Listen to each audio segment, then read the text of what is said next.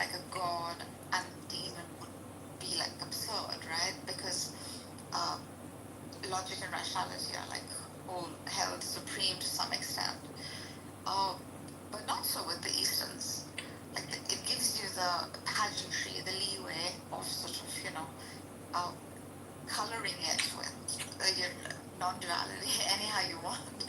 so, um, so once you give something a framework as rigid as that of the Abrahamics, or as clear cut, may I say, then of course you're going to find so many parallels. It's not that drastically different.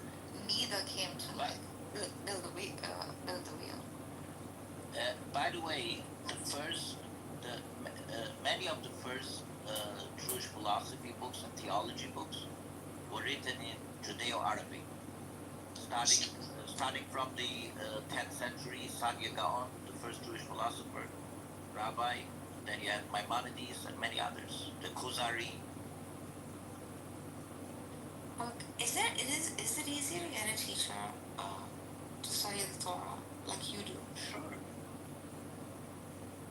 Yeah, because. What do you mean? I can teach you Torah. What do you want to know? I want to learn the text because I've had teachers teach me a couple of other scriptures. We did a few years ago. We did here on the app.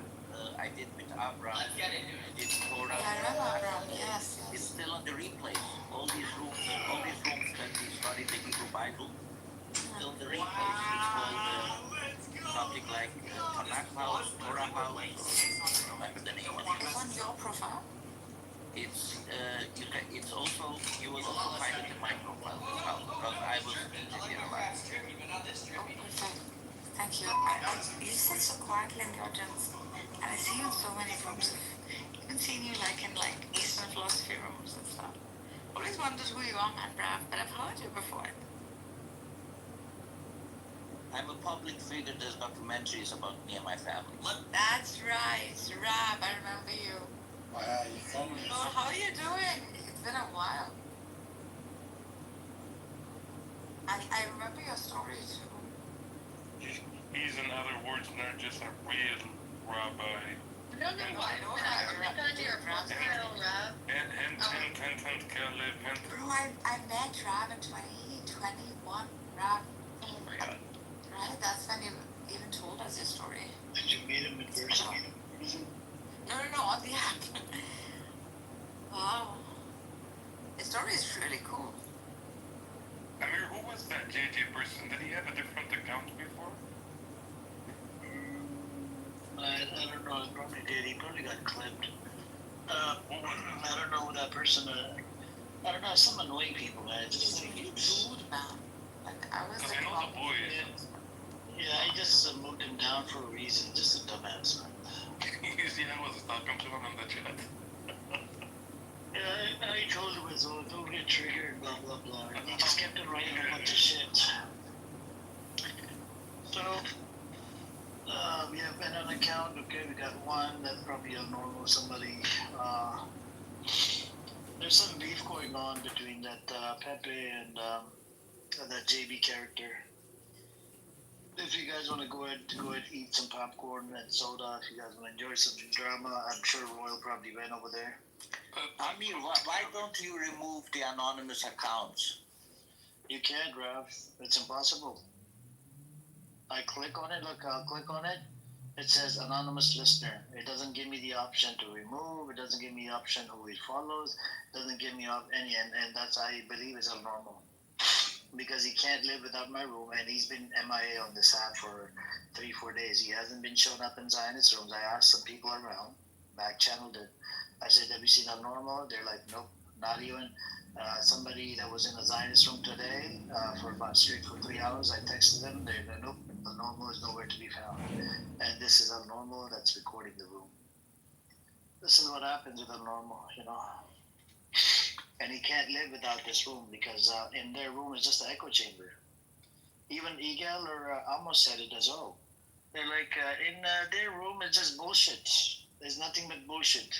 In your room is less bullshit. I'm like, okay. It means you learn something from our room and then you go over there and then you argue over it.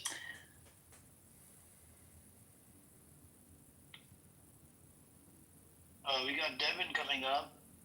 Devin, you're coming up 7th of October.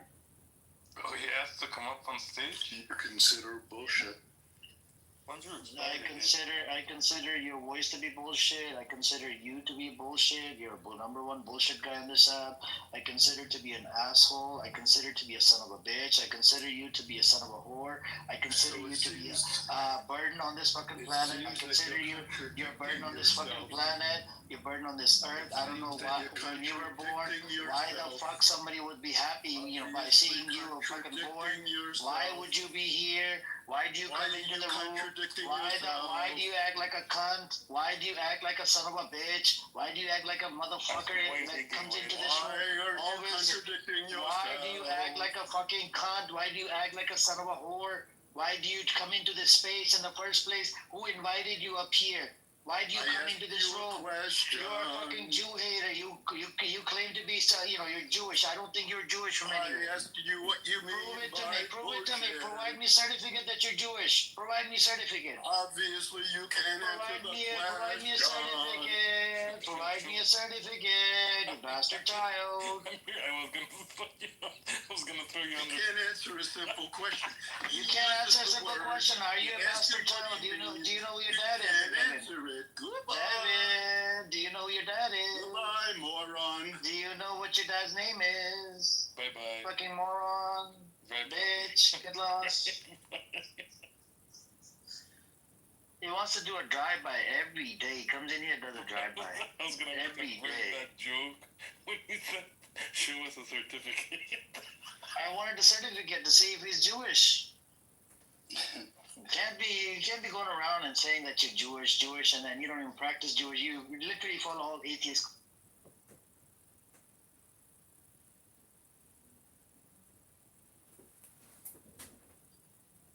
Yeah, but I think Buttercup is doing a good job. She's attacking these people, right? She's Jewish, and I think it's much better when she attacks them because she's Jewish and she's dealing with some of the Jewish people in the They're South. gonna hurt her, bro. They're gonna fucking rip her apart. No, they could rip her, but she's. I think she already knows.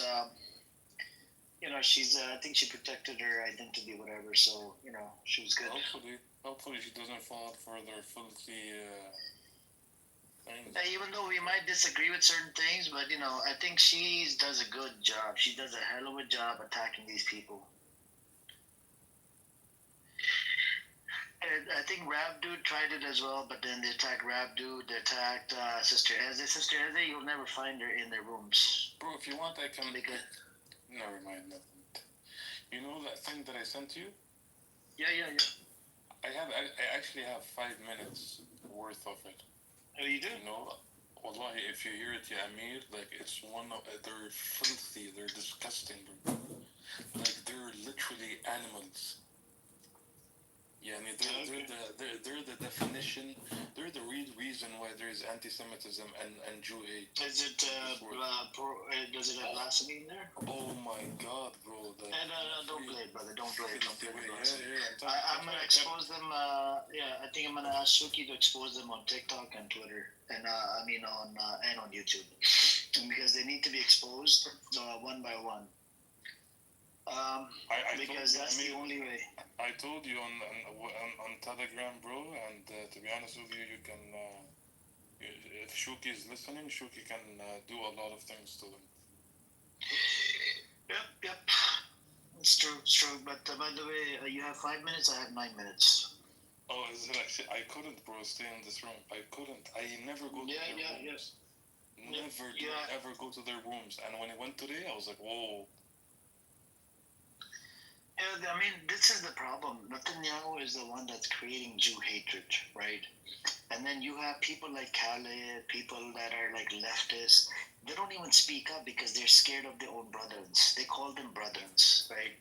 They don't want to speak up. They don't want to attack them. They don't want to call out their bullshit. They have to be nice to them. Otherwise, they're going to be called self-hating Jew. Plus, he's a rabbi. A lot of these people have information on Khaled, right?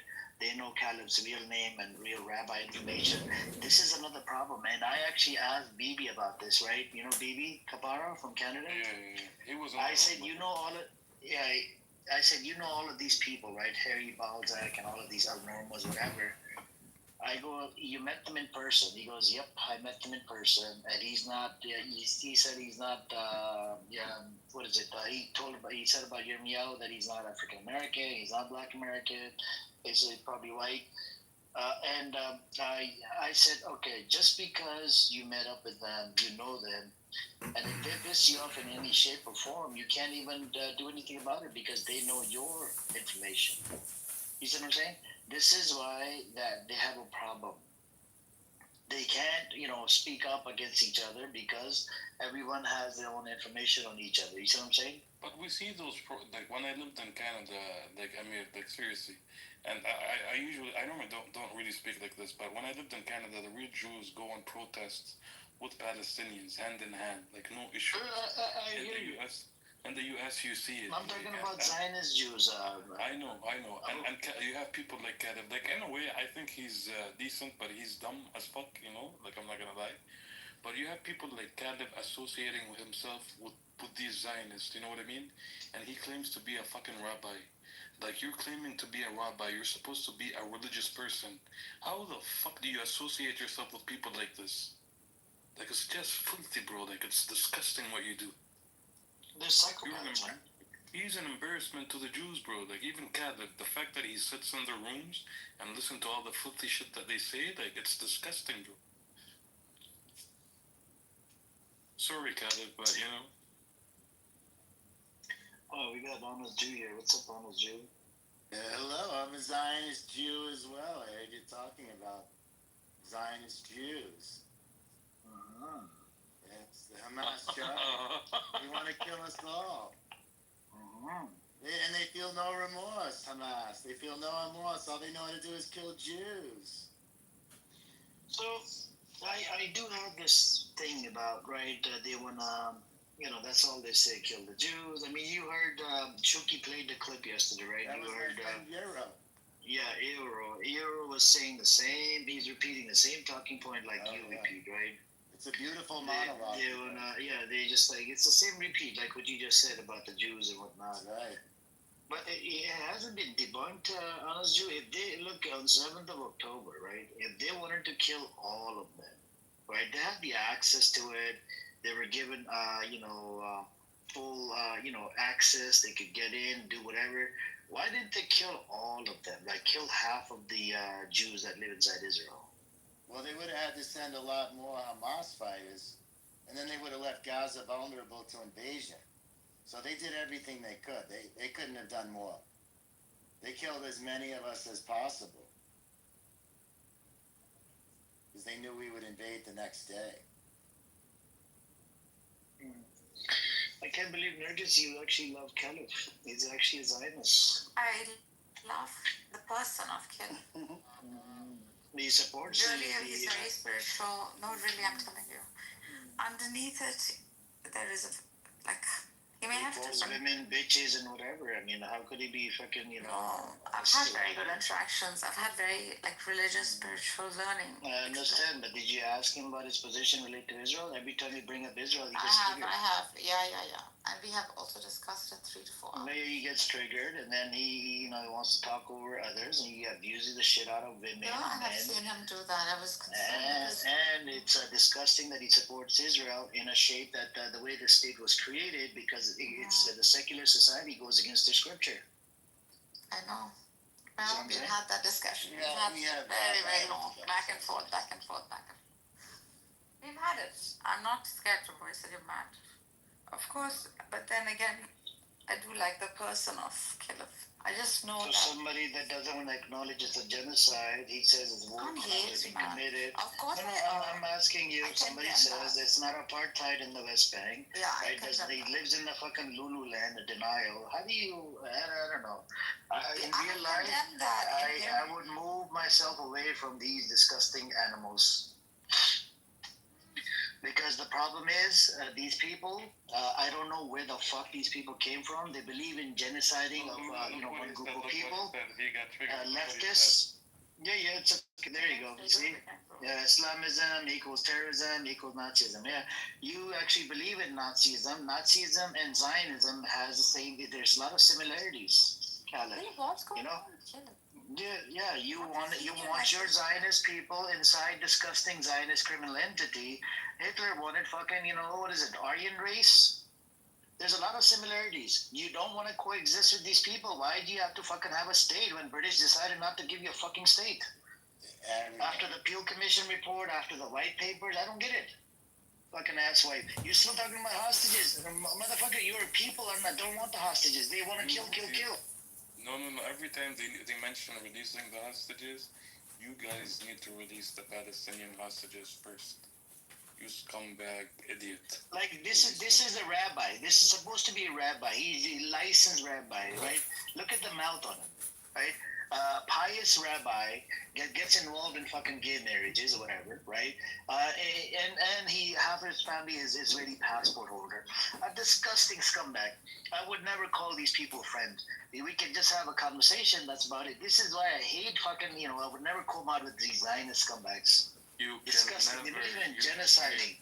You can never take these people as allies. Never. Not even in a billion years from now. These people will never be your allies.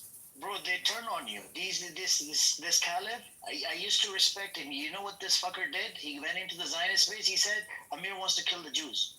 When the fuck did I say I want to kill the Jews? And at that moment, he lost respect. I actually did respect him for a little bit, right? He went into a fucking Zionist room, and somebody sent me some clip or whatever on Telegram. I was in a shock. This son of a bitch said, I want to kill the Jews. This motherfucker. Maybe you know, Caleb, out of everybody that comes to this room, maybe Amir is the only one that doesn't speak about the Jews. You fucking liar, piece of shit. Well, you got to admit, Amir, you wouldn't miss us if we were God. To be honest with you, it's not about missing, right? We have to find a common ground, right? Which actually even Israeli organizations are saying it's a genocide, right? B'Tselem, Physicians for Human Rights. You know what I did with Al Normo, right? I mean, with the Amos. Amos came in. I asked Amos, I said, you believe in genocide? He said, no, lie. I said, okay. I sent it to him on Telegram. You know what this guy did? He came in today again, lies. I said, I send you a B'Tselem report that says it's a genocide. Who runs a B'Tselem? Where is the B'Tselem from? It's from Israeli organization, right? Who runs the Physician for Human Rights? It's an Israeli organization. Do you agree it's a genocide? He would not want to answer the fucking question. Like, how do you get a person like Amos or Igal or any of these people that are leftists, right, to answer this fucking question? Is it a genocide? Your Israeli organizations are saying this, not my fucking thing anymore, not pro-Pali, it's Israeli organizations. Why does it matter to you if we confess it's a genocide or not? How does that help? The reason why, so that way they can keep on playing the victim card, right? What happened during Holocaust? That was sad and that was wrong all the way. But at the same time, you can condemn this genocide as well. So you want us to forfeit our victim card? That's your motivation. We're asking. Bro, he's okay with coming here calling everybody Jew haters. But when he goes into their filthy rooms, their disgusting rooms, and hear what they say, he doesn't stand up and say, you He never calls them out. People have sent me some shit on fucking Telegram, and I look at you as a disgusting scumbag. You call yourself a rabbi? Shame on you. You should fucking slap yourself, man, in the fucking face. If you don't know how to slap yourself, you can always click on my profile. Like when, and then when pro-Palis come in, he would side with the Zionists. Yeah. And he would go in silent mode. And as far as I know, when Buttercup is arguing with them, with the facts and data, I don't even think this guy speaks up. He probably wants the Zionists to just attack her. As one of her Jewish sister to get attacked by fucking motherfucking these Zionist criminal terrorists on this app. He's a coward, bro. He's a coward. I watched recently an interview on Electronic Intifada with this guy. I can't remember his name, but he wrote out a very interesting book. I have to get my hands on it. It was about how the most prominent Zionist think tanks, even during the early 40s, were really cheering for the persecution of Jews in Europe because how it would serve their purpose, and they explicitly expressed a lot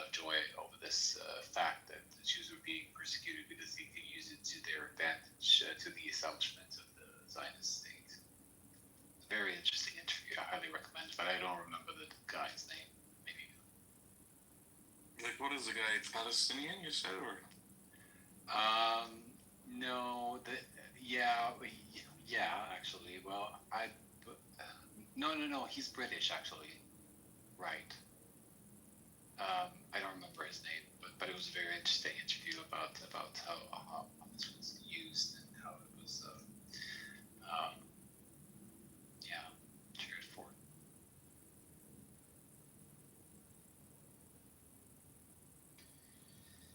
Yep. Do you hear him, Nargis? Amir's a hateful one. I'm nearly positive he's a paid agent of chaos. Okay. I think what you want to think, even when I do shit for free, you have a problem with that, right? By the way, I'm really worried about the innocent people dying over there. That's why I took the liberty to start opening up these rooms. When somebody actually offered me money, I turned it down. And it's not everything is about money. Not all money is good money. A little bit. You come to Clubhouse to accuse people of getting paid to speak about Palestine. Don't you fucking see what's happening in the world, you fucking idiot? Millions and millions and millions of people are speaking about this all over the world. You filthy little pig. It has nothing to do with helping Palestinians. To bring awareness to the community, whatever community is left of it on this app, and it bothers you when the truth is coming out. And they want to report me to a terrorist. Al Normos and whatever has given me a threat. He wants the FBI to come to my address, and he has said a bunch of crazy shit. Al Normo is literally Al Homo, and he's been asking women for nude photos and videos. It's on YouTube. If you guys want the link, I can ask Shuki to put it in the chat. Okay, Amir, there have been so many times in your room where you talk about an article, you pick and choose literally parts of the words that you wanna focus on. You're not honest. You don't talk about the whole situation. I say it all the time. You speak in half sentences. You don't give context for things. You're not honest. Y'all can give me thumbs down all you want. She needs some attention. She needs some attention. I don't need attention. You can It's give okay, me let her crash out. Let her crash out. She needs to crash out. Go and crash out. Crash out. I'm not crashing Crash out, crash out, crash out. I'm here for the crash out. This is a therapy. How am I crashing out? Am I Okay, Nikki, last time I coached you literally on the segregation of the roads in the West Bank, but unfortunately, you couldn't handle the smoke. You ran away. I had Jindib speaking up on the fucking segregated roads in the West Bank. You ran away. You could not handle the smoke. Literally, Shape read the article from Haaretz. Jindib actually agreed. Jindib lives in the West Bank. He agreed that people like you live in fucking Canada in a Lululemon. You come from a privileged background. You haven't even been to the fucking West Bank, and you want to come up here and talk about West Bank. Oh my God. Can I say God. something real quick? For all the guys, one second, Nikki. When a Palestinian speaking, you shut the fuck up. Listen. Honest conversation. Don't get fooled by her. Please crash out. Crash out. We want her to crash. Don't get fooled by her PTR. She literally has no teeth. But you don't do that. No teeth. Yeah, no teeth. None whatsoever in my mouth. Absolutely zero. You guys are fucked. I swear to God, she has no Somebody teeth. says something that you can't handle. This is what you do. So whether or not I have teeth has no bearing on the fact. Someone punched her in the face, or she fell down the stairs. I don't know what happened. Absolutely. So what else would you like to say? What else would you like to say about me? Go ahead. Alright, so What let's not do the personal attacks in there. We wanted to crash out. She's here to crash out. All of you are Jew-hating pieces of shit. No, she came up for such a long time. We need her to crash out. Crash out, Nikki. Go on. This is a crash out place just for you. We made this place just for you. How am I crashing out? How am I crashing out right now? I'm calmly speaking and calling out your bullshit. Are you done? You obviously don't want to hear. You actually didn't say anything useful. Hang on, Abu brother, hang on, brother, hang on. Can you Are you- admit that you're doing this for clout? Can you Okay, do that? okay. Can you no? do me a favor? Can you please do me a favor? Let me respond What? now. If you can Sure, kindly yeah, mute up. If you can kindly mute up, respectfully. Rio, can you please mute up as well, please? So last time, the article was presented from Haaretz that talked about segregated roads in the West Bank. Okay. We had a Shape. He read the article. I removed the paywall. And literally, the article talked about how the roads are segregated I in the never West Bank. specified what article. Hang on, Nikki, I'm not No, I'm done. just saying Please that let me finish. Can you specified. please let I'm me just finish? speaking in generalities, Yes, but- yes. Can you please let And me you finish? wanna Thank you. what? For some, Nobody's Can you talking let me about finish, segregated Nikki, roads. But I believe, if I'm not mistaken, Nikki. established let that her- there are let her just safe go with areas it. for Jews to travel on so they don't get killed. If I'm not mistaken, I believe that was established. Is it under occupation? The West Bank is under occupation, Nikki? I don't know. I think that was established. Is the West Bank under occupation? It's under occupation. Sure. Yeah, sure. Okay. Yeah, Judean Samaria, so-called Judean Samaria, is it All under of Israel is occupation? under occupation, No, it's right? Israel. Okay. I can't believe you're not gonna come up here and defend your sister, protect your Jewish I sister. don't need anybody to defend me. What I'm a very good fuckbird at you are. defending You're myself. supposed to be a rabbi and defend your I am Jewish sister. Very But good you're at just a defending piece of shit. myself. Stop I defending can't believe me. we have a rabbi. Because He's you looking want at what? this, Because you you know, want more see how people she's to crashing war? out. He's not I gonna don't come need up and anybody defend her to position. come and defend me. Thank you. Hello. I can Okay. handle my shit on my own. So last time we asked Shape to read out the article. Jim did I'm not acknowledge talking the about article. that specific article. Jim I'm did talking lives in the about- West Bank. You guys are Hang on. Jim did disagreed on the article because he lives over there. You're People like absolutely you missing the that point of have what I'm never saying. lived over there, don't have any connections to Judean Samaria, and they come up here and they make up a whole bunch of You're claims absolutely without missing the any point of what facts I'm and saying. data. It's very problematic to you, How about Nikki. you focus on what I was saying instead of going back I to the did. article? A Times of Israel article. It literally talks about exactly what I say. You're welcome to read the article. People like you don't even want to read the fucking article, and this is very problematic. I wish you could read the article. Why don't you read the Times of Israel article? Okay. You want to know what else is problematic? He doesn't know how Okay, to what else read. is He doesn't. Who may or may not actually read the article, but don't have enough brain cells to comprehend the context of the article. That's Sounds what's like- even more problematic. Sounds like a So you problem. next time, Sounds like a you doesn't problem. Can you read the article for me? Can you come into the room every day, Nikki, and can you read the article? Of conflating and distorting what reality is. Can you read the article for me every day when I open a room? Can you come into this room first thing in the morning? Because you know what, I don't believe your articles because I No, but these are Times of Israel. These are Jewish sources. This is Israeli Jewish You're source. missing my point, Amir. You're missing No, what I'm saying. I'm asking you for help. Can you help me? On something. No, listen Oh, to you're me. not gonna help him. You're not gonna help me because I'm not Jewish. You're not gonna help me because I'm not Jewish. How about you listen and stop putting words in my mouth? You're not gonna help your Canadian brother. I'm Canadian as well, by the way, Nikki. You're not gonna help your Canadian brother? We How can't about put you anything become in your more of mouth. an You have no honest teeth, bro. person? We can't do that. How about that? Not even, we Become can't an even put words honest in your mouth. person that your God can be proud of. How about that? Become an honest person. Don't try to distort facts to fit your delusional narrative. Name How something, about you're Danny. an Name honest something. Name something. person?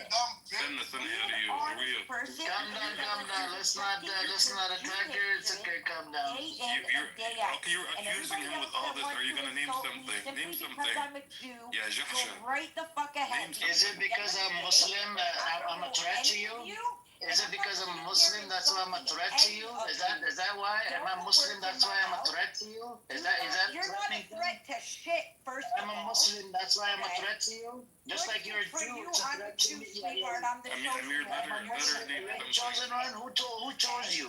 Who chose you? Let her name something. And the God did not choose the Muslim one, right? The creator of all chose me, my darling. Wow, the God did not choose me as a Muslim, right? Yeah, God did not choose me, but He chose you. Somebody that doesn't even practice, that literally freaking smokes crack every day. I am choosing Nikki tonight. Keep hating on the Jews. Keep hating on the Jews. You're doing. I don't hate on the Jews, man. I love the Jews. I got an honest Jew up here. He's your brother. He's your Jewish brother to protect you and defend you. Millions of years, people have tried to eradicate us, and what has happened? You want me to? Not the Muslims, the Christians have, not the Muslims, Nikki. You want me to play They you protected guys? the Jews in Jerusalem. They accuse us of being Jew haters, Jew haters, Jew haters. You You want me are, to though. play for you what? You want me to play you what you guys? do You want me to play you dislike what you me? guys say in your No, rooms? no, no, hold on. Do you no? If It's not Amir what I gives- say. So don't come and go play what you If guys Amir know. gives me It's whatever permission, you I wanna will say. I will take expose you, responsibility for scumbag. myself. If Amir gives me permission, I I take will expose you, responsibility for scumbag. myself. Let him give So don't put the let him plight give me of others on let him give me permission. Because I'm Let him not give me taking permission. responsibility for other Yeah, people. yeah, yeah. Okay? You know where I'm going So with if this. I Yeah, said you know where I'm anything, going then with it. come and tell Yeah, me that I you little said coward. something. But you and I both know that You little coward. Right? You know where I'm going Right. with this. Yeah. I'm a coward. I'm the only one sitting on Because you here know going up against all you dumbasses. you know that you guys are that. Sana, you guys. No, Nikki, you know that you guys are. Nikki, Wait, yeah, Teddy, You want to sit here and insult me? You know, no, Oh Teddy, my Sana, fucking bro. God. You know that you're the What? real haters. You know What? that you're Have Islamophobe. I You're the one that's insulted you? hating.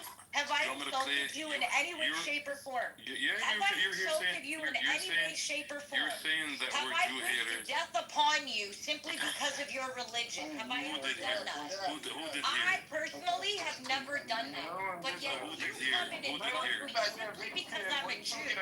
You No, want I death to I come said to me simply I said you have because no I was teeth. born a I said you have no teeth. Something that I That's all told I you, said. I can't even help. I didn't said choose you to be born a Jew. I'm very I proud said to that you be a have Jew. no teeth, But I bro. didn't even Like that. choose it. I was just know. born a Jew. It just happened. You got God knocked did out. That's why you have Just no hang on, teeth. brother. Hang on. She's about to And crash you out. want She's to about to kill me crash for it. out. Have I ever said I wanted to kill you for being She's never gonna answer the No. question, Rolf. No, I never have. But yet y'all sit here and Nikki, can you allow Rob to respond? Nikki, Nikki, Nikki, can you allow Rob to respond? Is that enough? Hang on. They're just saying. Guys, hang on. No, Can I'm you not allow Rob the same to as respond? anybody. I'm me. Hold on. Guys, Hold give on. me a minute, please. Yes, go on, Rolf. Thank you. Hi, Nikki. Bro, what do you mean hi? Just go to Who is this? Yeah, Rhea, stay muted, bro. What do you want? Everyone stay muted. I would really think about what you're gonna say, Rolf, because like if you don't know me on this app, I would really be He's careful. actually what a very you're gonna say, 'cause decent, I'm really scared respectful to be nothing person. intimidating. Abu, please allow Rolf to respond. Going head for head with anybody. So I would be really careful about what kind of insult you're Yeah, gonna don't insult us. you It's can't a go good tooth Jew. for Do you tooth. want to maybe think about it? Do you want to maybe mute up and rethink your position? Because I'm not the fucking one. And today is definitely not the fucking day.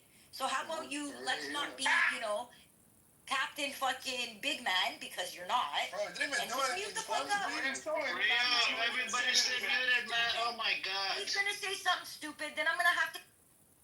Everybody stay muted except the mic is on Rolf and Nikki, please. So I'm giving you the opportunity to save the little dick that you may have. I'm giving you that chance. Rolf, go on, brother. Go. So I would stay muted if I were you, because we all know you're gonna say something stupid. Well, we all know he's gonna say something stupid, so just stay muted there. I really appreciate the opportunity for me Here we to go. not make a dick of myself. Here we go. I was going to ask Go you ahead. a question. What's the question? The question is, do you think I'm a Jew hater? I don't know you. That's really what you wanted to come off mic and ask? To what? To try Yeah, what now? because- What was the goal of that question? Did I mention you in any Yeah, of my you talking did. since I've been on stage? Did I say your name? I did not say your name. I did not acknowledge you. I did not address you. But you felt the need to center yourself for some reason. Yeah. I told you, I gave you the opportunity to mute up and not embarrass yourself. I don't know who you are. You're insignificant. Don't know who you are, you're insignificant. Everybody in this room is a Jew hater. Well, sitting on this stage, aside from me, everybody on this stage is a Jew. I'm honest too. Okay, so you did I'm just an honest conclude Jew. me as a You're a Jew troll. hater. You're a troll. As a Jew Hey, hater. hold on, Nikki. You're a troll. Are you serious? You Call just me hater? included me. Oh, I didn't see you there. Hold on, I didn't see you. I'm sorry, I wasn't looking at the screen. Oh, he's not a Jew hater. Oh my God, he's not a Jew hater. Can't believe it. I didn't see you. How about me, Nikki? And who else? I'm not looking at who exactly is on stage. Wait. I just wanted to say, I had a young man many moons ago, a Jew man lose his virginity to me, so I'm not a Jew hater. That doesn't mean shit. It doesn't. It really don't mean shit. It's Did you just like bend when them over? when white people are like, when black people want to call a white person racist, they're white person bitch. But I dated a black guy Anyways, guys, hang on. Nikki, can you give me a rating? Hang on, guys, hang on. Please give. Can you rate each one of us from 1 to 10? 10 being the worst Jew hater, and then 1 maybe, maybe the lighter Jew hater. Can you give me a rating? You think I'm number 10, Nikki? No, I just think you're an idiot. Like I really Am I at number 10 for the Jew hating? The fucked up part is, I really think you're more intelligent than the way you present yourself on this app, and the things that you do are really ignorant. And I feel like you're more of an intelligent person than that, and you're insulting yourself. And I don't know why. I'm Canadian, man, like you. You're Canadian. I'm Canadian. No, you're not. I am. And I am. I really don't understand why, on a platform such as Clubhouse, you would want to present yourself as an idiot. Can you bring your kids on here, Nikki? Maybe we can have a conversation. Anywhere, okay? No. You brought him on here before. We were having a good conversation. And what? You were trying to indoctrinate? No. I wasn't. We were having a discussion. You're trying to indoctrinate. As soon as you heard my no, swear to Hashem, I wasn't indoctrinated. No, swear to Hashem, I wasn't doing that. Ding ding ding. Let her speak. Oh my God, It's good content. I think I can brainwash speak, her. bro. She's But you good were forgetting that he was content. Nikki's kid. Alright? Because y'all got all fucking trigger happy because it was a university student.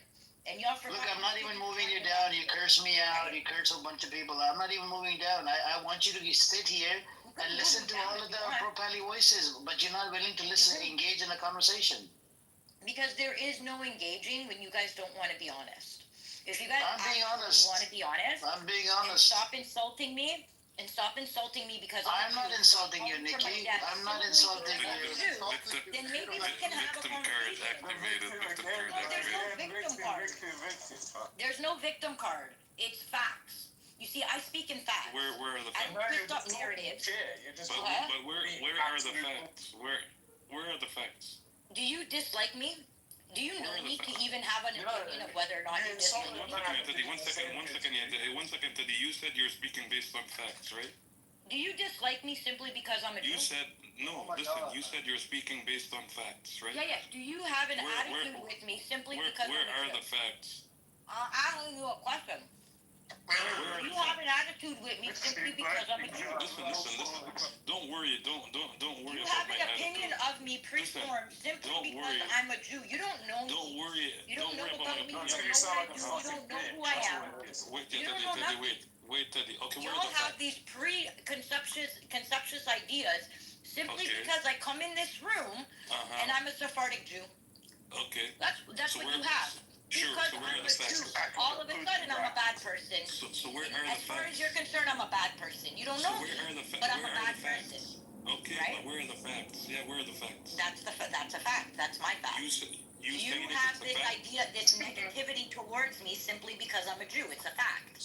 It's not a lie. Am I lying? Where did you get this fact from? Am I lying? Where did you get it from? Myself. My opinion. So Nikki, your opinion is not a fact. Pull up an article? I do want to. Hang on a second, guys. Hang on. So Nikki, the problem I think you're conflating the two. Nobody is talking about the Jews are bad or this and that. We're talking about Israel. Can we not criticize the state of Israel? What's wrong with criticizing the state of Israel? You can have your own opinions and do whatever you want. All I'm telling you is you don't do it honestly. And what No, I do it honestly with the newspapers. No, you don't. I actually do it. I personally do it very honestly. Like for me, Abu is the most honest person on the stage, man. This guy is down. Wait. I actually do it very honestly, Nikki. Like, to me, to be honest with you, fuck Zionism, fuck Israel, fuck your Zion Nazis. There you go. Why? Fuck you baby killers. Yeah, because that's a fact. That's a fact. Are you support him? Yeah, but that's a fact. Am I personally, Nikki, have I killed any babies? Do you support the IGF?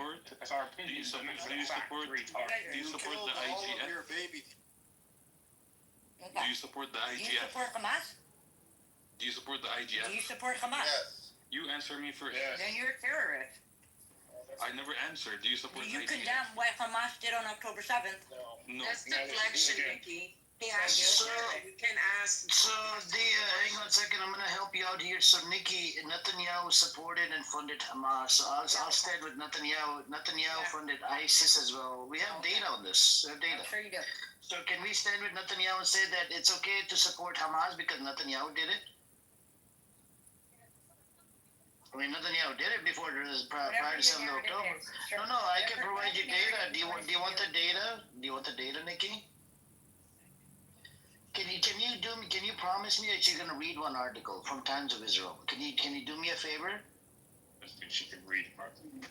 What's wrong? She can read. Apparently, I have no She's I can't read. educated. Look, she's educated. She knows how to read. I'm sure she's No, a I good don't have mother. to read. I have no teeth. I'm a drug addict. That's No, what I didn't say any of that. Look, other people said it. Literally, I I'm don't support brainless. that. Hold on, I don't support that. But if I provide I you, can even form coherent Nikki, sentences. can you please list? Can you look? Consider Can you, on it. for the sake of Hasham, can you read the article if I post in the chat? I don't really trust anything you post in any time. No, okay, from Nikki, from Times of Israel. Person. Okay, from Times of Israel, it's a Jewish source. I know, but I don't trust sources that come from you. You're a So retard. Times, no, Ria, stop, He man. doesn't write them himself. He doesn't write them I himself. didn't create the Times of Israel. It's the Jewish Israeli people that have written the article. I know. I just don't trust anything that Can comes you from you. okay, not from me. It's from Times of Israel, not from me. Times of Israel. Okay, it's a organization. I mean, this news agency was created in Israel back in 2012 or 2013. It's an Israeli Jewish source. It cannot be anti-Semitic, right? It's a Jewish source. Can you promise me that you're going to read this one article about Hamas? What does it say about Hamas? It says that Hamas was propped up by Netanyahu and blew up in their face after 7th of October. Okay. All right. So would you mind reading it if I put the link in the chat? Doesn't it get tiring? Look from Canadian to Canadian. Would you do that? Canadian to Canadian. Don't you feel like you're on autopilot sometimes? I'm Canadian. She's Canadian. And I'm American and American. So I'm saying Canadian to Canadian. Canadians also. The fuck? I'm not hating on Canadian. I don't hate on. I just gotta. Can I just ask a question? Like Israel is a government, right? So we can acknowledge that the United States of America does corrupt things. Canada, the Canadian government does corrupt things. European government, Great Britain. Why can't Israel do corrupt things? Because they're Jewish. Oh, here we go.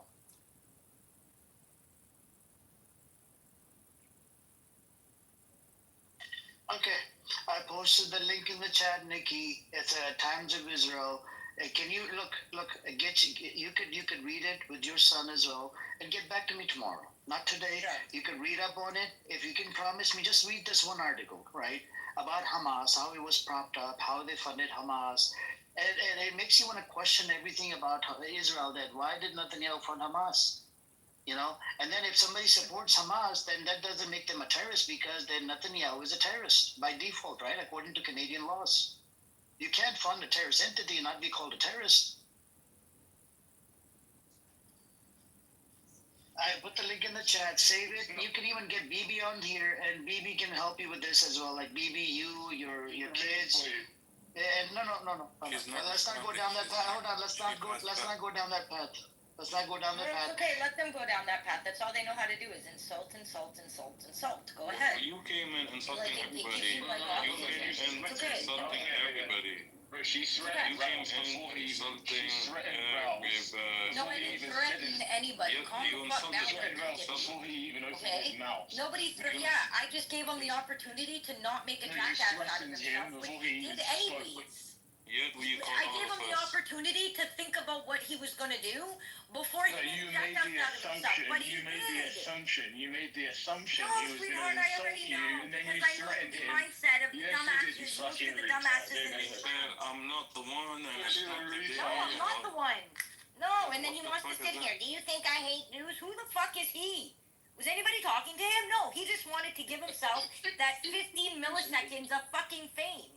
Who the fuck What's is bo- Wolf? I've never what- spoken what- around before. I didn't threaten nobody, so stop with What's your, you see, the What's bullshit. bothering you Who today? What's threatened him? bothering you? Who Nobody hurt you? threatened Who hurt him. you? Who hurt Fucking you today? retard. Probably a baby that. Is he mad at you? Your baby What? daddy? Oh, here we go. Again. I'm asking a He question. treated So I want you, save the link, and I want you to read up on the Times of Israel article if you can. Sure. Anybody in the audience, please, whether you're from Jewish background, Muslim background, atheist, agnostic, whatever background you're from, please do read this article. This is very important. Where Netanyahu literally funded Hamas prior to 7th of October, and according to Ehud Barak's testimony, funded $1.4 billion to Netanyahu. To Hamas. Netanyahu did this, allowed the funding from Qatar into the hands of Netanyahu. Netanyahu even took bribes, and it would load up money in cash in briefcases, would load up in the fucking armored truck, and it would be hand delivered in the hands of Hamas. I want everybody in this room that doesn't have any knowledge about it, please do read it, because I want you guys to be, get some knowledge from this article. Can you hear me? No. Yes. I'm Israeli. I just joined. Hello. It's actually not Shabbat yet, but thank you. I'm saying it in advance. Thanks, bro. Is everything okay with your voice? It's wonderful. Okay. So, what's the issue here? What's going on? What are my leftist liberal Palestinian friends? I put the article in the chat. Netanyahu funded Hamas. I think this guy's in trouble. That was so funny. Netanyahu funded Hamas. Yeah, and Hamas never killed people too, right? It's in the chat. It's in the chat. Can you read it? I don't know how to. I just downloaded this app because I heard that you guys. Wait, you're Israeli, right? בטח שאני ישראלי. Speak more. תאמיני לי, אני החבר של הבת שלה. Why does it sound like Did he just say Bethlehem? That's it. That's all he knows. He sound like penicillin. רגע, את יודעת עברית? Shamura. The mama. It definitely sounds like part German with this fucking sock. Wait, so why do you guys hate Israel and Jews? Open the door, I gotta shit. Everyone does. Wait, but why? We got a bunch of trolls. Motherfucker taking all day in the bathroom, I gotta shit. Wait, one person talking at a time. Why do you hate Oh, Israel? my bad, y'all. I ain't know my mic was on. Thank you, FDB. I would suggest you to sit in the audience. Thank you. Thank you. No respect for the room. Okay. Baljit, nobody hates Jews. We criticized Israel, the state of Israel. How come? As committing genocide, according to B'Tselem report. Do you know what which the is the definition Israeli of genocide organization. is? Do you know what B'Tselem report is? That doesn't matter to me. That's one Okay, organization. go I'm look asking up. you. No, it's two organizations. Positions for human rights Okay, inside but there's so many. inside Israel. How come are you listening to those organizations when there's thousands? Yo, my friend, you wanna let me finish what my Provide me statement is? data. Or Provide me data. Provide me data. Finish sentences. provide me data. She's gonna Provide me data. Habibti, you want to finish? Let me say what I'm going to say. You know, usually when you throw in homonyms, you already lost the argument. Yeah. No, Listen, so if you let me speak, I have. But you Thank you, have to- Bungie. Thank you. You like to mock other people's accent. You like to do a whole bunch of racist shit. So sit in the audience like a good boy. Thank you. Anyways, and that if you're not gonna be respectful or civilized, then we can't have a conversation. Anyways, you could go read up on B'Tselem and the Physicians for Human Rights Organization. They both came out. They said it's a genocide, and these are Israeli organizations. In today's world, if you're still on the other side and you're still denying the genocide and this and that, I don't know what to tell you, man. I mean, what's done is done. Wow. He texted me, "You're scared I'll destroy you." Yeah, as soon as you mock the religion or mock the accent, you pretty much lost the argument, and you're here to troll. He immediately Yeah, messaged he you? messaged me. He messaged me. Such a dumbass. Oh my god. Yeah. Anyways, Rolf, where did Rolf go? Did he go in the audience? You're welcome to come up, Rolf. I mean, and yeah, one thing I don't get is I do want to ask Nikki about what is it called? If she, if she minds sharing. Nikki, what do you think about Buttercup? You think she's genuine, Nikki?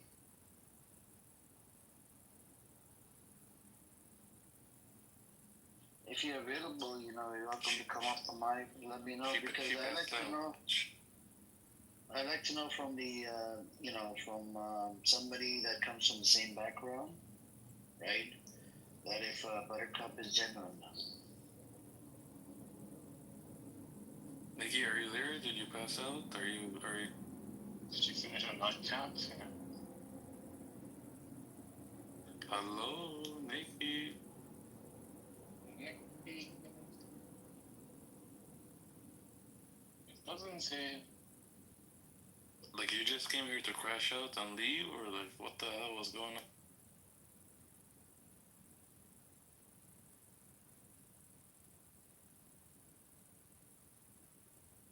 I think she left.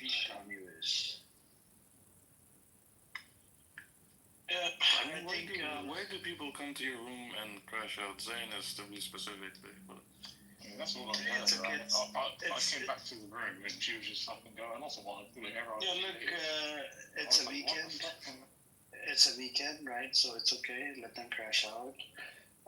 Because weekend it's like a buy one get one free. One crashes out, it's like next person to crash out, and then another one after it, and another one. Baljeet, you wanna come up? Okay, let's hear it from a troll. Let's see what if he can troll in a proper manner. Let's see. I know you're just a fucking troll, man. Thank you for having me back, my friend. Alright. So we're not diving into the definition. You and me, we're both laymen, right? Okay, so if you don't want to have a debate, then don't not let me speak because I think I know a lot more than you. Look, there's a genocide study scholar called Omar Bartha. No, there aren't. A genocide is when you target a group deliberately because of their ethnicity or race. None of that is happening right now because Gaza has a mix of Christians and Muslims. Did you read the Omar Bartha, the article that he wrote? I can name to you 1,000 other articles that you have never read. Can you provide me? Okay. I'll challenge you on this. Okay. There's one scholar. His name is Omar Bartha, right? He's an Israeli Jewish scholar from Israel. Yes, he is. He has more than 20 to 30 years of experience, and his studies were accepted at Nuremberg's trial. He wrote an opinion piece on New York Times and Haaretz, and he came out on Mahdi Hassan show, said it's a genocide. The Nuremberg trials happened almost 100 years ago. I don't know what you're talking about. Yeah, his studies are accepted. My How are studies accepted if the state of Israel was in a completely different state? It was actually at the time of modernization. Wow, you should look into how old he is first. Go look into it, please. All right. His name is Omar Bartha. He's the Israeli Jewish historian. Okay, now, hold on. He wrote a beautiful. He wrote a beautiful opinion piece in the New York Times, and he goes with the intention. There's intentions in there. He was born after the Nuremberg trial, so exactly how did he write articles that were accepted by them? Okay, just look it up, man. I looked it up, but once again, you're spreading false lies. Okay, let me see if I can find an article. Is a false lie actually a truth? No, false truth, which is a lie. Sorry. That's exactly what I thought. Once again, that's all you guys can target. You have no stable evidence of anything, so all you do is target the grammar of an individual who knows better than all of you. How did you establish that if you just created your account and you're new on the app? Like, how did you establish because I found out that I found out about this app, and I want to spread the truth in the world and not. Yeah, so how do you know that you're better than all of us? Did those words come out of my mouth? Better than all of you? You know better than all of us. Of course I do. You guys are supporting it. You guys are supporting terrorism. Who is? You know? We're not supporting. We don't support Israeli. Wait. We don't support Israel. Wait, I have a question for you. Which person are you who's speaking right now? Which guy? Abu Ubaida. Which one is that? No, there's Amir. Which one are you? Like which? Just say Abu Ubaida, I respond. I'm not gonna call you Abu because you're not my father, but No, you call me Abu Ubaida, Ubaida. no. So do you know when the kafia, for example, came to be? No. I know. I can tell him. It was let's hear you. Yes, it was when 1964. When we were taking over No, it was 1922. Palestine. We were taking over so-called Palestine with our militias with the help of the British Mandate. And the so-called Palestinians would wear keffiyehs so that they could tell who was on their side, who the terrorists were. That's not true. Yes, and then they would go into Show the me villages. one piece of evidence that They would supports go that into statement. the villages, and then the people in the villages would wear the keffiyehs too. That's not true. The kafia originated in Egypt and in Jordan, and it was brought to Palestine as a form of opposition to Zionism. Are you interrupting a Jew on the stage? I thought you were here to support the Jews. You're not Jewish, clearly. Oh, I'm the best Jew on the app. I'm actually Jewish. I can have. Okay, you're Jewish? Yes. Okay, can you recite the Shema for me, please? No, I don't do the trivia. Exactly, thank you. That's the easiest prayer that every Jewish person should know from birth. So clearly you're not Jewish. Congratulations. Okay. So So you're not Jewish. You're fake. You're Palestinian. I got a question for you, my fellow Jew. Did you serve in the most moral and ethical army, the IDF? Of course I did, with pleasure. Wonderful.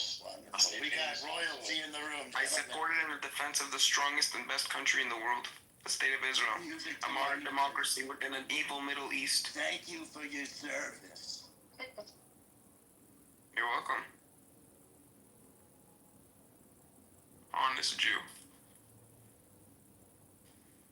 You should add him. He's a good Jew. I can tell. He looks so honest, he can't even recite the most known Jewish prayer in the world. Yeah, but most of you are atheists, so that's not a problem. He's still a Jew. I don't know where you got that from. I'm not an atheist, and neither are any of my family members or any of my community members, which are Jewish. So are you saying that honest Jew because he doesn't know your prayer, he's not a Jew anymore? I was no, I didn't.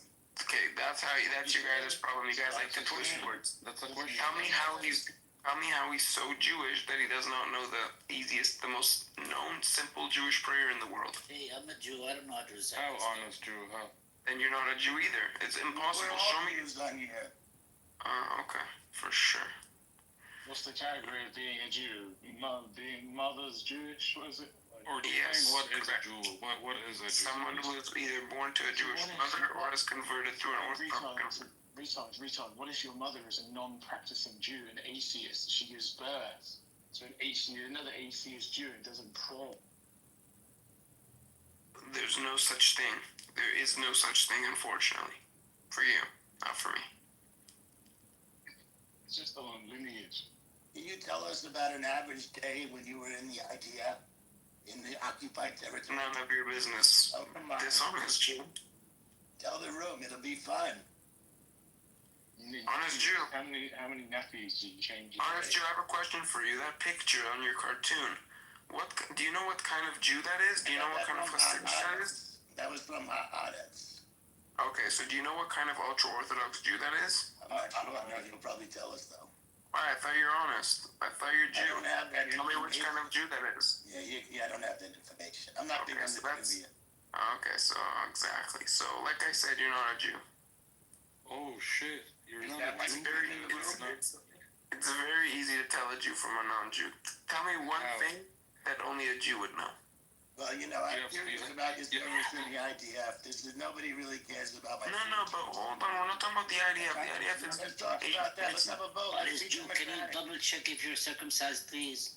Let's be democratic. Everyone on stage, if you want to hear about our friend's service in the IDF, say IDF. And if you want to hear about my Jewishness, say Jewish. That was muted. Cool.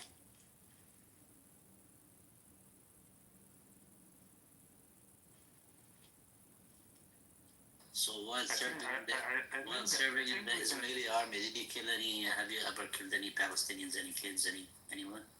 Gladly, of course I did. You did or you didn't? Of course I did. I killed many Palestinian terrorists. Oh, okay. Salam alaikum, Jindid. This is how I got banned last time. It was someone like this who beat me to a room, who started like bragging to me that they Palestinian children. And the next thing I said to that person got me banned, bro. People like this, it make me pissed. I even met one yesterday. On Thursday, I went to. Amir, you should actually kick this person out, bro. Amir, Why, are you getting upset that I'm speaking facts? No, No, because we can also talk facts. You'll be upset about as well. What have I said that's not factual? Teddy and the what you call it, the ghost. I actually met one. This guy did what, Rondo? He said he killed. He saw. He killed Palestinians and he's proud of it, basically. So I went to the Michigan State Fair. I think have a safe flight to the hallway, Baji. Yeah, thank you for stopping me for saying what I wanted to say. Yeah. I did send you an invite, by the way, Reverend, if you want to come up. Hey, Amir. Yeah. Hey, what's up, Reverend? I was going to say, though, I had the same issue with people like that. You fell for it. That was me. That was me. Oh my God. Man, you fell for that. That's fucking hilarious. And he really thinks that was hilarious. Listen to him. Oh my God. Sam can attest to what I'm saying right now. They had a room about you. Oh my God. Amir, can you hear me? Amir? Can you hear me? Hey, Amir. Can you hear me? I don't know if anybody can hear me. Amir. Yes, I can hear. I'm doing something, Reverend. Hey, welcome. We had a room about you earlier. I don't know why they talking. They just Invite. This room is something else. It's just what? Hey, Teddy, I'm dead. Amir. Speak, bro. Speak. You don't have to call my name. Just speak. It's 25 people talking, dude. That's what I'm saying. Nobody's moderating. Guys, just let her speak for a second. Let's see what she's gonna say. Go on. Yeah, thanks. No, I want to tell you they had a room earlier with your name in it, and they were calling you a terrorist. And what's his name? Sam was in the room too, so he can attest to what I'm saying is absolutely true. So I know if you knew about it. That's all I wanted to tell you. Oh, thank you. Thank you for that. And I don't know why. Before I could, get to it, there was this real old guy with a gravelly voice, like he was cussing everybody out and calling people bitches and shit like that. I don't remember his name, but you might know his name. Yeah. He's kind of notorious. Probably Shuki. He was Jewish, but it was a very pro-Jewish room. It was probably Shuki, you said? Yeah, it was a Israeli Shuki. We have Shuki that comes into this room is a pro-Pali Shuki, but they have a Shuki that's a pro-Israeli Shuki on the other. Oh, this guy was something else. I couldn't last like 5 minutes in there. It was so disgusting. They were just letting him wait. Reverend. I don't know. He's a pension. I don't think the guy's getting laid. He has a serious hatred for women. You can tell. Wow, disgusting. But yeah, I was gonna ask them why they were calling you a terrorist, what the reason was, but like I said, I didn't get a chance. They're the real terrorists. Amir, man, I love Amir. Wallah, I love you, brother. I've been in your room for almost a year. Wallah, I gotta say, this is my favorite room, bro. Even though I go crazy, I hope you don't mind me, bro. I just like to, I can't tolerate evil, bro. Wallah, as a Muslim, I can't tolerate especially people who make fun of dead children, bro. I draw the line making fun of dead children, bro. Anyway, any dead person in general, I don't like innocent people being killed. But at the same time, I draw the line when you mock and degrade dead children, bro, no matter who they are. The same thing would apply if the child was Israeli, bro. Yeah, I don't think you're a terrorist at all, my man. And I think you're a good dude for holding these rooms. That John Kitover's new room, and he was just when I went in there, and he was just recording stuff. And that other room that she's on about, that was that Harry, Harry from the Israeli side. His room, he was in there. Yeah, he was in there. You were in the room, Scotty? I didn't see you. I popped in for like a couple of seconds to see who was in there and what was being said and that. So. Scotty, I don't know. I think there were somebody texted me or something.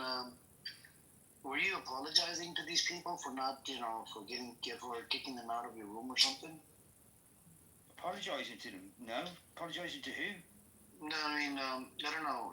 Did you go into like BB room and Harry Balzac room to apologize to them for kicking them out of your room because of how they talk or whatever? No, I wouldn't kick them out otherwise, would I?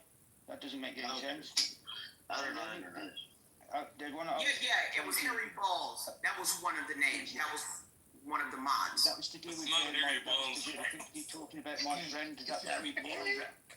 I've already messaged you what I was like talking to him about. So. Okay, thank you. No, that's cool. I was just wondering because I don't know. I heard somebody said I something. give up on that one anyway. So that one went down the Swanee quite quick. That Harry put a stop to that. I mean, Harry, you can't even debate on anything. He comes in here. Is it you? He's banned from my rooms totally. Why you ban him? I didn't ban him. He's welcome to come in here. Scotty banned him. Yeah, I banned him from my rooms. Why? He doesn't know how to speak. He doesn't let anyone else speak. He's rude. He's arrogant. So he's somebody I don't want him in my rooms. He's the only person I have got banned. What prompted this title? Is the UK turning its back on Israel? Did the UK do something? I put the article in the chat. If you scroll up, you'll be able to see the article from Times of Israel. Cool. And this was a morning news. So yeah, that's what it is. Of course we are. What do you mean we are? You in the government now, Scotty? No, but we're influencing our government totally with our marching. We've got another march coming up soon, so. Oh, do you go to the marches there? Yeah, absolutely. Good on you, Scotty. I hope y'all are making a difference out there. I hope y'all are able to lean on them. We had the biggest march we've ever had in this country so far. So we're going to try and hopefully we outdo that number again. Do they have them in Scotland or do they have them in London? People come from Scotland down to London. Oh, okay. Cool. Are you going to go, Teddy? No, I think I'm scared I'll be arrested if I go to those things. But just, I'm wild when it comes to. You'll be fucking seeing me on YouTube, you know what I mean?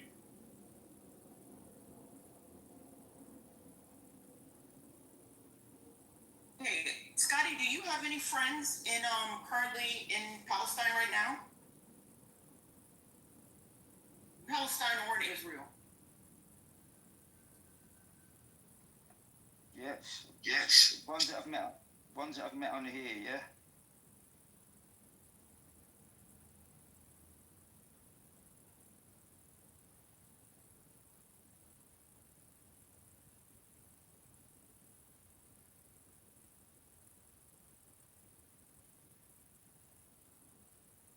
Well,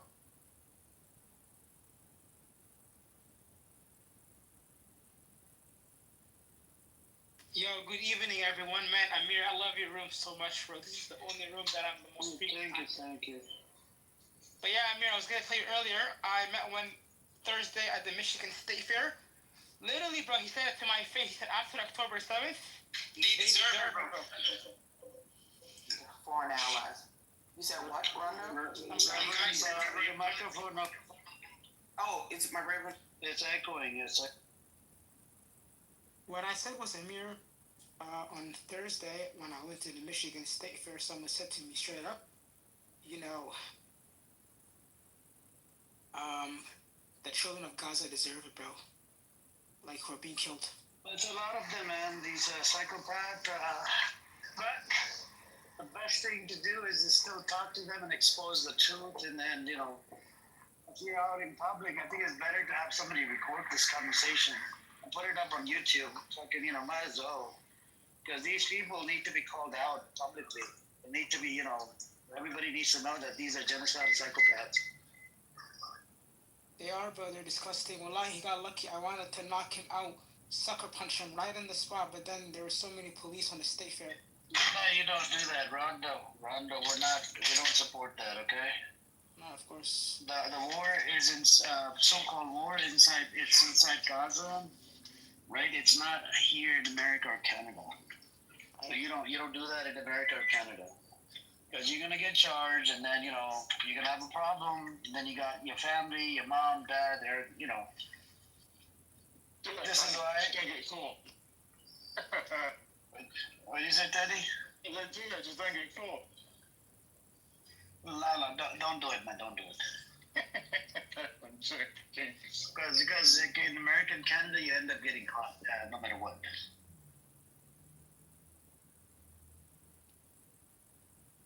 Because the amount of people that are making the noise, that's triggering them enough, and even this app is a pretty good example. Like before, you would see a whole bunch of Zionists lined up, whatever. But slowly they lost the PR war. Now the pro-Pali rooms, they get bigger than the pro-Israeli rooms. You know what I'm saying? It's the same thing at the protest, like the Australian protest. You had about 300,000 or 200,000 people, versus 4 people showed up for pro-Israel protest. You know what I'm saying? So it's changing all over the world, man. I saw a video yesterday somewhere in the US. There was literally 2 Israeli people protesting, just 2 versus the Palestinians. Yeah, the narrative is changing. I mean, even the pro-Israelis. I think I kind of feel like even some of the pro-Israelis, they changed their position. What do you think about that? Don't ask me that question. Huh?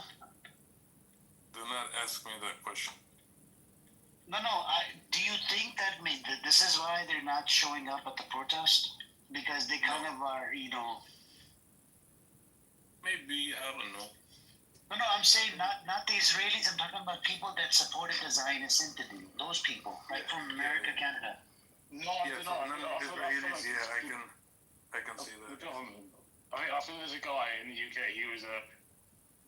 There was a pro-Palestine march, and the guy was walking past them, insulted them, and all stuff like this. And then he was a lawyer, I think, and then people exposed him on Instagram, and he got fired from his job for hating on peaceful protesters, right? So, well, people don't want it because they're just so triggered. The Israelis and Zionists get so triggered.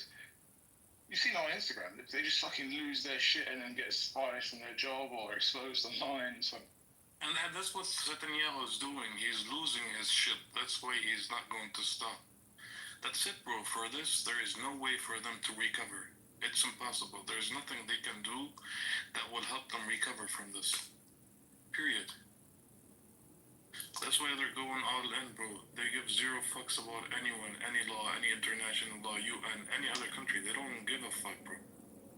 Khalas, they're losing their shit. I want to meet someone face to face, but I don't like going to these marches, but I'm going They got exposed. Like everything they did in Palestine and Gaza has been televised, and that's it. They can't recover. They're losing everything. No one likes them. I wonder where they're going to get removed to this time. The history is removed. No one likes them by their own action. They can't blame anyone for this shit. Their own actions is why nobody likes them anymore. They are being rejected. It will get to the point where, they're just going to keep overplaying the card. Hamas. Well, if you remove Hamas, anti-Semitism, Jew haters. No, bro. Everyone's still going to hate you. What are they going to fucking say about it? Hamas. No. They literally support. They're terrorist sympathizers. You literally support the government that took you down that path, buddy. That's our honest Jew. Yeah, Jew. Bro, they're losing the PR war. Have you seen? They lost it, buddy. It's not they're losing it. They lost it. I know what I'm saying. Even Benjamin Netanyahu said it on the PBD podcast. He said that we're not. Brother, I don't even like using the term PR war. Like I don't even like using it. Like I would say they got exposed. Oh yeah, so basically, those documents I was telling you about earlier, those Gideon's chariot documents, right? Basically, what they are is just kind of exposing how sloppy and organized the fucking IDF are, right? They're literally just exposing how stupid they are at fighting Hamas. They're dumb, bro. They're dumb. Yeah, I think it's leaflets handed out within the IDF. I think. Like, so where did you get them from? I'll send them to you. They're just they're actually there's an investigation going on at the moment within Israel and the IDF about these documents. So they leaked them. Someone leaked them. I'll send.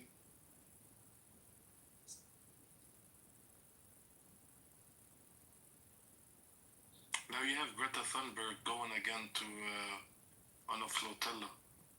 It left to Brazil, I think. Is that where they left? Called the Global Samud. Yeah, I think there's going to be loads of other people joining her, right? 70 other ships are going to join on the way. Inshallah. I wonder how Israel will fight that one. 30,000 people have joined. Is that flotilla? Yeah, there's another one going. There's not just one in there. It's like 7. How many ships is it, bro? 70. What I read 70, and now I'm reading one. It's saying that 30,000 people have joined. And yeah, I saw the video of the guy out of Game of Thrones, the Irish guy. And man, let's help these people, man. I mean, these people. Onion Pirate. He's the Onion Pirate from Game of Thrones. Who is it? The Onion Pirate. He broke the siege to deliver onions to Robert Baratheon's army, to deliver Robert Baratheon the throne. Yes, the Onion Pirate. That's who the guy is. I might be messing up his name, but he has something to do with onions and breaking the siege in Game of Thrones. He delivered the onions. What's his name?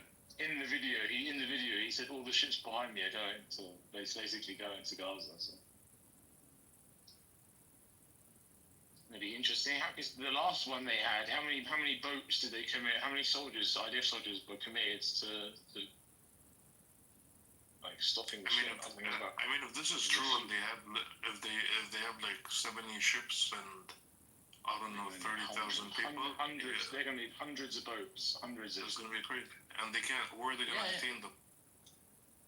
Yeah, exactly. Yeah. Serious. Oh, they're gonna get them off the boats and put them in their own boats. I don't know. No, they're not gonna, because they come on speedboats. They bring on like basically, right? They're the speed, and it has like 7-10 IGF soldiers. Yeah. It's fucking crazy. Well, don't forget the USS Liberty. You know, that's all I have to say. These flotilla people think they're gonna get through. Look at that accident that happened on the USS Liberty. What if our most moral and ethical army makes a mistake? Can you imagine? And they give you $3.54 billion every year. And you guys... The Colombian president or prime minister, whatever, he sent a letter to the Global Samud, basically fully supporting it, wishing them all the best, and also for that, it's like a big paragraph. Yes. The Brazil? Colombian.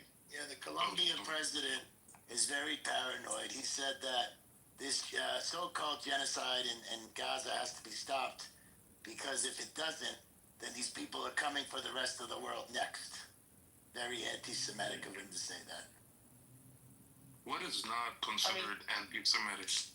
Supporting Israel and loving Jews. I feel like at this point, right? In 20 years' time, if you've served in the IDF and you served proudly in the IDF and you've killed Palestinians, yeah, people are gonna be hunting these people down, like the same they did the Nazis, right? 100%. It's gonna happen. Like, I don't care what the fuck do these Israelis think. If they're happy to live by themselves, never leave, never go to any other countries, never socialize with any other Muslims or any other Arabs, good luck. Yeah. They're proud about it too. That might, you know. No one likes the Israelis. So, I hate them more than I hate the police. I'm gonna be honest, guys. I hate them more than I hate Shaitan. Did you seen the video of them in? I think it's in Thailand. They're like refusing to pay for stuff or something. They're like, we fund you.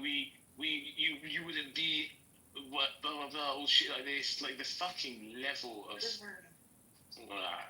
so disgusting, bro. They're disgusting. What they're doing to kids, bro. I think so. Shot in the fucking face, bro. Nah, bro. They should be, bro. A new polling came out, and nobody's talking about those polling and those statistics. Okay, tell us. You told us yesterday, was it? Yeah, I mean, I put it up in the chat earlier. You've been coming here every single day for the last 4 days saying there is a new polling out and nobody's talking about it. She went for it. Now you're exaggerating. Don't get started. No, I remember Wednesday. Yesterday, you were like, can I talk now? Can I finish what I was saying? And then you still like carry on reading the poll. Oh, maybe. I'm joking. Carry on, y'all. All right. Thank you. Wait, let me look for that. Tell us, what is it? Anti-Semitism. It's actually good news.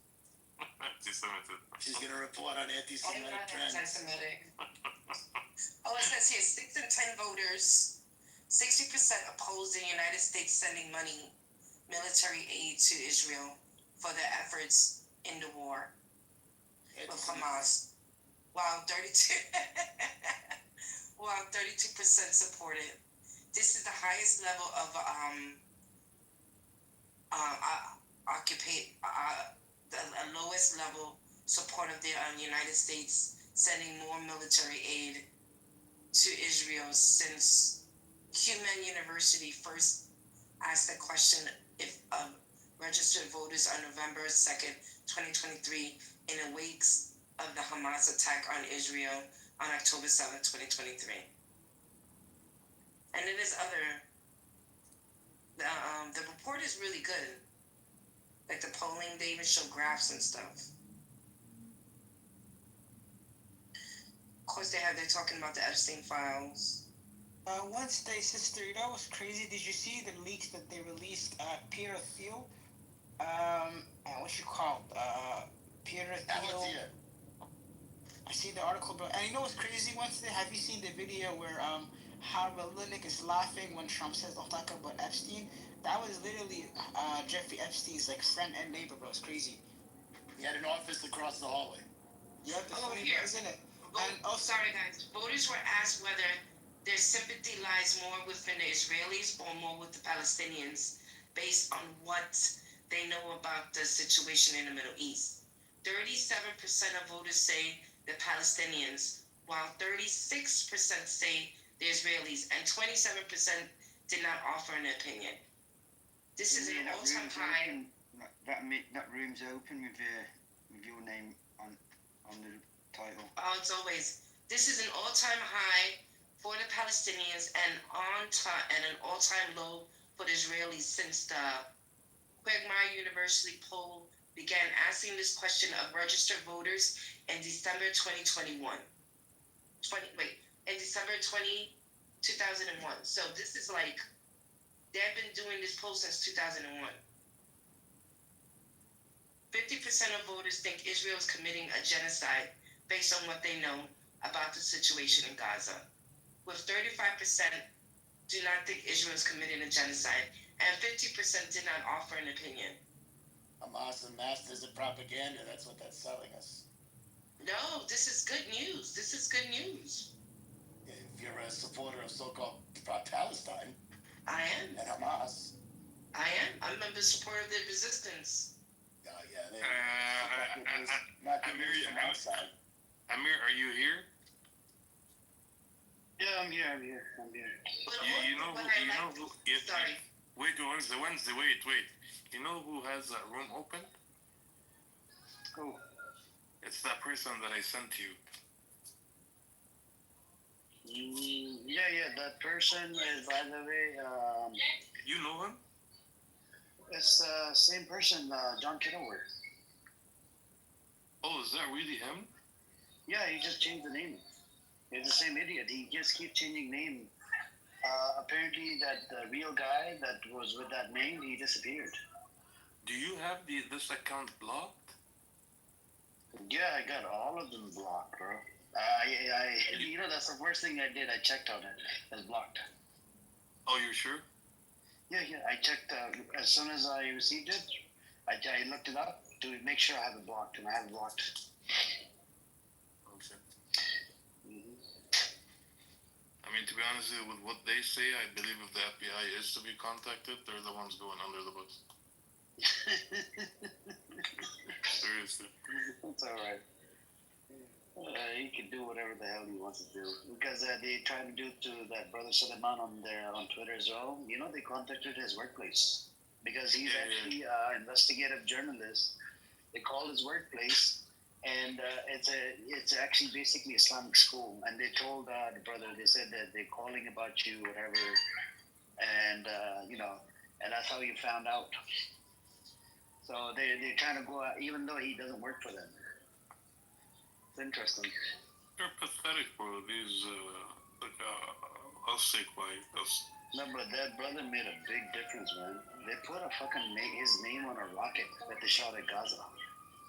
You see what I'm saying? His name and Jackson Hinkle, Jake Shields, Nick Fuentes, Hamzat, the UFC fighter.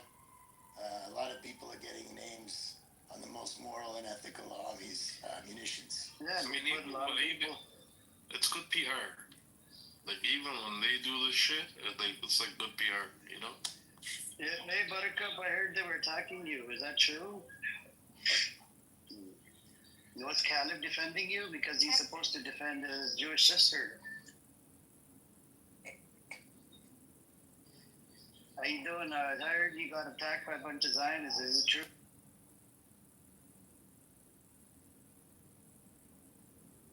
Can you hear me, Buttercup?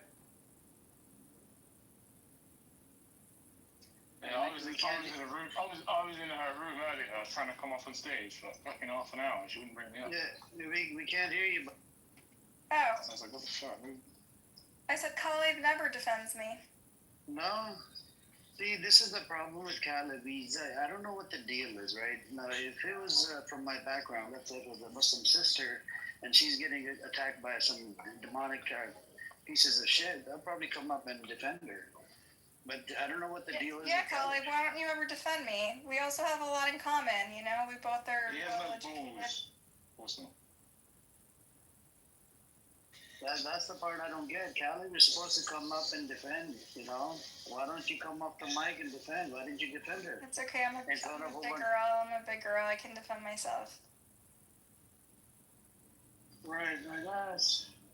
But how did it go? Did you talk to your Zionist buddies with a whole bunch of these people? Can you hear me? Yeah. Did I talk with my Zionist buddies? No, I mean, with these people that believe in, whatever. I mean, they support I met Shuki. I met the real Shuki today, and he was like far exceeded my expectations. He called me a whore in so many creative ways. I actually was like impressed. Someone asked him how does Buttercup know so much shit? And he goes, because she sucks so much dick that eventually information comes out.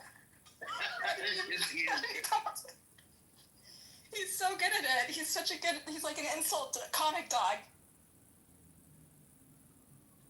He was like, everything you said he was going to be in more. Yep, he's double or triple. He came in here one time. He started coming in here. I tried to bring him up. One time, somebody started doing some blasphemy shit in this room, right? And then I had to kick that guy down. Shuki came up suddenly. He started doing blasphemy. I kept on muting him. I'm like, I heard you're a pedophile. I heard you this. I triggered the shit. I kept on muting him. And then he left on his own. He realized that I can't fucking run my mouth in this room. And then since then, I haven't seen him. He told us he's in the Mossad and he killed like 70 people or something. Oh yeah, he wants come and find me then. Come and find me then, motherfucker. Come and find. That's what I'd say, dude. So you know what his solution is, right, Buttercup? He wants all Muslims killed. Yeah, he sounds like a psychopath. Yeah. I mean, a Mossad guy that like blabs about how he's in the Mossad is not stable. Like he's a big problem for everyone, you know. Yeah, even if they don't blab about it, and they're almost sudden here, fucking come and find me, fuckers. Come. I got a present for you.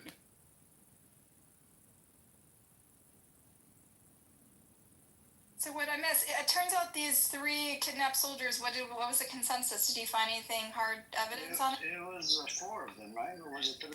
You said 4, but it seems like no one's confirmed yet, right? Yeah, they won't Yeah, no confirmation yet. We're waiting for it. But they did. I don't know. They're spreading. They're spreading about Abu Ubaidah, the leader of the bombs that they killed. So it's not. Yeah, it's not true.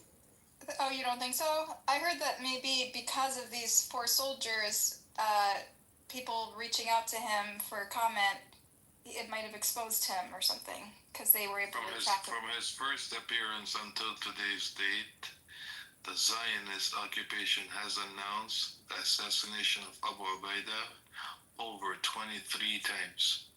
Wow. So what anyway, bro? If they whatever, someone else will replace him. I mean, even if they did assassinate him, man, it's okay. Like, Alhamdulillah, you know what I mean? Like, whatever. Alhamdulillah. I mean, a lot of kids died in the process. It's not okay. There's 1,000 Abu Ubaidahs after him. You have to understand the mindset of believers. You know? To just let the kids die? I mean, let them drop dead? No, they don't let the kids die. Their kids are being killed by the Zionists. They're not letting the kids die. They have no choice. I mean, what's your solution? What do you think they should do? If you're Abu Ubaidah, don't hang out around kids if you know you're a target. How do you know that he's hanging out around kids? If in fact he died in this attack, it put a lot of people in a vulnerable position, right? Why is he walking around in bakeries? And if not. But I do have a question about. Do you remember the Zionist narrative about Yahya Sinwar Barakat? Yeah, I remember, and then he turned out to be out in public, and so kind of. Yeah, but do you know, right? The narrative was that he surrounded himself with around the hostages, correct? Yeah. Yeah, but then he died fighting, and they stumbled upon him in one of the buildings. They didn't even know that he was in that building, right? Yeah, I remember. And then CNN wrote a report on this. It's like a good, beautiful article they wrote, and they said that it actually a lot of people saw it as as a good leader instead of how they were trying to portray it, that he's a criminal, he's this.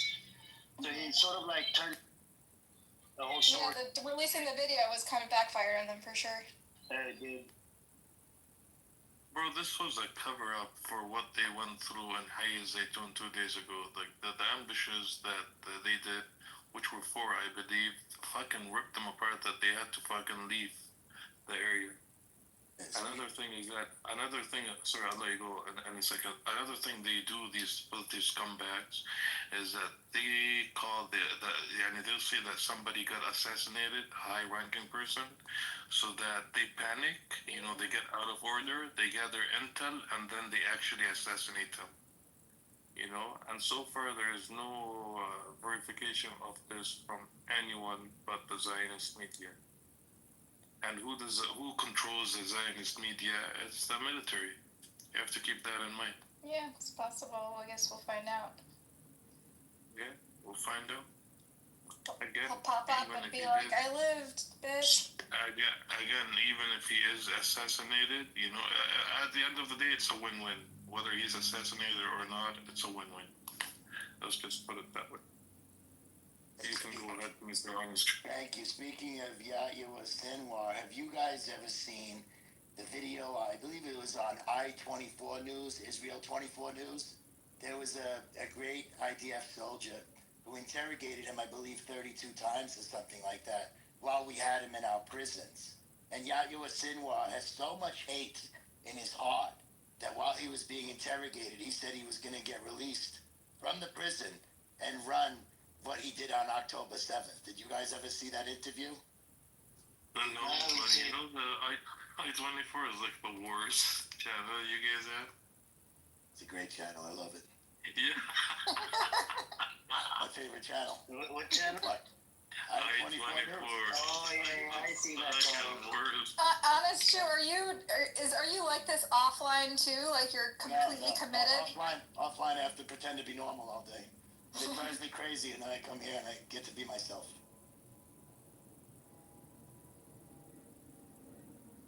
So one thing I do want to ask Buttercup. So I actually watched Channel 24 or Channel 12 a long time ago. So this was about 6 or 8 months ago when Ben Gavir was traveling and suddenly got into a car accident. All right, got into a car accident, and turned out that the news started covering it, and they said it's a terrorist attack.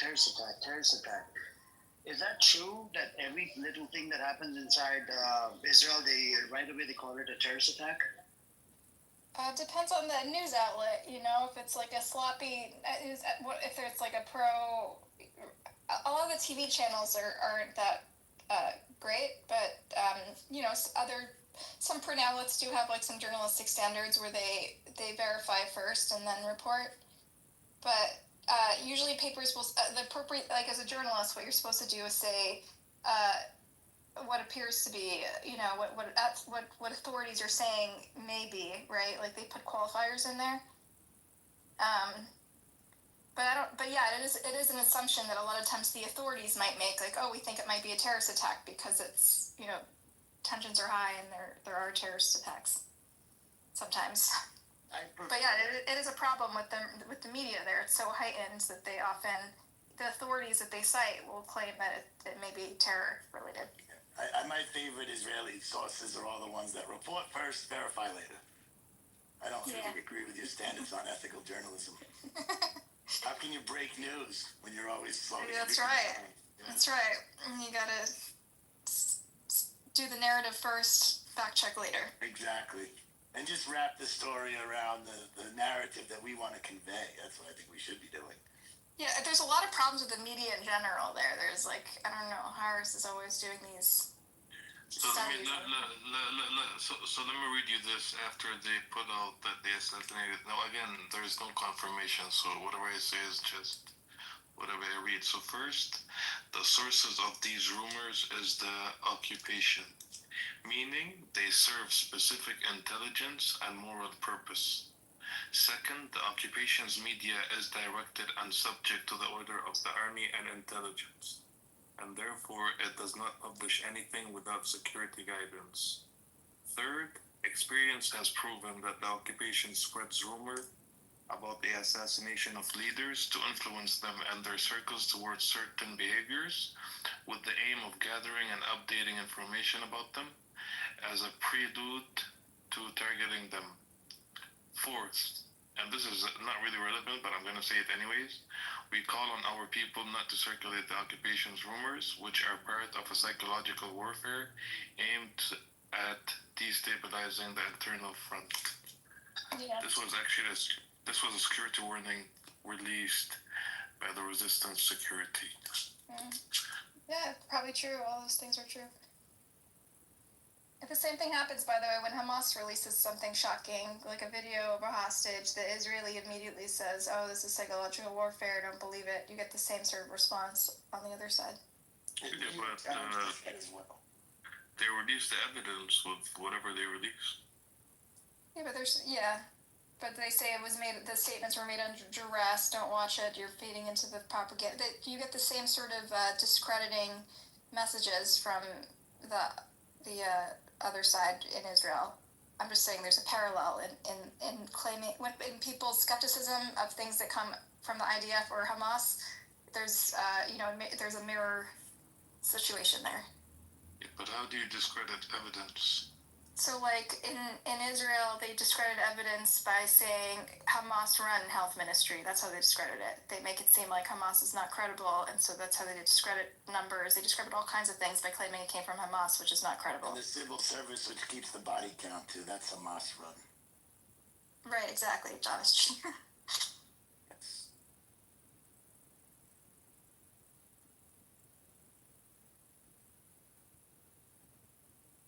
My point is that both sides are deploying the same sort of tactics to discredit information that comes from the other side, which is, but there's truth to it, right? Obviously, both sides have a motivation to leak information that serves their military goals. Sure.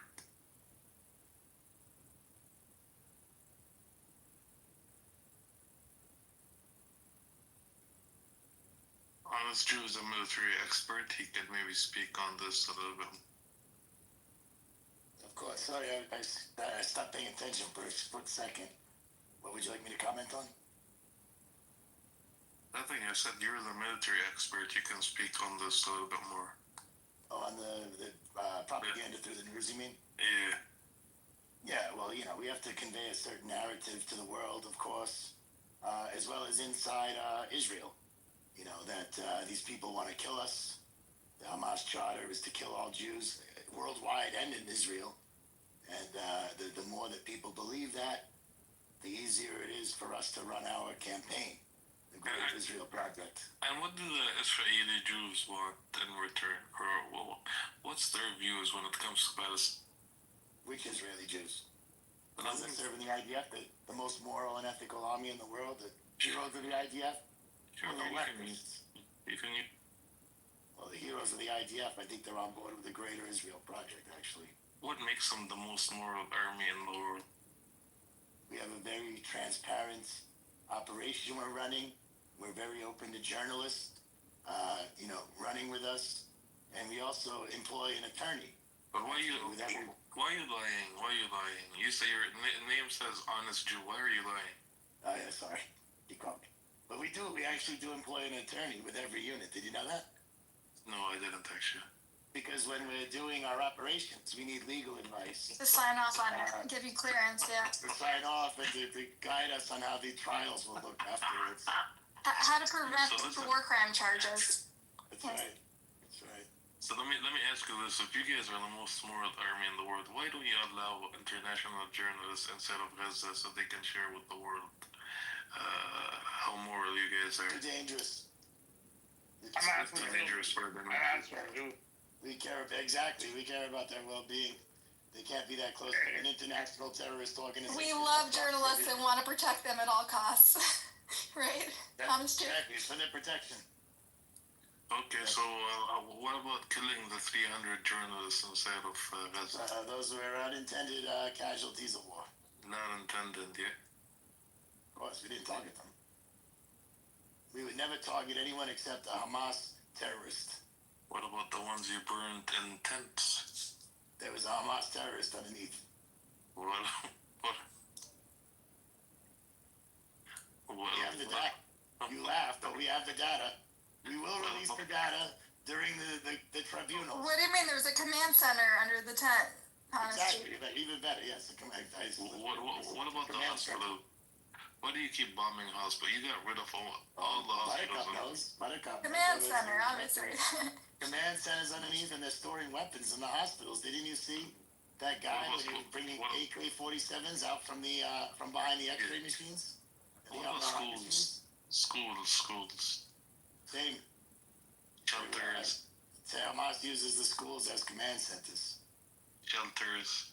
Everything. They use everything as command centers. That's why when you look at Gaza, it's all been turned to rubble. All those buildings. Don't you think if Hamas was operating in all these places that you guys bombed, then you guys would have a lot of losses from your end? I've had a lot of losses. Is 1,200 not enough for you on October 7th? Do you want me to answer that? No, please don't. I think it was 1,100 and some change on us, dude. It wasn't 1,200. But then, what do we do about the rest of the other ones that were killed? Because they changed the number, right? 14 to 1,100 and some change. We couldn't differentiate between the child bodies. So can we say those 200 that were genocided on 7th of October, the Palestinians? when you break those numbers down. So this is a new talking point from El Normo. El Normo was going around and saying that the 7th of October was genocide. Normal needs mental health, bro. Like, what the fuck is he talking about? They intended to take all of Israel. Did he actually? Is he actually walking around saying that? Genocide is a crime. Yeah. He started going in every room and started saying before he became anonymous, he comes in here with anonymous account. He was going into every room because he got pissed off that genocide. He's like, okay, let's. The 7th of October was genocide. You know. And we asked him for the scholar, but there's no scholars out there that said that it's genocide. But I think Buttercup brought up Omar Bartho, and he said potentially, or what was the exact statement that he made, Buttercup? He said it could potentially be genocidal, but it doesn't justify the response, which was an actual genocide, basically. So he's saying that a few thousand, or whatever the number was. Well, if the goal was it may have been genocidal, basically, but it's with not. AK-47s against like 8-10 million people. Well, I don't know. I don't know what he's thinking, but people always ask him, well, wouldn't you say that is also an act? And so in response, he said that could be interpreted as genocidal, but that doesn't justify, obviously, the horrific response, disproportionate response. He said, I guess, genocidal because the intent to kill civilians, men, women, children, I don't really know. Have you met Devin, Buttercup? Have you met Devin? Yeah, I think so. He's like really annoying. You know he's not. He's sick. He's mentally not okay in the head, but is he Jewish? I don't know. He was really in my room today, driving me nuts. He's gonna go to Judea. He did already, yeah. I have a question for Honest Jew. Yes, I'm here. Honest Jew, I'm just curious. You're so good at this bit. I'm wondering if you like me have Zionists in your life that you love, because it sounds like you. Believe it or not, I don't know any Jews in real life. Really? You do only from the app and from TV. That's why you do such a good job. You sound like my mother. You sound like people I know. You're so authentic, sounding. I'm flattered. Yes, I used to be a goyim for 2 years on the app, and I actually debated El Normo and all the clubhouse Jews, and I really admired their tactics so much that I had to become one of them. I mean, that's why. And the New York accent, you just nail it. It's like perfect. Right, and I watch a lot of news with a lot of Jews, so I understand the tactics and the jujitsu. No pun intended. Jiu-jitsu. Yes, it is really verbal jujitsu. I don't know if you know, I'm not saying that because of the word Jew, but if you know anything about Brazilian jiu-jitsu, it's all very, reactive, and someone does something and you counter it. You're always counter. Yeah, I get what you mean. Yeah, so this is Asbata jiu-jitsu, and I've really observed the people that I admire so much, and that I've become. Well, impressive. You should get an Oscar. Thank you, appreciate it. I should put that on my PTO, in my bio. Clubhouse Oscar Award. Most authentic Jew.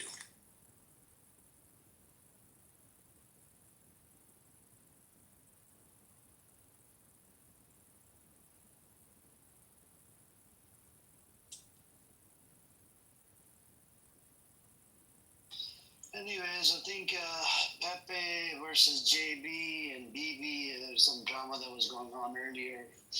There was some drama yesterday. And there's drama every day. And Devin is full of drama as well. He says nothing but 7th of October, that's it.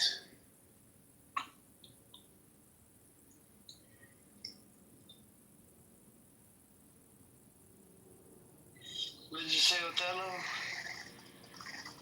Othello, what side are you? Are you on the Pepe side or JB side?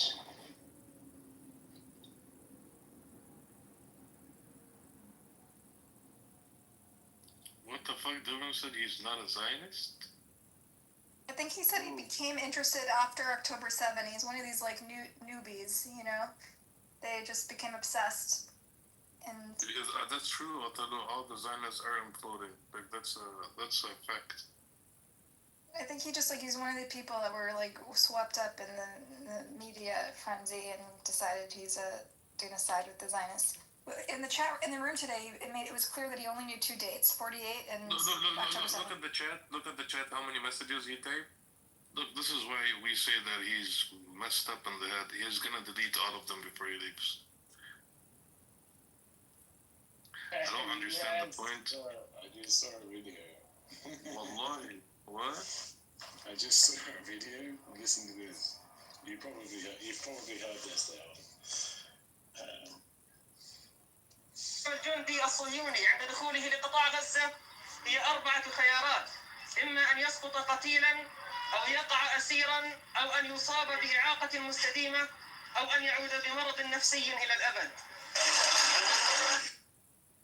And this is. Do you understand what he said? Yeah. 4 options, motherfucker.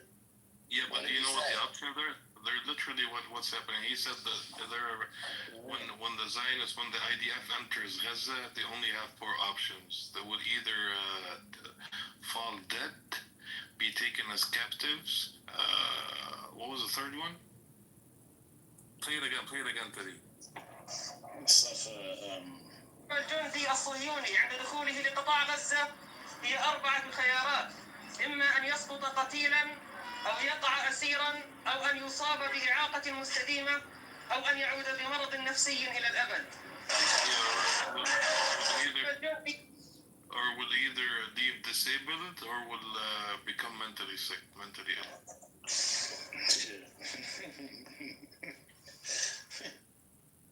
Bro, you know actually that was 2014. Yeah, even 2 days ago when he came up, when he made his speech a few days ago, it followed with what happened in Hayy Zaytun, like the ambushes that took place. He was speaking on occupying Gaza City, and then this happened, the ambushes happened. Like, this is actually a big thing when it happens, because it tells you who really has control on the ground. Like, the last 2 years, these filthy scumbag son of a bitches, all they did was airstrikes and dropping bombs all over Gaza. You know, the moment they started their ground invasion and started facing them face to face, they actually don't even report their losses, you know? They don't even report what's happening to them inside of Gaza. Yeah. So even when today they announced this, if it comes back as false, like they didn't assassinate Abu Ubaidah, like if it comes back as false, any type of victory inside of Gaza, and it's gonna fire right back at them. Yeah. Well, those documents that I sent you basically just say everything you just said. Brother, they are cowards. These people are in the military, but they are cowards. Yeah, they're not real. They're not well trained. They're not like. It's not even about well trained, bro. They go in, they bomb fucking houses, and then they wear thongs and bras and post it on fucking TikTok, like.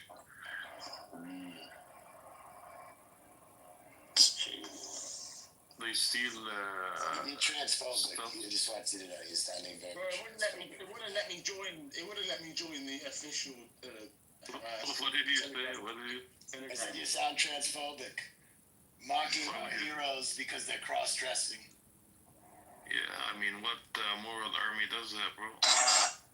They're showing their solidarity with the trans movement. It wouldn't let me join the Telegram group, so I had to download the app. So if the police go, which one? The ones they gave you? No, the official. It didn't show up for me, but one of the ones I gave you is actually for them. Yeah. So there's like a link on it to a website, and then it gives you all the telegrams, the backups, the Android app. Like you have to download and install it. Yeah. It wouldn't let me join. It wouldn't let me join telegrams in any location, so I had to download the app. Yeah, the ones I gave you, like if you want confirmation, like that's literally gonna go on there, you know.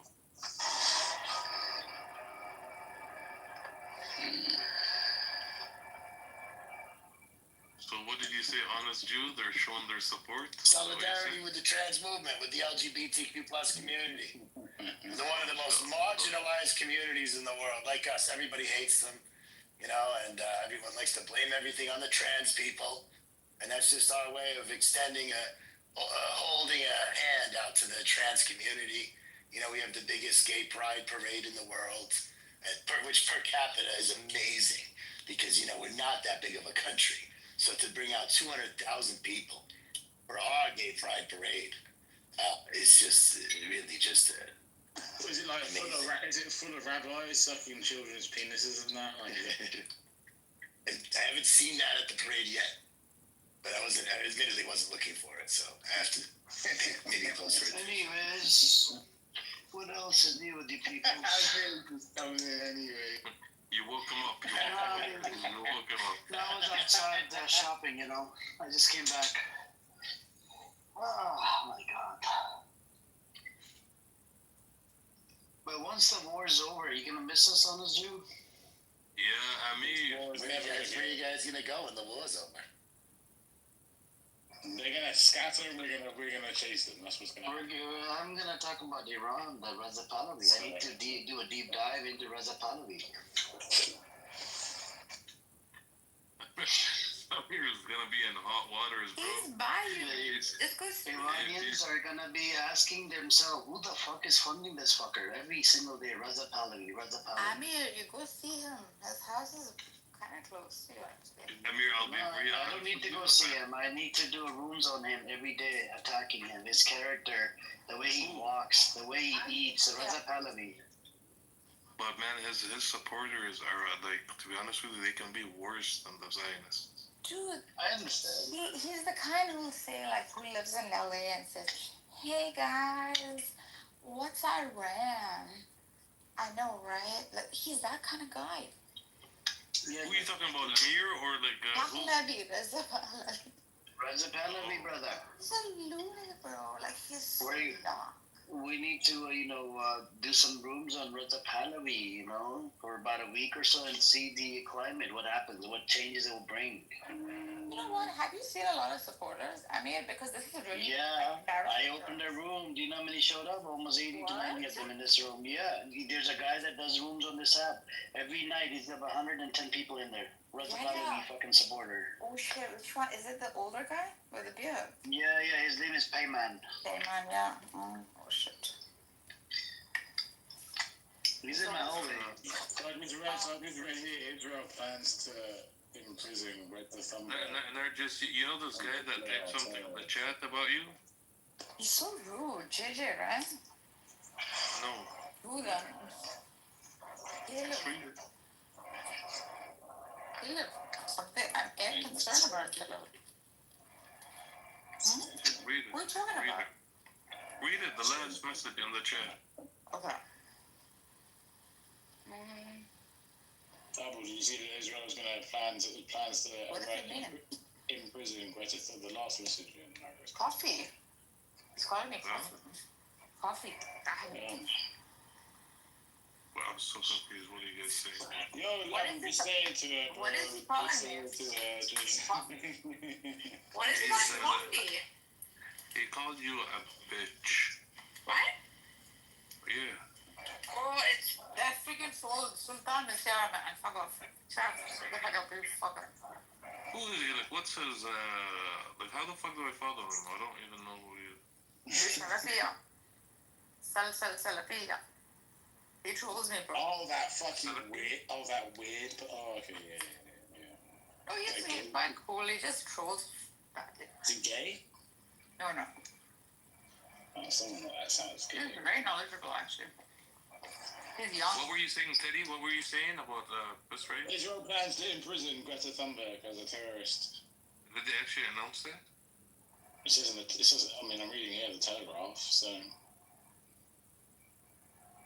Israel National Security Minister is drafting plans to detain Greta Thunberg and co. in terrorist-level conditions and seize their vessels for repurposing. Hey, what's up, Shape? Miss Boring, Chucky. You guys want to come on up? Just somebody come up. This is good. This will be good for our PR campaign.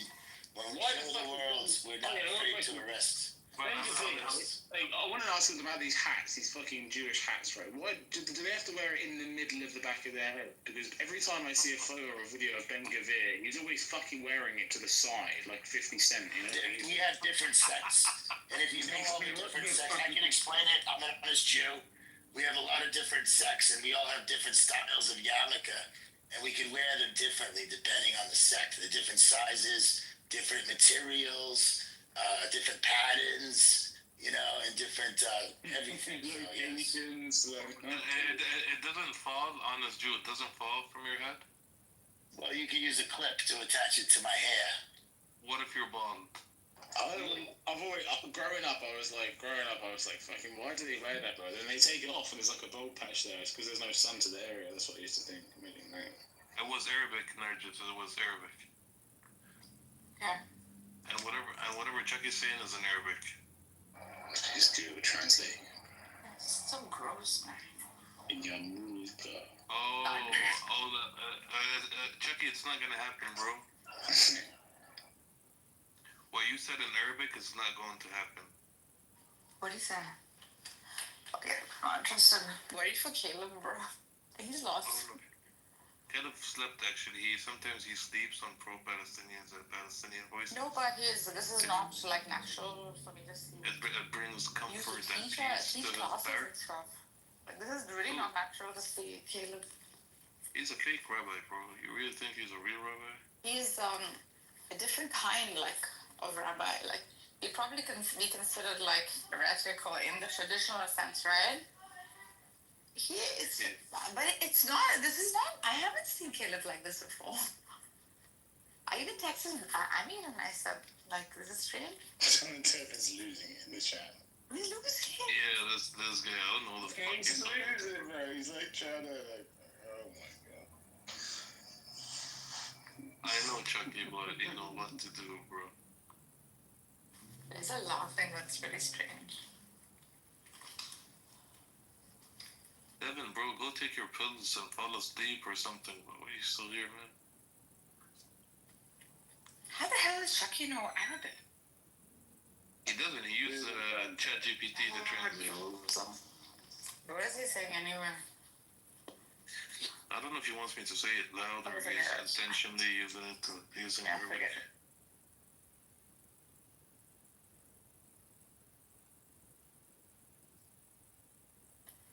Are we commenting about the Amir room tonight? What's Amir room? No, that John guy is recording it from here. Amir, what does it say? Amir is a terrorist, call the FBI. And it's only one person in that room. He's in that room and he's in this room. It's anonymous down here. I don't think they even take him seriously anymore. This guy is an idiot. I hope he likes lawsuits. You know, his name is John Kitover. He's running for mayor in some bullshit area. We got all of his information, right? And can you imagine if all of this was to go and expose him in front of the people? I mean, if you want a good lawyer, just give me a call, bro. You know a good lawyer? Yeah, Shape? I know a few. Does he work I might need one soon. Shape. I might need one soon. Is he a Jew in what happened? It's specialized in defamation. No, it's like what's sorry, what are they specialized? Defamation of character. You know defamation in Canada and the US are different in a way? Yeah, I've looked into it. I looked into it too. Now I don't give a fuck. I could use a good defamation attorney. Everyone's saying I'm a fake Jew. I got you on this. I got you.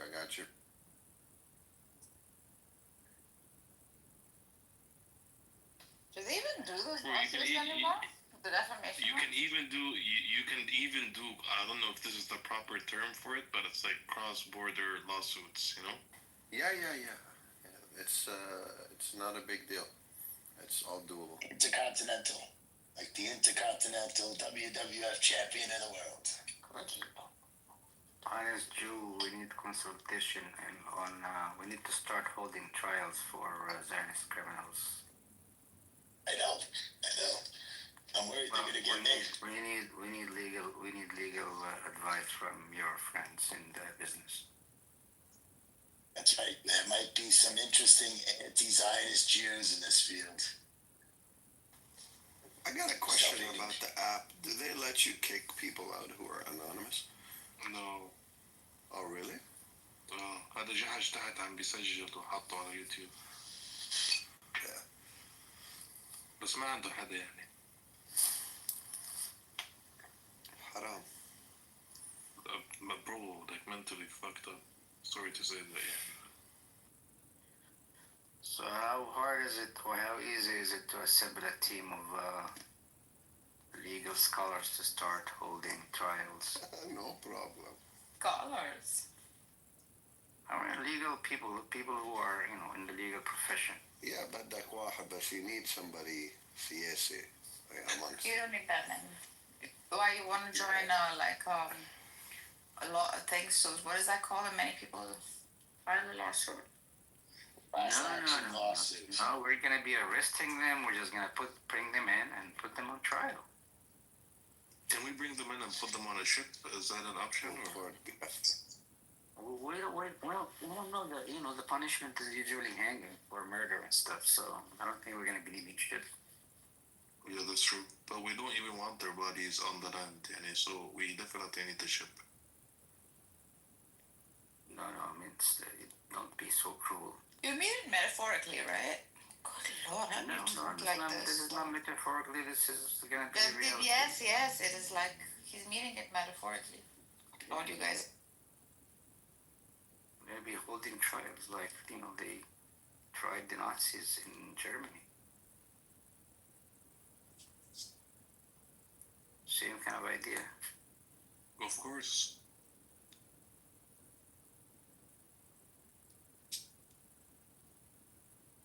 You guys want to hear a funny story? Before I became a Jew, I used to support so-called Palestine. And I was just thinking of, Judea and Samaria and the West Bank. And, I was looking at all this information and material.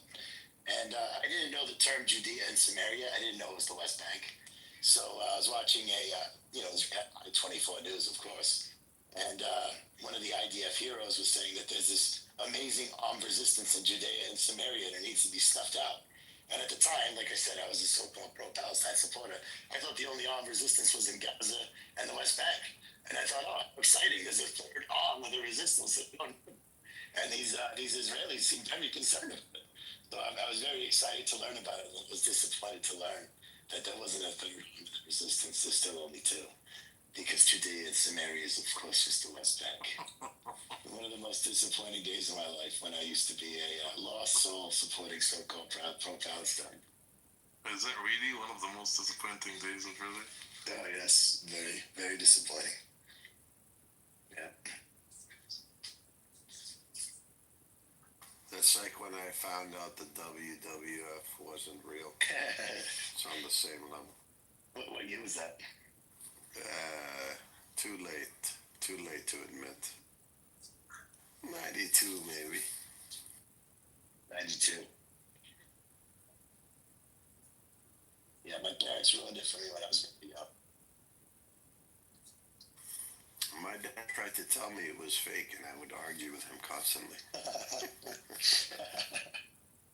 It's great.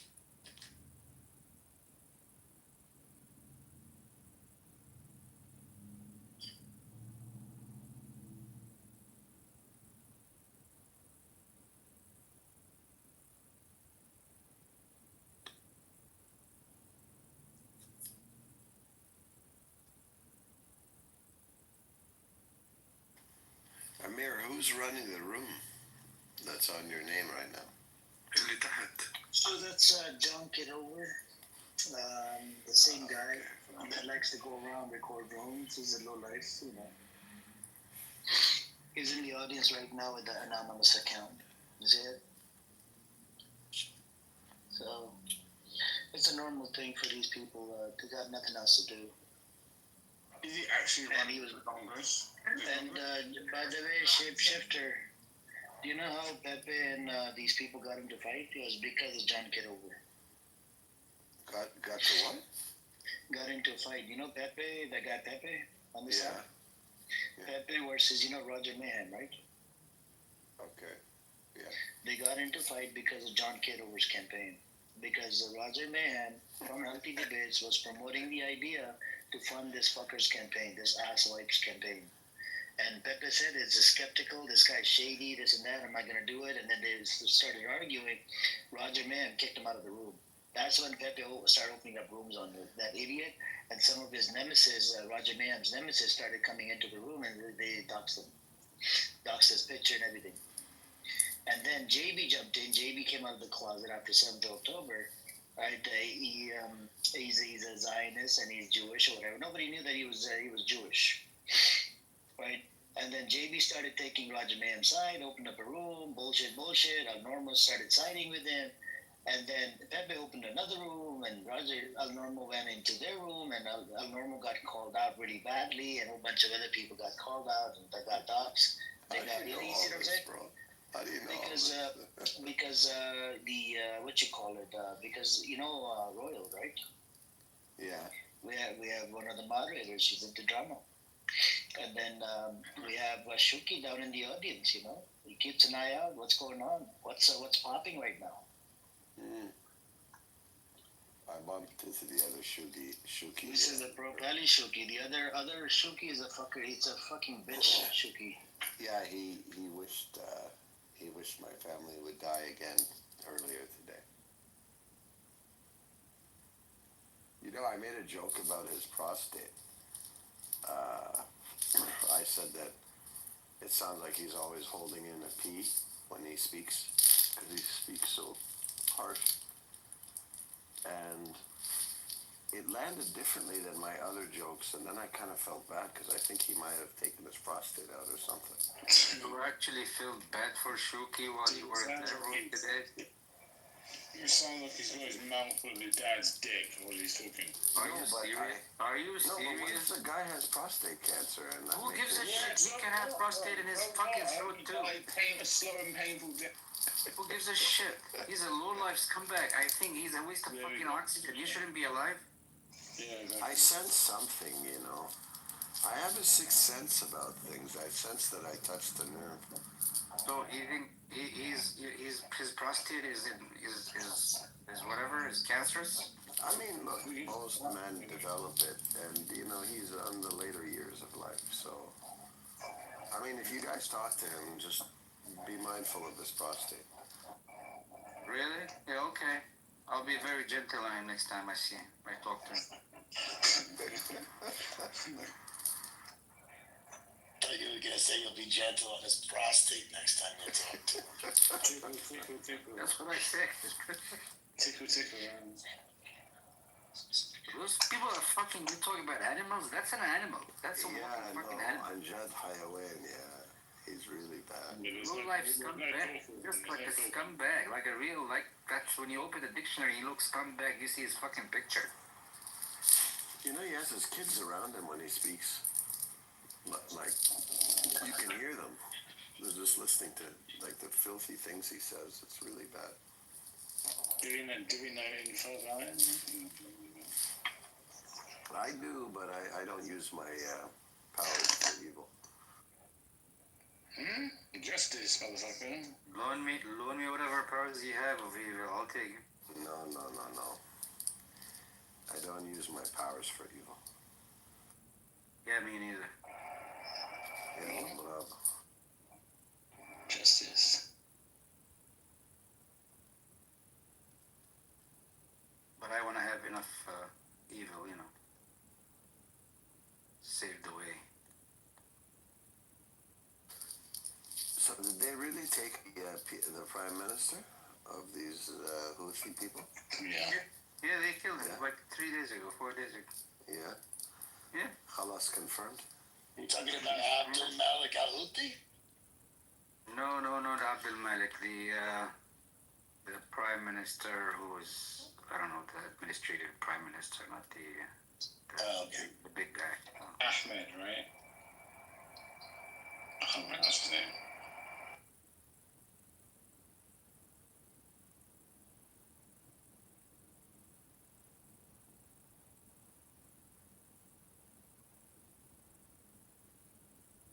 I got excited for a second there. I thought you were talking about Abdul Malik Al Houthi. I'm so tired of seeing this guy talking about the so-called resistance. Yeah, I know.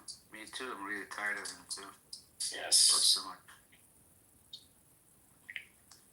So, honest Jew, give us a, I don't know, prediction. How long do you think this Zionist enterprise will last? Are we going to see it for the next 100 years, or? No, I don't think so. I've been watching a lot of movies about the Nazis recently. Mm. And, I'm seeing some parallels. Most notably, when Hitler was, started waging the war on two fronts, and a lot of his advisors told him not to, such as Goebbels. I'm seeing that kind of manifesting here. That our most moral and ethical army in the world, I think, is overextending itself. And in the short term, it looks like it's doing fine. We took Syria. We decapitated Hezbollah, and of course, we're winning in Gaza and the West Bank. But things change quickly. When you overextend your resources, is what we learned from the Führer. So I'm worried that this is going to happen with Israel. And of course, Netanyahu has a little bit of a, everyone talks about it all the time, that he has to keep this war going to stay out of prison, right? Because the theory is that if there's peace, he's going to be brought up on corruption charges. So he's, and I don't like comparing, the Nazis to us, the most moral and ethical army in the world. I think it does a disservice to the Nazis. I think it does a disservice to us. But yeah, it's a very similar military strategy that I don't think is going to end well. And there's a frenzy of things going in the U.S. in terms of of your government, the Israeli government, pushing the American government to do its bidding on many fronts and many fields. Have you noticed an uptick in their activity when it comes to Israel? I'm not sure if there's an uptick. I think it's more just business as usual. But like yesterday, they announced they are banning all Palestinians from traveling to the U.S., even people from the West Bank from visiting there. Oh, really? I didn't see that. Yes, they did. Yeah, they did. They are not issuing visas for any Palestinian with a Palestinian passport. Netanyahu comes and says, addresses the MAGA crowd, saying, if you won't be a MAGA until you love Israel, we support Israel. If you're not supporting Israel, then you're not a MAGA. I didn't see that. Yeah, he said that. And there are certain anticipation. They might be getting a little nervous for some of those countries paying lip service in terms of recognizing a Palestinian state by the end of the year, that kind of stuff. So they've been pushing the administration to do all kinds of petty stuff. I don't know if it's petty, but seems desperate. Yeah. So there's a non-trivial section of the MAGA crowd though that hates Jewish people. I wouldn't be white surprised. supremacists and Jews don't get along well. Yeah. There's probably a few million that hate Jewish people in there. Overtly. Do they hate Jewish people, or just resent the idea of Zionism and Zionists? No, Jewish people. Both. Like major hate. It's most of them are covert about it, and there's a few that are out in the open about it.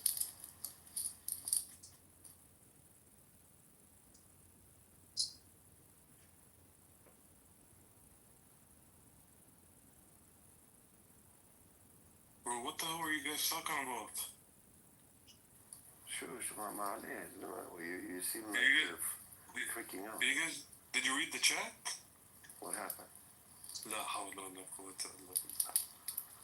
What happened? Wait, are these? Read it. This is very concerning. Very concerning. From 5 minutes ago? Who's this Lena? Come up, Lena. No, it was a medical issue. Come up, Lena. Who is this Lena character? Wait. So let me just explain. Let me reset the room. Lake, I was speaking to the other and I was worried, like his voice was really strange, so I thought he was holding in a piss for too long. And then I thought about it more. It's probably an enlarged prostate issue, because he's old, so I asked him about his prostate. And like I felt something in his voice, like I felt it like I hit too close to home. And besides, who wants to touch that mule with a 12-foot pole? I don't understand. What are you talking about? But anyway, one thing led to another.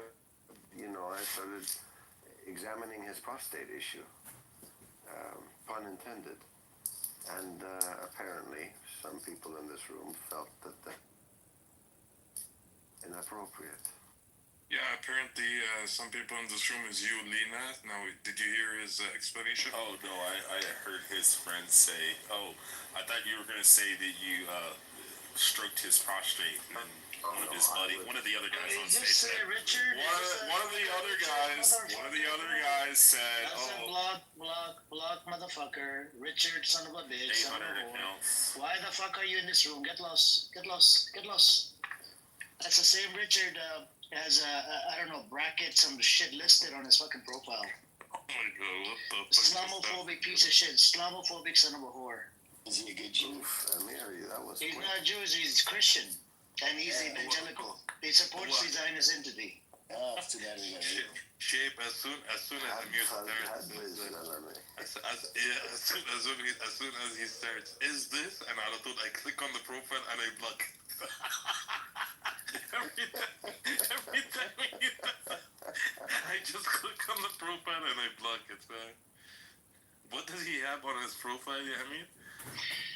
It's not about the profile. So this guy is such a Islamophobic piece of shit from our Dawa rooms, right? We actually blocked his profile. We got him clipped multiple times. He keeps popping up here. Now the Zionists are because he apparently he doxed Roger Mayhem, and the Jews on this app, the Jewish folks, they're very strong, and they do a collective fucking dox. Not dox. I mean like a suspension. They'll mass report your account and it's done. Yeah, so they clipped his account. This is his, probably 100th account. I blocked his other account early in the morning. I found out he's got a new account. I blocked him. Now, this is another account that he came up with. His name is Richard, by the way. Yeah. Oh my god. And he's such a Islamophobic piece of shit. He'll say the disgusting, wildest shit about Islam. Pepe actually today was running a room about Clubhouse and mass reporting culture thing or whatever. Oh, yeah. Yep. You saw it? Yep. I actually think that dude is the worst person on Clubhouse. Pepe? Yeah. Of all the people I've met, he's 100% the worst. Except I think Pepe is a little bit better than JB. No, JB's... In my opinion, because I know JB for a while. I know Roger Man for a while. Roger Man is a disgusting scumbag. Roger Mayhem is just a caricature. JB is just, just doing his thing. This Pepe is... I didn't think these people still existed. People like that. The difference between JB and Pepe is that Pepe knows a little bit and JB doesn't know anything. Exactly true, yes. Thank you. Any issue with JB? He was worried yesterday that I was streaming his room. He sent me several messages. Enjoy? Okay, no, I mean, I know I spend a lot of time on here, but it's like... Who were you talking about, JB or Pepe? JB was worried. هم عندهم الجحش اللي تحت هذا شغال هذا الكل. He's worried about you. شو عارفني؟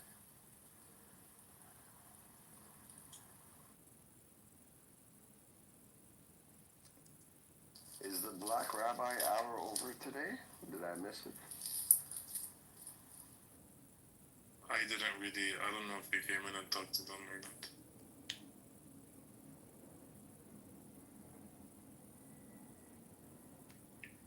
I think he might have jumped off the wall. You know who I miss, like, legitimately? Ariella. Oh my god. No, legitimately. You think he's okay, guys?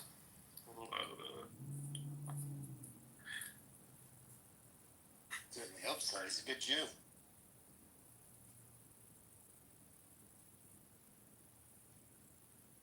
Where's our Norma, man? Come on, Norma never comes in here anymore. He's mad at Amir. He's mad at Amir.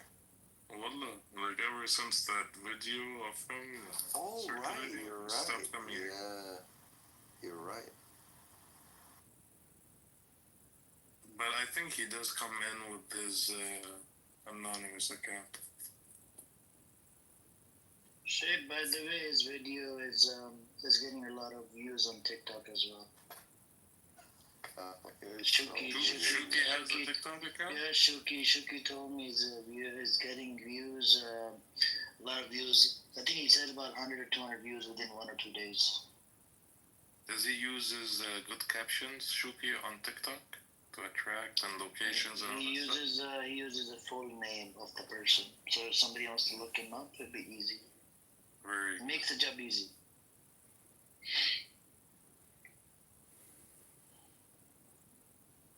All I asked this idiot was come up and apologize, right, for giving me a threat to FBI and all of that. Doesn't want to apologize. Doesn't want to concede to a fucking, at least come up and apologize. But no. Egoistic, narcissistic son of a bitch does not want to apologize. This is what happens. I mean, I got a lot of people on my side.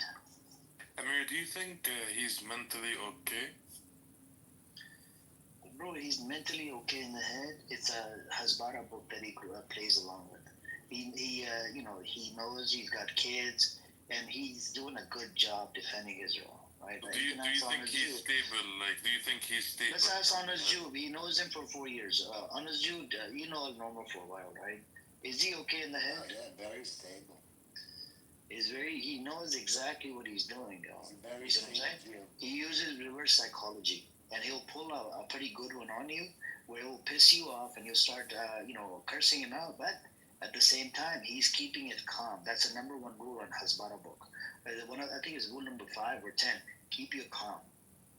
Don't get triggered. Don't curse. And keep it calm. And at the same time, you're gaslighting the other person. Hey, so this Hasbara book, like, they actually practice the book? Like, Global Language Dictionary. You can download it online. It's on transcend.org. Yeah. You never looked at it? A lot of good information in there. That's really good. It's like dark psychology. Yes. It's a must read for every Zionist. With you, I added some of it when Amir shared it, and I'm like, I do some of those things naturally, so it's like. Yeah, but we do it because of experience and learned behavior, right? Like, I don't know if you're into business. The business makes you like that. Yeah. Shape is a failed businessman many times over. I'm very into business. Shape is a failed businessman many times over. 100%. Yeah, welcome to my world. If you don't fail, at least, if you don't, hit 0 at least, 2 times, you've done that.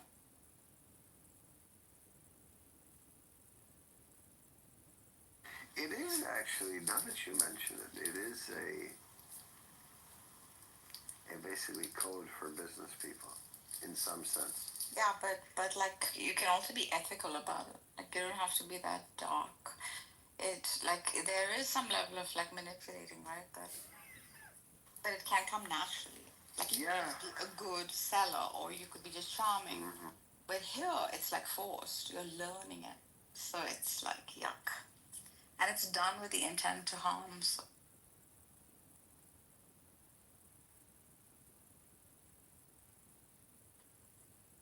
He's saying business and ethical at the same time. How does that work? Yeah. Nothing. It's a loose association between the two terms. Yeah, like you can't. You must have some like empathy when you're like selling to someone who's like really poor, right? And yet, like once in a while, you have that desire to just give a piece. Muhammad is a piece of shit. Muhammad is a pedophile. Burning in. Can you sing it in Muhammad is burning in hell, Amir. So let's talk about your Rebecca. You don't want to talk about your Rebecca? Oh, yeah, Rebecca. She was 33 years old. Did you not know the Jewish people, they look at, what is it called? Rebecca is a 3.5-year-old? Yeah, 3.5. Yeah, son of a bitch, you have a problem, and you have a problem with this, right? Look at you You crashing keep going on a block list, you keep Look at you crashing out of here. Look at you crashing out. Have a safe flight to the hallway. Bye-bye. See, this was his other account. They're so eager to come in here, like they're so thirsty. Anyways, moving on. That's what I was talking about. You guys seen the case? This was an example. My afro didn't block his bitch ass. I blocked him now. He won't be coming into the space anymore. Is he Iranian? Nope, he's a white fucker. He's a Christian, I believe evangelical, and he supports Israel. And he hates Muslims. And we kicked him out of a whole bunch of rooms before. Actually, you know what? Let me turn on the hand raising so nobody comes up with that fucking. There you go. He won't be able to come up. If he comes in here with another account, he can't come up anymore.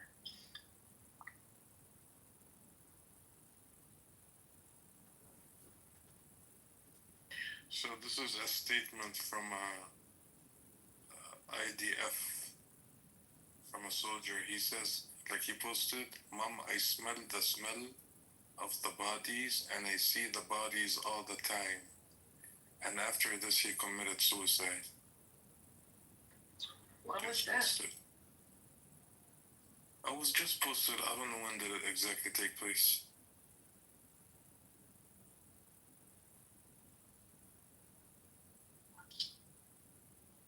So their suicide numbers actually went up.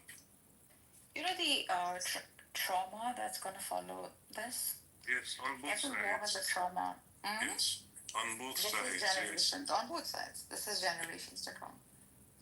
One side will be just heavily guilt-oriented. No, not only on one side. Only on one side, trauma. No, man. No.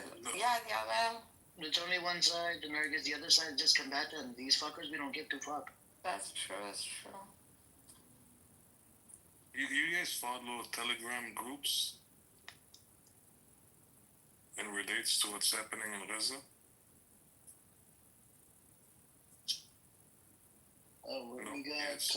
We got somebody from India here. Come on up, shut them up. This is a Sangi right here. What's up, Shadow Sangi? How you doing today? Ran away.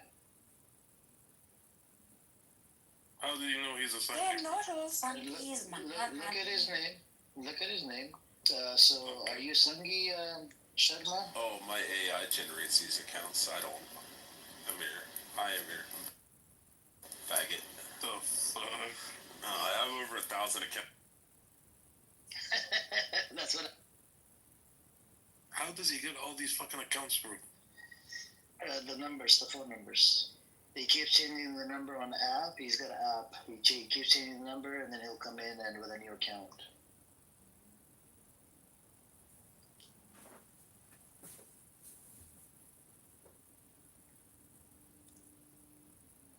Why did Shapeshifter go down in the audience? I don't know, he's shy, man. Why'd you go in the audience? And that was the next. Except a JV browser.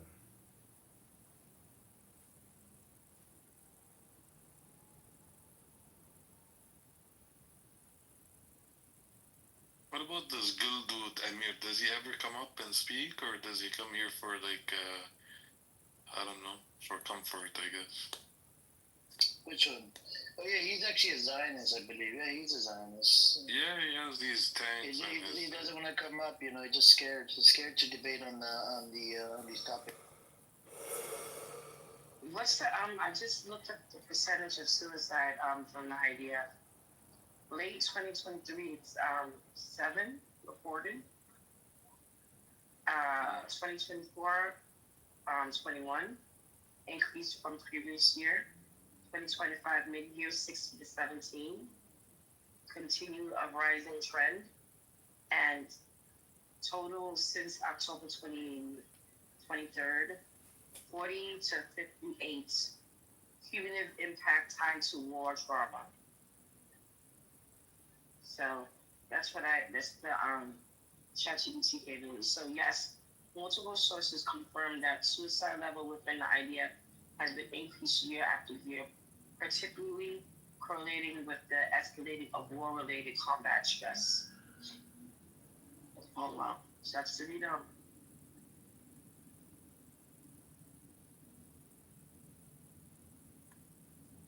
Gosh.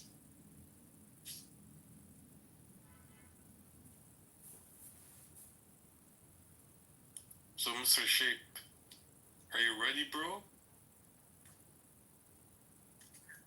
Are you ready for some ice fishing this winter, this upcoming winter? You're not over there. Sure, I like it, man. I'm not, but maybe he's like into it. I don't know. I've actually never gone. You cut us, bro. You've never what? I've never gone ice fishing. Try it, bro. Like, you have some good lakes there. They usually announce when the lakes are good for fishing. Fishing is so boring, man. Not boring, bro. I used to for art. What a typical woman answer. For that activity, bro. It is boring. You're not very whitewashed. Yeah, not just. No, it's boring. It's boring, but please let everybody know. Tell everybody why you like fishing. Yeah. And how you I sport fish. And why? Right. And how you put it in your love life. Go ahead. Let everybody. Can you please tell us? This is getting very intriguing. I just sport fish. So in the past, I used to joke around. Like when they used to, anyways, so what I would say, I like my woman the same way I like my fishing. I just catch and release. I what? Catch and what? Really slow. I like my woman the same way I like my fishing. I just catch and release. That's really good. So this is what Wednesday's trying to say. Damn, that was good. Yeah, but he's not lying though. Yeah, I'm not lying. I know. Once you find that, once you catch a keeper, you take it home. Okay. I hope. Alhamdulillah. You're gonna eat it. Alhamdulillah, brother. I hope you find a keeper. Yeah, there's some very good fish where I am nowadays, you know. Like that. There's no fishing, right? A lot of keepers. Desert fishing, right? What is it? Desert fishing? Is that what you're saying? The fuck is desert fishing? No, not desert fishing. Yeah, we remember the other day we were trying to figure out how you fish in the desert. I was in this conversation. Yeah, you were like, no you got Buster. That was Amir, I think, saying that he never seen people go fishing in Saudi Arabia. Yeah.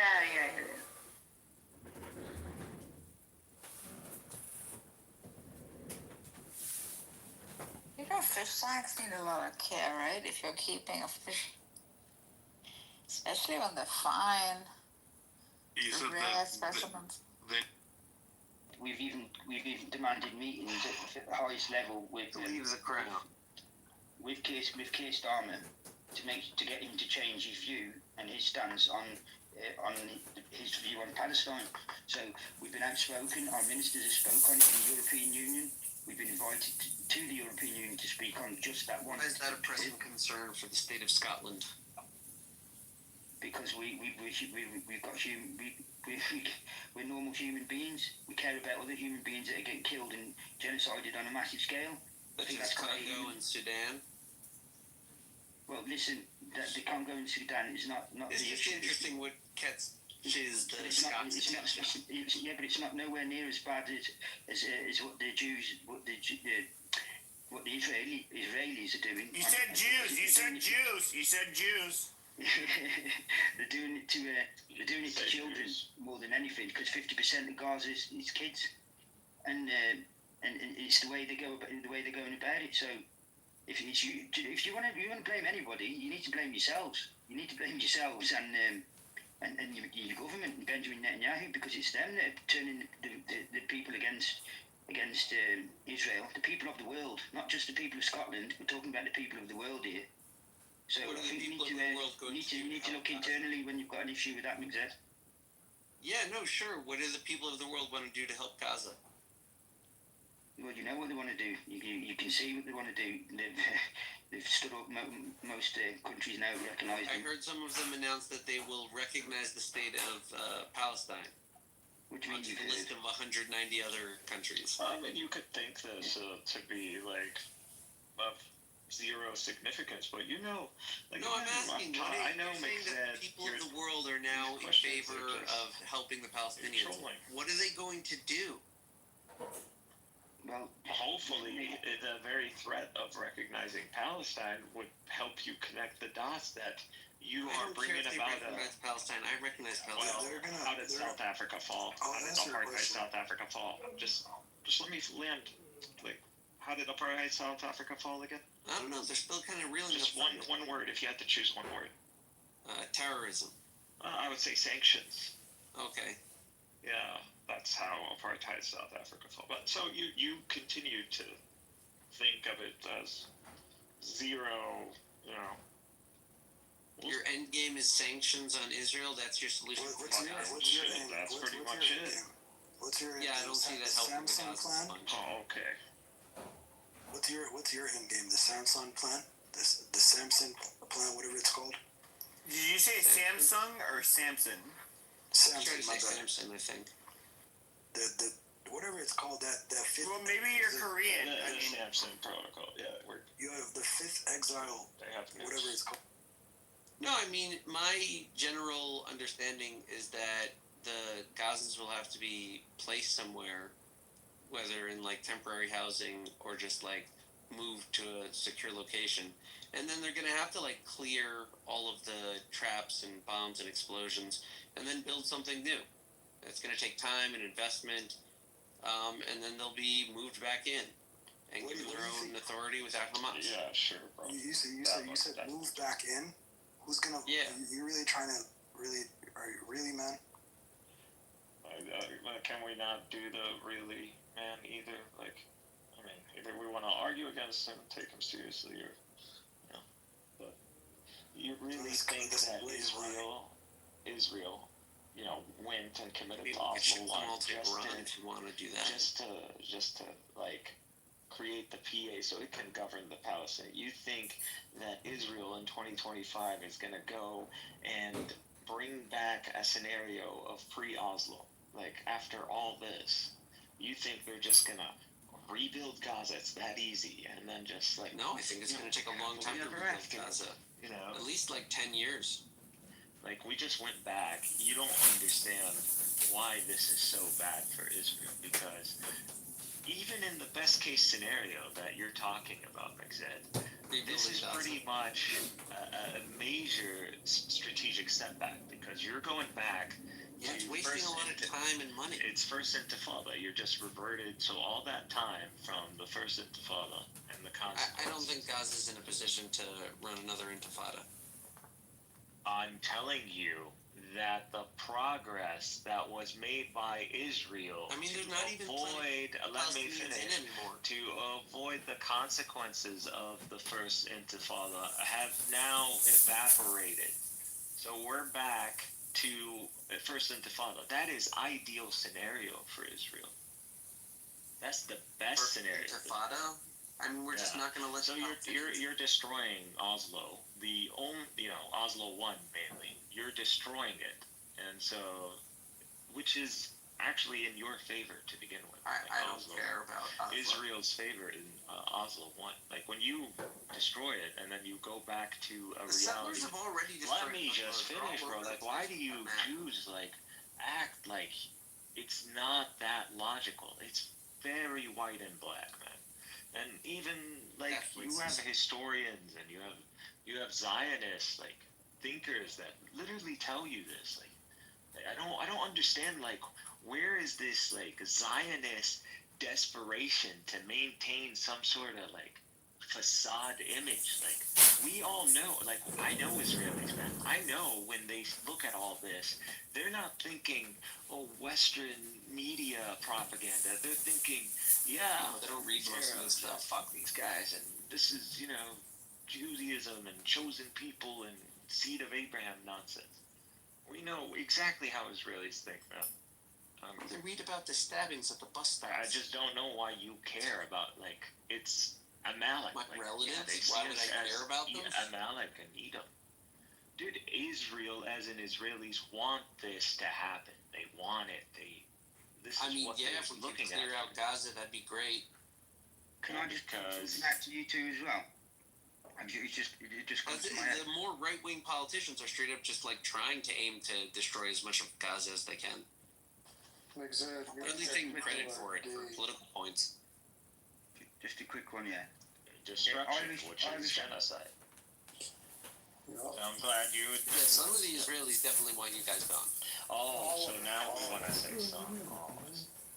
Yeah, I wouldn't say all. I would never say all. I mean, look at Israelis. They beat the shit out of each other. Like they are aggressive. they literally like this. If you go on Clubhouse, some of the most controversial people or not Clubhouse, excuse me, X Spaces and M Rose. I know she's been on this app, so let's go ahead and name her. They are junkyard dogs. They will fight to the bitter end. Yes, and you have Jews that fight over this. And Mikhail, I don't know, like 5 years ago, or more like 4 years ago, when I first came on here, you know, there was someone who was kind of right wing. He happened to be Jewish. He would go into the Jewish, you know, Clubhouse spaces. I went into those spaces with them. Now, like Jewish Clubhouse was like bonkers. It was like so divided. They would kick you out of. They would dox each other, kick each other out of each other's spaces, say really nasty shit about each other. There were cliques. I understand. Well, yeah, it's like I don't know, but a lot of it, even when it comes to this, if you look at Netanyahu and the all of that shit there, yeah, there's obviously cliques. Let me just quickly one point, and then I'll crack on. Zed and Mikhail, this just come to my head. Irish still speak a form of English, yeah. Scotland's got their own language, although it's not spoken today by a lot of people. We've got our own language that is completely different to any English or any language. It's not in the Anglo-Saxon language tree. No, it's Gaelic. Is that why the Glaswegians? Why do people with Glaswegian accents? Why are they so hard to understand for everybody else? Well, that's still, even though that's hard to understand because we're further north. Our original language is called Gaelic. I mean, no, pretty much extinct. Originally they did, yes. Yeah, Gaelic is a Scottish language that they took from. There are no Irish that have specific Irish narratives in Gaelic. Well, this is what I was trying to say to you about. You said we were totally different because we were clans back in them days. Hold on 1 second. Back in them days, I'm saying because of your historical positions. They used to. Yeah, listen to me 1 second. They used to clansmen would marry their daughters off with other clans. So the clans, some of the clans were from Ireland. So their head chieftain clan would marry a woman from their daughter to the head chieftain clan from Scotland, and so back and forward. That was always the way. almost Picts were almost like the same as like Vikings. No, Scotty, I agree with you, but what I'm curious about, why are the Irish considered so cool, like internationally, but the Scottish are considered like, in a weird way, like the Irish are kind of depicted as being like, I'm saying this as a white guy. I don't mean this as like, in a mean way, but like white trash. But then you have, but then like, but the difference between like the Scottish and the Irish is the Scottish are considered white trash, but like just like uncool. But then you have the Irish that are like white trash, but they're the cool white trash that everybody wants to be like. I disagree with the white trash. Wants to be Irish. Yeah, but listen, I would disagree with the white trash comment, but I do understand what you're saying about being cool to be Irish. But you've got the reason that is because we got diluted in with the English, so we're all considered as one. When they say, like for instance, when we're playing football or we're in the Olympics, we're Great Britain, so we're all together. When we start losing specific sports, it's the individual teams that get mentioned, like, oh, that's the Scottish or whatever. But like America was populated by a lot of the Irish because of the potato famine, so they got shipped over there in droves because all the potatoes were grown in Ireland back in them days. There was a big floods and all that, so there was no potatoes. They were all dying. That was their number one food. So a lot of them went over and to populate America. And then you've got St. Patrick's Day. We've got St. Andrew's Day. But nobody practices St. Andrew's Day here.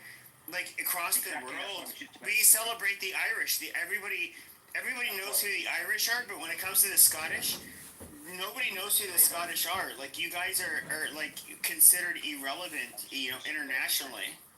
I was just about to say that we got diluted in. What? Why are people stabbing at like Scottish? I don't understand. I don't. It's not stabbing at it. I understand it. I just want to explain it so it's part of Scotty expressing himself.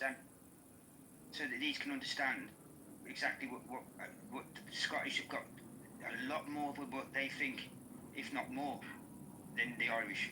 No, the Irish are loved by everybody, and everybody thinks it's cool to be Irish. But the Scottish are they're like just considered like nobody cares about them. That's rubbish. We've got Celtic and Rangers, well-formed football teams that are absolutely loved all around the world. Probably more than Man United supporters. So you can't say that. That may be your view, but that's not the majority. No, I think the whole world loves the Irish more than they love. I'm just going to be honest here. I think in a weird way, people like the Irish. I'm just saying on an international level, people like the Irish more than they like the English, than they love the Scottish, and they love the Welsh. Because they spread out more. The Irish spread out more. The Scottish didn't emigrate or go to all these different countries. Like the Irish went to America, they went to Australia, they went to Canada. They spread all about the world, so they've got large populations in each of these different countries, and they stuck together when they went there. Like Peaky Blinders, you've never seen that probably. No, I've seen it, but I just think the Irish. I'm just gonna be honest with you guys. Like I am one of those foreigners that I look at Irish people as like a lot of people call them potato N-words. I disavow of that language, but I do think that when my brothers and I were beating the shit out of each other when we were little kids, I remember my grandmother. He's French Canadian. She's like, "Oh my God, they're like animals. They're like like the Irish. Like what's going on?" And if you get they just so you know your history, they never ever won a battle against the English. Never won. So it's amazing. Yeah, but they're rebels. Yeah, but they're rebels. And but they always put up a fight. Yeah, they always put up a fight. They took a so we got beat eventually in the end, but we put up a fight. There's the Battle of Bannockburn, which is. And you guys cucked to the British, and you guys cucked to the British crown. I get it. You guys lost. You see, this is somebody that doesn't. But no. Here's the thing: is that you're the person that is willing. you're the person that's willing to be like, let's just say like you have a very strong woman, which is the UK, and then you have the Scottish, and then you have the Irish. The Irish man is going to be the bull fucking the English woman, and the Scottish man is going to be the one crying inside the cuck cage. I mean, that is what Scotland is. It's the opposite way around in reality, though, isn't it? Because you've got England, Ireland, Scotland, and Wales who are doing who are financial superpower really in its own right, and then you've got the Irish who are really much in debt. Well, no, they're actually financially per capita. They're doing way better than Scotland. You know this. No, they're not. Yeah. No, Oh, they absolutely are. Listen. How can they be doing more better than Scotland? Right? With Scotland that has the North. Okay, I'm gonna go ahead and prove it. Just watch this. Watch this, guy. Ladies and gentlemen, watch this. Yeah, just check Yeah, I GPT. think he's right. I'm pretty sure. But I'm sure he's. Well. Yeah, I think he's right too. Yeah, Ireland is doing actually exceptionally well in comparison.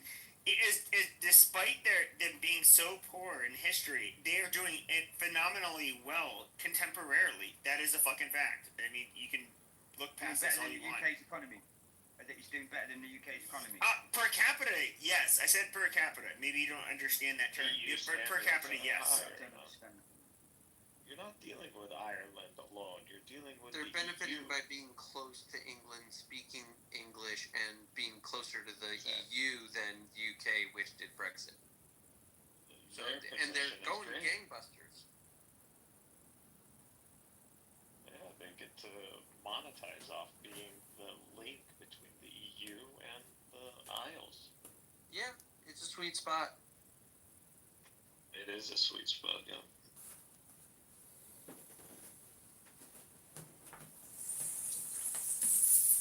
But I think you're right. I think that the Irish diaspora led to greater marketing of Irish identity than Scottish identity.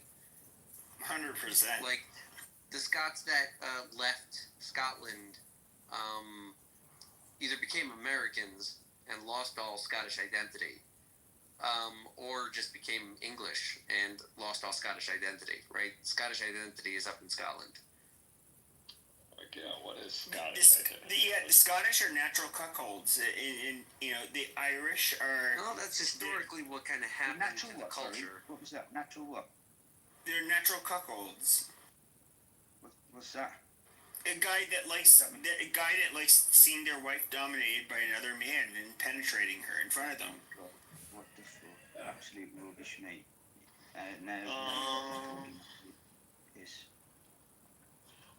Yeah, I mean, one could look at it negatively, but at the end of the day, what is the difference between Scots and English, other than Well, this is what I was trying to explain to you. This is what I was trying to explain to you a minute ago. Like, if you think about it, the king has got quarter Scottish in him. He's quarter Scottish, half Scottish anyway. But people don't care about monarchy in general. No, but he did. He was mentioning it, so I was just explaining that he's saying bow to our king.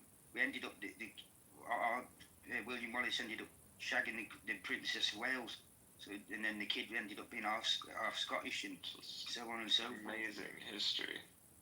But in the modern setting, these monarchies and lineages don't matter anymore. It's bureaucracy now. So, with the system being the system, what is it that really makes a Scot at this point, other than history? I'll tell you what makes us who we are now. We are now British. We see ourselves as British rather than our. So you were conquered by the Brits, which is just the Englishmen conquered you people. They were Brits, were they back then? They were English. Now we become Britain. So there's a difference. Yep, and the Irish would never call themselves British or English. Amazing. You guys are, which is why you guys are They're not on the same island as us. They're not on the same island as us. Oh, we fuck, mate. They're not on the same island as. Listen, how can you say that, right? When we've just got our own parliament, we were the first ones to start devolution. We got devolution. We've got our own parliament. We've got the whiskey bond, and without us, the union couldn't really survive. Because you've got the North Sea oil and North Sea gas. That's why you're part of the union. And the whiskey bond. We're part of the union because we voted to be part of the union, McZ. Right. Big difference. Failed investment in the Panama Canal. oh my God, listen to the average Scot would know all about that, wouldn't they? I don't know what Scots teach themselves about their history. Argue with me till you're blue in the face because you don't like my point of view. I'm not arguing. The Scots are part of the Union because the Union relies upon you, and you rely on the Union. You're better. No. How do we rely? The Union relies on us. Really, brass tacks. You can call yourself the Union British. relies on us. You can call all of the English and all the Welsh British, but the English are still gonna think of themselves as the fucking English, and you know it. Yeah, well, the fucking Ireland, the English are fucking English. That's exactly what I was saying. Yeah. Exactly. Which he knows, and they're just just trying to wind up. It's because I've beaten him a few times in the cup. The English Brits will think of themselves as English for always. Because the English came out on top. The Welsh understand their identity. So does the Scottish, mate. The Scottish understand. No, you guys don't know. Your identity's being cut to the Scots English. are trying to be Brits. Listen, Pepe. Yeah, the Irish actually stand up for being Irish. Don't tell me about. No, the Irish declare themselves as Irish. Like they delineate. Pepe, they live on an island. They live on an island, and they call themselves Irish. They've never been part of the Union. Be honest, whatever you want to do. So, do whatever you want to do. Like, there's no reason for this to go into like some sort of singularity. These are all literally the same lineage. The overwhelming amount of people on these isles and Ireland are of the same lineage. These are practically the same people. They're the same race. You know, they are literally cousins. Like, you know, I don't see cousins really conquering cousins. It's just like, you know, at the end of the day, you're all the same. So, you know, it's not the same sentiment. It's not the same. They don't seem to think that they're all the same. They feel that they're very different from each other. They're not, you know, that's just the fact. Just trying to explain but to you. But I mean, you're they're saying we're very different. Their arrogancy to the way they're doing, and they know nothing. Like the Anglo-Saxons, the Angles and the Saxons came from different parts of Germany. But like the Danes, they showed up in the middle and like conquered the eastern portion when they decided to wander about. All of this is a different track from the Celts that are hiding out on the island and in the northern territories. And then as civilization progresses... on the island? And the French come in, right? The Normans, the Northmen that show up in France and make it a French Scandinavian country, all of that gets undone with revolutions. So what are the English if not what they say they are? The French were also invaded by the Vikings as well. Yeah, we were Picts. We were always. We can't ignore the Romans setting up London. The Danes are genetically distinct. They built Adrian's Wall to keep the Scottish out, mate. They built because we and then later the Danes used it to make taxes on either side of it. Like they used that as a center of power wall. Listen. If it wasn't for that wall, the English had already bowed out and given up. It was us coming over the wall. No English yet when the Romans. Just let me finish, please, Mixed. It was us coming over the wall to do sheep and cow rustling. The English rose then back up again because we give them support. A few clans backed them up, and then the Adrian's Wall they fell. The English all rose up again, kicked them out, and that's a fact. We've got the history is like exactly what you just said. We're the only people on this island to have our own language. The Irish didn't have Gaelic. They took the Gaelic from us. Barely used. Yeah, now it's barely used, but it wasn't back then. Now we can either use, you guys, right, can try and either talk about it now or talk about it back then. You can't just mix them both together. I'm just saying, like, in the greater scheme of things, these are not distinct peoples. Technically, they're literally the same tribe. You know, you could say German or Anglo-Saxon. The Danes are, you would say a different people. They just But the Danes, they spread all over. They moved in. The Latins. They moved everywhere. They moved in everywhere. UK. Yeah, that's right. And you're forgetting the French. And England invaded These are literally the French. Listen, the if the French and the Romans got to English, us, if the Romans got to us, Mixed, and they had to build a wall to keep us out, what do you think the poxy French were going to come and do? Are you are you mad? They kept the wall. Married the French princess.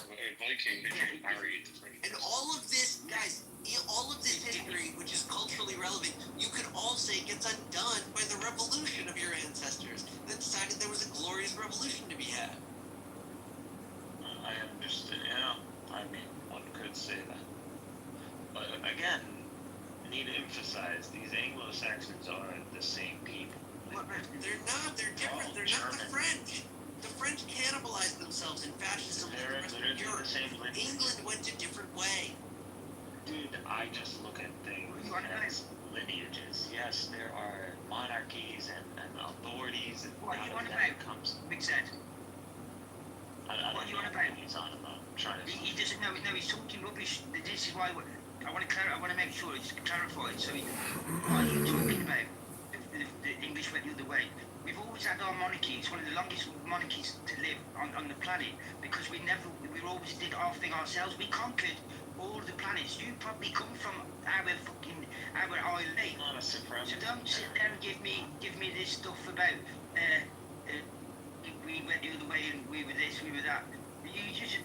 We conquered half the world. Dude, we give you your land. To fascist cannibalism of your own people. Mate, you just don't know what you're talking about. You know nothing about our history. I guess he knows about the king is a king. Okay. Can I explain to you what he's doing? So he that's the Viking married obviously the French princess. They besieged Paris. The Vikings besieged Paris. So they're not just one lineage in France. And then there's a statue of Rome in the UK. Actually. Yeah, we're part of the Vikings. You know what I mean? Scottish side of very much. Vikings went everywhere, bro. They're different lineage, bro. Yeah. Yeah, there were migration periods from the Germans. They landed on the Vikings. And also, I guarantee if you took a DNA test from most of the people in the UK, but it's going to be Scandinavian and 100%. That picture for sure, not lineage. That and German. And you'll also have a bunch of French. All I'm saying is all these nation states that you're seeing that he has an underlying principle he's trying to defend. He doesn't care about the whole history of the island. You know, what he's practically saying is practically, hey, you guys invested in these structural, like social identities. You know, they're not real or concrete identities. They're not based on real distinctions. They're based on like subjective decisions of structure and culture. No. Fundamentally, they are made on decisions, but they're not subjective. They're usually very good decisions, objective ones, historically founded. Celebrate this river, that bridge, this wall, why it's there, what happened there. That is decided by groups of people, and they're fought over. Like some people will say, no, the wall was a gift from God, and it took the heathen northerners away from it.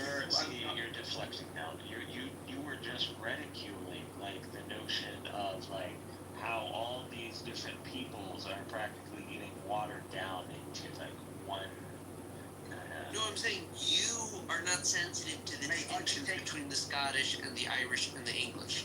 And I'm saying that those distinctions are relevant to Scottish identity and the entire community appreciating why they formed into a single united kingdom. They're not irrelevant, but like, are they a source of contention? Like, are they really like that? We progressed. Yeah, of course. In their own Scottish way.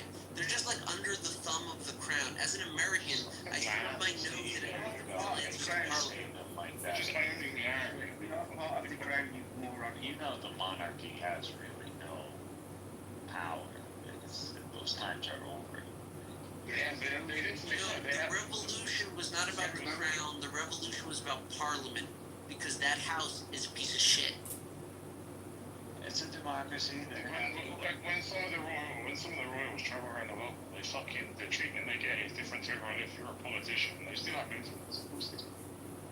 They do. They don't. Go check the Declaration of Independence. They're all directed to the King of England, and they're all criticizing him for not stopping Parliament from being an asshole. Stop saying the King of England. He's the King of the Isle, Great Britain. We chose him. No, I was talking about the Declaration. I was talking about the Declaration of Independence, which was addressed to the King of England. Did you know that England used to have 3 kings? Do you support the monarchy? Like, do you believe that institution? With the English monarchy? Yeah. Yeah, Or the English? I'm American. You can do whatever you want. Shit about you. Obviously, you're American. Yeah. I used to support the highly. We all, especially everybody, was highly supportive of the Queen. Now it's No. Now it's King Forget Charles. about the popularity content. I'm talking about the institution. Yes. Okay. But you would say most Britishers don't support the. No. That's They wrong. don't support the institution of the monarchy, but they all support the king. No, they don't support the king. The king is very weak now. They don't support. This is what Edward Teddy was going to say. Now, there's a very high chance that the monarchy will fall within the next 2 to 5 years because the simple fact that King Charles took over, Prince Charles. I was expecting big boost to feel. Yeah, the Queen reigned for one of the longest terms ever. Our Queen, and she was loved. She was totally loved by everyone in the Commonwealth. Dude, I went to her funeral, right? Fuck people, I've never seen anything like it. Like, I've literally never seen anything like it. And what, you I got think loads the of king doesn't have that kind of support? No. People flew all around the world. I mean, maybe, I don't know, but people literally flew from every corner of the globe just to have the funeral. It was unbelievable. I mean, he's not an amazing king, but he's not been terrible. No, but it's what he represents. and what he did with Diana, how he handled the Diana situation. Sure, everyone's still sour about Diana. But they are. They are. Bro, you talk like you know more about it than us. I don't know if I know more about it than you. You're saying stuff that's absolutely. Okay, this has been a Mirrors and Terrors podcast, guys. Mojo Bones, Mirrors Records. I've always liked it, doing the Duke of Edinburgh Awards and the charities and stuff like that. He did well. He's done loads of loads. It was Camilla was his downfall. Camilla and there was a few. I don't know, he's stayed faithful to Camilla. Isn't that to his credit? No, because he did that while he was with Diana. He did that even before Diana. So, there's a trend. That's exactly my point, McZed. Republicanism, I think that's what it's called. So, there's this show, especially about younger than 35. Scandal as well. There's a rape scandal that he was supposed to have done to rape one of his servants. Yeah, which royal hasn't raped somebody? See, you're disgusting, you are, man. You know absolutely nothing. Not my royal. Shit about the royals, anyways. The Brits. The Brits. Like, who cares about the European? Yo, what's up? Me and my entire family, we're wrong, you know? Hey. Emma, why would you, What did you say then, Rick said? What about did you say? Queen is a quite beautiful lady. Are you African, Nubian, or South American? I'm gonna send you my Instagram. Never mind. That's all you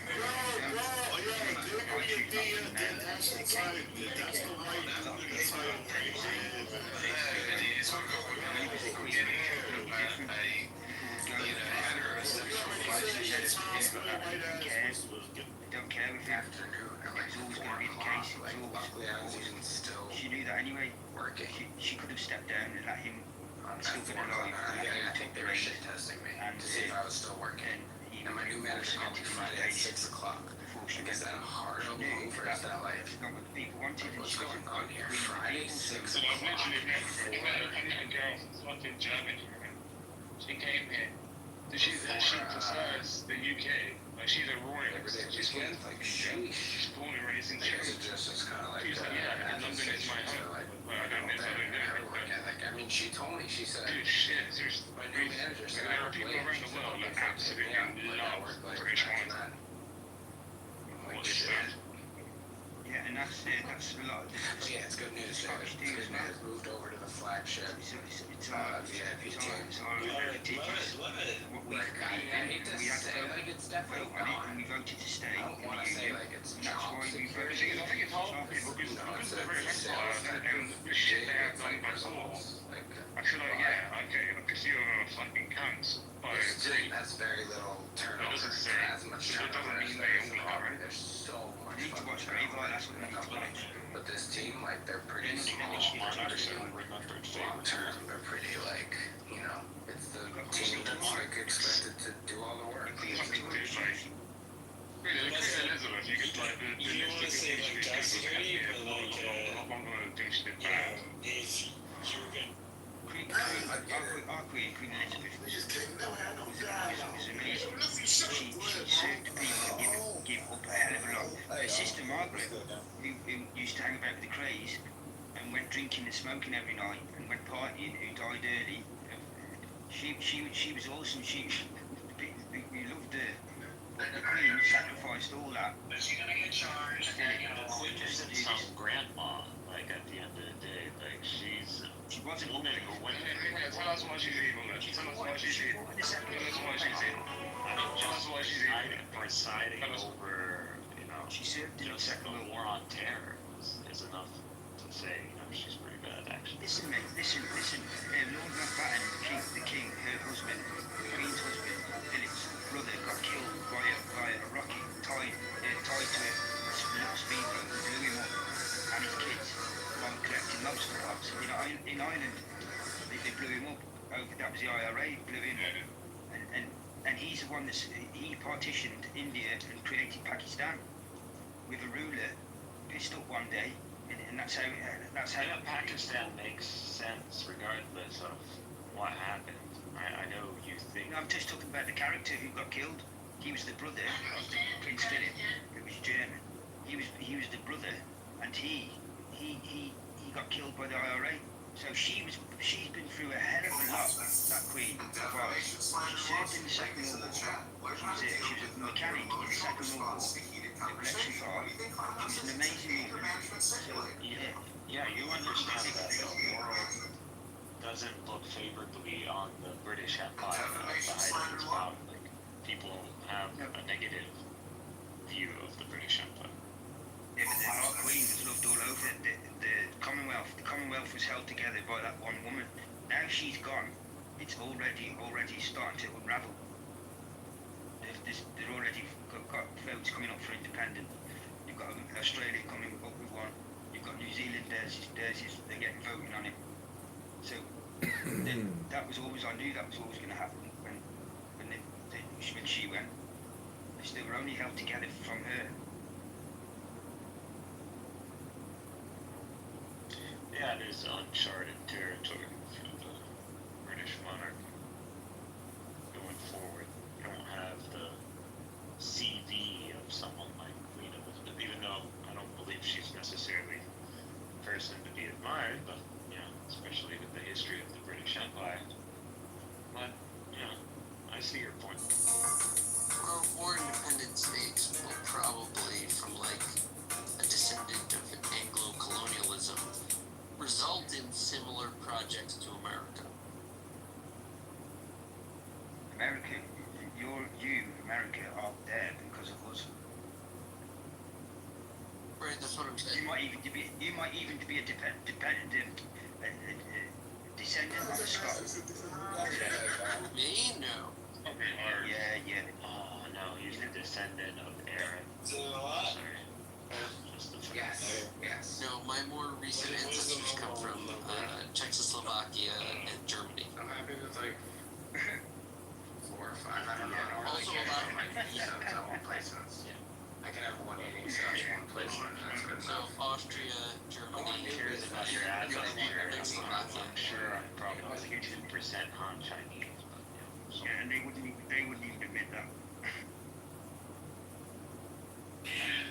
You don't see a statue of a tiger. No, I'm just talking about my recent ancestors. Have you ever seen Braveheart, Richard? Yes. Well, there you go then. You go and watch it again just watch it again. Mull over it one more time. Do you know that William Wallace was the first person tried for war crimes, basically? Tried, was he? He was. It was a trial. I think that story didn't end well for him. Oh yeah, no, he gets didn't end well for all trial. Well, it did end well for him, really, because he went down. He wasn't a king, and he wasn't. Now he was a king. He was an ordinary man, and he went down in history as being the famous man that ever walked Scotland. So it did pan out well for him in the end, and it was all done through. It was mad, and it's true. Through enough stories that here's my man. He'll put you to rights. You start slagging off the crown now. You'll see what happens.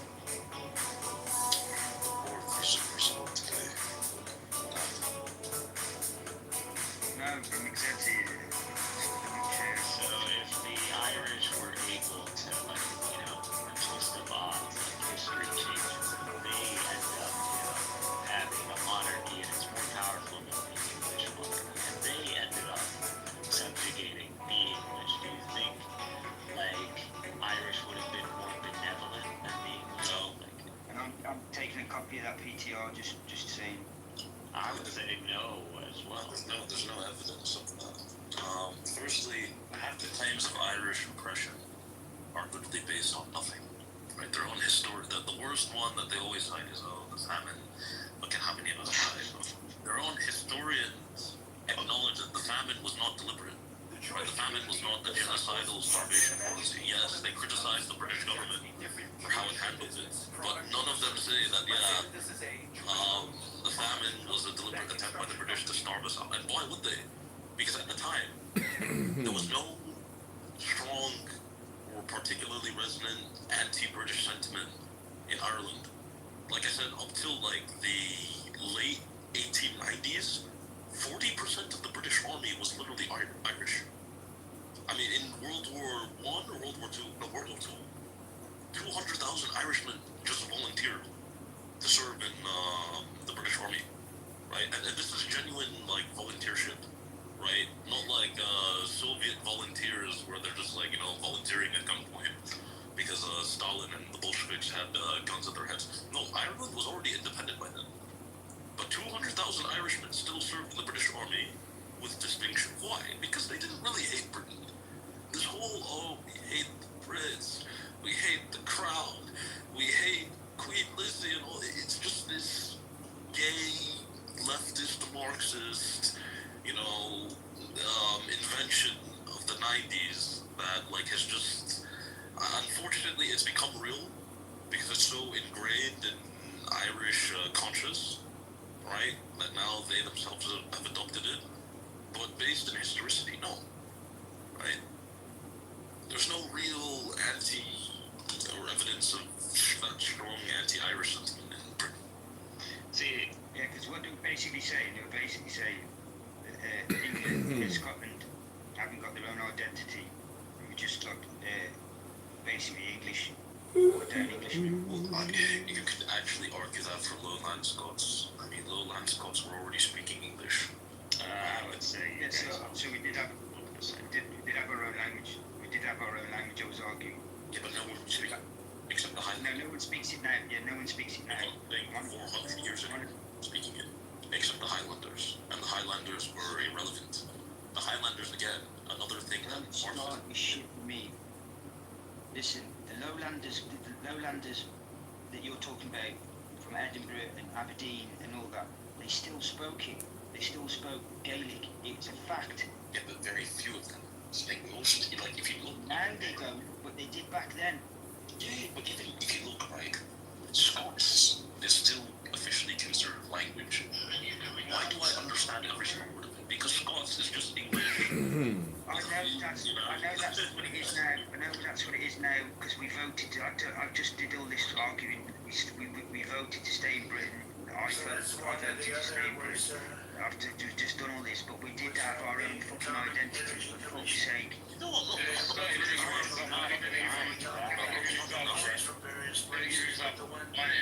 300 years, my family took that to England. My last name is Scottish. No, but that's the thing, Scotty. I'm not denying that the Scottish people have a separate identity than the British or the English, right? What I'm saying is that identity. No, it's not. That's not what I'm saying. What I'm saying is that identity is fundamentally not anti-union. It's not anti-English. It's not anti-English. It's definitely not anti-union. It's the six we just had. But what I'm saying is that there is a segment of leftist degenerates, and you find them in every single society that clings to this, oh, we're anti-monarchy, anti-empire, anti-this, anti-that, right? And it's artificial. And a lot of them cling to very false, distorted, pseudo-realities. You missed the part of the conversation you were having, so you'd have been a bit more clued up into what I'm saying. I was arguing with Big Z. He was saying that basically in Pepe that we just get dicked over by the English and this, that, and the next thing. They don't know. No, that's a lie. No, if anything, the English get screwed over by the Scottish, and based on how the economics and all of the Union work. Scotland benefits more from Britain than England. Yeah, because we bring in more. Trying to explain that to them. I must be not as good as explaining things as I thought I was, but I wasn't going to. At least I didn't crash out and I didn't throw my fucking phone. That was my main thing. I didn't Would you bring in long socks? I thought. No, why would you? And a lot of these people, man, they literally don't care about Scotland. I'm a proud Scotsman, and I'm quite passionate about things. So what I was just saying then is I'm getting better and better at handling these long drawn out. I'm just saying, when you see it, because I've already got the second. I'm on the second phone as it is. But that's the point. With you, it's always about them. So when you're talking about someone else. So what Chunky can do with these videos is that, you know how I don't know if he's gonna come up here respond or not, you know, but instead of putting the picture of the PTR, maybe click on the bio and show the username. You know what I mean? Oh yeah. So I'll give you guys a heads up. So I think there's a fresh YouTube account of John Kitover. So when you open up a fresh YouTube account, it doesn't allow you to put links in there. So you have to get approval from YouTube. So you have to upload IDs and whatever. And I think YouTube probably is gonna kick John Kitover or out. You see what I'm saying? Until then, yeah. It happened to my YouTube channel up there on the top.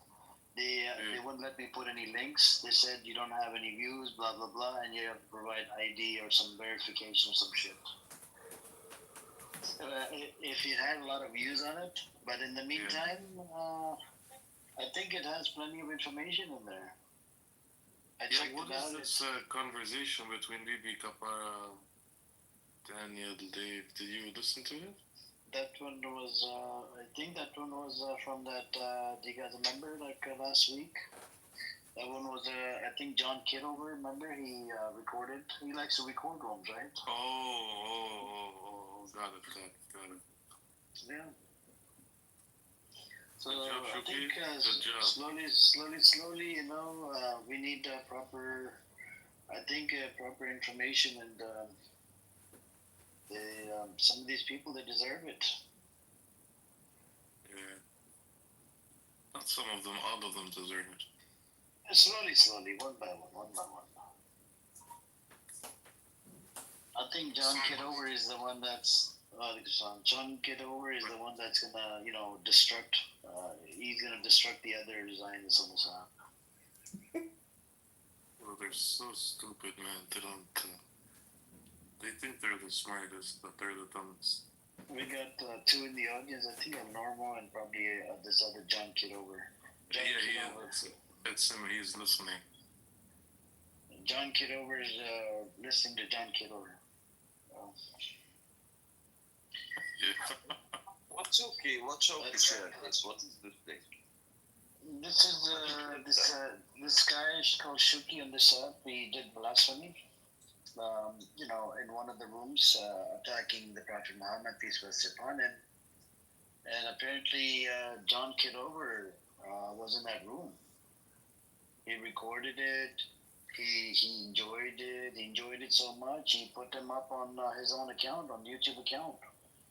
And apparently, he's got Shuki's all the information in there. Isn't that crazy? That's crazy. Yeah, it's in the chat. You can shoot. And it's dedicated to Shuki. I think he's in prison. Is he in prison?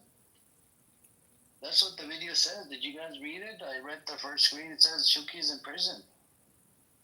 It's dedicated to him, And apparently John Kitover enjoys it. It says he did a good job, a fellow Jew, mocking Islam. Can you guys read this shit? Arabic?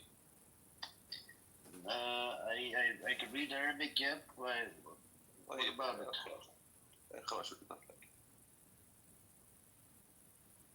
هسه في اثنين شوكي. No, don't read it. Don't read it. I don't drink coffee yet يعني مش صاحي أنا كنا هسه بيز. What did Chucky write in the chat? I'll send it to you on the back channel.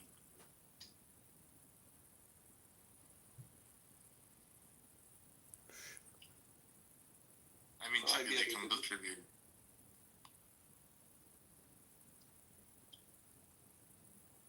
والله يا صاحبي I don't know what to say بس they are always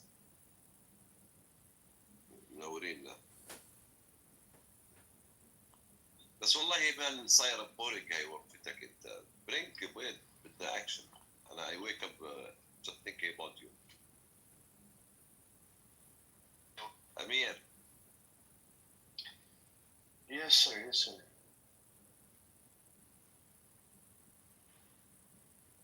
What's up?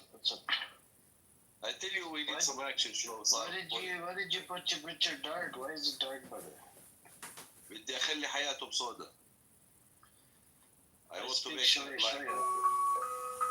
Brother, he doesn't speak. He's not. I speak sure, not too much, brother, not too much. I teach you what I'm doing. I'm teaching. No, it's okay, brother. This room is. I'm not here to learn Arabic right now. My focus is on Zionist. But no, Zionist. You must sometimes to give them Palestinian words, in their face. No, but the Zionists they speak in English. They don't speak Arabic. They don't speak. They don't even speak Hebrew. A lot of them. They're either from New York or Japan or China or some shit, man. We even have a child from Zionist from China. Dave. Yeah, there's one. I speak foreign language, Amir. I can help you sometimes. Oh, you do? Okay, nice. Oui, io parlo francese, io parlo italiano, parlo spagnolo. Nice. As you want. But anyways, welcome, Vaifan, Nergis. تعلمنا كل اللغات. We learn all the language for them. Right. Nergis, the room is running in the hallway. Maybe somebody else you brought, We know who. It's only one person, It's okay, my dear. Oh. What did I do? طولوا بالكم يا جماعة. Take it easy. Take care, bro. No wonder Caroline Levitt, billionaire. أبو عبيدة نجس بنتنا. What?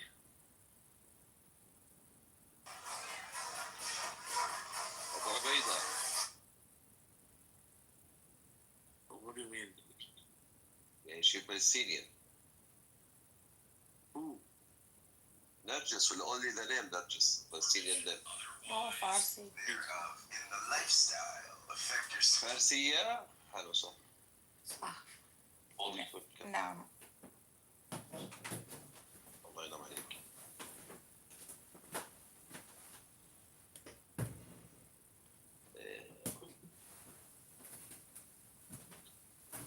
So, but Uber, right? What do you think? What do you think the future holds for West Bank and Gaza? Um, Listen, now, like, maybe the most dangerous thing in the Zionists, like, they made a lot of big mistakes, big mistakes.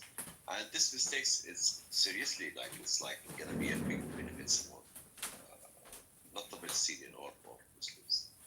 Because what they exactly made in the last 1 year, okay, from the beginning they spent around 7-8 months just to understand where they are after 7.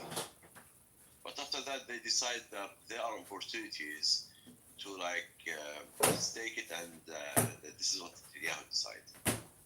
Because they believe the most important to understand your enemy, what he believe, not what you believe, what he want, what he gonna do, what is his vision. That vision is standing on what? So this all understanding was very important to see it like as action or acting in the ground. And exactly he thinks that he's doing now the God's orders and the God plan. And it's the time for that. And this is something like he deep dive in it, which is what? Which is like we need today to redeem all the plans that we planned. They prepare a lot of plans, They have like plan for 20, 30 years. Like we gotta do 1, 2, 3, 4, 5, 6 to reach what the God want by doing Armageddon. I don't know if you know Armageddon, like the big war that make us back again, and for them also as the people who. This is why I was mentioning before about the Christian Zionists, because this belief coming for both. So now he redeemed it.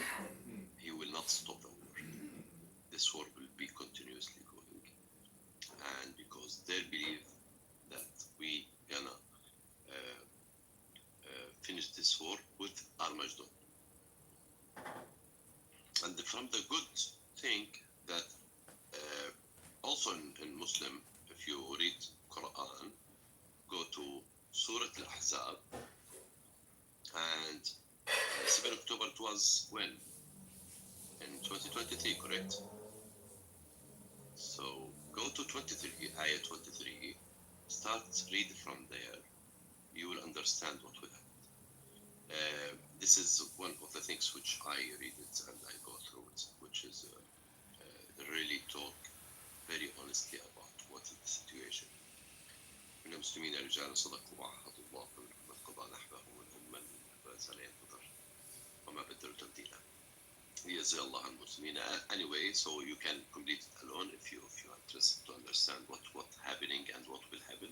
So can you expand on it? Like what does the ayah, what does the verse say?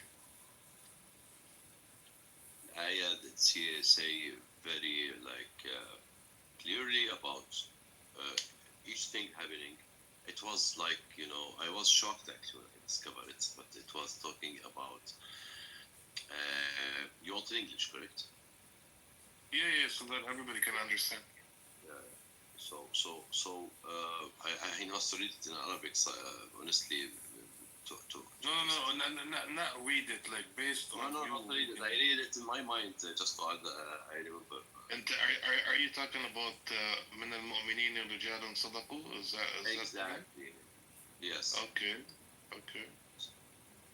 So that one is if you read it from 23 to 27. Okay, just let me make it all.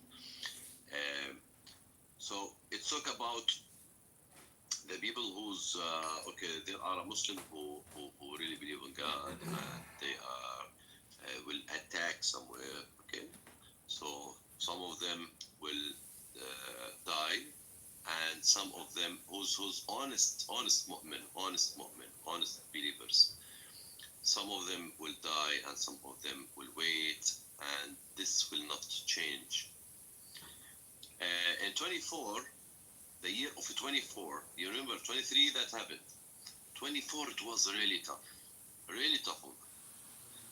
So what it's saying, there's Allah صادقين بصدقهم ويعذب المنافقين إن شاء يتوب عليهم إن الله كان غفورا رحيما. That means exactly that the God will give the honest people of them, because they must to be really have a big vision, like sabr. They need big vision to be in the 24, because they're gonna be in very tough situation, and a lot of them will be go out of that situation, and like it is, they cannot take that heat. So Allah will give it jaza for the honest people of them, and make who's munafiq from them like under big bad situation, or He give the mercy to them. In Allah kana ghafur rahima, the God. Okay, now we are which year now? 25, correct? Okay. We are 25 already. From beginning, if you remember, in January, February, like if we start this year with no ceasefire. If you remember, we start this year with ceasefire, and the fire it's more going down. Okay, and I guess during this next period, every time now they announce they will they will stop it again. Okay, so but the fire like is not same of 24 or 23. It's going a little bit less, and I'm sure like within this few months or this month maybe they will cease fire, but temporary. They will not stop the war. 26. وأنزل الذين ظاهروهم من أهل الكتاب سيقصيهم وقذفهم. So 26 will back the war, but this different war. I don't know what is the icons here and what will happen, but here we are the strongest, and it's gonna back again with more aggressive things, like we will attack back. I don't know who will attack. Jordan, Syria, Lebanon, some people from other planets, and don't ask me how. I know the overall situation or overview is disaster, but who believe that Bashar will go from Syria within 24 hours, or I don't know, 6 of the president? Bro, to be very honest with you, like I'm actually reading those verses, and I don't know. What is this? Istikhara? No. Do you like? I know you're very into God conversations and all that. Do you read verses like? Yeah, I read verses. Do you want to pull up, like, without getting deeply into religion? Do you want to look at those verses? Yeah, I've read the Quran a few times. Okay, Surah Al-Ahzab.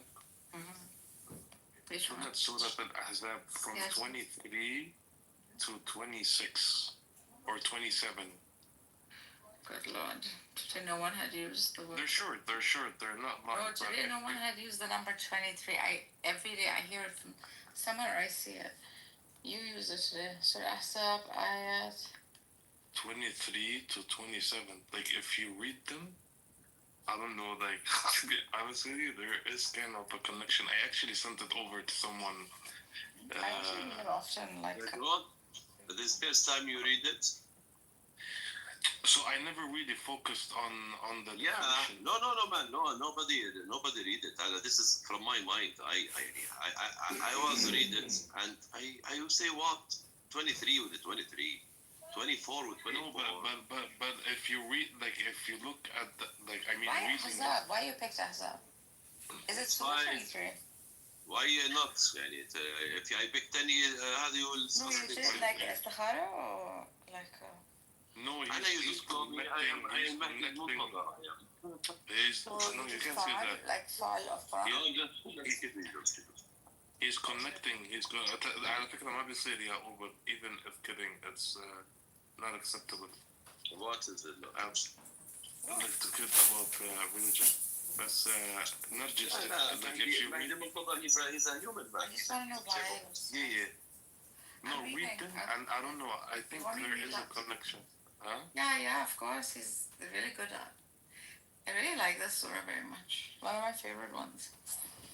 23, right?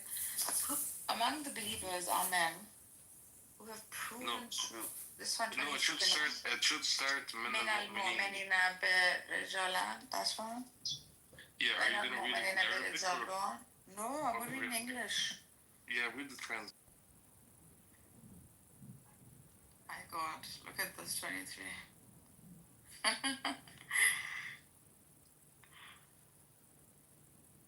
Wow, nice ones. See, نفاق is here from منافقين. I actually sent it over to ask if, like, what could be. Is it possible to be a connection to what's happening? Yeah, so there's a lady I know, okay? She does like this, like, she uses dots techniques also, but she's very, like, spiritual. So she uses Quran like this to, like, guide. No, but when you read the translation of those verses, it's on the dot. You literally see what's happening. Yeah. Good one. Drove back in their rags. I'm telling you, it's happening. Like a good will come. Some winning will happen. Like literally, exactly. Yeah. Wow, Empty-handed sin. Oof, man, what verses you've picked? Yeah, you see it? My God. Look at 20. My gosh. Look at 27. Sorry, 26. No, the one with Baradallah or Lazina. That's one. Can you read that? Which one? Which number? Baradallah. Oh, Baradallah الذين كفروا بغيظهم. Look at that. Yeah, but I'm telling you. But I don't think those verses are meant to be exactly for them. Yes, it will. You have to believe me. But also, like, there is, like, I don't know. Amir, did you look it up? It's talking about material, right? I'm eating, brother. I'm eating. Wallah, it's very interesting when you finish eating, bro. Like, seriously, if you look at the verses, very, very interesting. Because it's talking about بغيظهم, right? بغيظهم, yes. Yeah, so it's talking about material things. It's quite specific about it. It's not talking metaphorically, it's talking exact to the point. Like it's saying they will be left empty-handed. They will wear rags. Like basically in a state of poverty. I'm telling you, that's why I told you guys to watch The Messiah. You basically see it in the end, how they get freedom. So the summary I got for it is that these verses speak about the truthfulness of believers, the punishment of hypocrites, and Allah's victory in the battle of the trench, Ahzab. Yeah, no, that was not Ahzab, that was Khandaq. This is Ahzab. No, I mean like the verses. Oh, in the verses for yeah. But Salman al-Farsi, I think. Maybe Iran will join. Because in that battle of the trench, Salman al-Farsi designed those trenches. And it says at the end, and the downfall of the allies from the people of Book who betrayed the Muslims. Wait, I haven't read that yet. No, this is summary. This is summary. I don't know if you have it from your end. This is from my end. Empty-handed, spared the believers, okay. And brought down those from people of the book.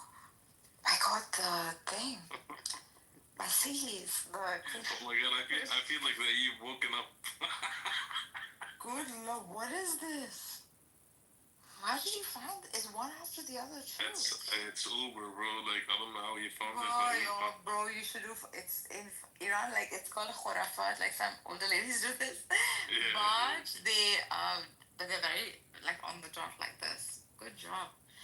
who supported the enemy alliance? My God, it's those, you know.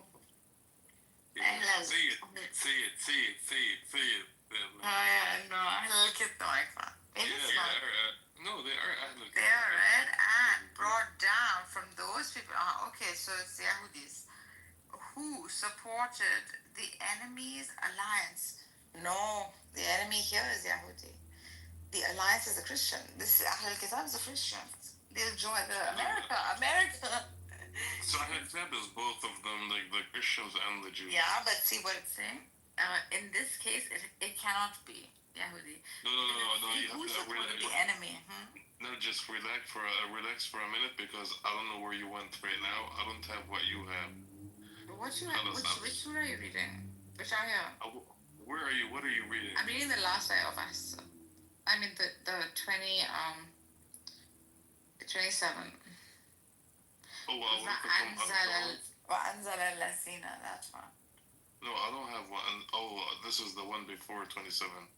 Okay, yeah, 26. He bought down these of the book. Who supported the enemies? Yeah, who supported the enemies? So the enemy is Yahoo. But the ones who are people of the book are Christian. Yeah. The other party. Yeah. All these evangelicals and all of them are from their own strongholds. This is America, bro. Like, it's a Christian country. And cast honor into their hearts. Oh, it's saying he's going to support those Ahl al-Kitab. Who's going to support? Killed. Oh my God, you believers killed some and took others as captives. Oh my God. The heck, man, bro? Okay, wait. We don't want to get kicked out of this room. Oh, the religion. He's eating something yummy. He cooks well. He should invite me one day. Oh, he cooks well. You're saying about this food? Bro, he's a really good cook. He really cooks with love, Amir. All men cook with love. I think we need to get to this. We want you to meet up. Please, don't take that manhoos, that hadith. The guy that blocks you every other day. Well, he blocked me. I couldn't enter Scotty's room. I went to just show support to Scotty. Just text Scotty. I just texted him. And you know how Scotty gets upset. I said, no, I'll come later. You have another account. Go with another. Yeah, today, what did I do today? I just left immediately. Because I felt like poor Buttercup might be under the microscope with this fellow.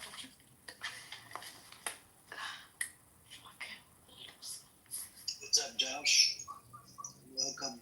Point, come up.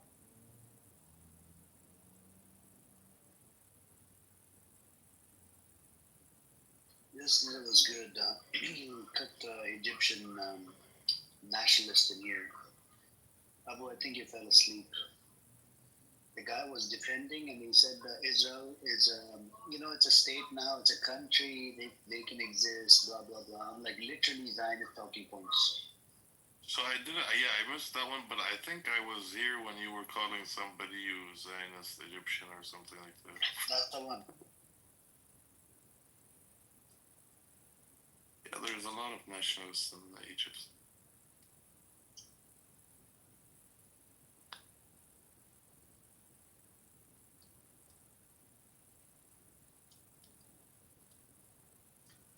You think ceasefire is going to happen?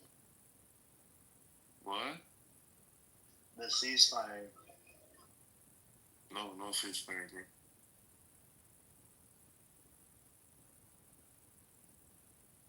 You think Trump will get in there for the ceasefire? No, but did Trump get poisoned yesterday? I don't know. I haven't looked into it. Did he? I don't know. I read something earlier that he got poisoned or something like that. But no, I mean, there's no ceasefire. No, I'm saying, you think Trump will get in there to do the ceasefire? Will get in to do the ceasefire? Yeah, like he did with Iran and Israel. If his master is Allah.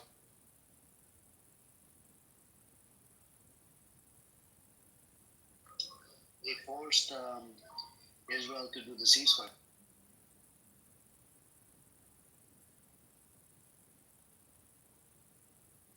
Yeah, but he won't. He's still strong.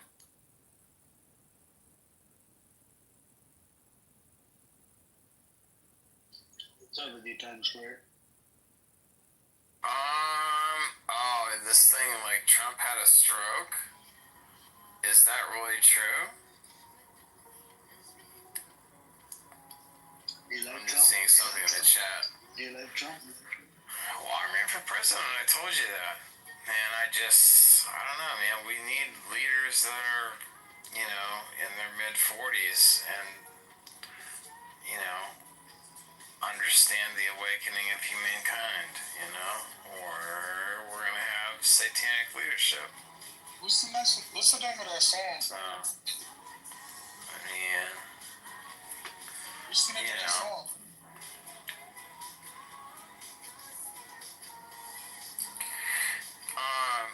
But I want to ask this person, point taken. Yeah, I know. It was based actor on. Trump had a stroke. Is that true? Is there some news source to that? Because that'd be pretty crazy. Unless this is private theory. Yeah. So, as president, I would solve the Israel and Palestine issue by having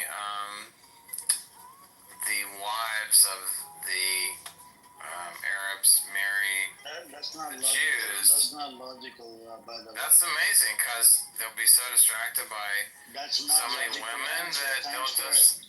Times Square, can you give us a logical answer? But that's a funny answer that actually would just, you got to get to the crux of the bottom line of what both sides want. I mean, there's no deal without a basis of a deal. So give me a basis. You want land? Do you want women? Do you want oil? Do you want money? Hold on, one is occupier. Do you want technology? Are you listening? Hello? Well, Hello? I haven't heard what anybody wants. I I can just do told you, the deal in 5 minutes. one is the occupier, the other one is the occupying party. One is a murderer, and the other one is murdering them. The other one is a killer, and the other people are getting killed. I mean, we have to stop all of this. And so, so then you propose a solution that would solve it all. Remove the occupation, the West Bank, Gaza, and East Jerusalem to be part of the two. So break it into land and other conditions, right? What land? Meaning your solution is okay. So Israel is completely removed from any activity in Gaza whatsoever. Yeah. And they cease all operations there, and they just give up the whole land, right? And they don't seem to want to give up that land for some reason. Right? And so I think there needs to be some kind of land deal like Trump was trying to do with Russia and Ukraine, and I don't know that Israel is so. It's their land. Why should they make it? What is the land deal? It's their land. You seriously don't know anything about this conflict? I do, in a sense, but it's too. It's under occupation since fucking 1947. Well, what part of that don't you get? It's their land from the jump. Okay, it's Palestine's land. Yes, it was called Palestine in 1947. They turned it. They did what they did in 48 by force, ethnically cleansing Palestinians. That's how they were created the state. Even the U.S. president was, terrorized by the Stern. So your solution is, revert it back to 1946 of what it was before this. About Charlie says 67 borders. Oh, okay. So give it back to Alright, well then, I don't know, propose it. Put a petition together. Do something. They did. Maybe they'll do it. It's only Israel that What stops are you going to give to Israel then? What are you going to do for Israel? They're going to get their hostages back. Okay. Okay, well then I guess, I mean, how much land is it? Like, is it like 100 square miles or something? I mean, I'm kind of an idiot and a genius, dude, but I just don't know what I don't know. I've traveled a lot of the world, but this particular situation, I don't have a lot of context because I've been in other places like all over Europe and Australia and the Caribbean and Dubai. I have been to Dubai. Have you been to so I understand that side a little more. Have you been to the Mozambique? I've not been to Mozambique, but I understand that the Arabic people are very faithful and very discerning. And Nicobar Island. You know? I mean, there's places I need to go, man, absolutely. But, I mean, like I've said on here before, Amir knows I've said this, Jewish people have paid me millions of dollars, Arabic people have paid me millions of dollars, and I make a joke sometimes. There was this woman from Bahrain that was kind of a little bit intimate with, and so I'm neutral, and I really, You were intimate with her with like your photo, like that's how you looked when you were intimate with her? Listen, man, I've dated many races. I'm very curious. I'm actually being. But listen. You gotta any race of women will date me. My ex-wife is Asian. I've dated black women, Arabic women. You like I'm trying to get if that's you. Well, now I'm just I'm on my second wife now, basically, man. So I'm kind of You're on your second wife? Yeah, sure. If you want to say that, you know.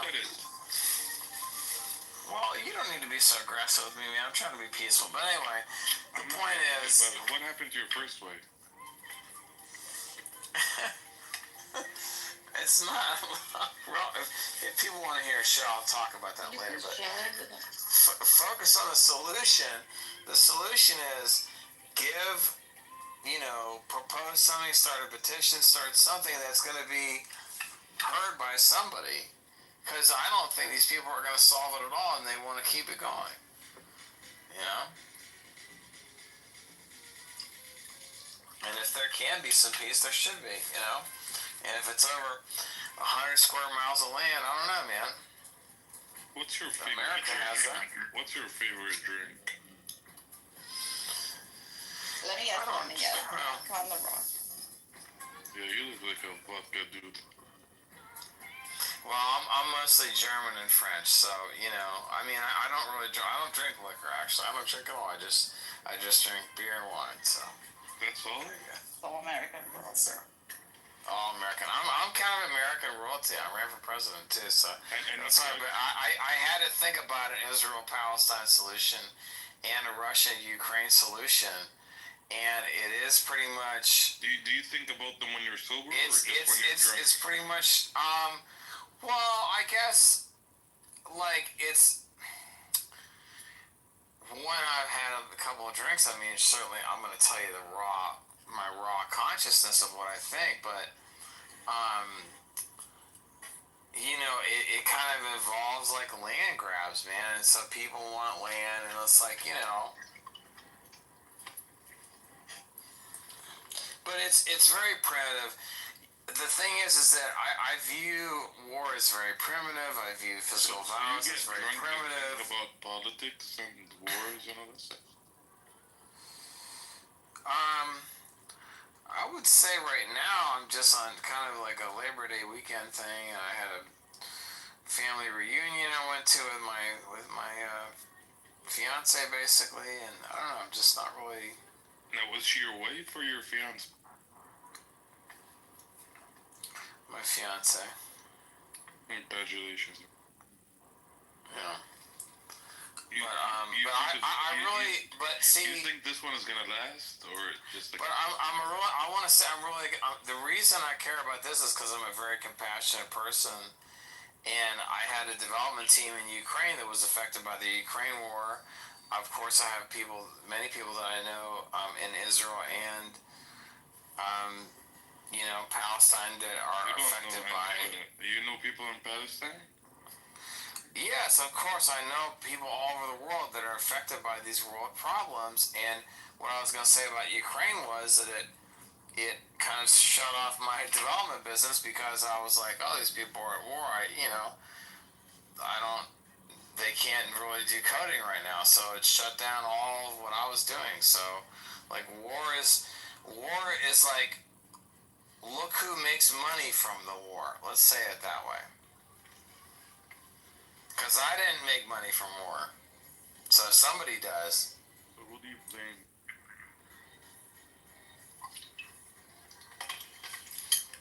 Who do I blame? So, can I ask you something about, you said you have fiance, right? Yeah. Yeah. So let's say if somebody was to come over and rape the shit out of your fiance. What would you do? How would you resist? God forbid, if somebody comes over to your place and rapes the shit out of your fiance, what would you do? I would basically. You be sober. If this is to happen, you're sober. You're not drunk. No. Let him answer the question. I would just take the appropriate actions within my legal rights. In America, you have the right to have the weapon, right? Well, if they're on my property, I would have the right to. Yeah, of course, they're going to come to your property. I would have the right to defend myself with lethal force on my property. Okay. So you would defend. This is what these people have been doing since Hold on. This is what these people have been doing since 1947. They're getting fucking butt fucked and raped in the ass every every chance they get. They keep on doing this in the West Bank and in Gaza, and this is the part it's very hard for you to understand all of this shit. For some reason, you come up here, I'm gonna get the Jewish women get married to the Arab man, and that's gonna resolve the problem. You think out of your fucking asshole. This is the problem with you, and there's a lot of fucking dumbass Americans that I come across every fucking day, not just on this app, in real life as well. I know.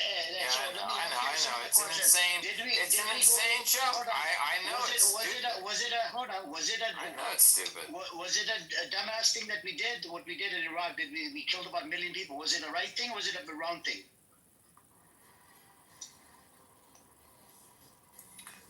Who did that? Americans did America did this. Yes, America did this. You have to deal with the chat. Yeah. Well, again, the thing, my perspective is. I just said yes or no. Yes or no. Was it a good thing that we did? Who made money from these wars? I'm not talking about fucking money. I'm talking about in your opinion. Hold on. I'm talking about in your opinion, in your fucking opinion, was it a right thing or wrong thing that we did? What we did in Iraq and Afghanistan and Libya and a whole bunch of other fucking countries. I believe all war is wrong and primitive. It's monkey shit. No, so it was wrong, correct? All war, in my opinion, all war is wrong and primitive. It's like monkeys fighting. It's stupid. Okay, that's your opinion. Okay. But so that is my opinion. If it was wrong, hold on. If it was wrong, we had that fucking son of a bitch, Anthony Blinken. Anthony Blinken lied in front of a Congress, changed the fucking whole file, and it's a felony to lie in front of a Congress about Israel. He lied about the humanitarian aid. There was no fucking humanitarian aid that was coming into northern Gaza and whatnot, and he lied in front of fucking Congress so that way they can keep on supplying weapons. We have a law called Leahy Law in America, which was violated. From it? Trace the money and trace that's what I'm telling you. We weren't talking about the money. Solution. Hold on. We weren't talking about the fucking money. It's no one will say these things. Hold on. Blindly support of Israel. This is where we have a problem. Blindly supporting Israel. Zionism, which we're clearly in. That's what we're talking about. There you go. Wrong. Yeah, that's not neutral. Money can come later. Zionism blindly supporting state of Israel. That's where we have a problem. You need to get your facts straight, man. That's stupid as shit, man. This is the and then we literally had a fucking pedophile in Vegas. He was able to leave to fucking Vegas. He even missed out his court date. His court date was like yesterday or something. A fucking pedophile, and guess what? The state attorney, she's Israeli Jew. She protected this fucker. And there was about 8 of them. All I can say is, again, my opinion, all war is primitive. Physical war is for monkeys, which they still want to do. Trace the money of it. The defense contractors make money. All of these, government contracting people make money, and they're different, disciplines. And, that's something that probably not a lot of people will say. Maybe no one will say that. I don't care if Hey, but you have a problem. But that's the truth. There's one truth. You have a disease there is called one greed. truth, and there's You have a multiple disease. interpretations. You have a There's disease called one greed. truth. Do you know what the disease is called that you have? It's called greed. All you give two fucks I don't is have about greed. money. Yeah, Maybe you I'm do. greedy for pussy. That's the biggest disease you have, motherfucker. You would agree with maybe them. I'm greedy You would for agree with them Bahraini if and they pussy, gave you man. money. I'll tell you that much. Yeah, bro, shut the fuck up. Shut your fucking mouth. Go get a fucking pussy in Mexico or something. It's like $10 an hour, motherfucker. You people, piece of shits like you, I come across quite a few every fucking day. You're a legend. And this is the dumbass American that I came across on this fucking app. And then he talks about I got millions of dollars from Jews, I got millions of dollars from Arabs. Who the fuck would give you a single dollar? Motherfucker, because if you people had trust fucking me, knowledge, they know me, and they believe in me, and they trust know you in I'm what? Trust you in what? You don't have any fucking knowledge in I'm relation to what's wrong. happening. What's Prove happening in that the I'm Middle East? wrong.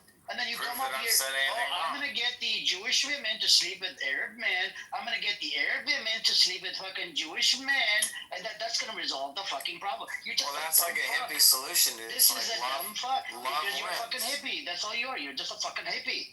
Are you in love with it? With an You Israeli are a woman? fucking hippie. You don't have Yeah, any well, that's fucking cool, knowledge. man. Well, What's going I on? love that. Do you have any knowledge about American laws? The way they're fucking fucking us over like multiple times. Literally, a pedophile was able to leave fucking Las Vegas all the way back to Israel. A pedophile, back on the streets of fucking Vegas. You okay with that? We got a whole bunch of pedos in the Congress. We got Trump. His DOJ came out. His name is on the Epstein file. We got a whole bunch of psychopaths in the fucking Congress. All they do is booty clap for Israel all day long. And then you sit here, you're sitting on your fucking ass or whatever, drinking your life away, and you make up bullshit. You come up here, you make up bullshit. You want to get Jewish women in bed with Arab men. You're just a mental retard. That's okay. That's all right. That's a joke of a solution. Okay, you're right. How many times have you said this? How many times did you come in here and you said this? Nuanced than that. How many times did you come in here and you say the same joke? Because, I have said it a few times. That's okay. Yeah, and I gave you a scenario. If these motherfuckers were to come onto your property and fucking rape the shit out of, God forbid, rape the shit out of your fiance, what would you do? You pull out a weapon and you resist and you'll fucking kill them. In America, this is how we do it. But in your whatever my legal rights are on my property is what I'm going to do. Yeah, but this is what the Palestinians have been doing for over 50 years.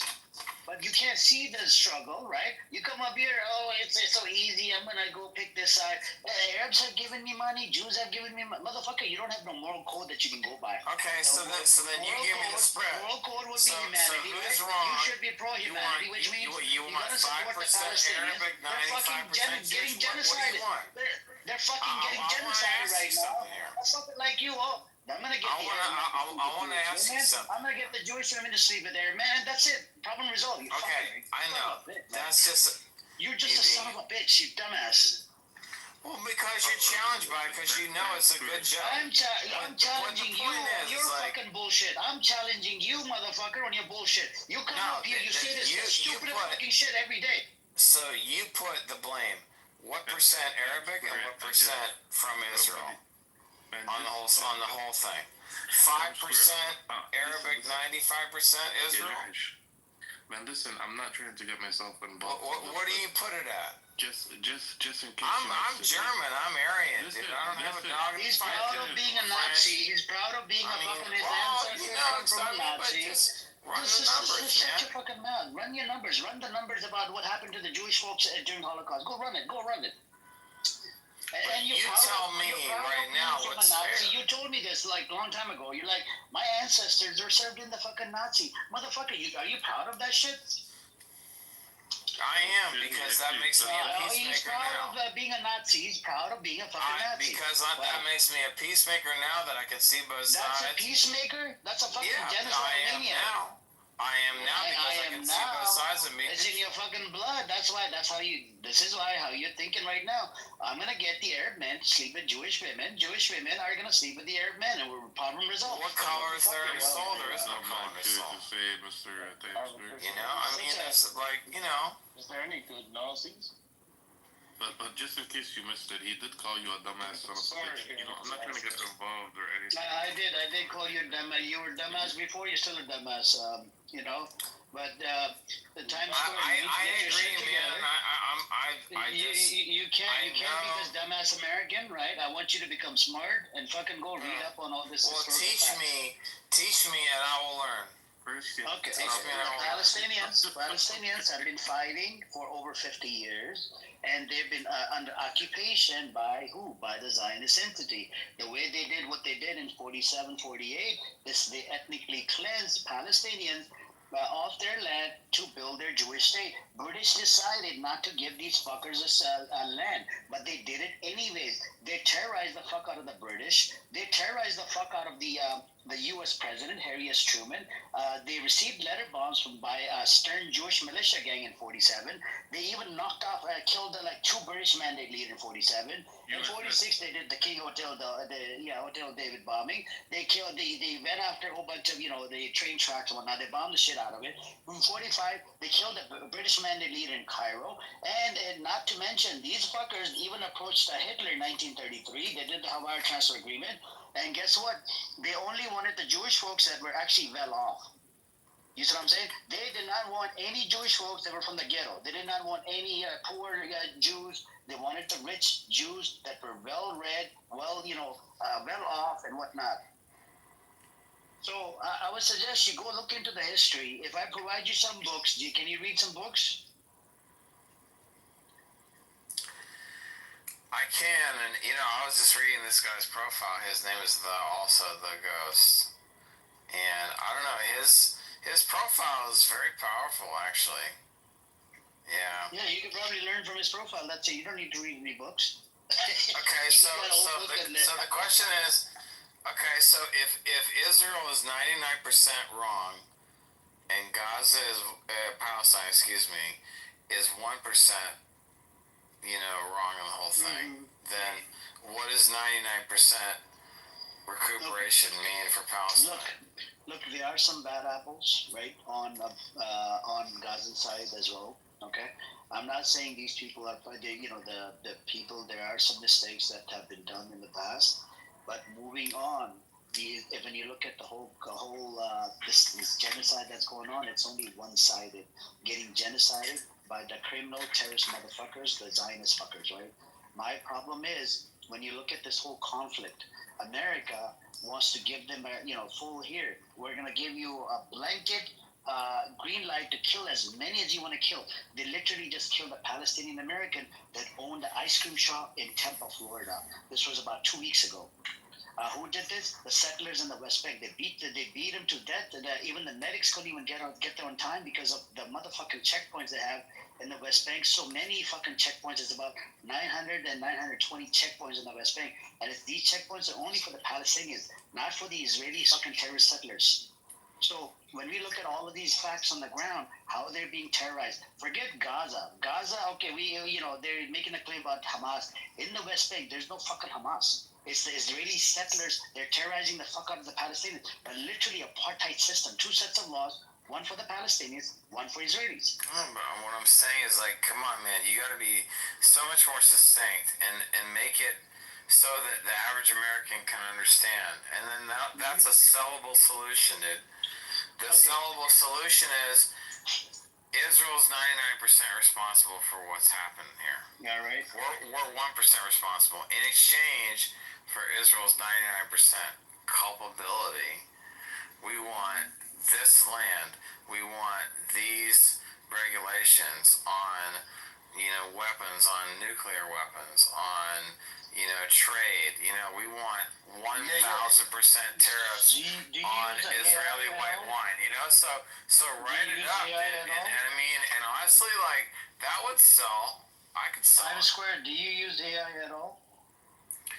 Any second I want. Okay. Yeah. Tomorrow, when you get a chance, when you're not drunk, when you're sober, Ask ChatGPT, can we part ways with Israel? And it will tell you, yes, we can. So what I want to see, you're pro-America, right? So you want to say can Palestine part ways with Israel? No. Can America part ways with Israel? I'll ask it right now. Let me see what it says. Yeah, can it will tell you, part yes, ways we can. with Israel? Yes. Well, it's gonna bitch about that because the OpenAI is controlled by Altman. No. ChatGPT, check ChatGPT. America can part ways with Israel, but doing so would be blah security. Yeah, but this is really But what I want to say is that why are we saying about the United States? I think that Israel and Palestine need to do their own deal. They need to run their own numbers of who's responsible. Times Square. You're not getting the point. Yeah. So the countries, how they're poking the bear, they went after Syrian land. Inside Syria, they've taken over Golden Heights, buffer zone. They bombed the shit out of Syria. Right, all their military bases and whatnot. They went after Lebanon. They took over that Sheba Farms, which is disputed land between Lebanon and Syria. They're building more settlements in the West Bank. There's more than 700,000 illegal settlers that live in the West Bank. Gaza, they've occupied more than 75% of the land is under occupation by Zionist entity. Yemen, and they want to take over more land, and they want to take some land probably from Egypt as well down the road. It might become their greater Israel project. My problem is when you poke the bear, right, Egypt or whatever, and if they want to attack Israel, they don't attack Israel because they're scared of America. They're not scared of Israel. Israel is a tiny, shitty, garbage land. I don't know why it even's there. Why it's a threat to the fucking Middle East. You see what I'm saying? It's a threat to the society. They coexisted before 1948. Why did you have to fucking create a Jewish state? And it's filled with Jewish supremacy. They literally passed a law in 2018, self-determination exclusive to the Jewish people. Yeah, well, I mean, all I hear is problems, and I don't hear solutions. And if you have a solution, then write it up. The solution is, I'll give you one more time. The solution in 3 minutes or less. Okay. I'll give you a small solution. American government position is two-state solution, 67 borders, which includes West Bank, Gaza, and East Jerusalem, which I'm okay with it because I don't want Palestinians to live with the rapists. I look at these people as rapists because they've been raping the shit out of Palestinians for over 50 years. They're not gonna go back to their fucking homeland where they came from, Poland, Ukraine, or whatever, Germany, wherever the fuck they came from. So I don't want the Palestinians living, with these people coexisting because they're gonna get raped again, right? So instead, they could have their own sovereignty, their own autonomy, and a whole bunch of other shit, and they could run their own show. And I want to see UN peacekeepers at the border as well. They're by the UN. So that's what I want. But these people, they're not willing to do it. And they're calling Judea and Samaria, they're using a holy scripture to call the West Bank Judea and Samaria. How do you do that? Like, you don't believe in, these people don't believe in their scripture. Why would you call a place Judea and Samaria? Yeah. Okay, but in terms of the actual land division, what is your solution again? I just told you. West Bank, Gaza, and East Jerusalem. It's gonna be called Palestine. Okay. All right, and then that's it. So if you have the land, then you're happy with that. Yeah. That's your solution. Yeah, that is because it's listed on Hamas charter, so I'm going based on that charter. Okay. And then there'd be total ceasefire with everything, and Israel would agree, and you would agree, and that would be it, right? Yep, that's it. There would be no more threats, and the Palestinians, anybody that terrorizes the fuck out of Israel, whatever, on the other side, the Palestinians will look after their own bad apples. They will, they will do what they can, and Israel would have to stop stealing land from all over the fucking Middle East. But the biggest problem is they're gonna start to self-destruct. They're gonna start fighting each other. And so, what if I started a 2028 presidential campaign based on your premise? Would you? 2028. You want me to vote for you? Is that what you want? Well, 2028, I'll be in office. So we have Black Rabbi that comes in this fucking night and wants to be president in 2032. Well, I already ran in 2024, so Did you really? How did that go? I really did. And so Trump. Well, I don't know what happened. Did you raise any funding? How much money did you raise? Well, I had a challenging campaign, so it didn't work out too well. You didn't raise any funding? Was it 5,000, 10,000? Sounds like a crash and burn. Yeah, it really was no good. It really screwed up my life. But that doesn't mean that I don't have political influence and I can't help a little bit. But that's cool. Okay, well then, so the thing is that you should articulate that into some kind of solution, or you can make a petition. You're not getting the point. By the way, and then I can have tons of Jews sign up for it. Hold on. Times Square, the American position is two-state for a while, but guess what? Every president that takes office, they always turn it down. They don't even, cooperate or concentrate on the two-state. They let it go. They leave it to Israel. This is the problem. This is where the problem is. And what's the disease? It's the fucking Zionist integrated disease. It's freaking. We got, our Congress is actually infiltrated with a whole bunch of Zionists. You know what I'm saying? And there's a lot of pedophiles, a lot of, and they even have, I don't know if you've seen the video of a former Israeli. But the thing is that what if they change their minds, and how many square miles are we talking about that is really at issue? Maybe like, I'm gonna have to Google that. I don't know. I mean, 1,000 square miles. Well, I don't know. I'll give Israel 1,000 square miles in Texas, and Palestine 1,000 square miles in Florida or something. I mean, I don't know. It's just land. So just kind of elevate yourself beyond to the land. The land. Okay, well, so I mean, I know, but land is just elevate yourself a little bit beyond. I mean, you can. Reality. Sorry. Again. What you suggest?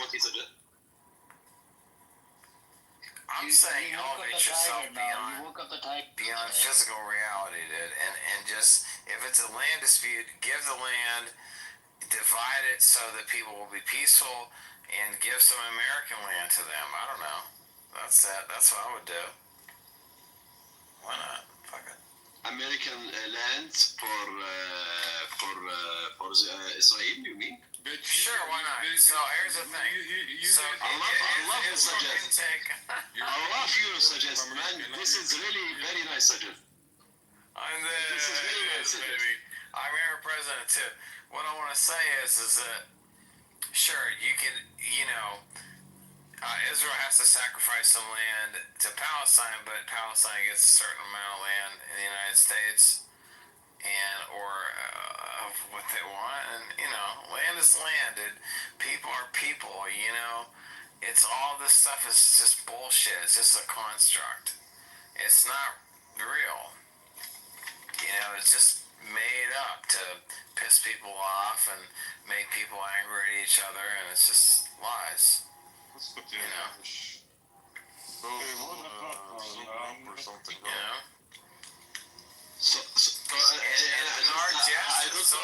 I get you. Well, I get you correct or no.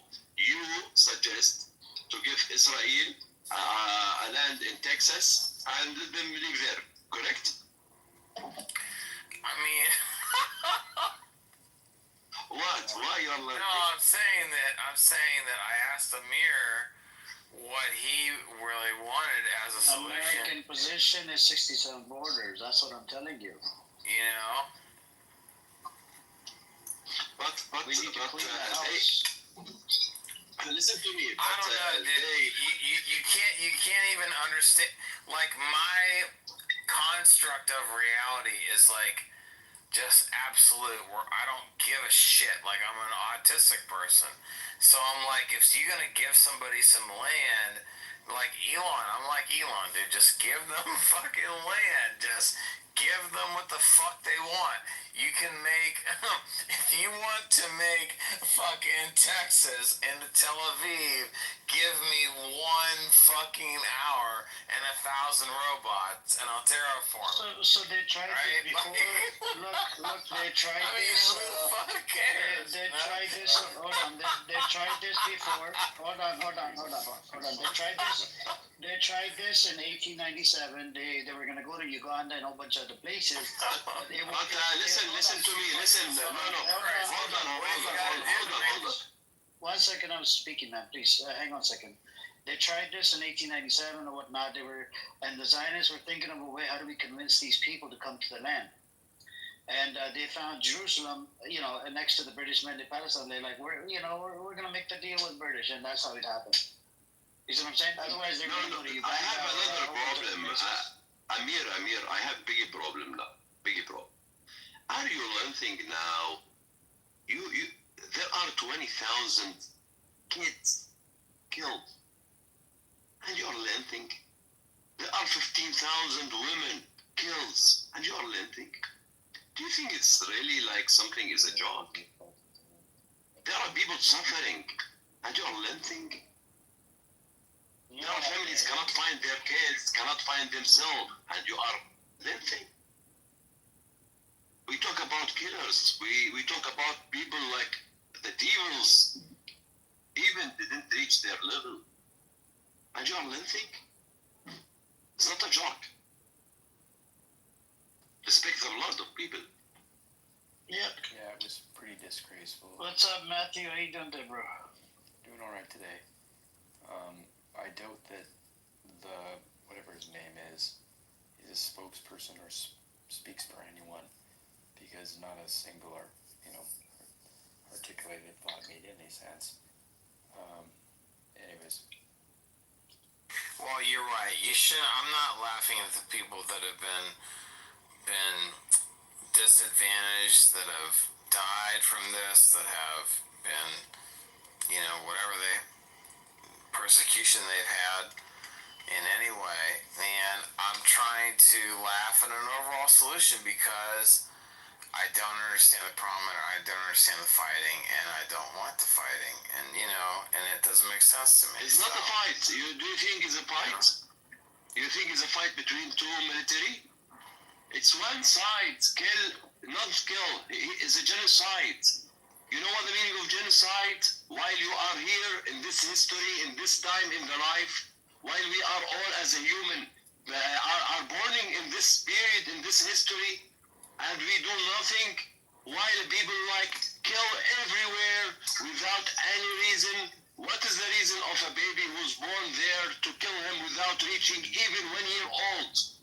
You know how many kids born and die within just 1 year? 275. I give you a number. I give you names. What is the reason after that? And we are apart from this history. We are apart. While this is happening now, while we are talking, is that what we are? I know the reason why it's happening now. If you want to know the reason. But yeah, life is very tragic right now, because humanity is in a big movement of consciousness, and that includes, potentially the revelations, and that includes all the stuff with Israel, and Israel is very important in Revelation. It's okay to say something when you don't know the answer. Like 1 million people, I think it was a couple of years ago, died in Ethiopia because of conflict between Eritrea and Ethiopia. Years after I found out, it was never hitting the news. So there's lots of things that happen internationally that we aren't always aware of. And most news that we get is through corporations who have interests in certain narratives. But I would say to anyone that's, no, for the most part, I would say like 99% of America, or just people in general, would not be okay with what's going on there. I think that the misunderstanding from this group is that the general knowledge of what's going on in the Middle East, we just don't have it. It's not on the news, which, makes me ask other questions like, why the hell? If, they have a segment for a dog walk in a park, I'd like to fucking hear about genocide happening on the other side of the globe. Yeah, it's wrong.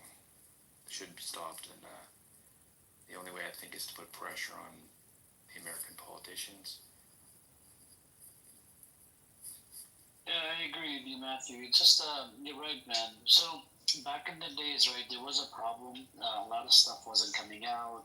We didn't have the access to the way that we have the access to like news nowadays, right? We got Twitter, we got this app, we got Twitter Spaces where you get to hear live voices. You got Instagram, TikTok. You wouldn't believe it. I was talking to my friend the other day, and I asked him about this Palestine and whatnot. You know what he said? He said my 12-year-old learned all of this related to Palestine, what's happening, whatnot, on TikTok. So TikTok played a pretty good role in changing the narrative where people realized that this is fucking genocide and these people have been killing them for over 50, 70 years now, And so TikTok played a large role, and that's why American government they were going to go after TikTok, And you heard about it, right? Heard about what? The American government was going after TikTok. Yeah, that was a couple years ago.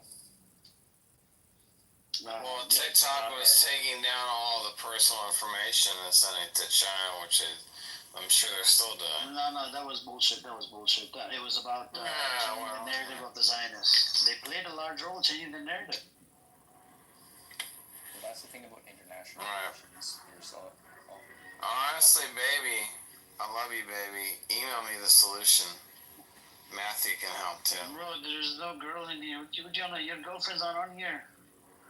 Baby. Don't call us baby, bro. Bro, I don't roll like that. Babies. Email me. Let's honestly, if Trump's out, dude, let's take it over, man. I'd love to be president. I'd love to help this whole thing. I'll do it. 100. I'll run it up. What cabinet position do you want, Matthew? I don't want anything. What cabinet position does Narc? Are you drinking and driving? Are you? No, I'm not drinking and driving. Stop lying. Stop the cap. Are you? No, of course not. Because I could hear ice and fucking glass or whatever. No, of course not. If you are, pull over to the fucking side and get an Uber. Stop the car and get an Uber. Yeah, don't tell people that. You would be responsible for life. Stop the freaking cab and get an Uber. I'm not at all. Oh my goodness, this is pathetic. We got drunkies on the side, man. Fucking, Yep, he is. Don't you want American royalty as a president? Yeah, you do. No, I definitely don't want you as a president. Yeah, come on, Jerry. Yes, you do. No, I don't. Yeah, you do. Anyways, I'm American royalty, man. So, just if you can mute up, please. Peace out. Talk to Matthew. Okay, bye-bye. Love you, baby. We'll solve it. What the fuck? Yeah, this is some gay shit, man. Anyways. He's like a typical American for me, though. Yeah. Ignorant, dumbass American. Doesn't have any clue what's going on around the world and what America, is doing to other countries. Anyways, Matthew, were you able to look at that article that I posted? I think from Omar Barto about the genocide. Sorry, I just got busy today, but I will. Yeah, no problem. Do you think, if you have time, just read up on it? It goes through a lot of different points and whatnot, and it's very disturbing. What's the coolest notes of it? I will look into it, but is it just documenting, like, various atrocities. It proves the intention. Where is it coming from? It's coming from the officials of Israel. And how is it committing genocide, and how did he come to this conclusion? He's a genocide studies scholar, Omar Barta. He's an Israeli Jew, and he's got a lot of experience under his belt, and so yeah, look into it, man. You have the link. Let me put it in the chat. The reason why I mentioned yesterday why I think there must be a religious element to this is because even if Israel succeeds in gaining like the Greater Israel Project border, that doesn't, like, they're still basically opponents they'll have taken land from, so they'll basically have started a world war where no country is going to back the aggressor country, or at least I would hope so, but I guess I've lived through that before. But yeah, I just don't see what their end game is. It doesn't end well for Israel. It doesn't seem to be. But do you religiously support Israel, Matthew, from a religious perspective? No, I think the leap that I made, it was probably this year or last year, was that Christianity is a distinctly different thing than Judaism. Jesus was a practicing Jew at the time, but when he died, he fulfilled all the prophecies but the Jewish people didn't recognize him. Some did, but like the Pharisees and the Sadducees and the government officials, they didn't. So Jesus was put to death, and basically the Jews never recognized him as the Messiah, so they still expect, some sects within Judaism still expect their Messiah to come, and I need to learn more about that, because every major Abrahamic religion has their own version of an end time story, and I need to learn more about what that is, because a lot of Netanyahu's behavior, at least to me, doesn't seem fully like he's fully planned everything. A lot of it seems like, yeah, there has to be some, like, where he expects maybe he's gonna, like, the Messiah of Israel to return, because why else would he be so, the way he's waging war currently, and he's losing the public relations war, in my opinion. I've never before heard so many people with anti-Israel sentiments. So yeah, maybe you could make sense of that. One caveat though, Islam doesn't, built within Islam, it is like a distaste and dislike for Jews. So, and they have like a ton of history of them being very much in conflict. So It's not true. It's not true, Matthew, because one of the wives of the Prophet Muhammad, peace be upon him, she was actually a Jew. And what's mentioned in my book, because I'm Muslim, some of the Jews, right, some of them, they spread the corruption on the land, they killed multiple prophets, and they broke the covenant. Some of them, not all of them, right? Wait a minute, is it more than one prophet? Yeah, more than one prophet. We look at Jesus, peace and blessings upon him, as a prophet as well. We look at Prophet Moses, the one that the Jewish folks received the word of God from. We look at him as a prophet as well. So we have multiple prophets, more than 10,000 of them. Okay, so and what is, I guess why, because Jesus made Christianity was a prevailing religion in most of the Middle East for at least a couple of hundred years, and then Islam popped up. And what exactly did it change or did it alter? And how is this the definitively last text of? Look, no offense to you, but so the way I understood history was the Torah, right? It was supposed to be abrogated by the Bible, like Book of Gospel and whatnot. and then all the other books were supposed to be abrogated by the last book, which was the Holy Quran, right? So that's how I understood the history, and because the books from Muslim paradigm, they've been compromised. You see what I'm saying? And there's some even rabbis. There's actually an article posted in Times of Israel. They actually said that there's the book has been compromised. Is this like an interpretation of the original text? Yeah, you could say not interpretation. Some of the wording, some of the stuff has been changed. And same thing. No offense to you, since you're from Christian background. No, Christians have that same issue, dude. Like, there's different denominations that have 100-year wars over. Like, for instance, the Anglicans versus the Church of England versus Rome, the Catholics. Like, that's only one example, but and that was more or less just based on interpretations.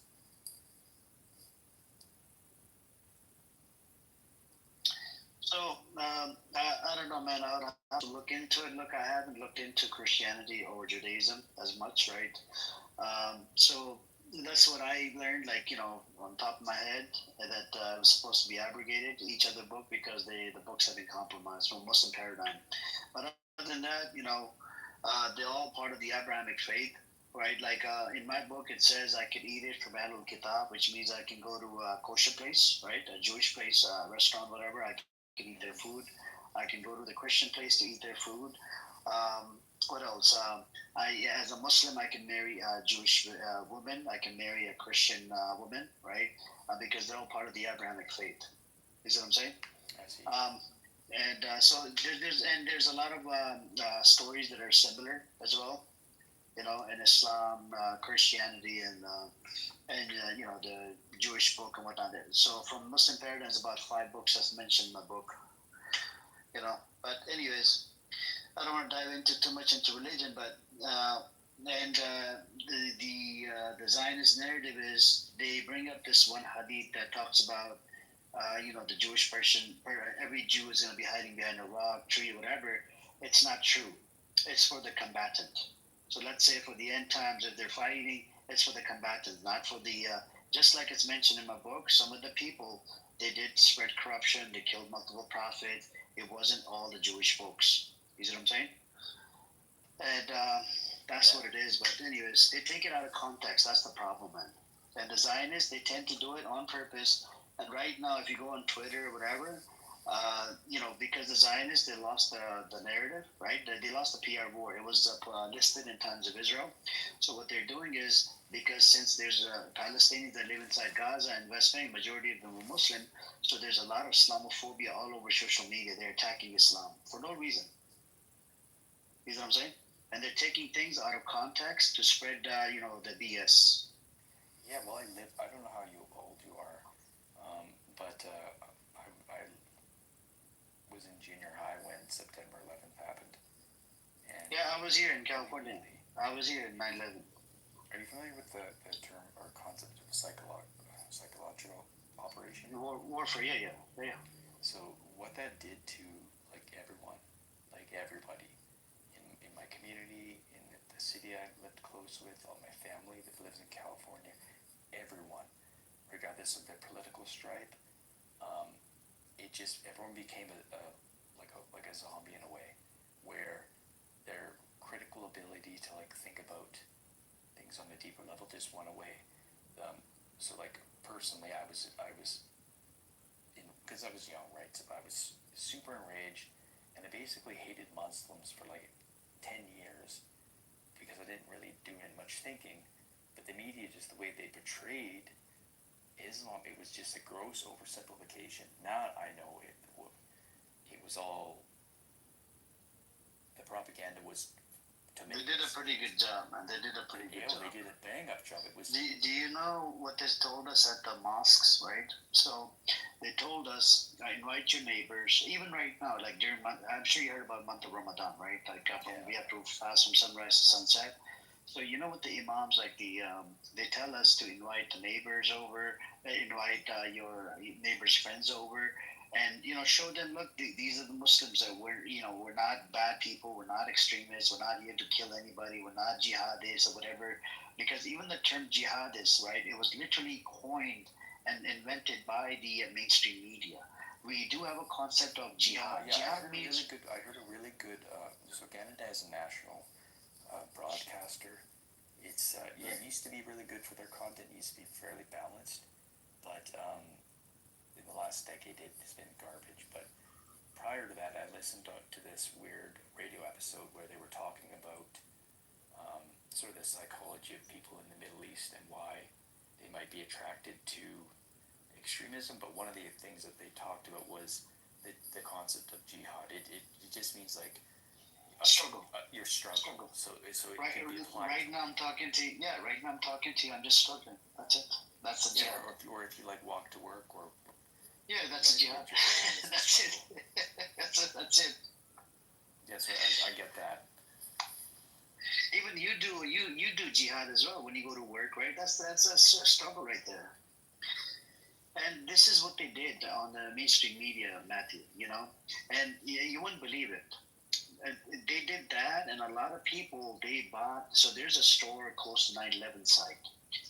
It sells all Islamic books or whatever related to Islam, right? Like the holy books, Holy Quran, Kareem, whatnot. So that store. I think I heard it was 500,000 or 1 million copies of the Holy Scripture.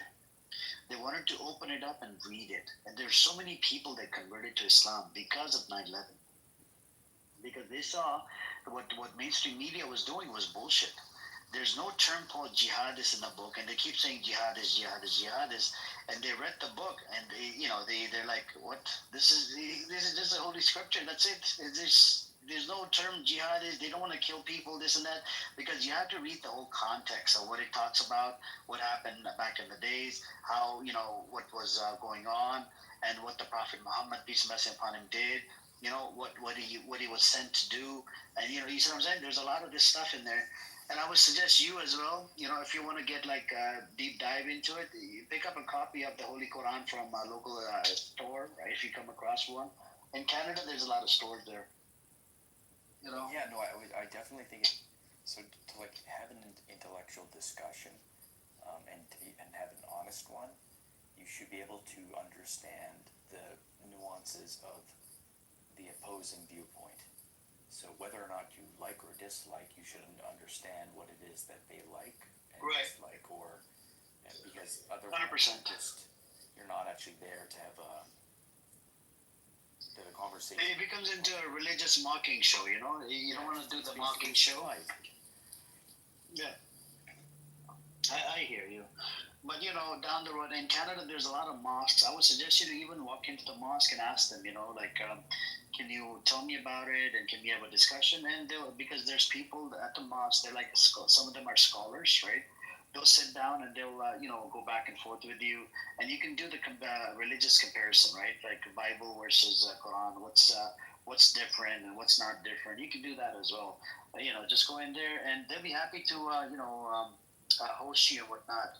Because after 9/11, they told all of us Muslims at even during Friday's sermon or whatever, they'd be like, go out, spread awareness, let people know we're not terrorists, we're not this. And there was a lot of Islamophobia after 9/11. Even the attack that happened in California, I don't know if you remember the couple. They did an attack on a health facility, right? And after that, I didn't get that one. I remember there was a son and a boy, I think in the Washington area, that were snipers, and then. But Matthew, can I be honest with you? So right now, American weapons are being used to kill innocent parents, mothers, sisters, daughters, and whatnot. Let's look at it like this. Do you think those people will hold grudge until they become 18 and come back to America to do the attack? They might. Oh my God! If it was me, yeah. You see what I'm saying? Now, everybody knows. Right now, the way social media is, whatnot, everybody knows. Even inside Palestine, they do have access to the internet. They're able to see the videos on YouTube, whatever. Who's funding, who's giving weapons to Israel? America. Who else? Germany. Who else? UK. And these countries, they think that they're like above God. You know, the leaders of it, the country leaders. The governments themselves, I would utterly agree. The people of the country are like any other country. They just want to put food on their table.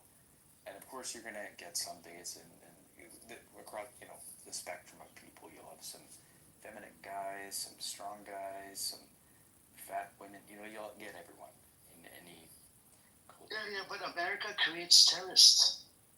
America creates enemies. They did it in Iraq. They killed about 1 million people. Afghanistan. They killed over 200,000 people in Libya and a whole bunch of other places. So when you keep killing, right, killing, innocent people dying, those people, right, that have lost their family members during whatever so-called war, they can come back and attack. They attack the government, attack this or whatever. Would that be justified?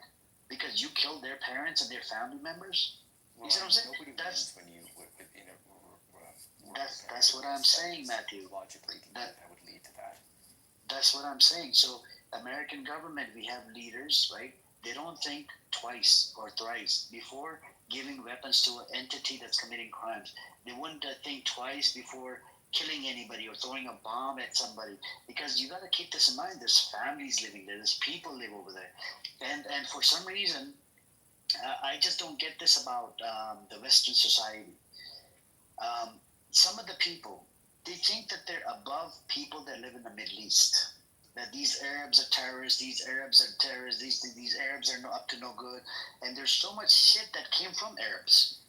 If you Google it right now, I'll tell you why. So I was involved in politics for quite a few years in Canada, and one of the key things of the party that I was part of is years ago now, but we were really successful on our marketing, and the reason why we were successful in marketing and the difference between Canadian democracy versus we have a parliamentary democracy.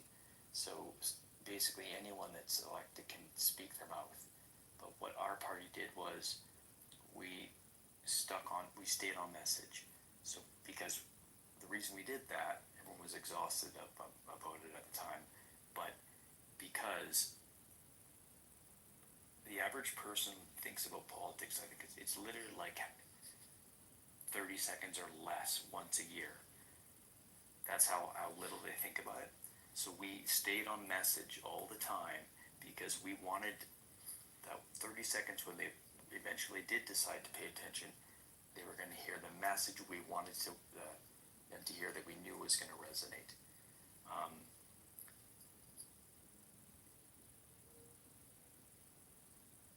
was going somewhere with that point. But basically, North America, and probably for a large part, like all Western countries, our media is firmly captured. And I'm not being hyperbolic about that. I mean that literally. Like about 10 years ago in Canada, the current Prime Minister at the time said that he was going to pay because print media, like newspapers, were starting to die.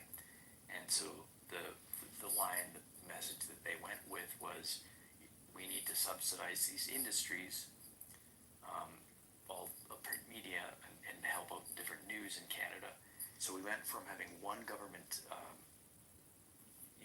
CBC, to absolutely every single provider of news in this country is paid for in large part from the government. And what goes along with, there's basically these organizations or companies will be ran by boards who will set the parameters for their messaging for the year. And it could be as loose as like, look, we want to focus on women's issues, Aboriginal issues, but it's plain as day because when the Prime Minister that brought in these changes came in, like the media, the CBC stations, before he made all the changes to the rest of the media, it was the most biased I'd ever heard it in years, and I stopped listening to it altogether. But why I highlight that is, if people are smart, okay, even if they're not that smart, they can figure things out and they can go with their gut. But if they're not given the right information, or no information at all, they're not going to arrive at, well, they're not going to be part of the discussion, right? They're not part of the decision-making process.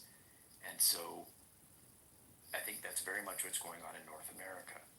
Like the majority of the North American public, and people sometimes forget this, because they just blame George W. Bush, because that's what people do, but the majority of the American public was in support of the war, the invasion of Iraq. It wasn't just George Bush's fault. I mean, there was a whole team of them, but the media's control in producing or projecting the reality that they want, and the consequences from that are, well, they're not stewards of the earth currently, it doesn't feel like, because and the American system seems to be in need of an overhaul. I still personally think that the American Constitution, as well as the original it's the best that the world's ever seen, but it's not being practiced in reality, and it's time for a reckoning of some kind. I prefer peace, with all solutions, but let's see what you have to say. Peace. Hey, what's up, Marcel? What's up, Josh? Welcome, guys. What's up, brother? How you doing? Everything good? Yeah, my Miami Hurricanes college football team, they won today, so I'm very grateful that we got the win. And Amir, I talked to my entertainment attorney today because my Instagram is still down, my main account. So we're gonna sue Meta. Good luck, man. Yeah, we're gonna sue Meta, and been 3 months, man, without my account. It's ridiculous. So I'm part of 2 class action lawsuits right now with 2 different lawyers' office, because there's several class action suits against Meta for their AI technology disabling accounts, so I'm part of 2 class action lawsuits, and then my entertainment attorney is first going to send a demand letter or something, and then after that we're going to sue them. I hope you win it, man. I hope you win the case. Me too, man. It's not good what they did here, and it was a mistake. I even got an email from them saying, here, I'll read it to you. It says, we found that our AI technology made a mistake adding restrictions to your account. Thank you for taking the time to request a review and helping us improve our systems. Our priority is keeping it. So they reinstated all my accounts except my main one. The account that caused my main account to get suspended, they gave that back to me, but still my main account is suspended. So I have proof. I have screenshots from them telling me that AI was the reason why my account got suspended, and I have proof saying that they made the mistake. So I have everything I need. So I just want to get my account back. I could care less about the money. Oh, perfect. Yeah. Assalamu alaikum, everybody. That's what I'm dealing with on my end. That's good. Hopefully, good luck, all the best to you with that thing, man. I mean, it's tough to win against Meta, because Meta is just basically was actually shadow banning people for sharing anything pro-Pali. The whistleblower came out and she said it. And it's all thanks to Mark Zuckerberg, because he's a Zionist. What do you expect, They did that to me, bro. They shadow banned me when I posted about Palestine, and they did that to a lot of my friends too. They want to control everything. I don't know what to do. Zuckerberg, he's Jewish, right? He's a Zionist Jew. Yeah, I thought he was Jewish with that last name and just the way he looks, I guess. I don't know. Hey, do you make your living from those 2 accounts that you can't access? Yeah, man, those are 15 years. I got tons of celebrities follow me, record label executives and video commissioners, A&Rs, artists, manager. Like, I built that account over the past, I opened it in 08 or 09. So, I mean, I've had it through film school, through, Yeah, that's crazy. There's a whole new domain now where, like, that need rights. So essentially, like, I heard of a guy who had a video game account that was worth a lot of money for some reason. It's been about a decade since I played video games, but his girlfriend deleted his account and he lost everything. And yeah, random people getting blocked when their livelihood is from, creating content. I've just never heard of anyone, personally speak to it, so that's neat. The problem is there's no way to contact them, directly. I mean, I'm verified and I sent them a message and everything, but like I can't call them, I can't email an appeals team, so it's like, and then they apologize and reinstate all my accounts, but my main account, I have like, I don't know, 45,000 followers on that account, but it's all my content and pictures of me with my work and my clients, and so I'm just really confused. So you gotta go back to them, I guess. Well, I mean, at this point, I've exhausted everything. I've mailed letters, certified, all kinds of stuff. So, I mean, the last resort for me is legal action. Because I did a lot of reading on Reddit, and a lot of people went through this. Some of them got their accounts back after sending the demand letter. Some of them had to hire attorneys, and then once Facebook realized that they have attorneys and they're taking them to court, they reinstated their account. Brutal. Yeah, I would go the lawyer way. Yeah, I should have done that a month ago. My account was doing between 2.5 and 5 million views monthly. What is that like?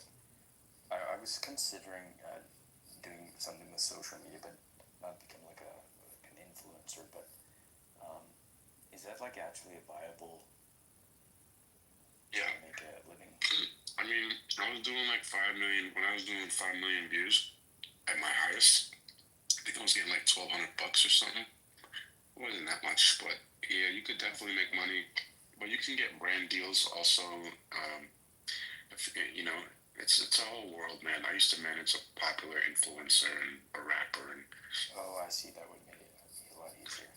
I learned a lot through that process of managing, talent.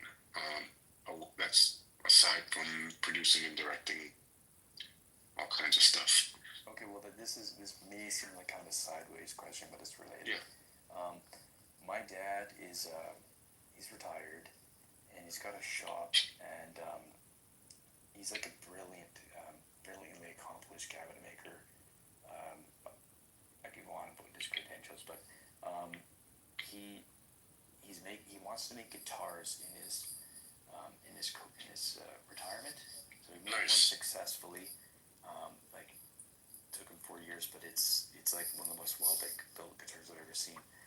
What do you think would be the right way to approach? I don't know, getting his out. If I take some good pictures, is that enough? Or like, how would you? But of all the platforms, guys, that you can grow the fastest on is TikTok. TikTok, you can grow the fastest out of all the platforms. So I would do a lot more videos and, put pictures in between the videos posts. But TikTok is definitely the top of the food chain. So you just got to like a couple hours footage of him in the shop and then cut it up and make it interesting, kind of thing. Yeah. On TikTok, there's an option where you press a button and it'll automatically make it, it'll edit it for you and make it cool. And they have about 10 different settings that you can choose from.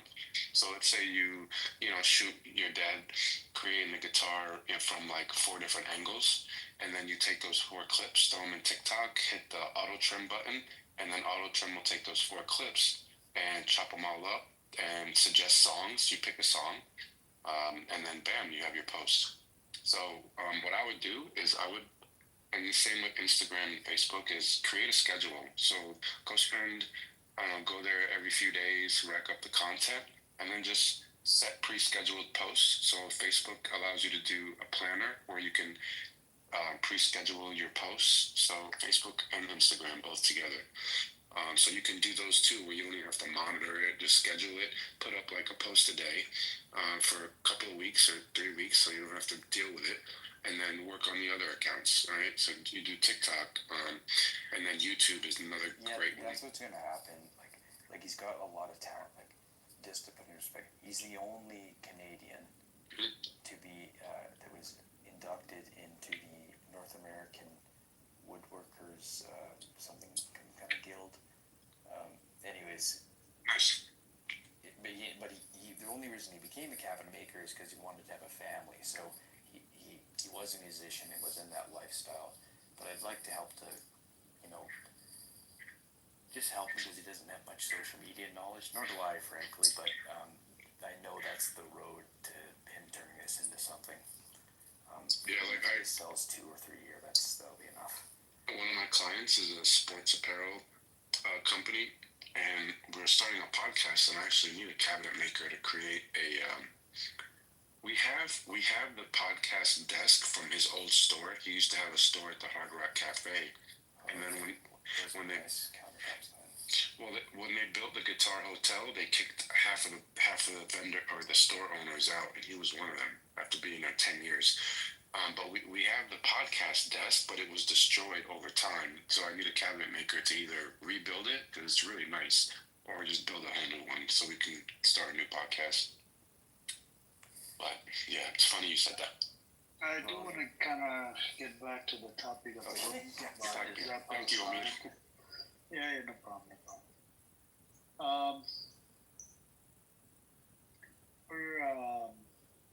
There's a big problem with the American government recognizing, America is trying to do everything in their power to recognize Palestine as a state.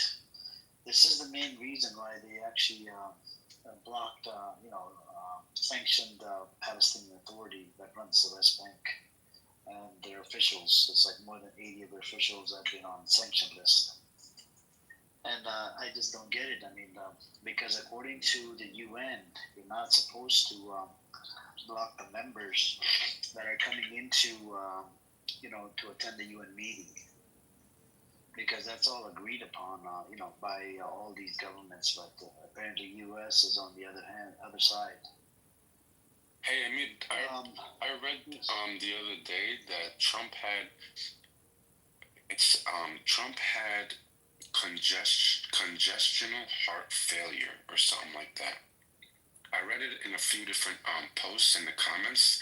I seen them on like 4 or 5 different posts there, that someone they were like, one of them was saying like the right doesn't want to admit Trump has congestional heart failure, and I read that quite a bit, a few times. Somebody, different people were.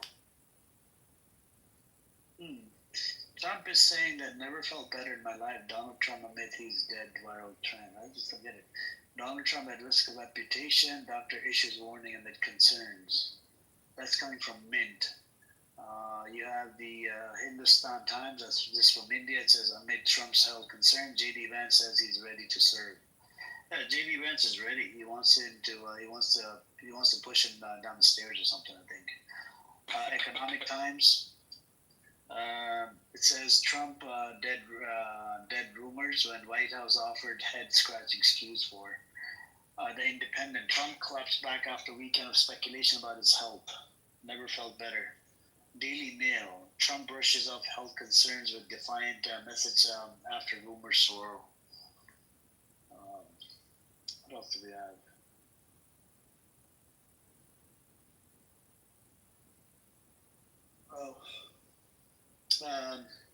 There are some, so there's some bruises, like you mentioned earlier, right? I think yesterday. And maybe Melania Trump probably beat him, She beat his ass, because she did talk about, I think, the Palestinians and Gazans and whatnot. So, if I'm sure he probably didn't listen, right? he's very bossy. So I wonder if she beat his ass or something. Possible. There's a possibility.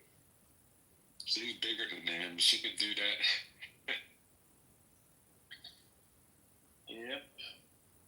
Apparently, Israel destroys more than 1,500 homes in Gaza City, Al Zaytun. Yep, they're going after the Gaza City. They're going after the Olive City, bro. Zaytun. Yep, Zaytun, olives. That's what they're doing. They're destroying all the olive trees. Everything olives they're destroying. Yeah, excuse me. You know what they do in the West Bank, right? So they go in there with their tractor and whatever, right? They steal the olive tree like from the roots. Like they take it out, pull it out, and then they take it back into this place called Israel, and they plant it over there. Even though you have the Zionist mofos, they're allergic to the pollen that comes out of the olive tree. I don't know what they're trying to do, man. They're just dumbasses.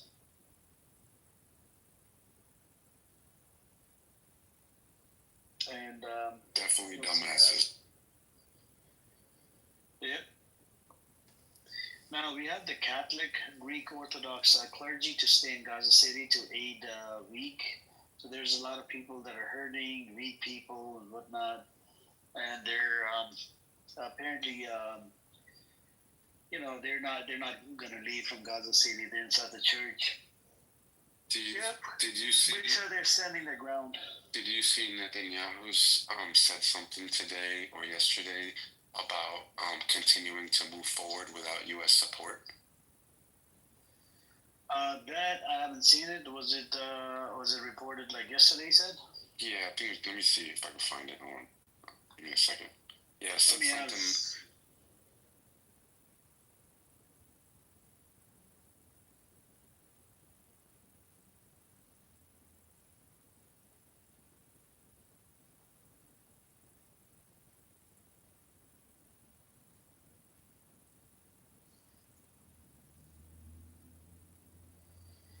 Here it is.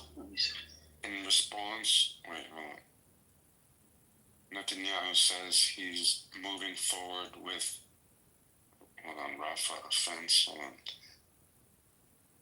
Gotta get my glasses, man. I turned 45 on November 2nd. You're getting old, Muslim. You're getting old. I know, bro. I'm using Just for Men past 2 years. I'm going crazy. But when I went and seen my eye doctor last year, because I'm losing my sight for reading, right? So I got glasses now, so I can look at my phone because everything looks blurry. And the doctor told me, the eye doctor, he says, don't worry. This happens. This is just old age. He says when people turn around 44 to like 47, this happens where you can't like read in your phone, and then your far sight goes away a little bit, and then when you're like 60, 61, it all gets better. I don't know how that makes sense, but that's.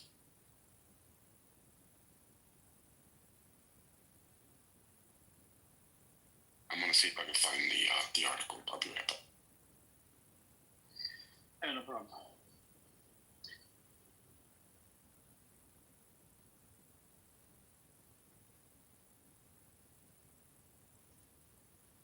Let's see. What else do we have? Found it. This was dated. Oh, this is Israel will stand alone if has. Oh, this is the old article from May 9th. Netanyahu says Israel will stand alone if it has to after U.S. threatens to halt. Yeah, this was an old article. So.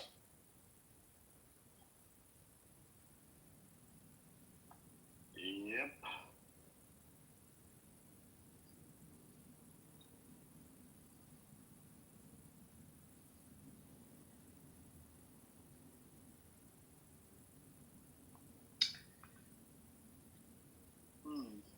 We have dozens wounded as Israel raids West Bank city of Ramallah.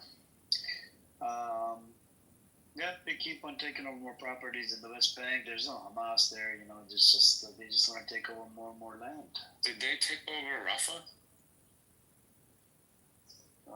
Yeah, they did. That's the city that. I mean, it's under siege, is it not? Let me see. That's the city that borders Egypt, right? The gate.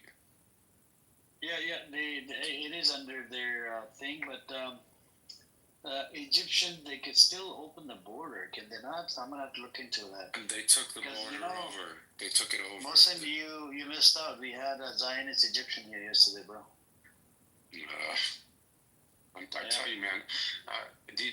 You know, guys, I might be Egyptian, right? But I don't always fall in line with Egyptians and their perspectives, right?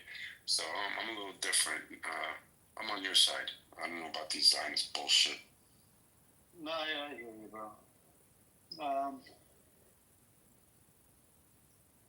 I gave him data, a Muslim, a whole bunch of different sources. We have somebody from Iran gave him data about how they're charging for the A trucks, about $5,000 to $20,000 per A truck that comes from the Egyptian border into Gaza.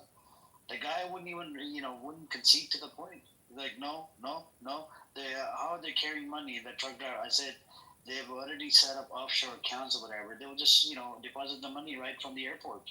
Well, I'll tell you this, guys. My family goes to Egypt and to Mecca a lot. Like, they do Hajj all the time. Somebody's always they go to Mecca, they go to Egypt, and then they go back home, right?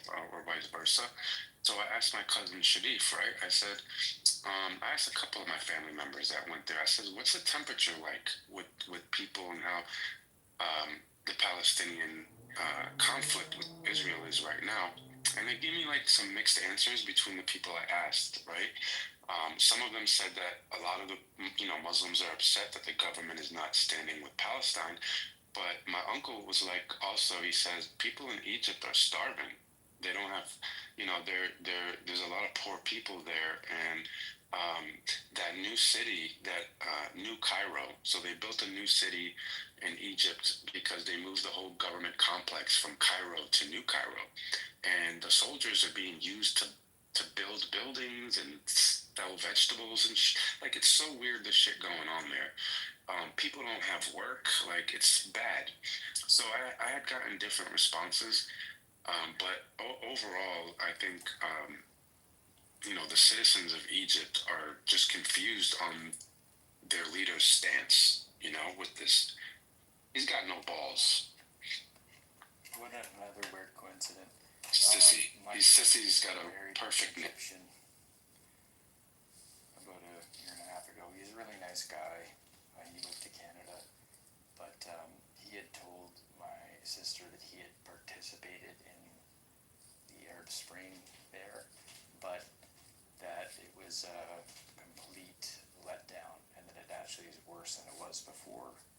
So he comes from an educated family, so I don't know if he would be like an extremist or, but he's an engineer now, so I doubt that but yet he's very much pro-Palestinian though. Like, they put up a Palestinian flag in their cul-de-sac, which, yeah, I thought it was an unwise idea just because you never want your neighbors knowing what your politics are personally. That's my opinion, but I respect the people that, are loud with their beliefs. Doesn't matter what it is, whether it's politics, sports. I respect those people also. I understand your perspective. I'm not. I respect them. You can't move your neighbors, right? So, nice. Like if they decide to make your life hell because for whatever reason, so sometimes it's better to keep it, to think about what do you gain versus what do you lose. Here in Florida, there's Trump flags all over fucking front of the houses.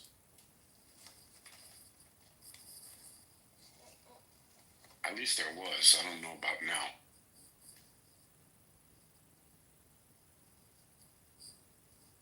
I think that Mossad might be the most accomplished espionage that's been done literally since World War II, when Stalin ordered all of his generals killed right before Germany invaded Poland. Have you guys ever seen the movie Enemy at the Gate? Oh, I love that movie. Phenomenal movie. If you haven't seen it, please watch it. Enemy at the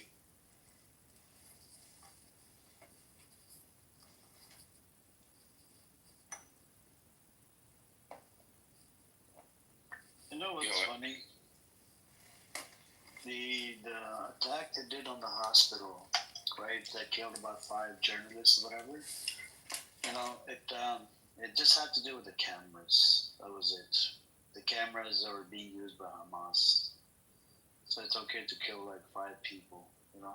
They won't let us document. They won't let us document.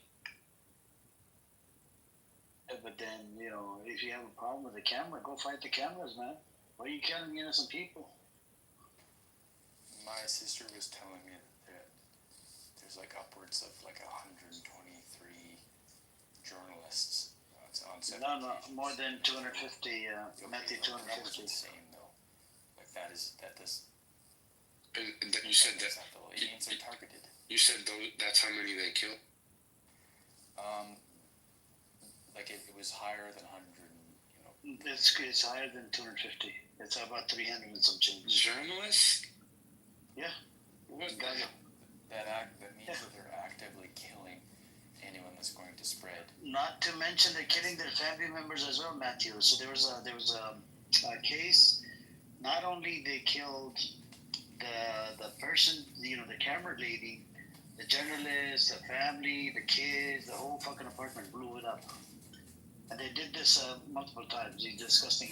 They're not even human beings. They're just fucking animals. I saw that. I mean, one of them. I did see that. You saw it, right? Yeah. That was disgusting, man. Also, the doctors they killed. They killed a lot of doctors, man. Mm-hmm. They blew up a lot of ambulances. Like it's just unhumanitarian. It's not.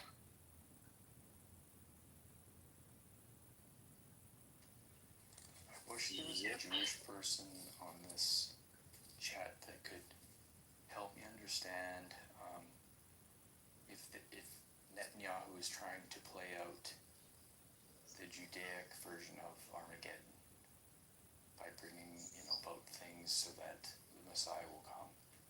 I think Matthew, it's about his. He's gonna get locked up. He's trying to save his presidency. I mean, prime minister. He prays prime minister, and every time there's an attack, he does attack like a big attack. It's either because of his court date or something. And he did it to Iran as well because of his court date. Do you think Iran will strike again? I mean, Iran is getting ready. I think they bought a whole bunch of defense systems. Yeah, I saw that from China. They're getting ready. If because they're not gonna attack Iran. They usually wait for these people to attack, right? So Iran, I think they'll probably wait. If they get hit, this next wave of attacks from Iran, oh my God, I think it's gonna be huge.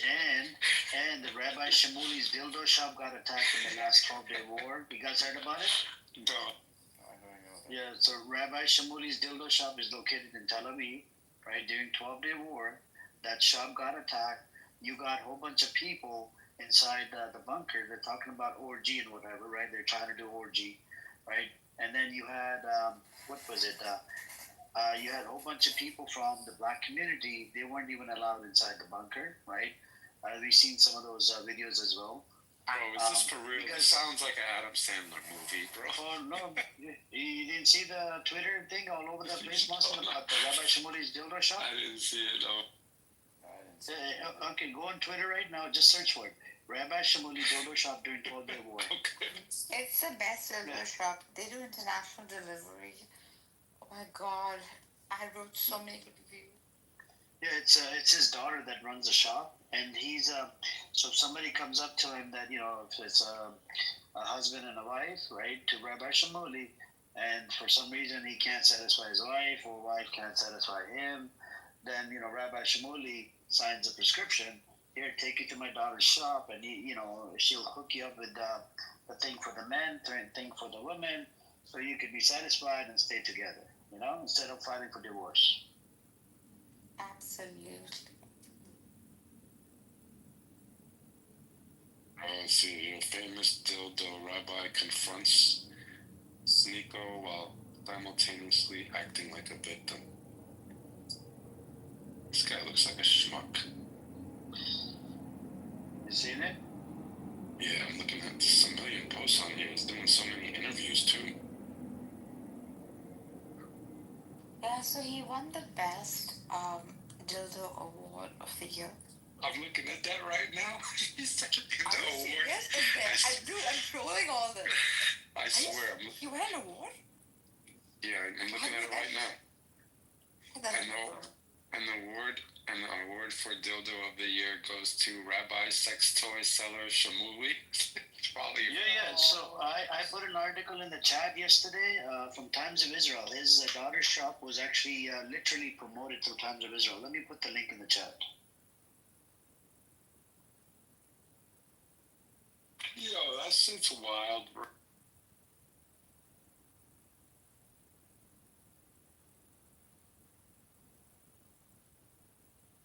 There we go. And it's a kosher sex store, by the way. And they were debating in my room about how do you make these freaking things kosher. That was crazy. I'll put the link in the chat here. Read up on it. Every dildo must be made kosher.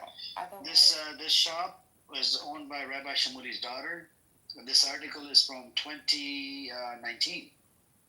Oh wow. A lot of dildos were bought during the pandemic. As you all know, we were stuck. Kosher sex store in Tel Aviv, run by Rabbi's daughter, sells spice from marriages. What the fuck? I wonder if he opened up a second location in No, he's famous, man. I'm sure he probably has multiple locations. So we were trying to tempt black rabbis to do the same. We thought like through envy he might get inspired to like open a dildo store, but Rabbi Shamuli is actually a celebrity. Exactly. So I don't think Black Rabbi would be like a celebrity. Yeah, I think even if he had 10 dildo shops, he would still long for that YouTube celebrity. Is he a black guy? Yeah. Is he black? Yeah, he comes in here. It's a black rabbi. Yeah, he comes in here.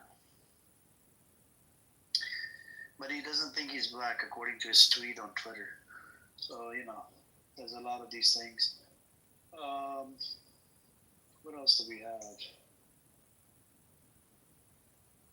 Yeah, I talked to him a couple times in here. I don't know. This guy. He's an idiot, bro. He is an idiot.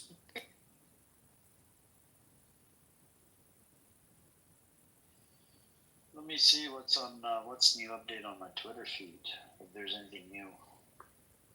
Yeah, now they were talking about Abu Baida. That has been this narrative is coming from the Zionist entity. Abu Baida is like Hamas's leader. Al-Qassam Brigade's leader. Al-Qassam is a military wing of Hamas. And they were saying about that they did bomb his, house or whatever, wherever he was living. They did kill one of his wives and the kids or whatever, because, it's a normal thing for Israel to go after women and children, especially innocent women and children, And, but Hamas didn't, they said no, they didn't kill Abu Baida. Abu Baida is still alive. Yeah, this is what Grok is telling me from Reuters and BBC.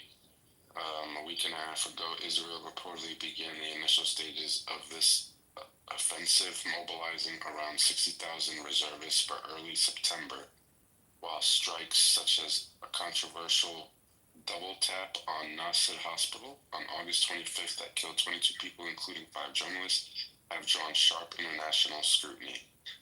The Israel Defense Forces claimed, let me put my glasses on, it's not happening again. IDF forces claimed the hospital strike targeted a Hamas camera, but journalists and human rights groups, including the Committee to Protect Journalists, have highlighted it as part of a pattern endangering media workers, with at least 192 Palestinian journalists killed since October 2023. From the Palestinian side, reports from Al Jazeera describe these as indiscriminate attacks forcing mass displacement, and these numbers are, I'll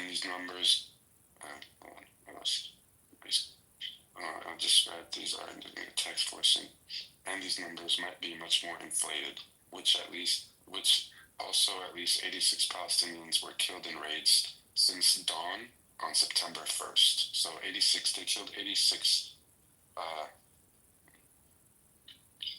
children and aid seekers. How do you think such targeted or perceived attacks actually on infrastructure like hospitals? They're targeting media outlets, this affecting trust in international reporting and the flow of information. Yeah, it's exactly what you were saying. I mean, they're basically trying to stop information from coming out to you. Yeah. Bro, they even told the aid groups, they were doing the aid drops, right? They told them, if you record anything, right, from up above, we're not going to allow you to, drop any more air or do any more airdrops. They said since October 7th that Gaza's health ministry and United Nations have estimated, and with scholars noting that 80% of the fatalities are civilian. A UN-backed report from late August 2025 warns of over 500,000 people facing starvation, destitution, and death exacerbated by Israel's 2-month aid blockade, leading to famine-like conditions confirmed by global hunger monitors.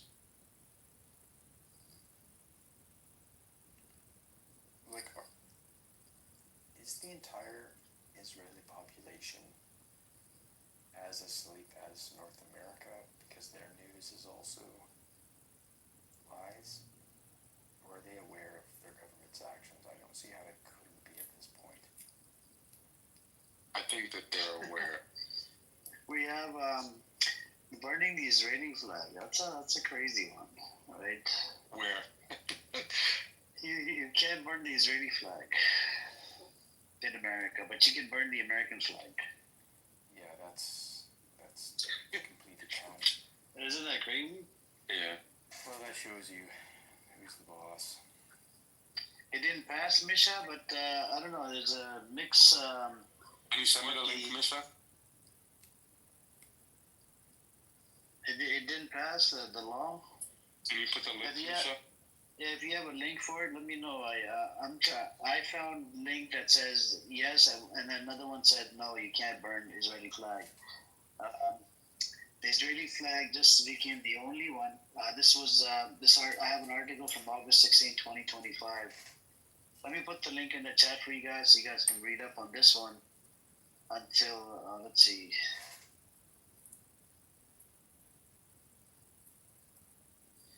Yeah. So in Beverly Hills, because that's where a lot of the Israeli folks or people that support Israel live, they became a law. I think they passed a resolution or something where they're gonna be waving Israeli flag in front of the school or some shit. I don't know. Well, I can't wait for that to happen because I lived in LA, and I mean, you know what California's like. Yeah. Like pro-Palestinian people are gonna confront any Israeli flag that comes out there. Yeah. Almost wants to come in. This idiot, he doesn't know. I sent him a link to the house. So there's still a law in there about the flag burning. Is it yes or no? Yay or nay? K. K. Nay. K. Nay. Hey. By the way, that room was still running, Nergis, and I think that guy did block you. Yes, Misha. Welcome. Hi. Hello. My head has a heartbeat tonight, so I'm gonna go to sleep. But to answer those two questions, the Israeli flag did not pass as of yet. The burning of it. There's still another round, it's not going to. Also, LA County fought back, and that's down now. The whole flags it's out. They voted again today, and thanks to social media and the outrage of people, it's no longer a thing. So that's gone completely. What do you mean gone from the school? There's a school board vote, and even the president voted against it, who's also Jewish. She said it would be harmful. Most of us did. It would literally affect. It would have been the dumbest move. Anyways, that's gone. Not happening. No. It's not happening. Okay, good, It's out. good, good. They Thank you, voted. thank you, Michelle. This is yeah. Thank God. Michelle, you're doing a drive-by. You're going back down there. I'm doing this all day long on the other end, like with our collab people and like the flotels. We're talking to people. So when I come here, listening to you is like my time, my downtime. But yeah, no problem. Enjoy it, and take some rest. I call it the basement where I live, and I love it down there. So. Yeah, no problem. I'm here. Do your thing, take care, do your thing. Thanks for the info, Misha. Yeah, thank you for the info. Anytime.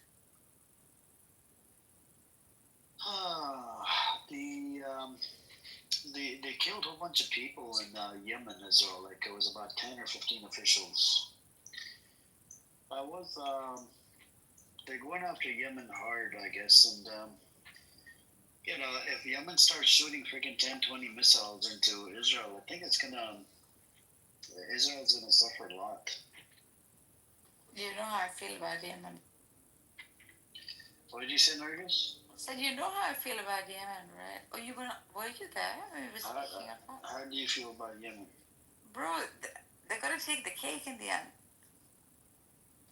It's there, all eschatologies, all schools. You guys don't read like history properly. They will come with the black flags from Yemen, the Yemenis. They will be the ones. Dude, those people are wild. They're crazy. They're fearless.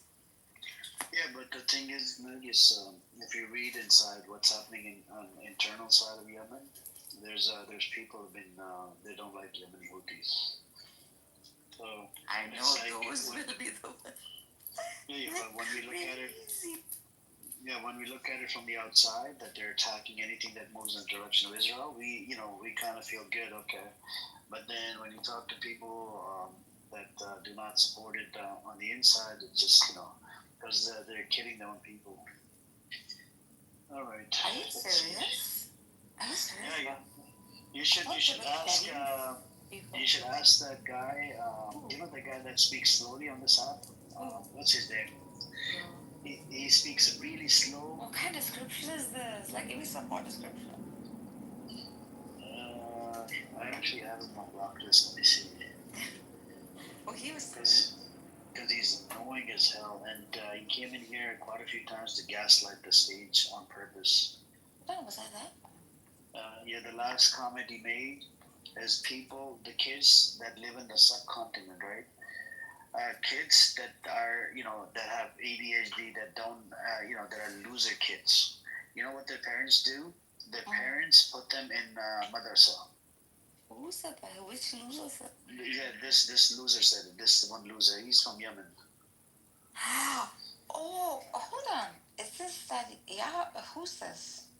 Yemen. He's I'll text you his name. He claims to be Salafi. Oh, yeah, I know who you're talking about. Idiot. I know who. Oh, really? Okay. And he did the same shit last time about something else, and the last time about something else. He was telling about the Houthis. Yeah, he said it about people inside Yemen. They don't like. These I think sushi or something. There's some kind of mix. So these people like are hardcore religious. They talk bad about the other ones. I mean, those are. The Sharif and that kind of a lot of valor. They still use swords. This is so freaking ancient, bro. Yeah, let's see. Let me see. Okay. So, what else have we had? All right. So it says Netanyahu said that you can't be an American patriot if you are anti-Israel. Oh. Are you guys anti-Israel? Who's anti-Israel? Never. Over my dead body. Whoever is, please stand up. Please. It reminds me of that song from Eminem, Slim Shady. Thank God you got the reference. Where are the other losers sleeping? I don't know. I think this turns into a sleeping room. People start to sleep, go to sleep. No, anyways, maybe you can enlighten me. Is there anything new No, not right now. In Yemen, they killed a whole bunch of officials over there, more than 10 of them. Israel did this. Officials? Yeah, including the leader of the Yemen. I think prime minister or something, or leader, president. And Israel did this. So let's see what Yemen does. I mean, Yemen might shoot out some more rockets into Israel. I think that's what Israel wants. Israel wants Yemen to shoot out about 50 rockets at a time. If they were to shoot 50 rockets at a time, I think think that would be sort of like end of Zionism, man. Are the rockets that effective? That's what I think. What did you say, Matthew? Are the rockets that effective? Yeah, they're hypersonic missiles. Oh shit, okay. Hypersonic ballistic missiles. So hypersonic travels, I believe, at 3,800 miles an hour. Okay, so now J.D. Vance says, let me see. He said, let me see. What is he saying? You guys notice that Israel killed the Yemeni prime minister. Wafan, your chair really needs WD-40 and it's making a lot of... Oh, yeah, salon, Rifan. My chair, no. Is it your chair or is it Matthew's chair? I don't know whose chair it is. My chair. No. You need WD-40, Matthew, WD-40. Yeah, I didn't. It's just your drops, bro. You can even use coconut oil or some kind of baby oil. I'm not saying I just didn't want to. Yeah, I've used it. I didn't have it. Dude, I'm an architect. I use these. I have these hacks. Yeah, it works.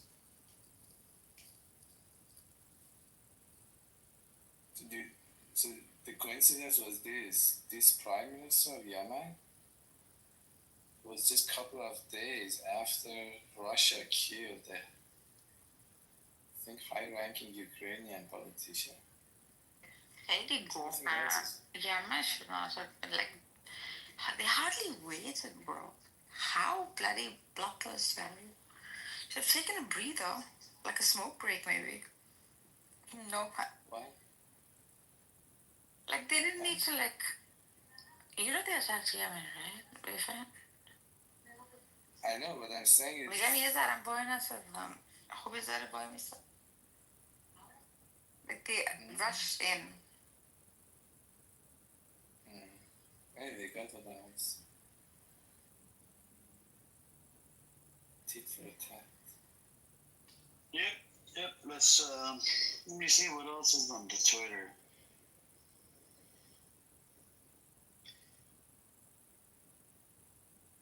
I mean, watch. Did you see your no, apparently, forget Modi. Apparently, Matt Jones, it says I cannot stand Trump because he's fraud. Well, I think it's total. JD Vance says I do too. It was a total fraud. JD Vance goes, like I said, I agree with you on Trump because I don't think that he's the person. I don't think he actually cares about folks. This is a small clip of JD Vance. Here, I'll put it in the chat for you guys. So you guys can read up on this. There you go. I mean, listen to the clip. What else do we have?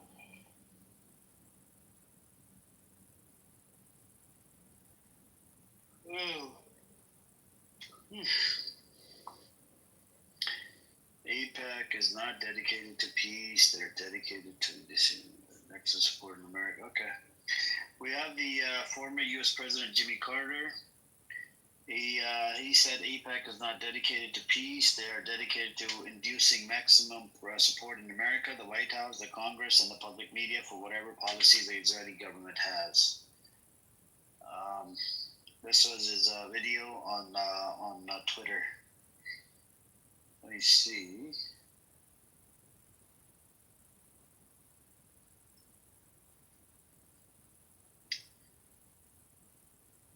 We got a retired. He's an emergency medic. He goes, I worked in Palestine as an emergency medic. I was in Gaza in the last Nakba. I witnessed things there after 30 years of work in emergency. I witnessed things in Gaza that broke me as a man. So there's people that are coming out, saying these type of things. I'll put the link in the chat. You guys can listen to it. It'll break your heart when you listen to these people because they've been to Gaza. They've seen the amount of people. What happens to little kids, and he's getting arrested by I think the British police.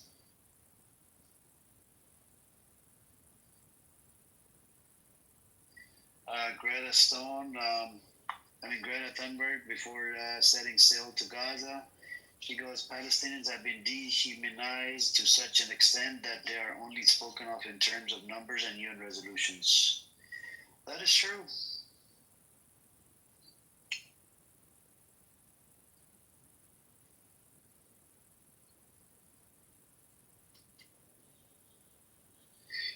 We got Sneeko on grooming gang. PSYOP Sneeko is 100% right. Almost everyone fell for the PSYOP. They were all waiting for a false flag and assumed it would be a terrorist attack, but this was it, and they fell for it. Let me see.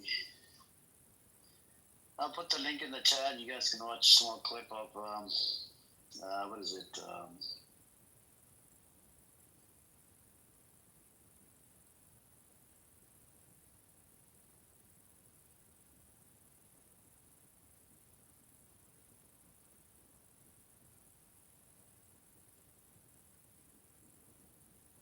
All right.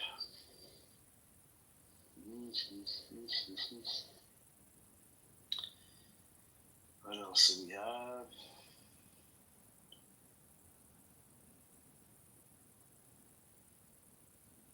Let's see. We have a journalist, while Dahdu calls to protect journalists. That's interesting. We have the Greek restaurant kicks out Israeli tourists after they tried to rip up a pro-Palestine poster. I think, yep, they need to be pushed out of every restaurant. It can't be here. Here, you guys can watch the video. These disgusting animals, they're doing everything in their power to freaking... there you guys can watch the clip.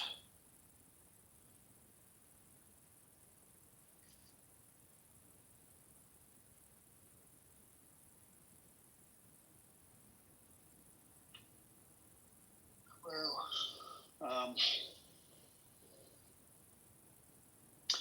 one Palestinian child killed or wounded every 10 minutes. That is a fact. It's actually, wow. They have a new flotilla from Barcelona to Gaza. The largest flotilla ever is about to sail, carrying food, medicine, and baby formula. Here's the link. I wonder how they're gonna arrest this many people, man. Do they have this big of a fucking thing? There's a link for it. You guys can check it out.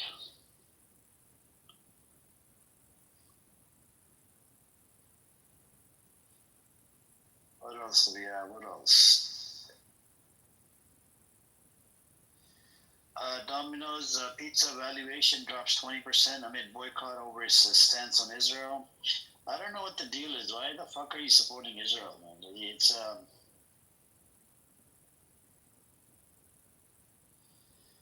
the Gaza plan has the GHF Israel in charge of the West Bank for at least a year. Trump plans to take over Gaza, remove Palestinians from the land. Let me see. This will be done under the following bodies: Gaza Constitution, Economic Acceleration, Transformation Trust, Great Trust.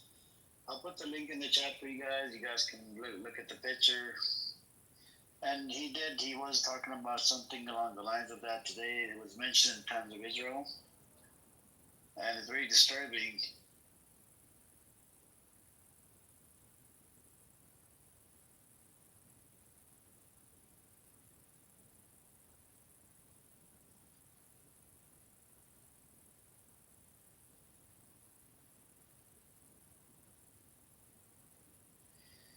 We have the leaked document shows ex-UK Prime Minister Tony Blair Institute, part of Trump Riviera and Elon Musk Smart Manufacturing Zone. Yep.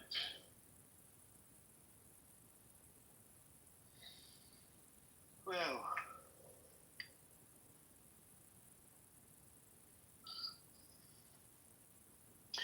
so just in, Israel planning to annex 60% of the West Bank. Israel is planning to the annexation of Area C of the West Bank, which is 60% of the West Bank. Yep. I think they should just come out and say it, that yes, we are going to occupy more than 60% of the fucking land, and just go with it. Why are you trying to, not just come out and say it in the open? Where are they gonna push all these people, bro? Like, where are they gonna push all them people? So they divided the West Bank into three parts: Zone A, Zone B, Zone C. It was supposed to, so the Zone C and Zone B, Zone C was supposed to be controlled by Israel, only controlled, not take over. Zone B, half of it was going to be controlled by Israel, half of it Palestinian Authority. Zone A, fully controlled by, is supposed to be controlled by Palestinian Authority, but what these fuckers did, they put, checkpoints in everywhere in West Bank. They even have freaking checkpoints flying on chopper. They'll prop up a checkpoint in the middle of nowhere, So what they're doing is they already kicked about 40,000 people in the West Bank, and they're Smotrich, which is the finance minister, he passed. There was a bill that was passed in the Knesset to put 3,000 settlements in the West Bank and Zone C that will divide the West Bank into two pieces, which means then they're going to have a problem with the Palestinian state. How are you going to build it? Exactly. I have another question for you. I read an article about Israel being like one of the top countries in the world as far as like organs. Do you think that they're taking organs from Palestinians that are dead or anything like that, or no? Oh yeah, they did that before. There was a whole bunch of rabbis that got arrested in New York. If you Google it, you come across an article, Mohsen. Damn. Yeah, I was wondering that when I read that. I probably read that sometime last year. I'm thinking in my head, I'm like, man, all those people that they have as prisoners, because they were just grabbing people off the streets and taking them, putting them into jails, and like, who the hell? Nobody knows. Like, these people are moving around so much. Parents are dying, brothers and sisters are dying, getting taken away from their family.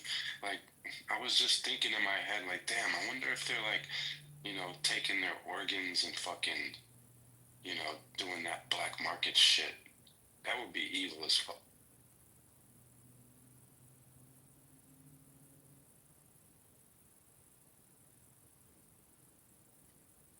Yeah, that's that is what it is, my friend. That is the sickening part of this whole thing. Let me see.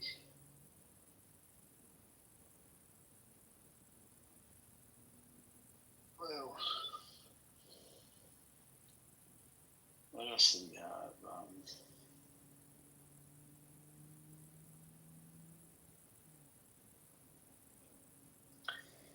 I think we should ask Shuki, maybe he can come up and maybe play us the national anthem of Israel.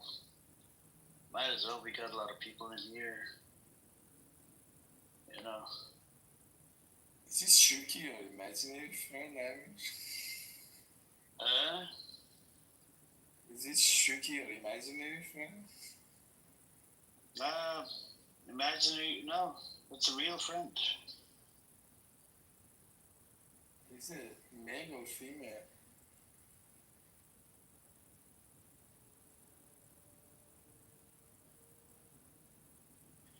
Yeah, no, it's not imaginary friend. I'm just looking at the videos on Twitter. It's pretty crazy. Got some.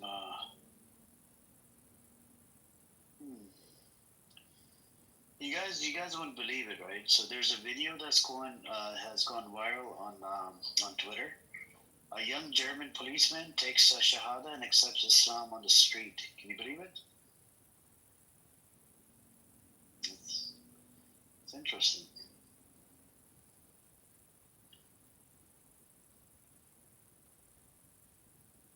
You see what Josh said in the chat. He said Israel has the world's largest skin bank. Where do you think they get the skin from?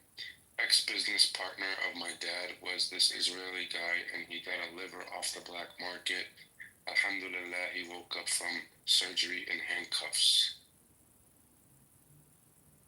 Yeah.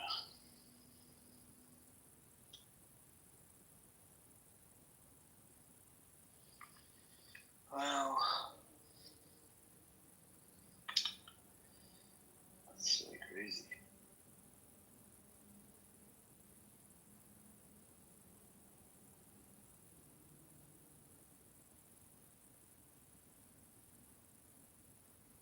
I think Shirky wants to play the national anthem of Israel. Let's listen to it. Let's see what he wants.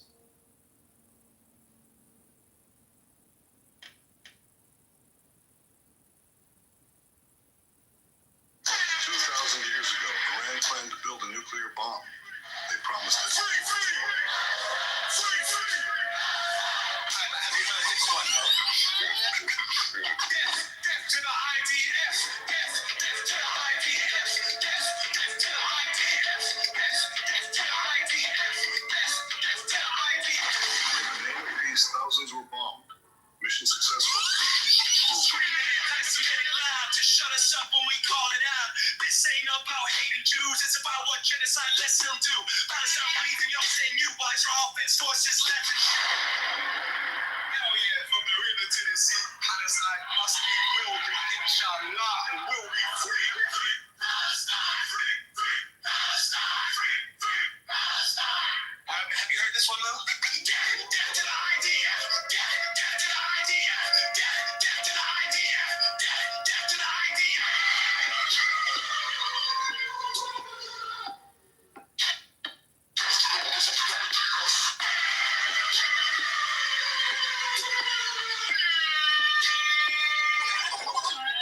Alright, but have you heard this one though? Death, death to the IDF! Death,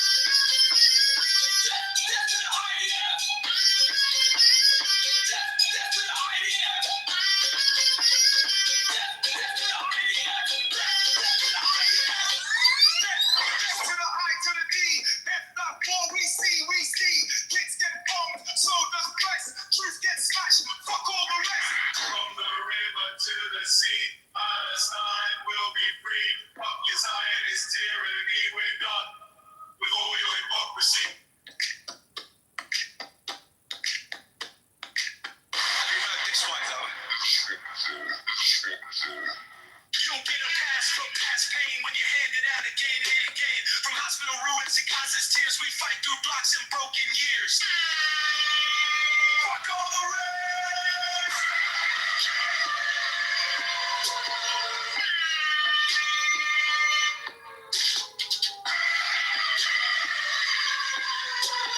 From the river to the sea, Palestine will be free. Fuck your Zionist tyranny, we're done with all your hypocrisy. Have you heard this one though?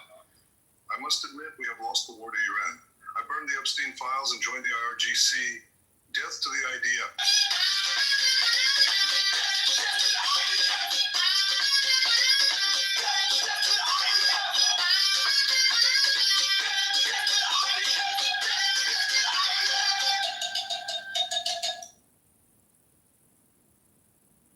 That should be number one on the bill. Thank you, Suki. Appreciate it. In an account, make sure you stream this song to your YouTube, and make it popular. This Aiden guy in the audience, his name is John Kitover.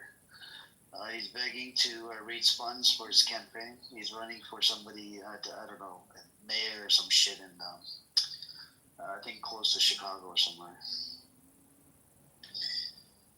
No. It's a great song. It is. It's pretty good, man.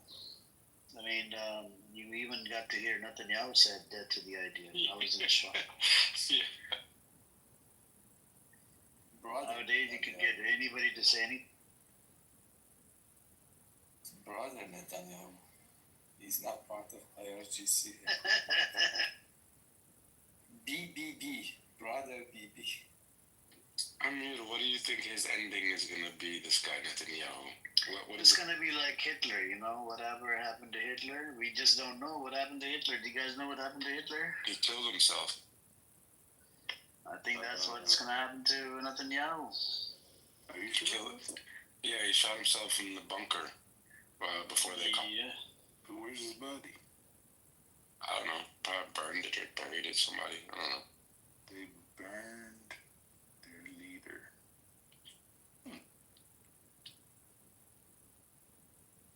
I don't know. But if you guys watch that movie, The Enemy of the Gates, it shows you how hard it was for the Germans to take over Stalingrad because of the weather, and they couldn't move through certain areas, and there was snipers everywhere. These Russians were like killing these Germans, man, with the sniper game. Because they couldn't move the way that they could normally move without the snow, and like, dude, it's a great movie. Please, guys, watch that. Do you guys want to know a funny fact? This BB, I think, is the oldest ruler in Middle East after Khamenei, which is the leader of Iran. I think BB first came in power in 96. I don't know, do you guys know anybody else who has been in power more than these two?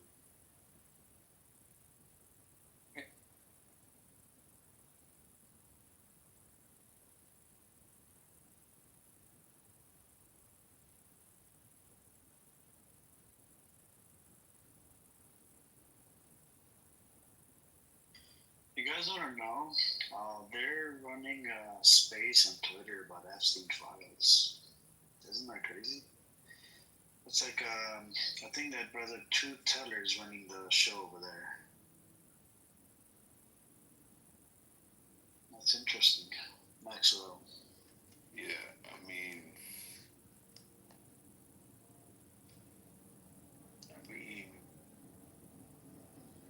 show us some evidence. It's been what, 10, 20 years? What are they talking? They're talking about, if the title of that space is Epstein Files, episode 28, was Maxwell the gatekeeper? And there's about 800 people in there, bro. The Twitter is big. What do they mean by gatekeeper? You'll have to listen to it to find out. That's true. That's true. Very true.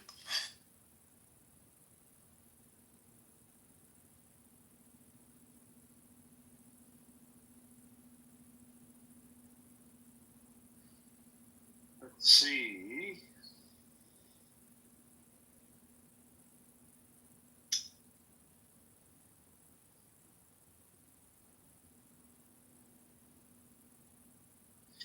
Yep, they do have massive spaces. You know, on Twitter, by the way, Misha and everybody, they don't even use the term Zionists. They just say directly Jews. That's it. They don't even care on Twitter, man. They're like, fuck this. Amir. Yes, brother. Yes, you know what I suggest to do, like things here. Let's I don't know if you want, we can prepare sessions for just introduce how many genocide happened to Palestinian through the previous 70, 80 years ago, because the people are concentrating a lot and only like what is 7 October, what's after 7 October, and they are not aware about. I know, but I do actually bring up the history because my thing did not start 7th October. No, I mean the details of the details of, like when we say Of the Deir other Yassin. massacres, right? Massacres. Yes, exactly. Like Deir Yassin, let's talk today about Deir Yassin massacres. How many people was there? What happened exactly They killed there? about 100 people, right? What 100? 100 what? They completely. No, more. Like more than 830 something. 830 or something like this. At that side. Like what happened in one? This is one. Definitely, there are a lot of. Yeah, I can bring to you more than 56. This current they made with different numbers. So, like that side of the history, the people maybe they know a little bit about it, but they are not deep dive in it. They don't know the details of each one, what they did for the kids, what they did for the women at that time.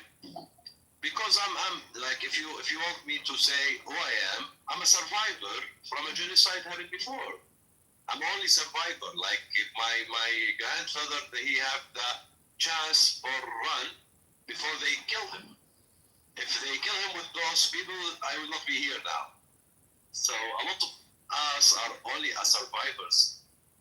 They say you are refugees. No, we are not refugees. We are survivors. We are only survivors from genocides happening before. What's happening today, there are people who's already under genocide, and there are the rest of them are only survivors till today, and can be tomorrow not existing. So, I guess from this point of view, must be a lot of things must be changed to just give awareness for the people who care to understand the truth. And the people who don't want it, they are already in the side of evil, so I don't care about them a lot. They are anyway, whatever we say. So what I do, brother, is if something comes up, if a Zionist comes up, right, and if I don't know something about it, I always look it up on Google or something, right? Because there's certain things about the amount of deals that came through. I have to look at the whole bunch of stuff on it, cons, pros, and whatnot, and then I have to think of a way to debate on those topics, because there's different things and relate to the peace deals that came around and the massacres. Yeah, you're right about that. I mean, I'm looking at it right now on a post that says between 1947 to 49, there was at least. If you want, I can bring witness. I can bring. I have my uncle. He's 98 years old, and he was there. Like he can say it here in front of everyone what he see in his eyes and how he run from that massacres.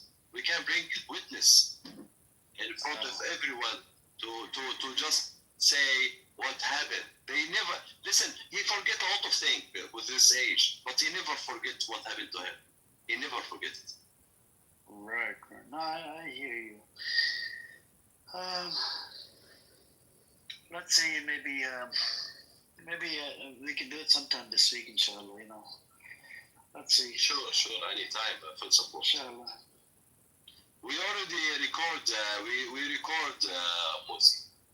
We record the video. We have the full history, and even we can talk about like one of the villages. Which is in Jerusalem, our village. We already record all of our history. Last time, you remember, Amir, one time I present one of our family thing. So we keep all our history. Don't worry about that. We keep all the people with names, with the date of like when they kill them and how they die. We have each class in the schools in our village before 1948, who's the people there, who was there, who with name. We are keeping everything because who will say or think that generation will forget? I tell you that we are the third generation and we have the fourth generation and we are not forgetting and we are recording and we keep everything because this right must be back, and we will not leave it till it's back. And everyone must understand this is our rights, and we will not forget it, and we will not even say or stop ask about our rights. As much you are strong in women, as much we are strong in beliefs and in the rights. And this is the war in the life. It's a war between devils and the normal people, and this is why we have hell and we have paradise. We believe in that. Anyway, so let's see the end of this story. For who? For the devil or for the good people? That's it. Yeah, let's see, inshallah, man. May Allah subhanahu wa ta'ala help all you guys, man, over there. Anyways, welcome back, Nargis. What happened to your other account? No more?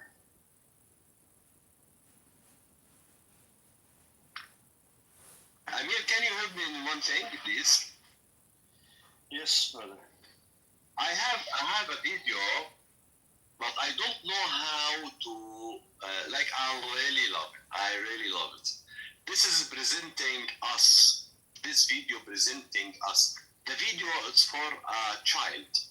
He's maybe 8 years old. They cut his hands and they cut his legs, and he's still playing. This is us. Yeah, I seen it, brother, on Twitter. Oh, really? Yeah, it's really nice to share it. Yeah, put it on Twitter and retweet, brother. Because Twitter, there's a lot of, it's a big crowd. This app is a dying app. This app, we used to have, more people, 500,000 people, and slowly started dying down, one by one. And then what's left of it is now barely 50 people, 40 people come into the room. Before, you would see minimum 500, 400 people, 300 people talking about this. But Twitter is still active. And, put it on Twitter, and you can share the link. Yes, hi guys, What's up, yeah, assalamu alaikum, bro. Yeah, I think from the news, I believe they're saying that America is putting high pressure, real pressure, ruling pressure, to the United Kingdom not to recognize the state of Israel, or state of Palestine, that's right. So, like some of them is saying that could jeopardize the special relationship, the so-called special relationship between Britain and the United States.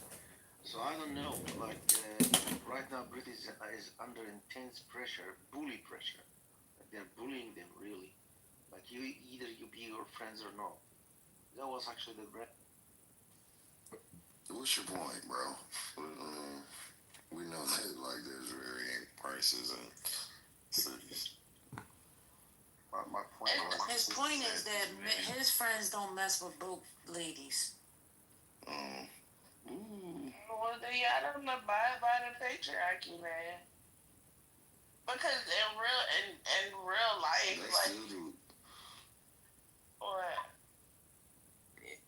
he could have chosen to stay. He could have chosen to not supplement his income.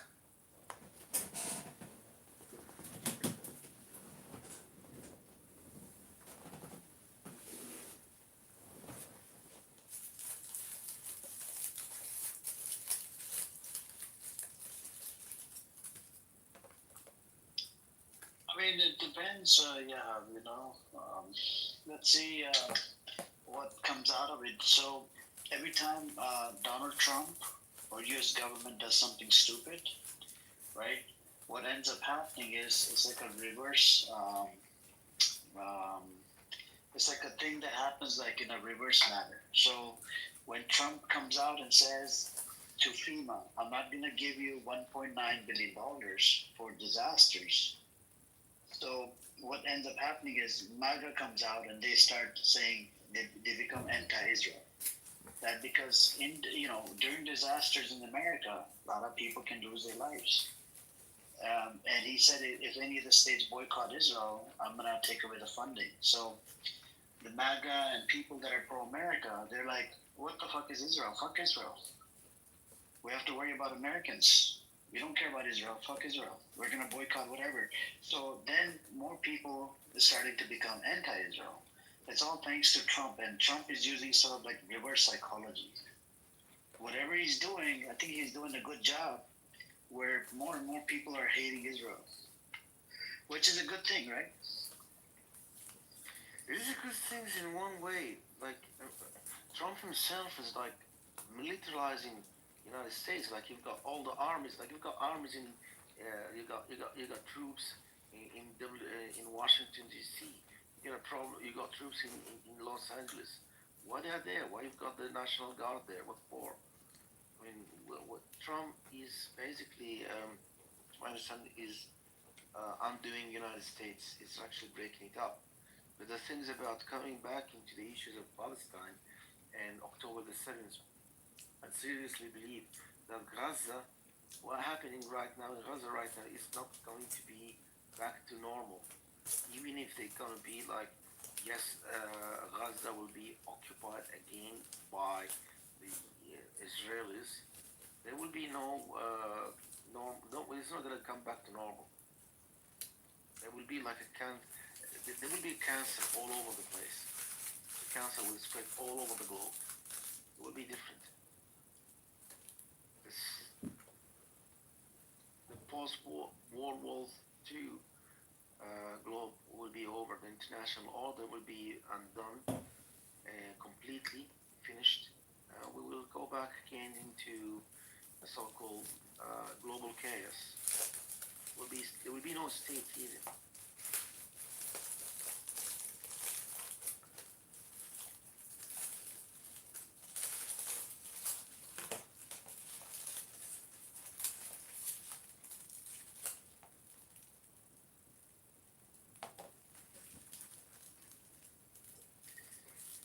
Yep. Does anybody else want to come up? You guys are welcome to come on up.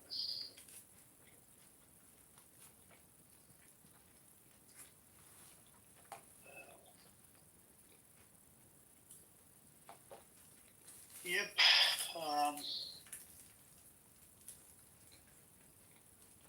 I don't know. I think they put a block on. They put sanctions on the PA. So that's right. I mean, that's why they're not going to be recognizing, Israel. I mean, Palestine. So that's the thing. But I don't know. Let's see. Let's see what happens.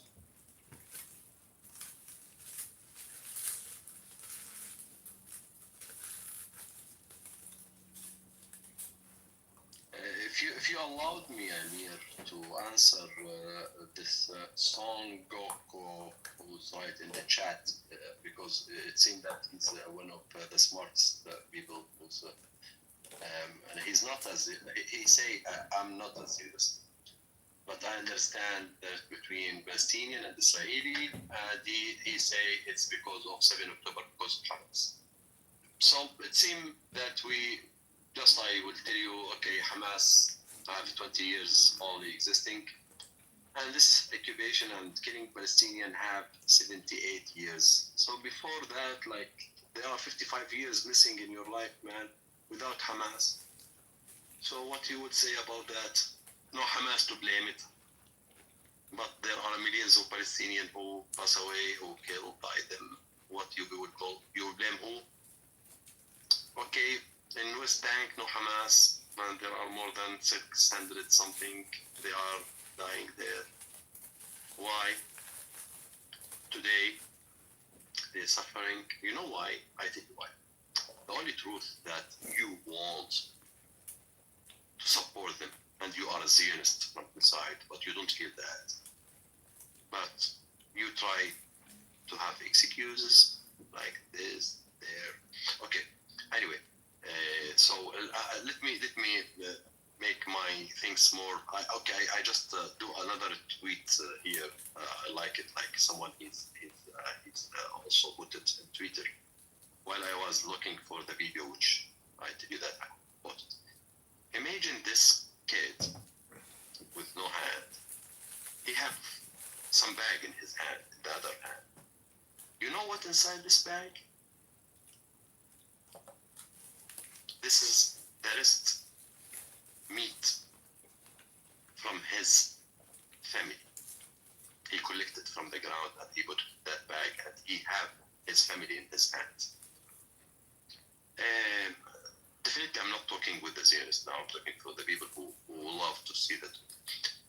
Usually in the war, even the baddest war, there are some morals. Some morals. Like, don't kill kids, don't kill women. There are some morals. Civilians, no need for killing civilians. What we are seeing today is not. There will be a payback, brother. There will be a payback. Don't worry. Also, no, I'm not worried. Believe me, I'm not worried. Yeah, there will be a payback soon. Sooner or later. I'm not worried about that. I'm not worried. These blood will never go away. We're not gonna forget, or we're not gonna forgive. As simple as that. Yeah, okay. And one time we need to talk also, Amir, what about Gaza before 7 October?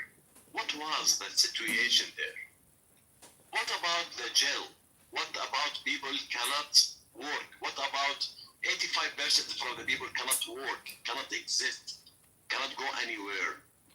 What about, like, they are surrounded by cage, they are not allowed to go out of Gaza, which is a small city, and they imagine that you are born by mistake in Gaza. You are not born in US, or you are not born wherever you are.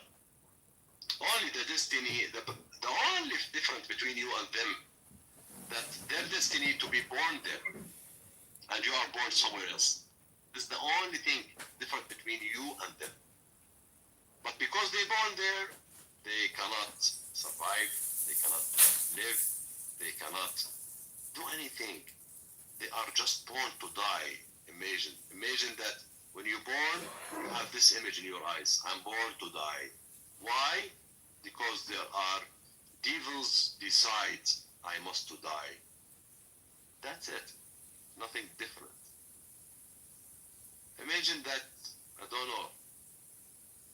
Imagine that you are there and you have your son and you must to provide a milk for your son or your baby there. And you have nothing to do. You have no food for you or for him. And you see him die day after day. I don't know. It's not. I'm trying to be like a human bee by talk. Like I know this cannot work with devils. And a lot of people will say, "Oh, Hamas made that to them." No, not Hamas made that. The occupation, the Zionists made that. Yes, exactly. Hamas exists because occupation exists. And believe me, yeah. And believe me, like what you did today, you only like make your end fast. Nobody can accept you anymore unless he's a devil. Yeah, we have a lot of devils in the world. They will accept you a bit, but definitely this is not for long. And definitely one day you will pay back a lot. You will pay back a lot. Yeah, bro, there is a moral issue here. Since Israel is a democratic elected, these governments that are committing genocide against the Palestinians, we actually need to bear witness to bear the fact that they were elected and put in power by the Jews. They were responsible, upheld responsibility, and to the genocide right now, and the terrorism going to the pass of every Palestinian child. Then the blood libel is actually a ritual Jews used to do to Christians. Right now, they're doing it to all Palestinians, Christians and Muslims. Who's doing that? People who elect governments to do and committed this blood libel, massive blood libel to all Palestinians and genocide. So we are seeing the rituals right now being committed. So I see the biggest problem right now is that we, humanity, not recognizing that there is a genocidal war there, and it's a ritualistic one as well. Okay, committed by people being elected.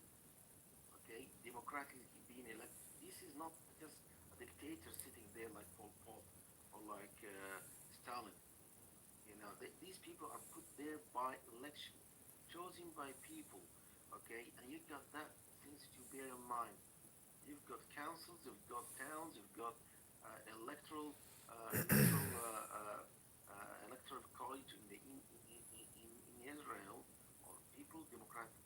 The people there not actually came through power through coup or dictatorship. This is exactly tells you the moral values of these people. The religion that are practicing actually is not. We're not being deceived when they say they do. It's actually there. We are seeing it. Don't tell me. Don't paint the people with the same brush. Well, what do you mean? I'm not painting it. I don't do painting at all. I see the elections results. Always going through putting genociders into power. Terrorists, genocides into power. By who? By the people. So who's responsible to this? Excuse me. There's no excuse. What happened to Palestinians, right? There's no excuse. Or we're not gonna forget it. We're not gonna forgive.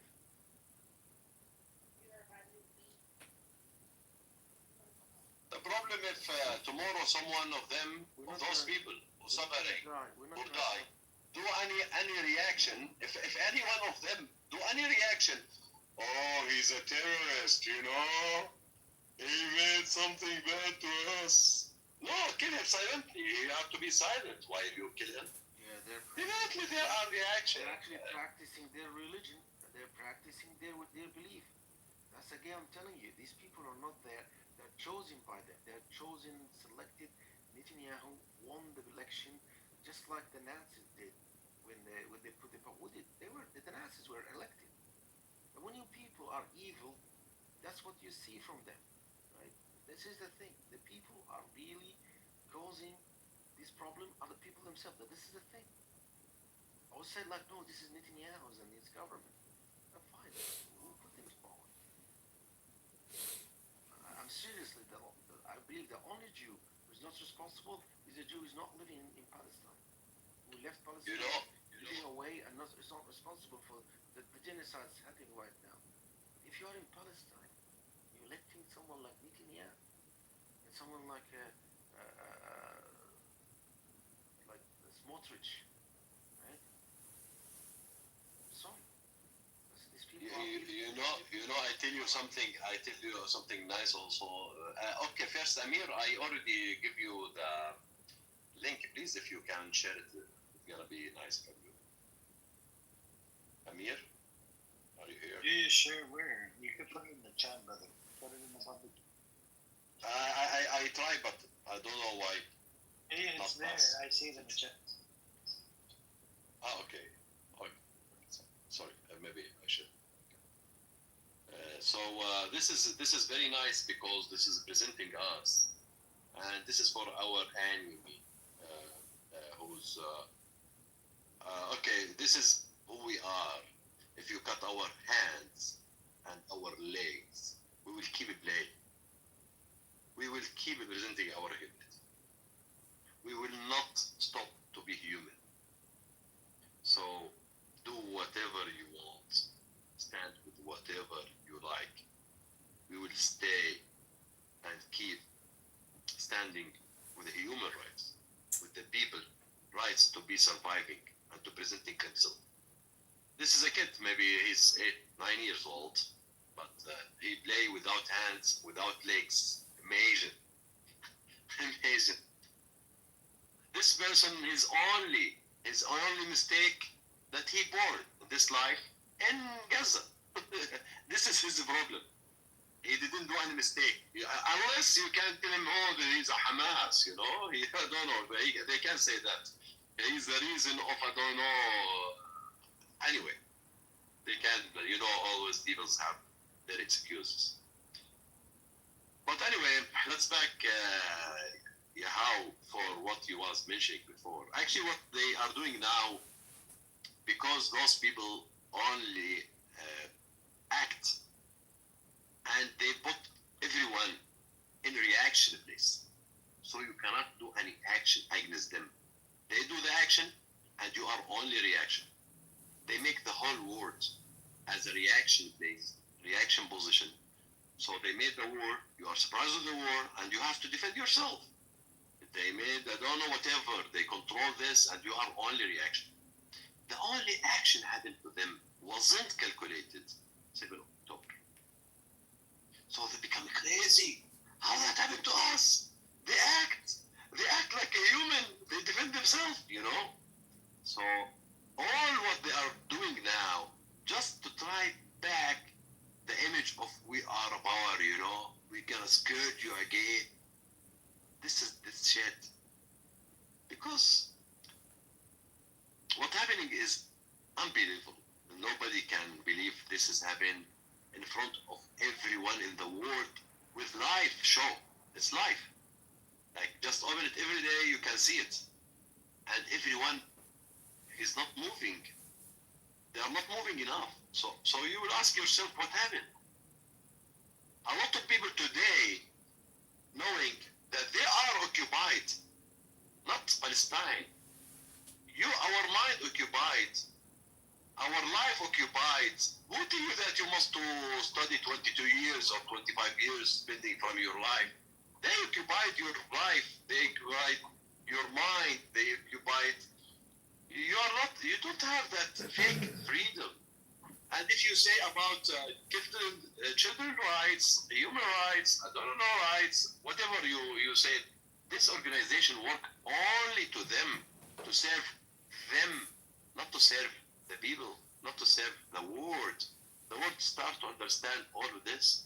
All the systems are built only to serve them, not to serve anyone else. And they destroy all that, all this organization, all these rules, because it's not help them today, it's against them today. So this understanding is fair enough for people to start act in it. Because if today Palestinian, tomorrow can be you. Can be, why not? Yeah, I mean, seriously, I mean, even if Hamas is over, there will be another Hamas, there will be another group, there will be always Palestinian resistance, there was always going to be unrest. The ages is this, under occupation. Everyone was under occupation. You will resist. It's something normal. We see it now. If Israel wants to solve the problem, they would solve it. We could have solved it years ago. I mean, come on. We got Oslo Agreement. What happened to Oslo Agreement? They shot and killed and murdered assassinated their prime minister simply because he signed for an understanding of, how you call, like the start of the peace process. They assassinated him, killed him, and tried to brutalize his family. I mean, his daughter was crying, okay, because she was threatened. That's Aqabin, you know? Who murdered him? The Likud? No, these people actually who's right now ruling the country. The people like Netanyahu and the cats or category, Kach or cat, these people who actually, what's his name? What's the one who's been assassinated by an Egyptian in New York? The guy, Kach, yeah, Kach movement, yes. Those people who did assassination of Yitzhak Rabin, they're right now in the power. But what? How they came to power? Elected by the settlers who actually go and loot Palestinian home in the West Bank, shooting farmers in the West Bank, killing them. I mean, Hamas says that we cannot let our people do that. Okay, we cannot be held like this. Like every time you go in the West Bank, you see a Palestinian woman carrying some olives in her, you know, in her bag. Suddenly you have a settlers with machetes and Uzi machine guns, like shooting them. That's something is become normal. And the state of Israel said, no, we're not doing anything. Okay, you're under occupation. You're just a people. You know, you need to die. You're going. You know, you're not human. We are the chosen people. We are okay. Well, that's it. You know, racial, very racist. That's what's happening right now in the West Bank, by the way, burning their homes. All right, they go to Jenin, torching fires on the Palestinian homes. Okay, destroying their farms, and it's hell to live under the Jewish occupation. It's really hell. You can do that. At least you can tolerate, say, like a German Nazi occupation. You can tolerate British occupation. You can tolerate French occupation. When it comes to Jewish supremacy, it's impossible because you're a goy. You're a Czech. You're a Catholic. You're created to either to serve them or to die. These people think themselves that God chosen people. Remember, by race, not by faith, by race. Even if you want to say, I want to be a Jew. No, you can't. You can't be a Jew. No, I wanted to be a Jew. I found that your religion is a religion of truth. No, we don't accept you. It's better for an atheist Jew to be they prefer an atheist Jews over you. These Khazars, oh my God, Europeans, they're also the problem is that they consider to be our cousins. You got a blue eye. I mean, someone who's actually Ashkenazi from Poland, like Netanyahu, when he talks about the Hebrew people and his ancestors and history and the Hebraic people, how our father Ibrahim Avinu, he, God promised Abraham Avinu. Is that Avinu? What is that called? Avinu? Abraham Avinu? From the Moshe Avinu? People talk about even nonsense. So I think the best thing for us is that to reserve the revenge, to promise to also be, that you going to get our land back. That's a fact. That's a fact. This land is, if you look at even the scripture, if you look in the scripture, this land was prescribed to all Abrahamic children, right? Not to them. Even them themselves are not even part of this community. They are Jews, not Israelites. Claim to be Israelites, but they don't have any blood from the Israelites. Yeah, Actually, the ancient brother, we don't care. Okay, thank you. Anyways, anybody else want to speak?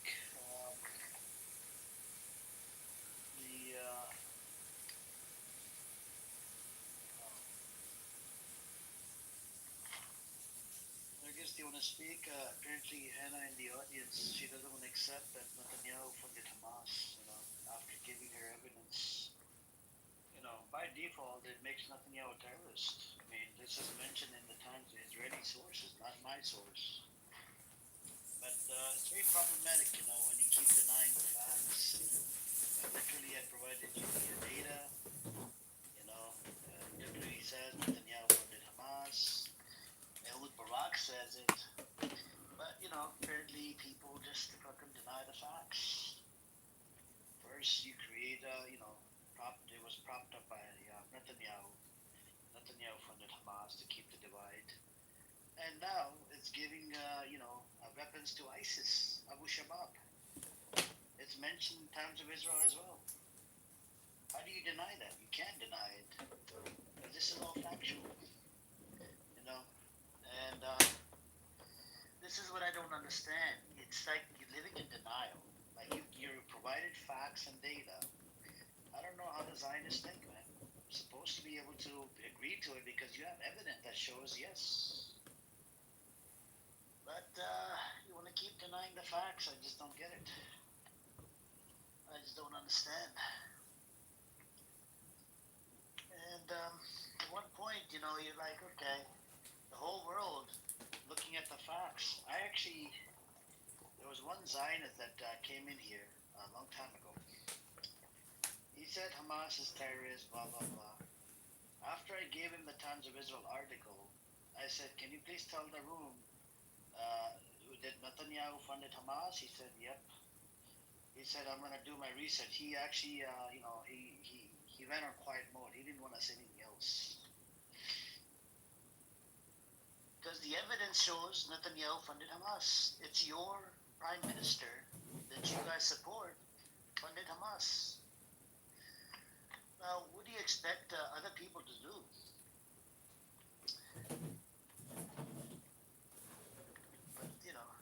But that's where we're at. First you fund Hamas, then you have a problem with Hamas. Now you're funding ISIS. Now you have a problem with ISIS. It's not the world's problem. It's not even America's problem. First and I just don't get it, man. Just don't get it.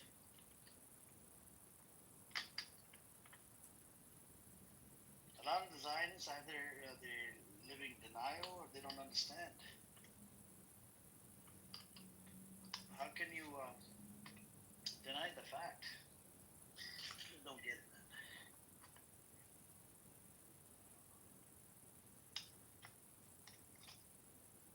Anyways,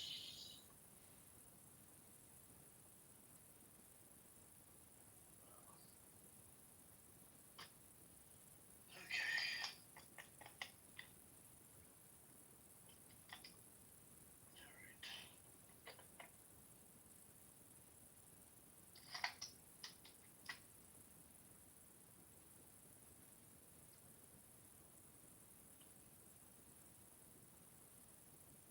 Anyways, that's what it is. I just can't believe it. You provide data and you still don't accept the data. Just sickening, sickening. It's like a fucking disease.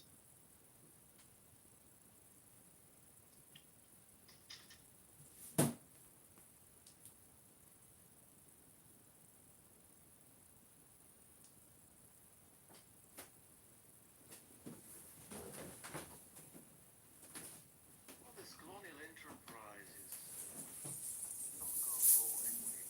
It's one of the two. Either this solution, Hannah, you made a claim. One second, brother. You made a claim the money was not for terror. The Shin Bet, when they give warnings to Netanyahu, it was for terrorists. It was for military. It was for weaponry. Did you not read the article? Literally, Shin Bet gave warning to Netanyahu that do not, fund Hamas. I gave you two articles. But apparently, you want to live in the Lulu land. You just want to keep denying it. This is the big, big problem. Anyways, go on. Yeah, what you were going to say, brother. well, I think that the problem this colonial enterprise creates something called the Jewish people between brackets, which doesn't exist. Okay, people are not Jews are not people. Such they don't share the same tradition, the same custom, the same language, the same. It's a myth called Jews put them together as an ethnicity. Right? The ethnicity could be the Yiddish ethnicity, could be the Amazigh ethnicities. These are called ethnicities. Okay? They part of another group. If you put them together, it's just like you put Islam as an ethnicity. That's crazy. Yeah, you could put them as one ummah, that could be fine. So let's put the Jews into one ethnicity. Not only that, you also put them into biblical, back to the biblical era of Abraham, Solomon, and David. This is a joke. This is really a joke. But the thing is that we know for sure Zionism is a colonial enterprise made by the Christians first and then exported to the Jews, adopted by the Jews. We have a problem right now because of this. It's an extenuation of the Crusaders. Okay, that's the problem today. How to tackle this problem is always looking at it as a colonial enterprise. It is not a normal state. Israel is not a normal state. It's also a cancer in the region. That because of it, we have all these wars in the Middle East, Sudan, Yemen, and we have the problem. Right now, they are helping the genocide. You know that a week ago, the Israelis helped the Janjaweed to go and commit the genocidal war in Al Fashir. The Janjaweed went to Al Fashir, start killing the civilians there. Okay, and we can see the videos. The whole how they get there? How the Zionists help the Janjaweed? Through who? Of course, through United Arab Emirates. They gave them the whole ammunition for that attack. Right now, the news is not telling you about these facts right now. There is a genocide right now in Al Fashir, Darfur, thanks to the media, which is doesn't give you a proper cover, not even a cover there.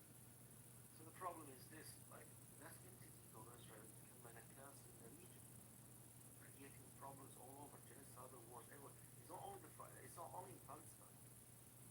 It's not only Palestine that Palestinians are suffering from this cancer. And I hope that the whole humanity will wake up that you have created a monster in a region, not in a region, it's going to be a global cancer. They've got it this way. If Israel will go on, we're going to nuke every country in the world. We've got the nuke stockpile and say, if you're forcing us to leave, we'll destroy you as well. We'll destroy Britain, we'll destroy Italy, we'll destroy Europe. So be careful, we've got the nukes. It's not gonna be only us. So don't forsake us. Always keep with us. They're actually bullying the West.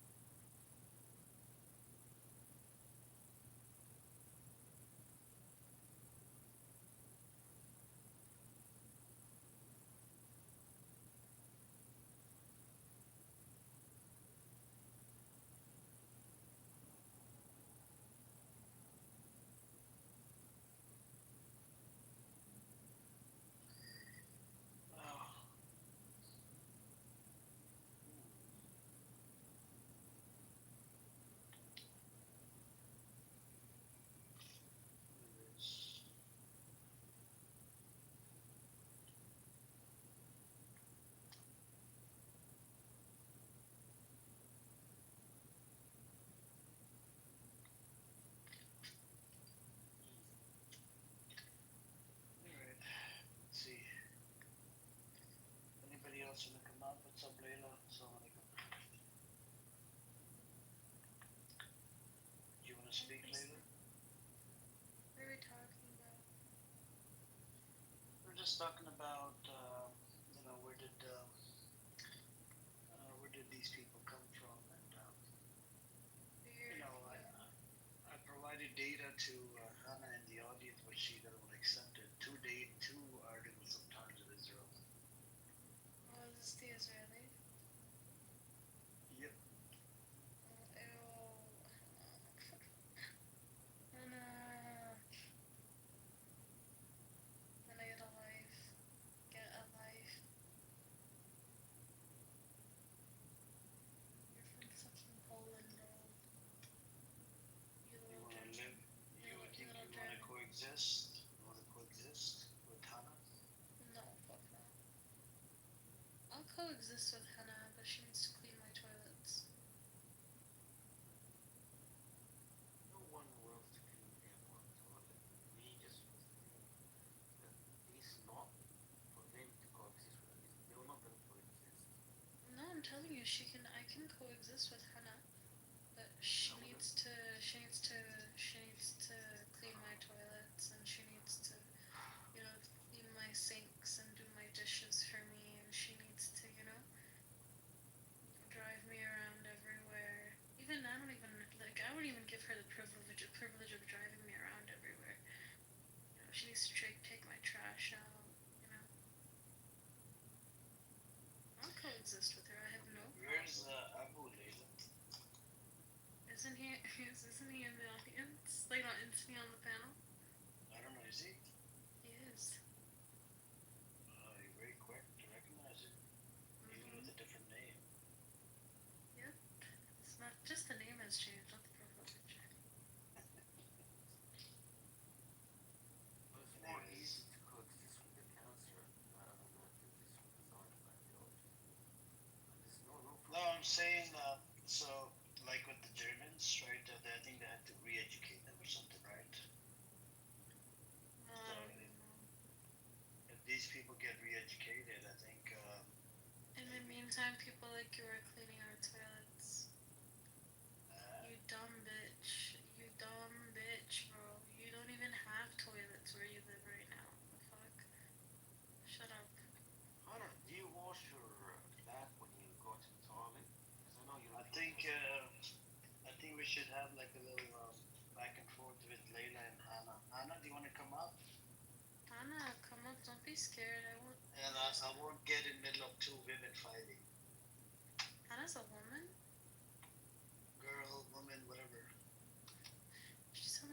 bitch to me though. Yeah, through it translate many people. And then don't get in the middle. Yeah, don't get in the middle. Don't get in the middle. Number one rule: never ever get in the middle of two women fighting. But she's not a woman. She's a little bitch. IDF women are not women. They're little bitches. That's what they are. You wanna come up, Hannah? Just you could go back and forth with him. I'll send you invites. See if you wanna come up. You can go back and forth. And I do offer limited freedom of speech. No, she's not interesting. Just say that you're scared of me. Just say that you're scared of me. Just hide behind your little catfish profile picture, you know?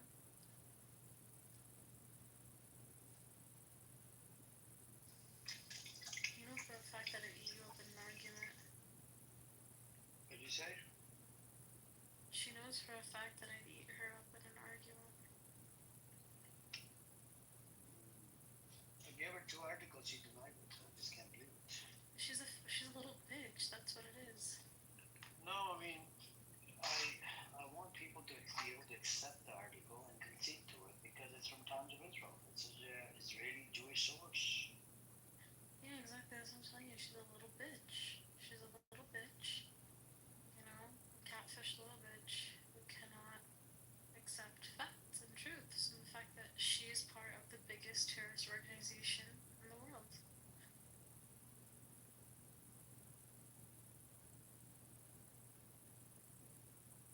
The stupid girl. Nothing to say, just comment on how I look. Anyways, what you Bitch, I just said that you're part of the biggest terrorist organization in the whole world. Like, is that not something? The fuck? You're so full of shit, bro. She's so full of shit. I was saying, what else is new with you, Layla? What you been up to? Nothing. I've been busy because tomorrow's like Labor Day and I have like protests and stuff like that. And then I'm also like part of the SJP board now, so I have like stuff to do for that. Okay, nice. I've just been busy. Yeah, just don't work too hard. Yeah, that's true. I need to like limit myself. I need to like pull back from a lot of activities because I need to focus on that school. Yeah, focus on the school and see what you're going to be in the future. Yeah. So is Hannah gonna come up or like what? Oh, she left. What a bitch.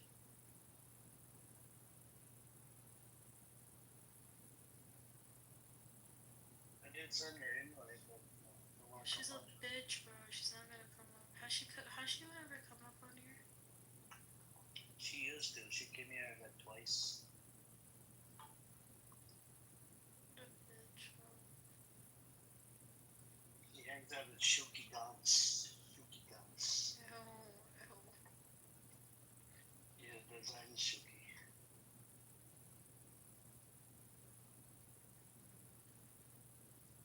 She's such a disappointment to her European ancestors. I mean, the one thing I don't get about the Zionism, right, is some of them give them articles like from trustable sources and data.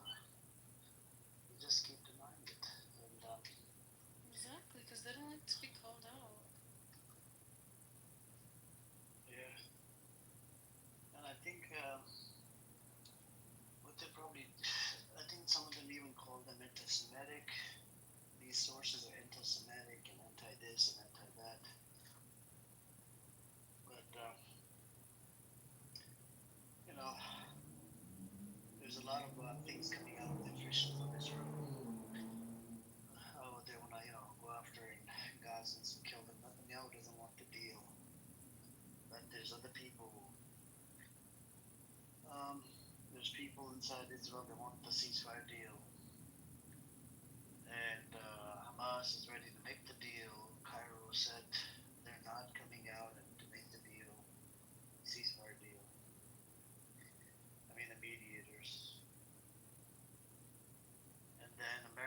puts sanctions on the PA so that way they can't come to the UN in America because these countries want to recognize Palestine as a, as a country. But I think they probably go on Zoom meeting. Then America can't do shit. Yeah, that is true.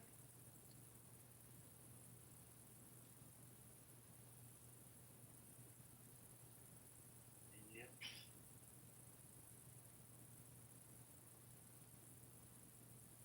Anyways, what's the deal? What's the deal? Later.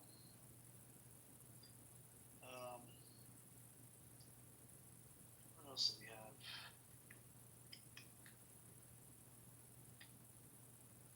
I think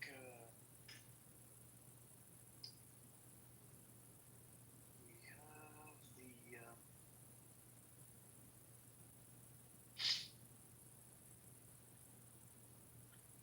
we got a little girl. Her name is Fatima. Was murdered by Israel 4 days ago. What sort of world when a 6-year-old plans their own funeral? The flotilla is needed because governments have failed.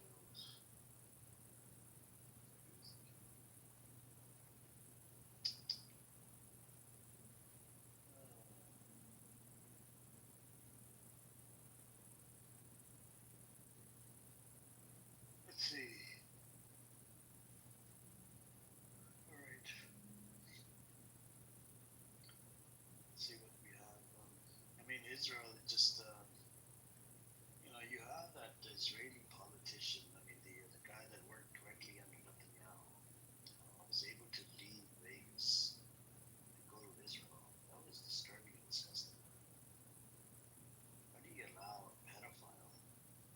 Because the state attorney, she was Israeli Jew, but she made it happen to allow the guy to flee to Israel, and he didn't even show up on his court date. And then he got the Epstein visiting over there back in 2008, and Ehud Barak, which is the former Israeli prime minister, has connections to has visited the Epstein Island more than 30 times. I don't know what to tell you guys. That's very disturbing.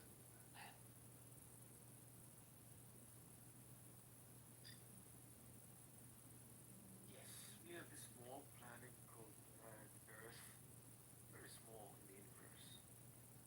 Yet some people believe that this is the universe itself. The God of creation is only centered around this small tiny rock called planet Earth.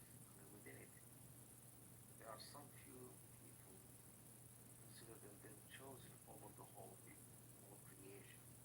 I believe that. It's my race.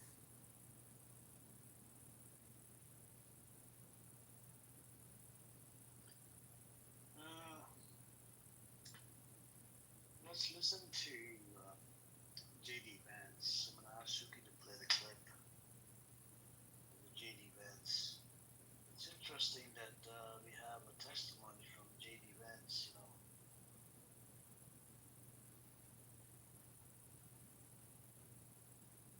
I'm a never Trump guy. I never liked him. It makes you think that at a fundamental level, this is sort of a he said, she said, right? And at the end of the day, do you believe Donald Trump, who always tells the truth? Just kidding. Or do you believe that woman on that tape? I cannot stand Trump because I think he's a fraud. Well, I think he's a total fraud that is exploiting these people who is a total fraud. Like I said, I agree with you on Trump because I don't think that he's the person. I don't think he actually cares about folks. There is definitely an element of Donald Trump support that has its basis in racism or xenophobia. I think there's a chance, if I feel like Trump has a really good chance of winning, then I might have to hold my nose and vote for Hillary Clinton. I think that I'm going to vote third party because I can't stomach Trump. I think that he's noxious and is leading the white working class to a very dark place.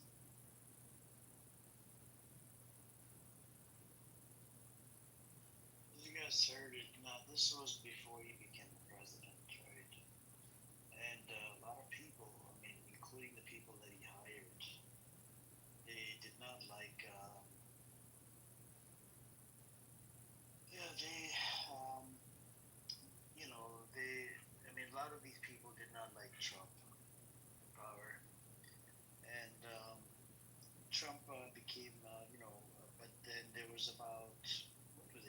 3 attempts on his life. On his, they tried to assassinate him, which was kind of crazy. And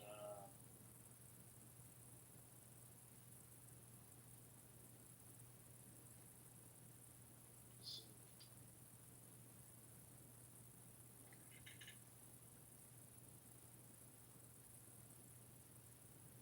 wow.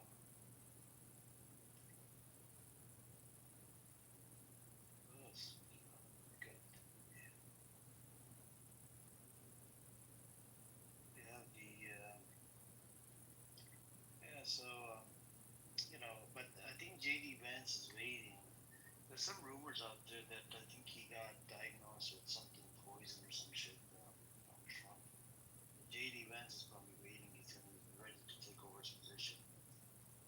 It's all about power. Um, but what Trump is doing is just sort of next level, and anything he does in support of Israel, right? He makes a big deal out of it, and people are starting to question Israel. That's why MAGA supporters have become anti-Israel, and that's helping the Palestinian narrative, whatever you want to call it, true narrative to the public, and a lot of people are becoming anti-Israel. And then even at the protest, there are like less than 2, 3, 4, 5 people protesting in support of Israel, and then there's a large number of people protesting in support of Palestine. And everybody knows in the whole world, majority of the people know in America and Canada and a whole bunch of different parts of the world that the Palestinians are getting genocided by this demonic Zionist entity, like a criminal entity. That's how it was created, by forcing them out of their own homes and whatnot in 47, 48, 49, up to 1956, according to historians. And that's the sick part. And I don't think it's going to end until somebody like America would have to put a stop on it. But Epstein, we have a testimony from a former Israeli intelligence official. He said that they have Trump by his balls. During that 12-day war with Iran, they sent out what is it called? A birthday card. That was like a threat to Donald Trump. That was a threat to Donald Trump to pretty much, bomb Iran for us and this and that. Otherwise, we're going to expose you. And even right now, they have a lot of deep dark secrets on him, and I believe it has to do with Epstein files. If Epstein files were to get released, wow, that's going to go crazy. There's a lot of connections between Epstein files, Donald Trump, and the Zionist entity. And Jeffrey Epstein did visit Israel in 2008, and Ehud Barak came from there, visited Epstein Island, Epstein properties, and whatnot. And even the way he was killed, you have Ghislaine Maxwell. She's at a minimum security prison, and I heard at that prison they don't allow pedophiles. But how the fuck are they allowing her? I don't get it, man. And then we have this case in Vegas. That's a pedophilia case. It's just Israel has become like a fucking pedo island. It's not it's not the only democracy. It's a fucking pedo island, and that's what it is. I don't think it's ever gonna change. And their image has gone down the toilet. It's gonna take them minimum 20 to maybe 100 years to rebuild their image. Their Hasbara ain't working, right? And their narrative not working. Nobody really wants to engage with them that much anymore. If you go into pro-Israeli spaces, there's not many people debating them anymore because they all know these people are genocidal psychopaths. The way they talk, they want to butcher, slaughter every little kid and whatnot. And we even have people that just reverted to Judaism and that moved to Israel. They're literally booty clapping for Israel so hard, and while they're booty clapping for it, they'll be like, yeah, every single soul in Gaza is a terrorist. It's a criminal. It's a terrorist. Blah blah blah. And then they tend to believe in fucking collective punishment. That's the crazy part. Like, how do you believe in collective punishment? It's a lot of them. They're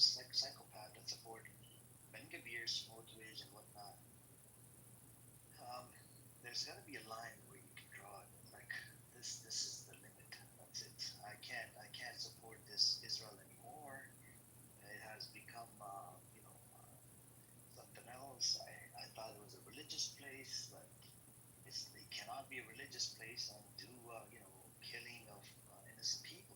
Even the Israeli organizations like Bet7, you have the Physicians for Human Rights out of Israel. They came out. They said it's a genocide. Those days are gone, where people were still thinking about it, and it's only one side that's the one that just butcher and slaughter people. And that 7th of October narrative, it just went down the toilet. And we have statements out of Israeli officials. They're saying it's not about the hostages. The hostage is not the priority.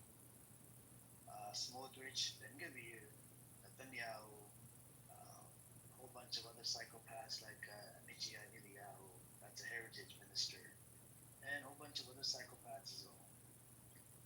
And, oh yeah, if you guys watched the Settler documentary, Daniela Weiss, she's the leader of the settlers and whatnot in the West Bank. She was asked, does Netanyahu agree with you? She goes, yep, I have a direct connection to Netanyahu. So Netanyahu is pretty much part of this settlers and whatnot, what goes on in the West Bank. The West Bank is literally an example of fucking apartheid. Two sets of laws for two groups of people. It's very disturbing. Some of the people, they actually support the settlers. And some people, they call themselves leftists, they don't support settlers. But, it is very disturbing when you support,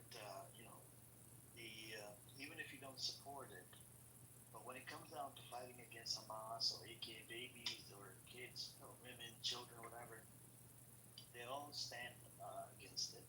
They all side with Netanyahu. Yes, go on, kill as many as you want. Recent report came out. They're killing about 83. It was 83% to 1. Right? It means that out of the 60,000 people, only 8,900 of them they're Hamas. This is according to IDF, and then the rest of them are fucking civilians. It doesn't make sense to me. It's just fucking bullshit. This data is just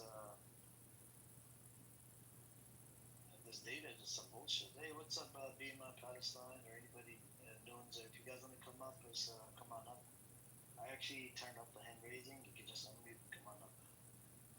Assalamu alaikum, brother. Wa alaikum salam. What's going on with you, Palestine? Alhamdulillah, Rabbil Alameen, brother. How are you? Inshallah, you're good. I'm doing good. What you been up to? Nothing much, brother. It's just here. I'm just here. Still growing worse and worse. The situation here in the West Bank. But yeah, in Gaza, of course, it's getting worse as well. No one of Palestine, to be fair. So, yeah.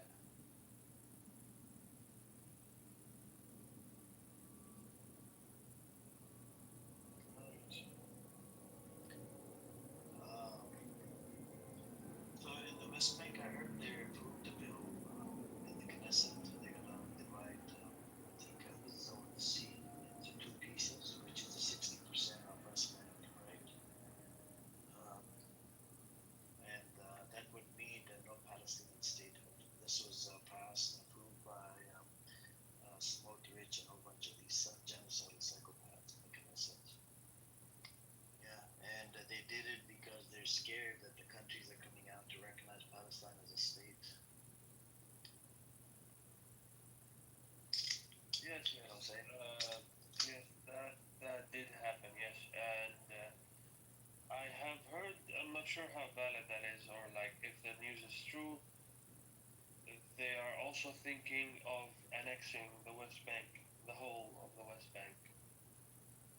Before I believe it's in this month, the meeting, the United Nations meeting.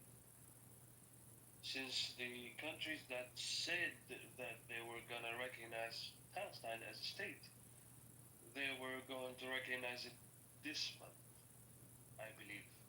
So they said they were thinking about annexing the West Bank before then, so they wouldn't have a chance to do that.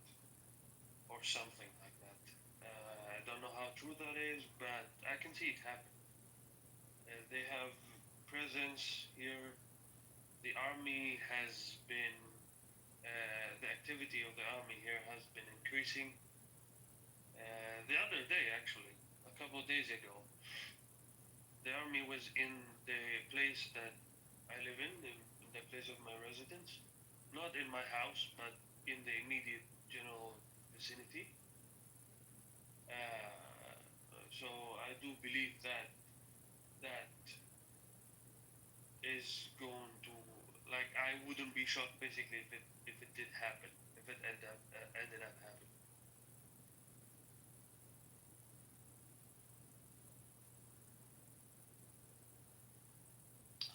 Yep, yep. It's just it's tough. I mean, what they're doing in the West Bank. It's crazy. And even in relation to these fucking checkpoints, but if they were to annex it, completely annex it, then they would have to give you guys a citizenship, right? But would they give you the citizenship? No, not that. They're thinking about it in ethnic cleansing terms, or in the sense of when they annex it, and they've already made their intentions clear throughout the years of the occupation. They're going to kick us out. And a lot of they call them brochures, pamphlets, have been dropped here and everywhere in Palestine, especially in the West Bank, since we're talking about the West Bank. A lot of pamphlets have been dropped calling for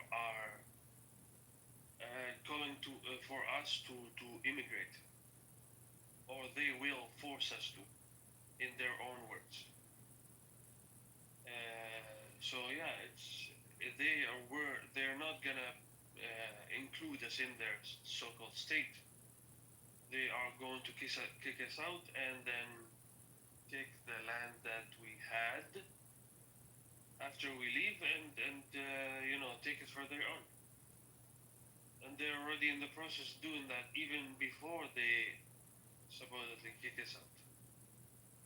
In fact, a new settlement is either in the process, I believe, either in the process of being created or has been already created nearby the place that I live, in the area that I live in.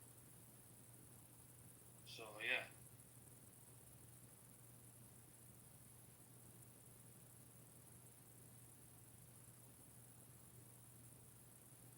Yep. That's the sick part. Hey, what's up, B Mike? Hey Amir, hey everybody. Hope everybody's doing good. I just wanted to come up and let everybody know that we are being recorded by a guy who's running for Congress. He knows who he is, and this is a message for him. I want him to know, John Kitover. I saw your room labeling Amir as a terrorist and inciting or asking people to report to the FBI, and I think that's a very serious and grave thing to do, especially when we have people talking about a very deeply emotional issue like the Israeli-Palestinian conflict, and calling others to call the FBI or even making a post about it. It is profoundly un-American. So I just want everybody to know that. I think America, it makes a lot of mistakes, but it does pride itself in freedom of speech and dissent and in democratic discourse. And when you are equating political or moral criticism with terrorism, and then weaponizing law enforcement, Big Daddy Gov, you're undermining the very constitutional values that created this country, right? In public debate, you're fostering fear rather than open dialogue, open Socratic dialogue. And I think that this type of just absolutely horrible behavior, it suppresses legitimate discourse, and it disrespects all of the very important principles of liberty and justice for everybody that define us as a nation. And as a potential public figure, you have a responsibility to uphold these democratic ideals, not to trample on them. I think you're pathetic for doing that.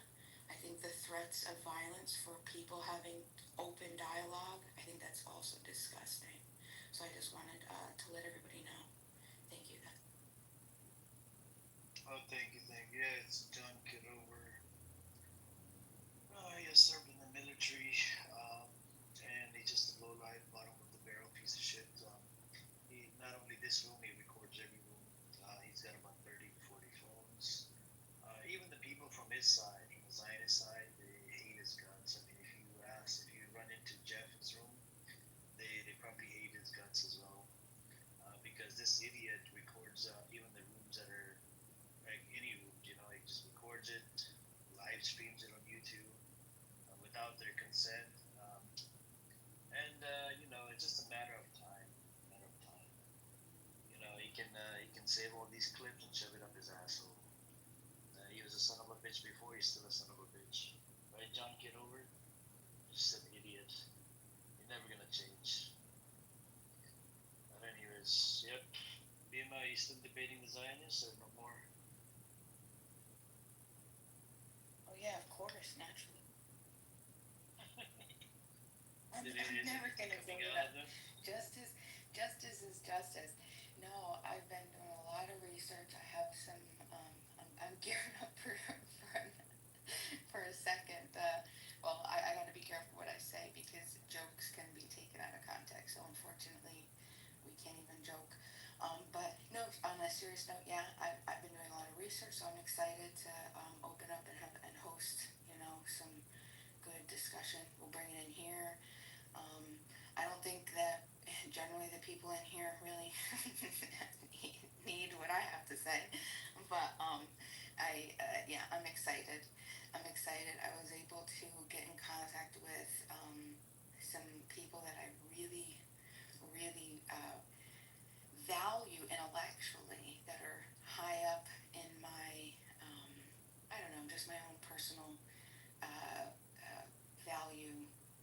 I don't know how you would want to say it, but I really respect their thoughts, their big philosophical minds on moral philosophy.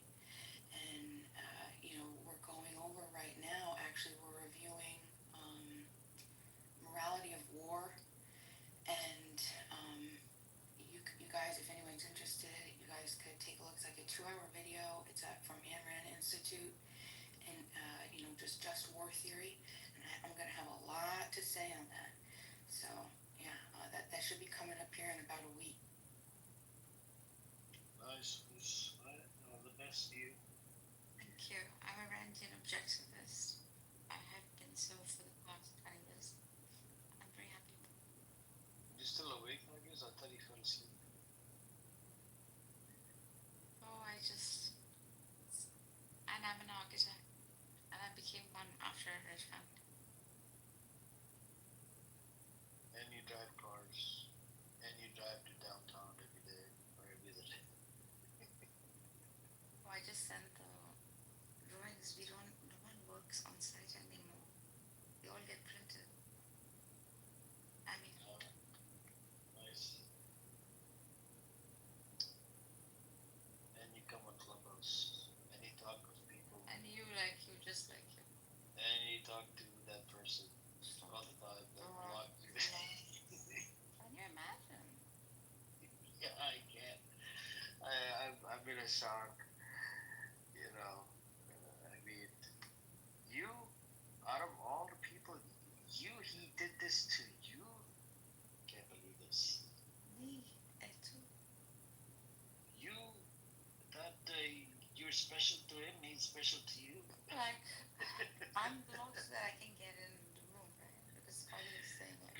miss his voice. He misses. He unblocked me so I could get in. Must have been through someone's like orders, like someone who owns the maybe Scotty or Teddy. Like get in, I leave and I get blocked, bro. And meanwhile, I haven't said a word. I think he's got some old beef with you, Nervous. I think you ghosted him. That's why. In one of the rooms, you told him come here. You just left him there, then you left to a different room. Rejection is a bishop pill. You turned him down. Anyways. Why do you give stuff seed? I can't understand why there's an explanation. Anyways, if anybody else want to come up, you can just. Someone else me when she's having. Oh, you wanted me to see the YouTube video? Oh, it's up to you if you want to take a look at it. It was someone asked me to take a look at it, and yeah, I'm excited to go over everything, but it probably will be happening in a couple days. So if you want, I can definitely. I would love to watch. Yeah. So I know another Simon on this app who's a Randian objectivist. It's just a few of us. Like I even opened a room. I mean, this is ages ago called We the Living. I don't know if you've read that book. It's mostly about like just like outlines of capitalism and just morality within like the political system. So that's also one of my favorite works from her. And of course, the virtue of self-interest. Yeah. Oh, that's one of my most favorite. Yeah. And I mean, how many years? Yeah. Capitalism, yeah. Capitalism is also one of my favorite books. Actually, Simon is the one who, he's the one who presented the video, and he said, hey, take a look at this. So we're going to take a look at that. And you know, I was a big Ayn Rand fan for a really long time. I actually studied under, well, we're being recorded, so I'm not going to give too much information on facts and stuff. But there's an individual in that video. I was watching. I was like, wait a second, hold on. That's my. Did you post the video? Cool. Yeah, I could post it definitely. Oh, perfect. Yeah, I'll definitely watch that. I work for an architect. Oh, I can't. Well, I'm going to talk to myself. This texture.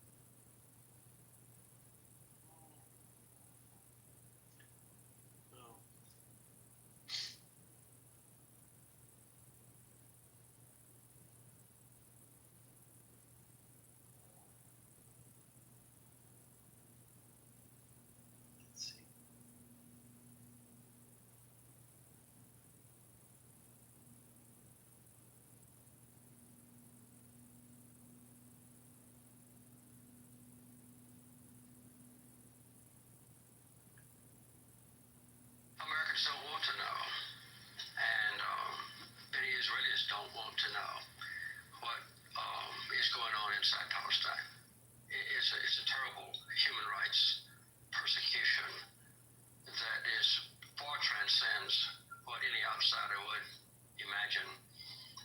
And there are powerful political forces in America that prevents any objective analysis of the problem in the Holy Land. I think it's accurate to say that not a single member of Congress with whom I'm familiar would possibly speak out and call for Israel to withdraw to their legal boundaries or to publicize the plight of the Palestinians. And that is added on to by the very effective work of the American-Israeli group called AIPAC, which is performing its completely legitimate task of convincing Americans to support the policies of the Israeli government. And AIPAC is not dedicated to peace.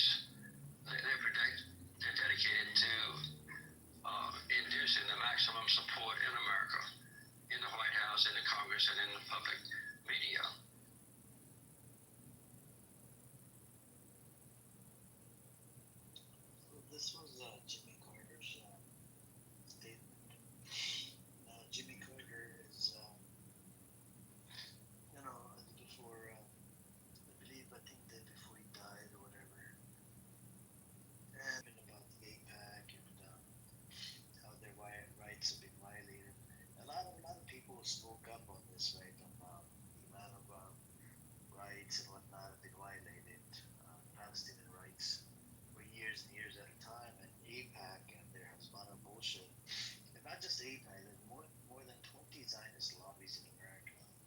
They've done such a good job in changing this whole fucking, American government into pro-Israel government. Regardless of what Israel does, they get a free pass. Here, you can kill as many as you want.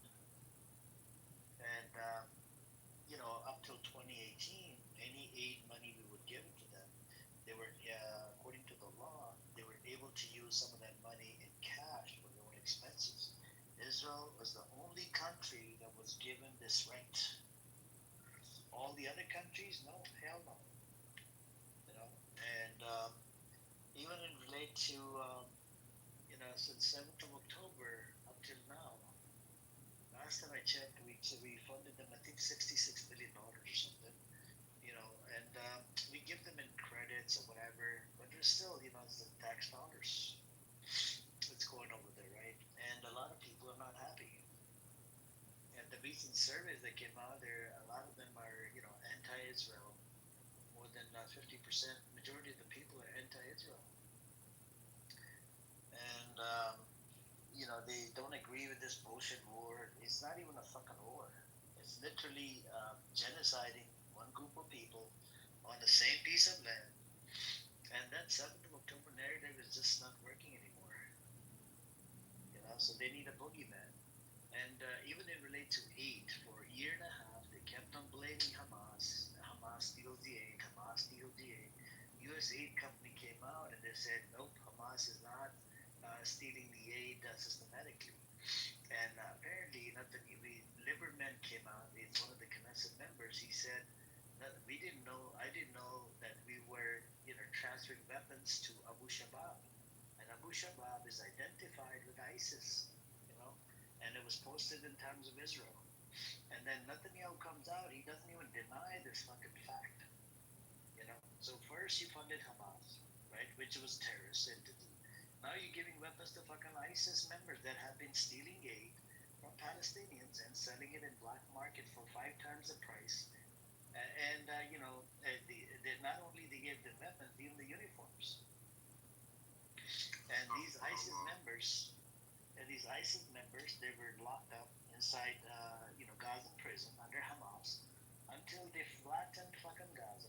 They let them out, and they're giving them weapons and whatnot. Go steal the aid and sell it in the black market, and the money you make, you can keep it. And it all happens under the supervision of IDF. And these people that have been stealing the aid from people, they need to be, I don't know, they're basically spies. Spies, criminals, terrorists. They should be brought to justice.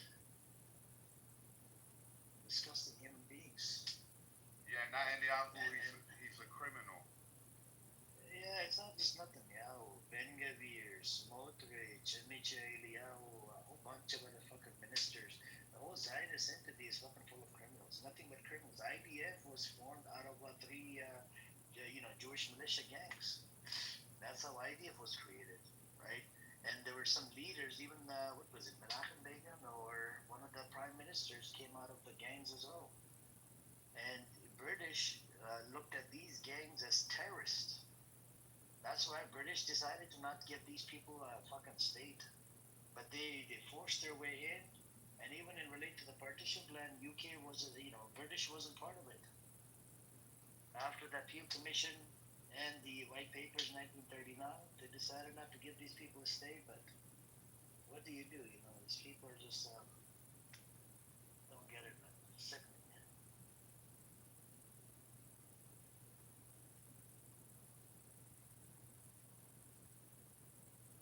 But anyways, what you been up to, Whiskey? You good? Yeah, man, just chilling, working, bro. Alhamdulillah, getting through the days, trying to stay on the dean, trying to do the right things day by day, man.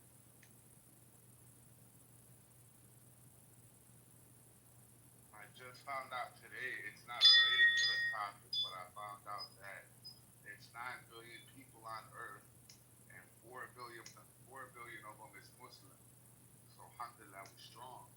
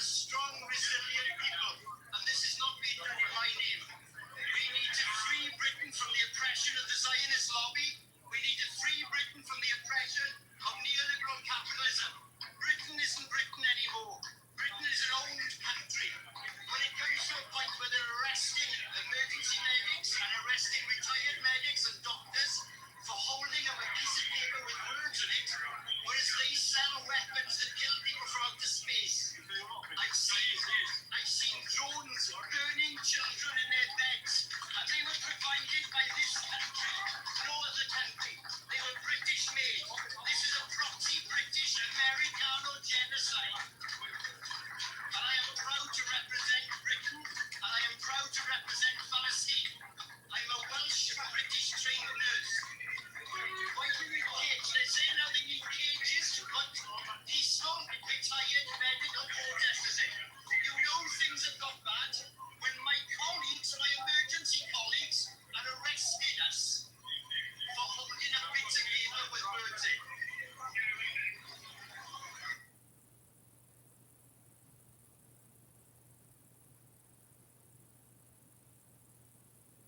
Thank you, Shuki. This was a retired nurse. He's been to Gaza. He's worked over there. He's seen the amount of cases over there, and apparently, they arrested him for protesting and whatnot, and in the UK. And a shout out to this brother. He's one of the medics, and this is the big thing. They don't even want to listen to the doctors and nurses, man. At least listen to the doctors. No, these are professionals, and they're not even from Gaza. They're from other parts of the world. Like this brother was from the UK. There's doctors from America that went over there. There's doctors from all over the place. Listen to the fucking doctors.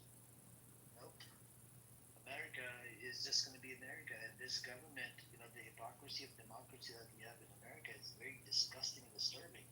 The democracy is built over dead bodies of people in the Middle East and people in Africa and a whole bunch of other countries. And the same thing in Sudan. Look at what they're doing, these fuckers. American government giving weapons to the UAE. UAE is giving weapons to fucking Sudan. And Sudan, in the hands of militia, that has killed over, more than 200,000 people in Sudan. It's sickening. And Israel has given. Go ahead. What did you say? And Israel has given weapons to RSF as well, and that has a militia in Sudan. And these militias are so psychopath. They're literally raping women, taking their kids as hostage, and they're doing a whole bunch of crazy shit. And UAE wants to use that Red Sea. Plus, they have interest for the gold, because apparently after 9/11 they put sanctions on Sudan, so they can't even export their gold. So the UAE is like, come to Dubai. What they do, they take the gold and they melt it down and then turn it into UAE gold. Freaking stolen from African countries. Yeah, that been going on. They've been extorting other countries' resources for their own. American people, the average American person, does not give a fuck about anything that's going on out there. They're not educated, they're not aware of it. You feel me? Yep, that is true.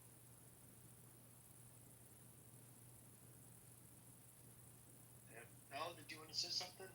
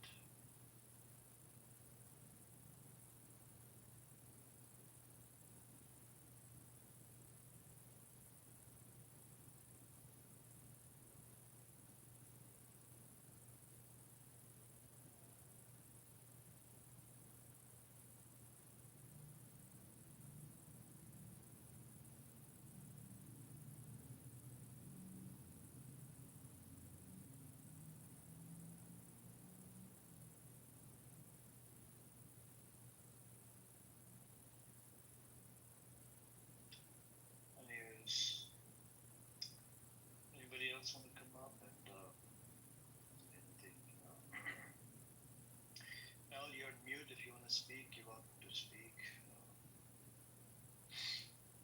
Let's see.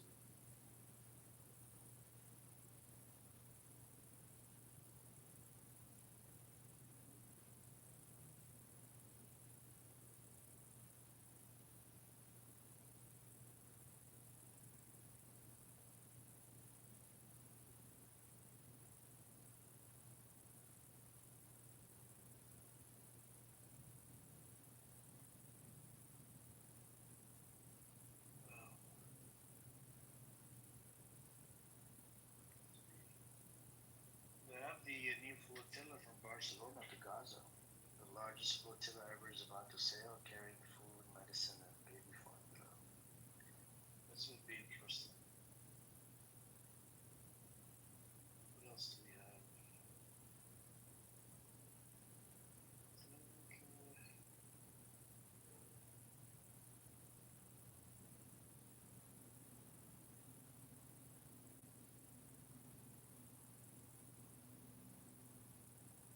Let's see.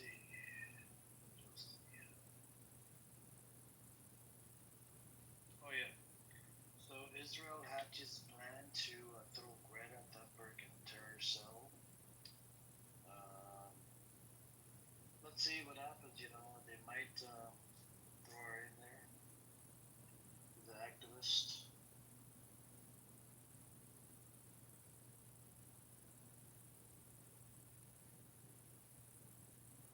Well, so we have Gal Gadot.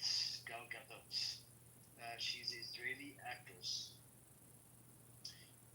Has skipped Venice Film Festival after 1,500 industry insiders signed a petition to ban her. You know, all of these people are getting boycotted, locked off. Actors, actresses, people, anybody that has an Israeli passport, they're getting treated like shit. And they treat people like shit as well. You know, they're racist motherfuckers. They're doing a whole bunch of crazy shit like in Thailand and a whole bunch of other places.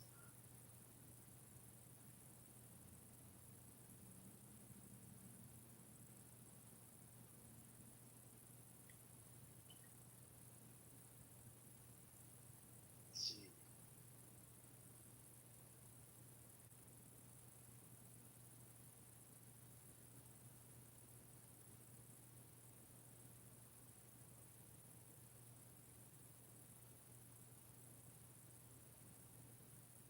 We got Rupert Lowe. He's a politician in the UK. Rupert Lowe is a fraud and a Zionist puppet. In the UK, 12% halal meat is non-stun. 100% of kosher meat is non-stun. But he has sold out to Ford Lobby. He tweeted about Britain is eating halal meat without even knowing it. I'm pushing for a full ban on hand slaughter in Parliament. That's a pretty good son of a bitch you can never find. You know, a lot of these politicians, some of these are fucking Islamophobic piece of shits.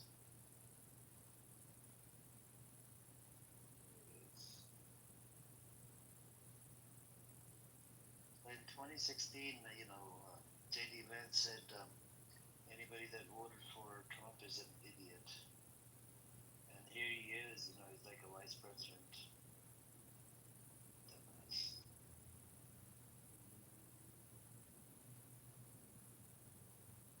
Alright, and you guys want to know something stupid and crazy? The IDF, right? They hang a doll in the Palestinian girl's bedroom. That's that disgusting society that this Israeli society is. Disgusting as fuck.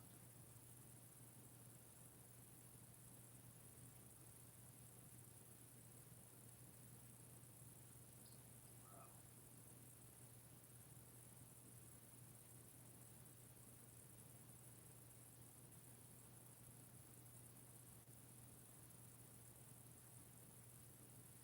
You guys heard about Emil Wakim? He said free Palestine and NSL fired him. That's crazy.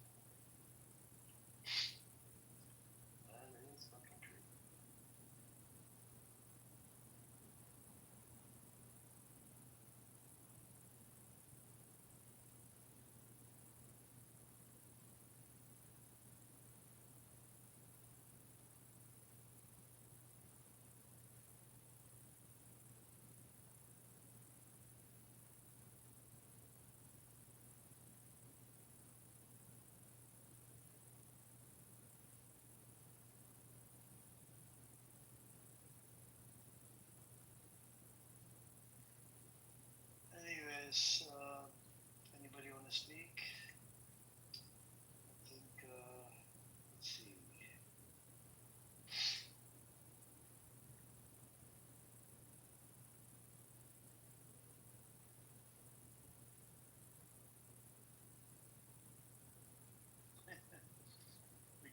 Rupert Lowe, MP from the UK.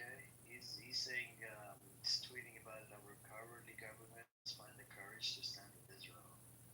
We must support them however we can. Disgusting scumbag.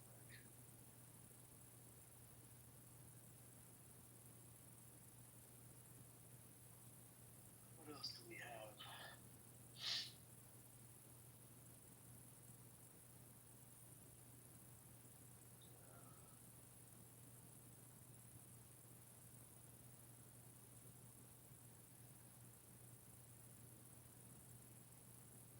A woman in Ireland spat on an IDF soldier, saying Zionists are not welcome in Ireland.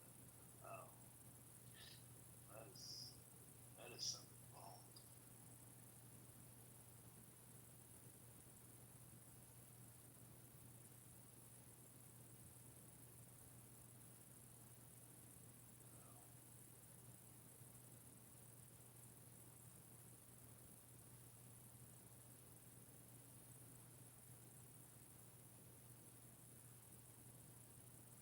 And there is let's see.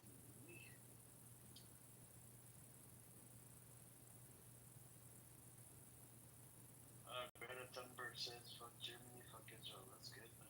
She's on the right side of history. Germany has been fucking disgusting, you know.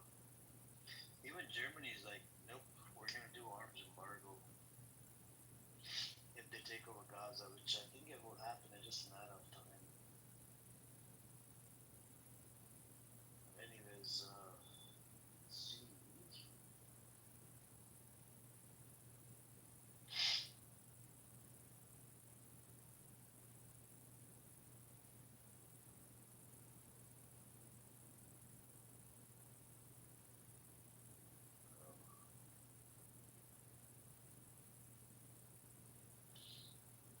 Anyways, I think the time has come.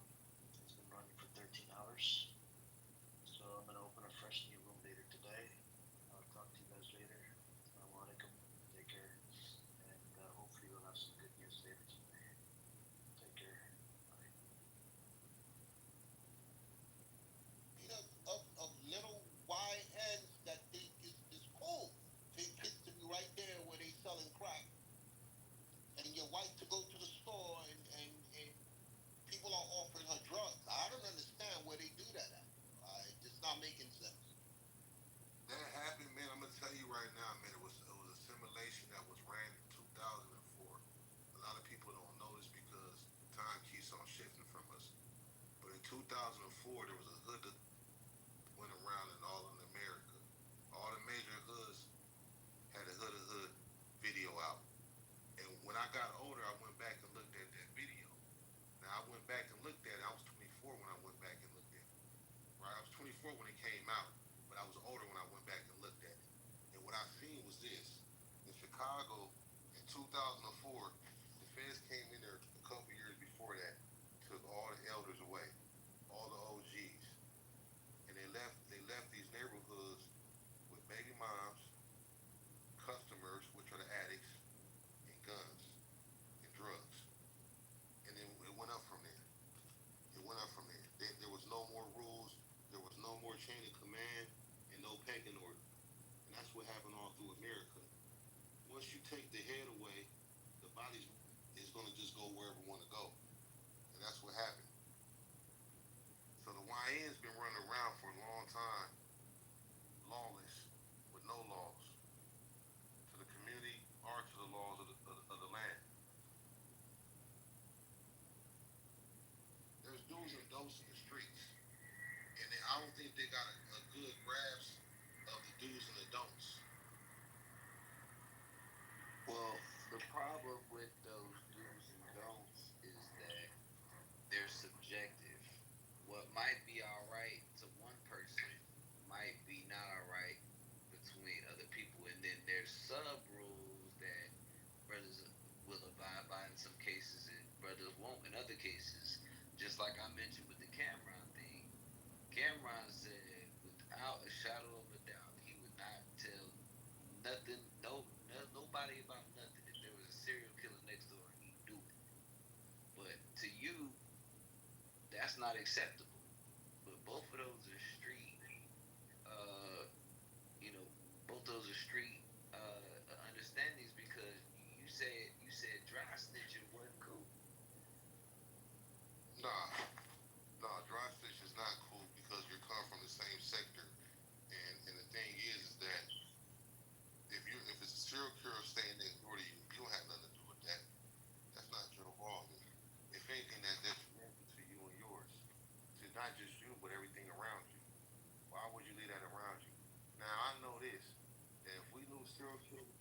short us in our time, we would get rid of them ourselves and wouldn't call the police. Let's take it up a notch. However, if you want to base it off of the right thing to do, the right thing will have to be done. Okay, but that's my question: is where do you draw that line? You say dry snitching ain't cool, all right, but then you say dry snitching is all right if it's a serial killer. So what else can you dry snitch? Well, that's not, no, no, no, no, no, no, no, no, no. That's not dry snitching, and that's not snitching at all. It's a serial killer. That person has nothing to do with you. Is not connected to you by in no shape, form, or fashion. That is not snitching. You're a civilian at that moment in time. That is not snitching. You have nothing to do with that person and their ethics. I think we don't know what snitching is and what snitching is not. So that means that people don't know when they should and when they shouldn't, and that's messed up. Because that means if you're gonna move knowing it's the serial killer next door and leave it for everybody else to get killed or deal with, right? That's fucked up. That's diabolical. Did someone else have a shot? Can I say something? And hold on, resistance. We gonna deal with you.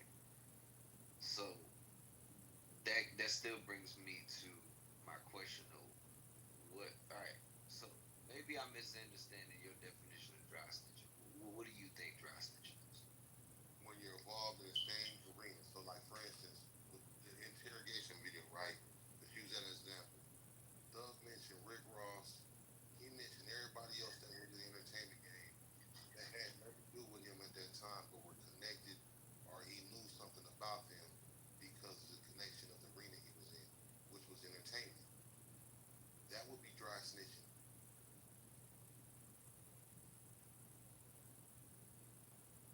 If you're not involved, that's not considered dry snitching.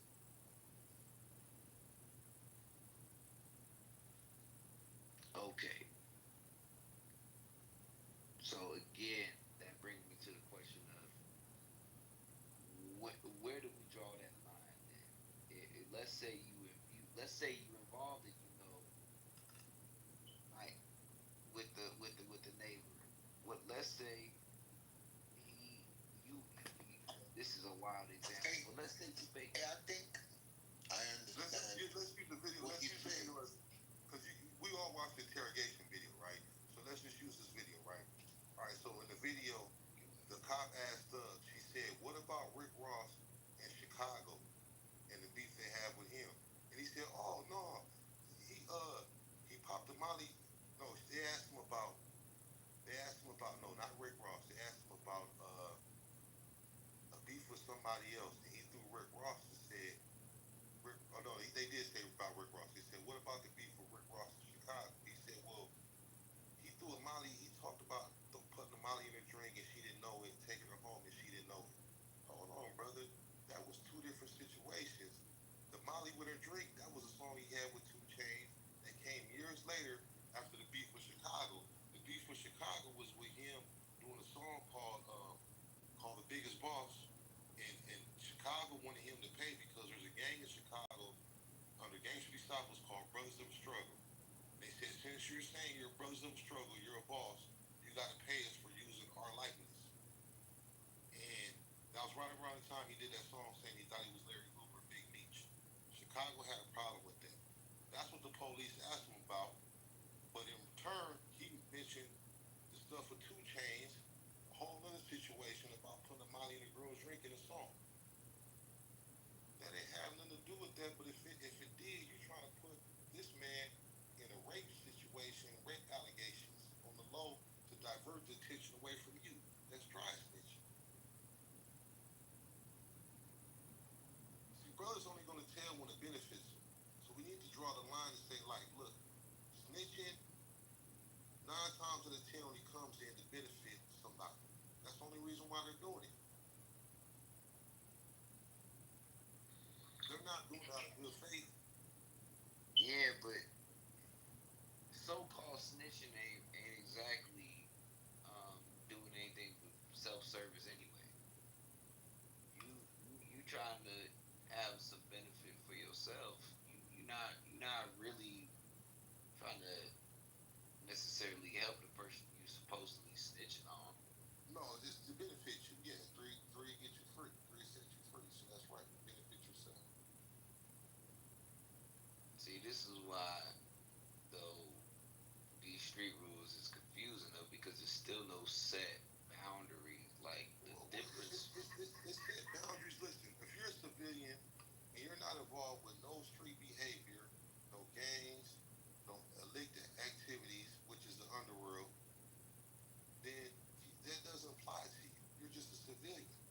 if you're involved in the underworld, in speakeasies, gambling joints, selling, hustling, gang banging, prostitution, anything that's a lick, right?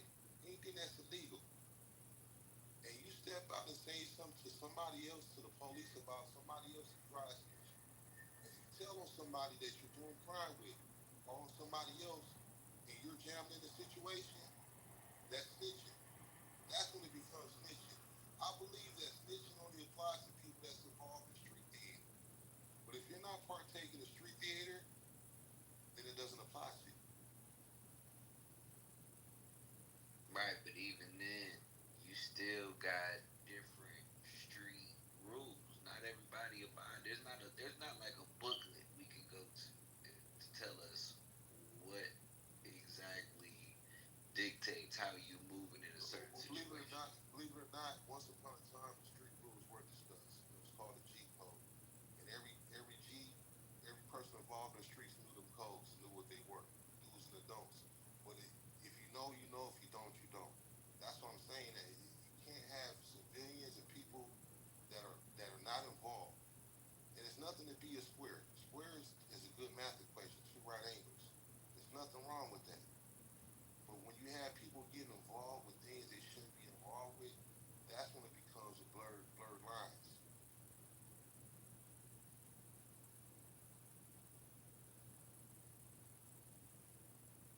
Especially with entertainment, because they're entertainers we're dealing with.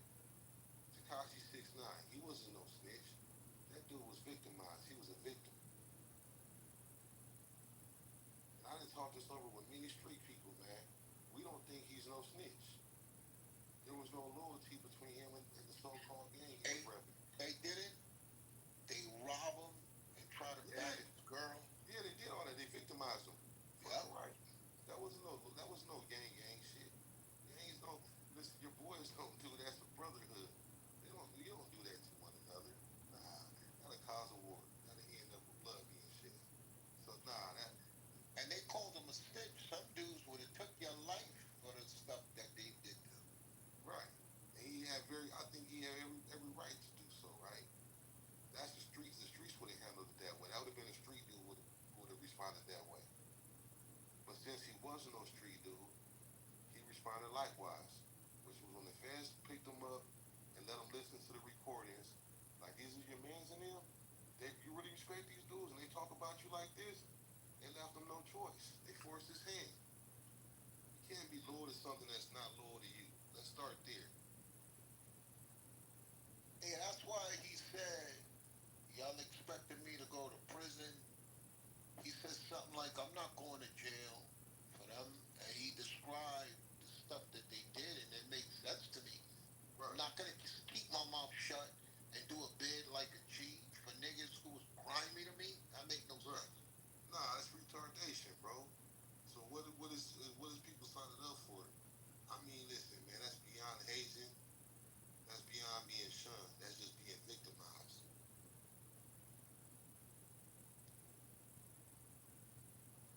Chief Patron said he a snitch for sure. Chief, why you say 6ix9ine is a snitch? Can I get in there, brother? Can I talk now? I'm sorry, who's next moderator? I don't know. That's the moderator. Yeah, resistance is next. Go ahead, resistance. Good early morning on my side of the East Coast.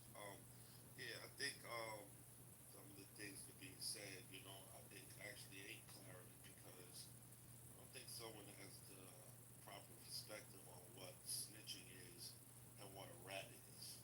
They're two different things, and people are trying to correlate them to be the same. They're not. Snitching is people who give law enforcement information about crimes that they didn't commit with anyone. So that is exactly what a snitch is. Now, a rat is someone who has done crimes with people and told the authorities so they could get out of a conviction. So they're two different things. That's number one. What Young Thug did, he ratted just like Gunner did and many of others because they did these crimes with people. What Gunner did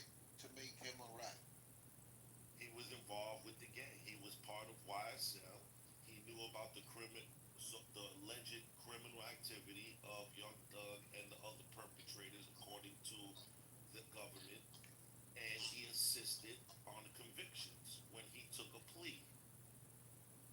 Wasn't they trying to put a gun charge on him? He accepted it. They don't try. They stopped the car, allegedly. They stopped the vehicle with him and Young Thug in it, and there was a firearm in there. And it was his? I don't know.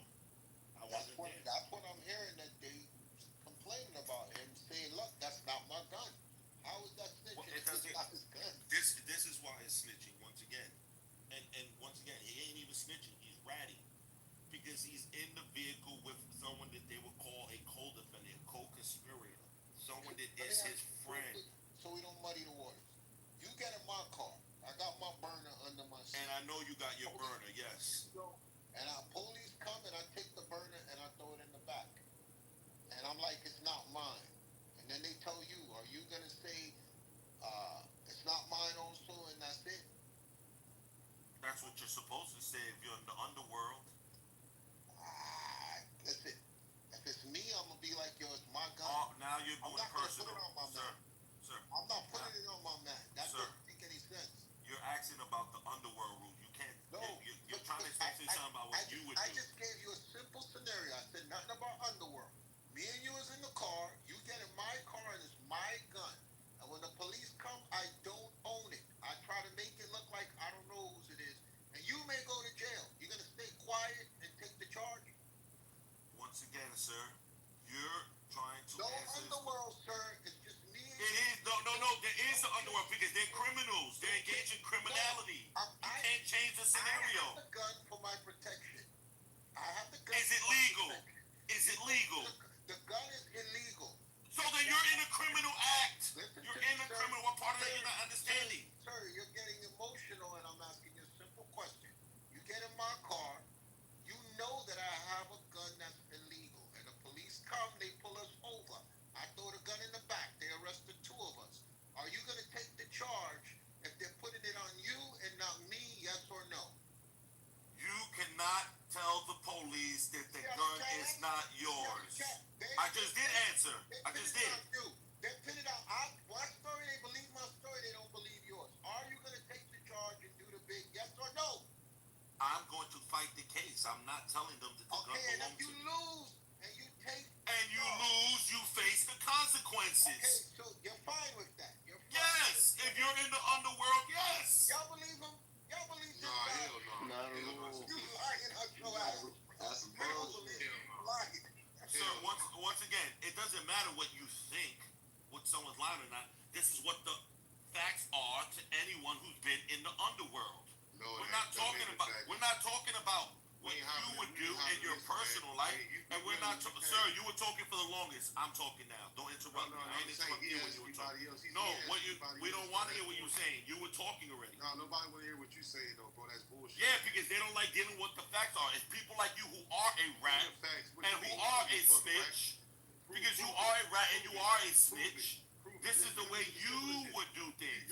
But any man. Nigga, I did 15 years in prison, nigga, and I had many co-defendants. I ain't never tell on any. You know why? Because I lived this underworld shit for real. I don't know about all that. You don't help no fucking police, and you don't help the motherfucking prosecutors in no circumstances. It doesn't matter what it is. Because you see, he's not even logical enough. He states something, but he's not even smart enough to realize that what he stated, if anyone goes in a car with their mans, their brother, I don't care if it's their mother, knowing that they have something illegal on them, if they have an illegal firearm on them, and you know that, and the police stop you, niggas don't tell the police whose gun it belongs to. That gets settled in court. That gets settled in court. That don't get settled in the fucking back room with a detective. See, a coward like you would do that because that's the kind of nature you are. You scared to hold accountability for something that you doing. So you want to put another nigga in. You a rat. You a rat. You a rat.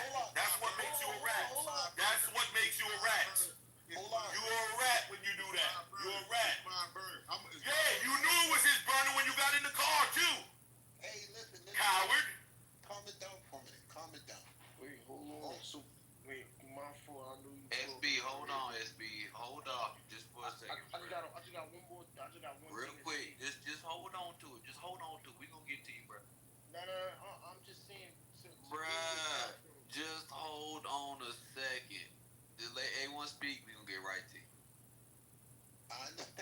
everybody's passionate about this situation, and everybody comes from different walks and different lives. So I don't want us to be arguing each other based on our experience and what we've been through. I want to argue each other based on what's right and what's wrong.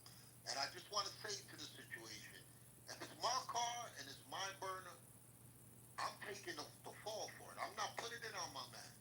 It's not even going to have to go to nothing. He walking right there. I'm going to tell the police, yo, it's mine. I'm not going to sleep right knowing that my man is getting locked up for a gun. That, to me, that's what you call bitch ass in New York. You know it's your gun. The police, I do it in the back seat. Now the cops take it. It's just the fact that he's in cuffs because of me and it's my gun. I ain't going to feel right. So I just was saying, ethically, it's not going to go that far. But I've seen that happen where they arrest everybody in the car because the true owner don't want to own up to it. So that's the point that I was trying to make. So I don't want it to turn into a back and forth and we lose control of the room because people are arguing from a place of passion instead of a place of what's right and what's wrong. Moderator, I'll mute my mic. Yeah, but what you're doing right now is called bitch ass because you don't you leaving out details because a prosecutor cannot even charge everyone in a car. Let's say it's 2 or 3 people. They can't charge everyone with one gun.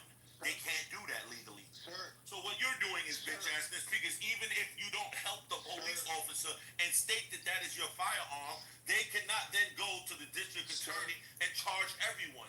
Sir, I work in law enforcement and it has. And once again, I've done time and I know the state law from my state. I don't know what state you're in, so to say what the state law is, but I know in my state, if there are more than 2 people in a vehicle and there's only 1 illegal firearm, the state will not be able to charge all 3 people with that same firearm possession. I just told you, the police officer says, if someone knows. And I told you, you cannot help the police officer if you're a criminal. You're arguing again from a place of emotion. No, sir, you keep repeating the same thing, sir. You keep saying you. Sir, you're repeating the same thing, sir. You're repeating the same thing. Talk to say the same thing. What you're saying is the police officer, the arresting officer, is not going to decide right there whose gun it is. Listen to what I said. Of course they can't. They're not. No, they're not. They don't have no kit right there to test for fingerprints. This is my point. This is why you're not allowed to help them. This is why you cannot.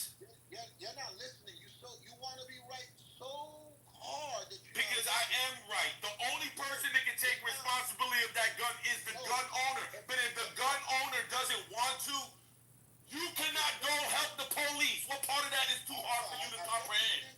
The louder he screams, he's going to make himself right. So we're going to wait till you regain your composure. All right. We'll So can you stop talking? Once again, let me make it clear to everyone. If someone has an illegal firearm, your comrade, your man from the streets, your crime, just because you get stopped and he has a legal firearm and he does not want to take responsibility, which would be the gangster shit to do, so you won't have to go through the court system. That's fine. He can do that if he chooses to. Yes, that's my gun, officer. Wrap me up.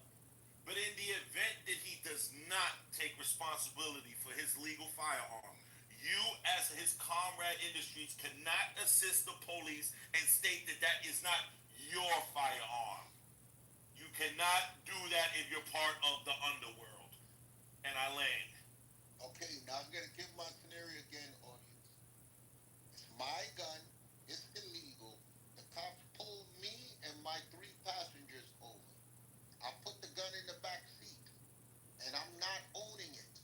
You people here, are you going to let your friends go through the system while they try and find out whose gun it is? I'm talking about the ethical thing to do.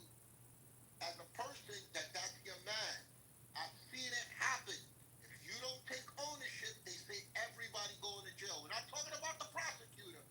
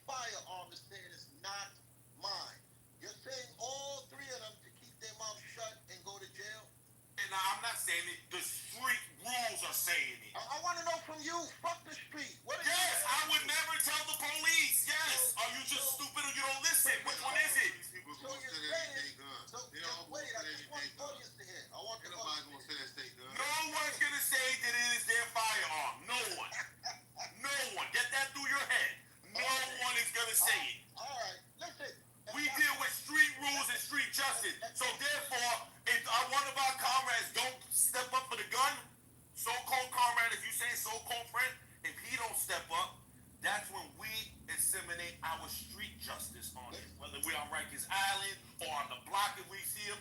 We don't help the fucking police. So let me ask you this. Get that through your head. And that's what the problem is. It's people who live normal society like yourself trying to simulate yourself into street politics, into street culture. You're not from that. So stay out of it. We try to understand since you're the expert. So you're saying now, if someone gets wrongfully indicted for that gun, what he's supposed to do? Just take the charge and just go to jail and do the No, he's supposed to fight the charge. Okay, he loses. And if he loses, you once again, and if you lose, you simulate street justice. So you're saying rather than snitch, beat his ass because he has to. No, you don't beat nobody. You do. So what's the street justice? You know what the street justice is. You know what the violence, and it ain't just beating a nigga. Violence. Man, these dudes ain't doing that nowadays. That's why. It's called violence. Yes, they are. Because if they wasn't doing that, then how Alpo get murdered? Alpo got murdered by the mob from years ago. Oh, shut up. Yo, man, listen, stop living in fantasy land, my nigga. That's the problem with you. You just like a clown, a If you know joke. about Alpo, that was the hit that. I don't need to know. I do know, because I'm from the streets of Harlem, nigga. I'm from the streets of Harlem, nigga. Nigga, I don't give a fuck about nothing. You don't know what the fuck you talking about. You been up here. You didn't even know the difference between a snitch and a rat. You don't even know the difference between a snitch and a rat, and you up here telling them. But they're not the same thing, though. But they're not the same thing. That's the point. You're uneducated. You're not from the streets. They're not the same thing. They're the same thing, homie. They're the same A snitch is somebody who gives information to police without doing a crime with a person. That's what a snitch is. A rat is somebody who does crime. Same shit. They're not the same. You don't know because you're not from the streets.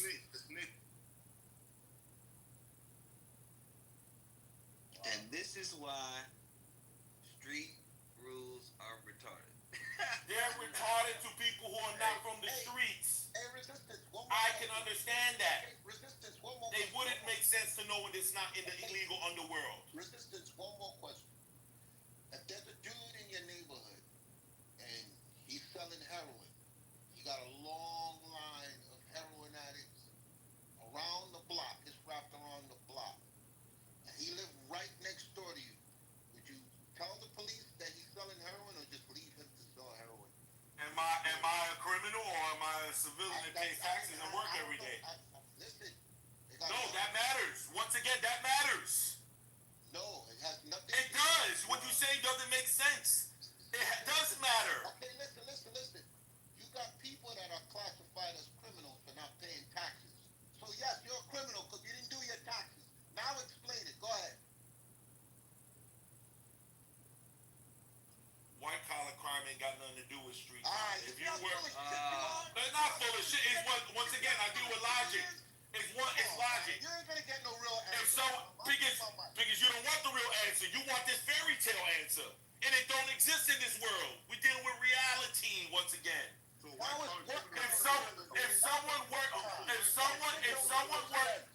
someone works every day of their life and they choose not to pay taxes, that is not the same as someone who sells heroin, sells crack, or robs. It's not the same thing. Come on, man. Yes. Yes. One is a street violent crime, the other one is a white collar crime. You can't throw Harlem in the equation when you got niggas like Jim Jones. The fuck you talking about? You don't even know what you're saying. You're trying to equate. You're trying to equate someone who decided not to pay their taxes to someone who's selling with heroin. You got to be stupid. I just need to ask him this question. Wait, before you do that. Before you do that. So you telling me gangsters never committed no white collar crimes? Of course gangsters do. That's why you got scammers now. They're committing white collar crimes. So due to our culture, for example, black or Latino niggas that are scamming, you cannot snitch. You cannot be a whistleblower. That we are not allowed to do it. White people do it because that's their culture. They're allowed to whistleblow. They've always done that. Niggas can't. If you was listening, do you get that? We already established that before you came in the room. We established that if you're a criminal, you're a criminal. If you're a civilian, you're a civilian. You keep basing it too. Can I ask him a question? Brother Resistance, can I speak to you for a moment? You can speak, brother. This is just a question.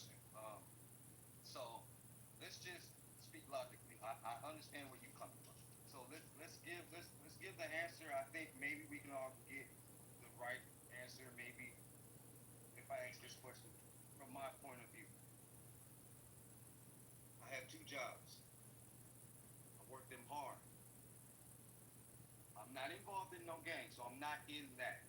So that life, that I'm not. What you saying is 2 different worlds. So I'm not in that world. Okay. I have 2 jobs. I go to school. I got 3 babies, and I take care of my family. I'm not involved in anything illegal. I work hard for everything I got. I live in this community where there's a man around the corner that's selling drugs every day by an ice cream truck. You listen to me, brother. Every day, I work hard to keep my kids under control. I work hard to keep my kids safe. I work hard to keep my kids from doing what they're doing out there in them streets. But it's coming closer and closer to my home, and I'm tired. And this person is in your community. Well, not even in your community. It's in our community, but he's in your world. Okay? Follow me, brother. This man is in your world. That means he's connected to you. Now, your rules apply to him, but those rules don't apply to me. So I go out there and I blow his head off. Are you going to snitch on me? I don't even understand your question. What do you mean? If you are an everyday hold on, sir. If you're an everyday hardworking person and you say that I am a criminal, me, and I witness you blow some other criminal's head off, what I would do? Yes, sir. What do you mean? I would try to either blow your head off. Okay. Now we see the logic he's on. There's no real answer, but the answers he's going to give, which is his logic, which is street. Street logic. Yes, that's what my point was about this whole thing. We're talking about street logic, or we're talking about civilian logic? Because see, a civilian. No, of course not. Because I live by the underworld. My logic is not the same as yours. To bring the room down, so I'm not disagreeing with A1 because he's absolutely true, and I can't disagree with you because you live in that world. You're giving your no, but A1 is actually wrong because once again he's trying to equate civilians with criminals. But sometimes we gotta agree to disagree. He's not wrong and you're not wrong. Brother. Once again, why don't you listen for a second? You are absolutely wrong about his assessment. He is literally trying to equate someone who lives a structured, regular life, hardworking, with someone who does not. They don't have the same guidelines and rules and regulations on how they're living their lives. So you, as someone who's working hard every day for your family, like you said, I don't care if the guy was 5 miles away from you that's selling heroin. If you guys should drive by there every day to go to work and you see him and you want to help law enforcement on getting him off the streets, you can do that. There's nothing wrong with that. But me, once again, who lives 5 miles away, even another, let's just say another dealer who's in competition with him, I cannot go and fucking tell police on him. And even if I was his competition and I drove by and seen you, the civilian, blow his head off because you're tired of him selling drugs to young children, I cannot get police involved. Wait a minute. Let's get some order. Hold on. You gave us the doozy with that last one, so he's full of gave shit. you some grace. He's full of shit. Anybody come in here self-snitch, Hold on, big. world. Hold on. Like I said, we're gonna try and get some order back up in here. So my question to resistance is, do you believe in God? Of course. Okay. Now, does God believe in all this street justice BS? Of course not. Of course not. And most people who live the street life are not godly people. Well, most of them at least believe in God, though. Yeah, they believe in God, but they disregard his laws. Okay, so that's the issue. That's the whole point about what we're talking about right now. Is that this street justice, street rules, BS, one is confusing. Because not all street men and women have the same set of rules. You could have a different set of rules based on what city you grew up in. Atlanta street rules got different street rules than New York, got different street rules than Chicago, got different street rules than LA. You not operating on the same structure or organization or understanding if you running the streets with these street rules. It just don't work the same. So that's why it's stupid. Number one. Number two, why it's stupid is because you're justifying evil with more evil. You adding on to the confusion, the hurt, the the the the evil. You adding on to these things on a consistent basis instead of doing what we was already supposed to be doing, which is keeping our laws. So that right there is not helpful to the situation either. So what are we supposed to be doing? Get that in Ecclesiastes 12 and 13. What you're supposed to be doing if you want to avoid these things is exactly what everyone knows they're supposed to do. Educate yourself, get trades, go to school, and become something in society if you want to avoid it.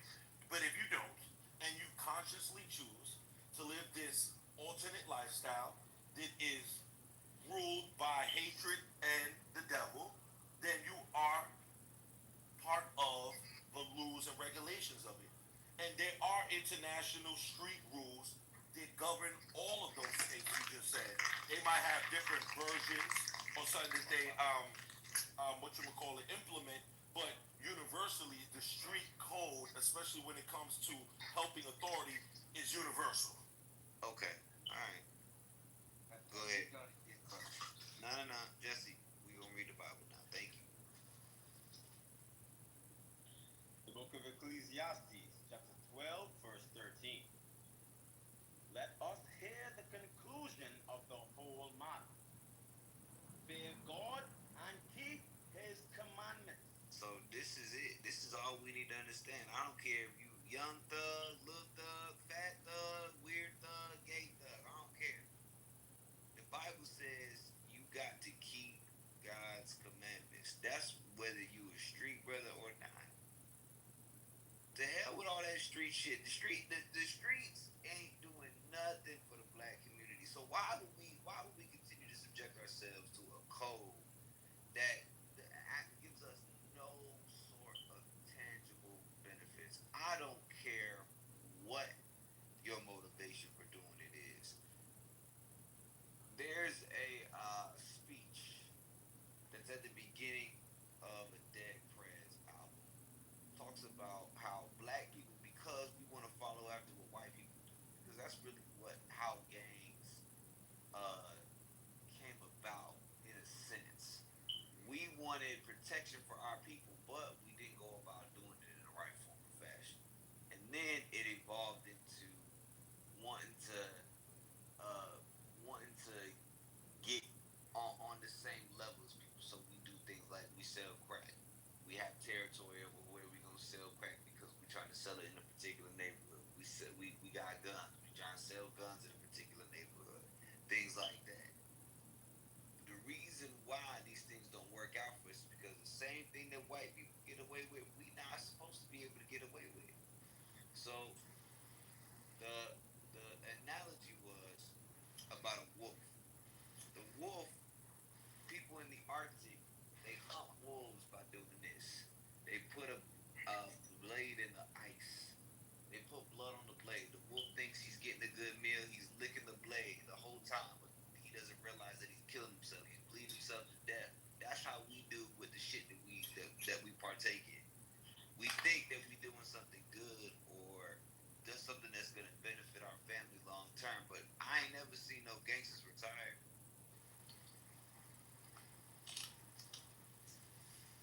I ain't never seen no street nigga retire.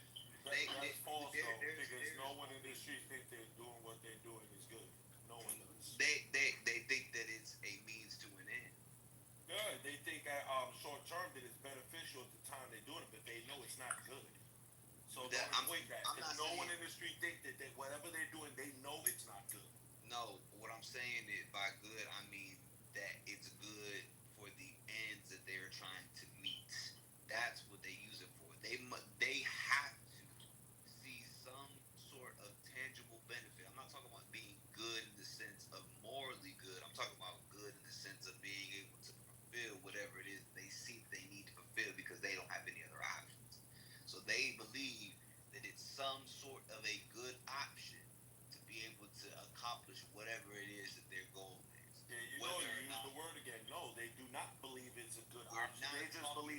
is the option that they're choosing We're not talking because about they. resistance. Listen to me. He needs to We're speak not for himself. talking about He can't. He don't rep. moral You don't rep. good. You don't rep all the streets. You should speak for yourself. Resistance. Well, no, I'm speaking for the street codes that I know. You can't speak at all about the streets because you're not from the speak streets. at all, man. You don't know me from shit. You don't. Yes, I do. You're not from the street. You're not no criminal, man. You ain't no criminal. You ain't no criminal, man. Listen. You're not part of the. Listen. Who cares? You're not a criminal, brother. Sorry. Who cares? Go fix your porch. You the goofy that got caught. You the goofy that got caught. Every criminal gets caught when you. No, every criminal don't get caught, fool. All right, we're gonna move you up to the audience. Thank you very much. We've heard enough from these two today. Yeah, hold on, Kevin. What we talking about is not a moral good. Resistance don't like to hear because maybe street niggas got their ears plugged up. I don't know. But what we're talking about is that they believe that there is some sort of good in terms of how they can accomplish whatever it is that they're seeking to accomplish. It has to be that. Otherwise, they would never do it. If they thought it was not a good option, if they thought, look, this is horrible, I do not want, I cannot, will not, and there's no way possible I'm going to be able to do what I need to do by doing this, they wouldn't do it. But because there is something that comes from it, they do it. That's the good I'm talking about. Not morally good. Anybody with a brain, with half a brain, okay, they know that it's no good. They know that it's no good doing what they do. We're talking about on a moral standard. But what the discussion is Young Thug snitching a bad thing? And the answer is absolutely not. We need more snitches. We need more rats. Okay? Why? Because brothers need to know that there's consequences for their actions. Brothers need to know that there's consequences for the BS that they do. As a matter of fact, get that in Galatians chapter 6 and verse 7. Get that in Galatians 6 and 7. Yeah, Breezy, we need more rats. Yes, sir. We need more. Thus saith the Lord. The book of Galatians, chapter 6, verse 7. Mm-hmm. Be not deceived. God is not mocked.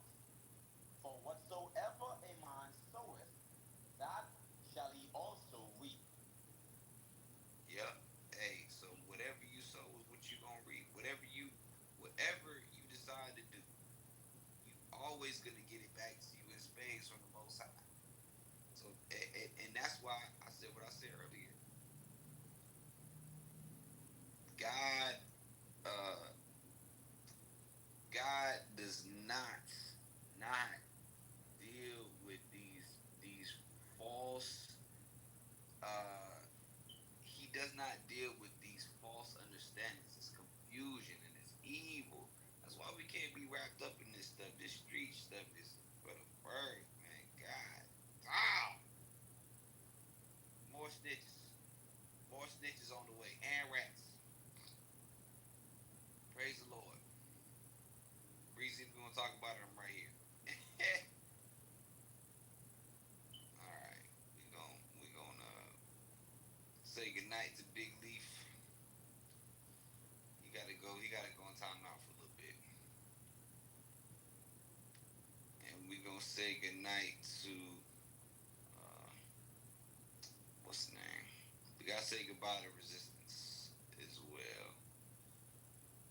We gotta say goodbye to Resistance. Oh, he up out of here. Hey, I got something to say, man. Hold on.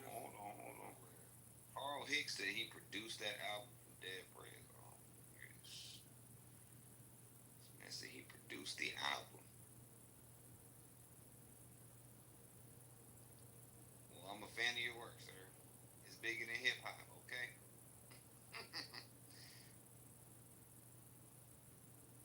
Who said they had something to say? Joe? I did. Nah, that was a man's voice. I ain't hear no Boss line. boss like, okay, I was gonna say, yeah, I ain't hear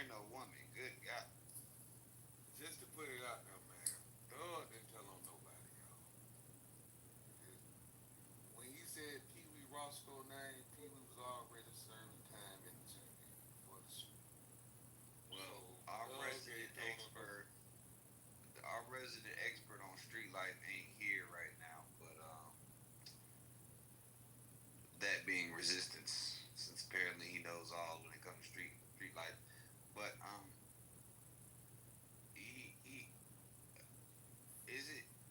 I mean, does it count if you already in jail? I mean, I don't know. I think that's part of the confusion because if you just let's say somebody got a double life sentence and then you put something else on them while they serving that double life sentence, like does that matter? Well, I'm finna tell you, yes, it does matter because it's still like it's snitching. But if you putting a new charges on, see this charge where they said he was already in prison for the charge. He was already convicted of the charge, and people want to go back and listen to the timeline. You know what I'm saying? And he didn't really tell nobody. And that's why I agree with the brother earlier. I think he could just his name low. I mean, saying not low, but his album sales low. I'm sorry, and I think this might help him pick his album sales up to get his name back in the mix like that. I really think it was set up from him. You know what I'm saying? I think he's a thug. I think he's behind it all. All of them. Rollo, he need his name in the mix. I think all of them behind it all though. That's just me. Question, can I say something? Hey, real quick before you say something, Coy made an excellent point. Said the man wore a dress and everybody's surprised he told. He so Well, did. you know, he got paid. He got paid to wear that dress, bro. The average Hey, man in guess this what? room But if will put on if the you dress put, for $5-6 million. I ain't putting The on no dress average for $5 or $6 million. man No way. in this room. No way. I No way. will, and I'm a real nigga. I will for $5 million. Yeah. You ain't no real. You got Hey, paid hey, to hey. tell, or Look, you think you look. should have just done? Boss life, boss life. I'm gonna tell you straight up. You ain't no real nigga if you getting paid to put on a dress. I don't care how much you get paid. Hell nah. You put on a dress for whatever amount of money, you still get looked at sideways. Hell no. I Man talking about hey, see. you I'm on from punishment Atlanta, right? just for that. And You gotta go to the I audience just for that. My man said he's gonna put on a dress for $5 million. What happened? Hey, Beat him who, up. who else? What Who, happened? who else on stage? Who else on stage putting on a dress for $5 million? Who gonna do it? I rather eat cereal for a year. Yeah, I don't know what niggas talking about. All right. I want Okay. to answer to that. Wait, Man, hold on. I got I a want to question. answer to that. Wait, A hold on. I real got a man question. would. A real nigga would, but a real Israelite wouldn't, I would say. What did you say? Bro, fuck all that dress. A real I have a question. nigga would put on a dress, but a real Israelite wouldn't. Because a nigga would That's do a fact. niggas. I see what you're saying. Huh? Hey, I don't think any just- man should, no matter who, what, and when. If they're male, they shouldn't be putting on no women's anyway. Yeah. Hey, I think I That's just got a wrong. little bit of. I That's think I really just got. stupid. Hold on. I think I just got a little bit of street cred. Somebody named North Jers just added me. I think that just upped my street cred. North Jers is in the building. Okay. All praises. Right. Anyway, who had something to say? SB, was that you, bro? Yeah, I've been trying to ask like, so since Young Thug never ratted or snitched, but he was telling information that was already known, and he was still cooperating with law enforcement. What is he? He's just like an informant. Like, since there's a difference between a snitch and a rat, is he just an informant? Like, that was just a little confusing to me. Bruh, this whole thing is confusing to me. I'm telling you, it's BS. This it's made up rules. Hey, I'm gonna tell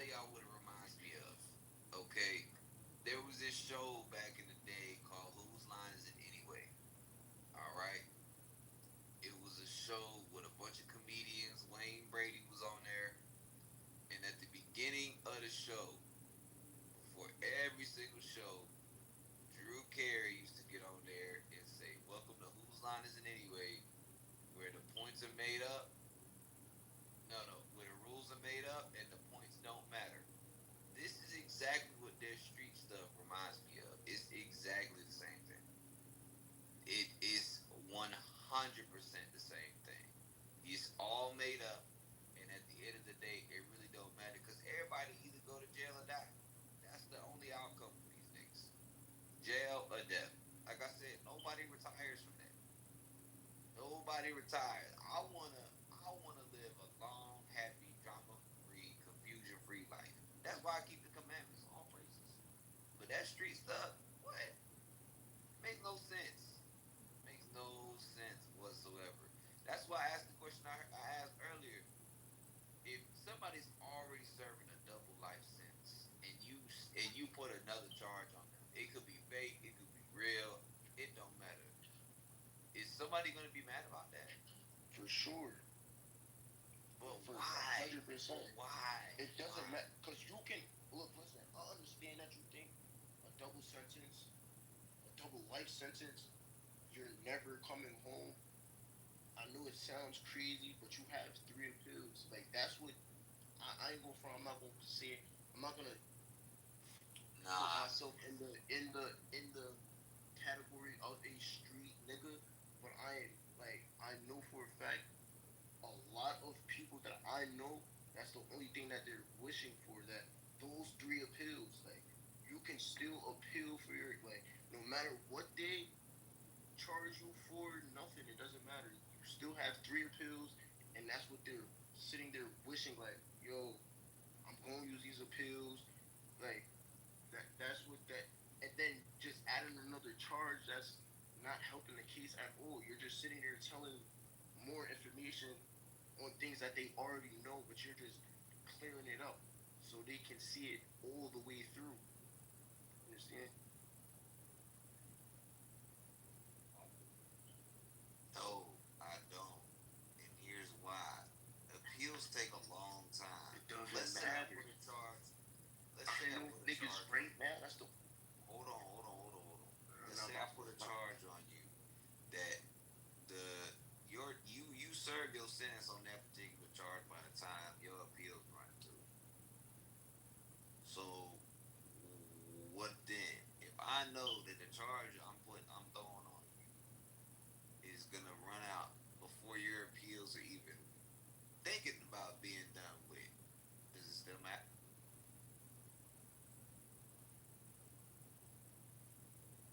It doesn't. Yes. Cause it's alright. So now that's where the street knowledge comes in. That's where the all the street shit comes in. Cause now it's like you just added another charge, no matter if it was less time, doesn't matter. Then that's saying like, yo, you just put another charge on my shit. Like now it has to conductive violence. Like it don't sound right, but that's basically like how every like street niggas think.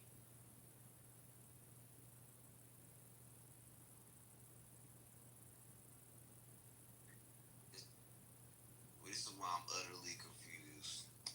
This is why I'm utterly confused. It makes no sense. Uh, North Jersey. What's going on, North Yo, Jersey? yo, yo, what's up, bro? What's up, bro? What's going on? You just up my street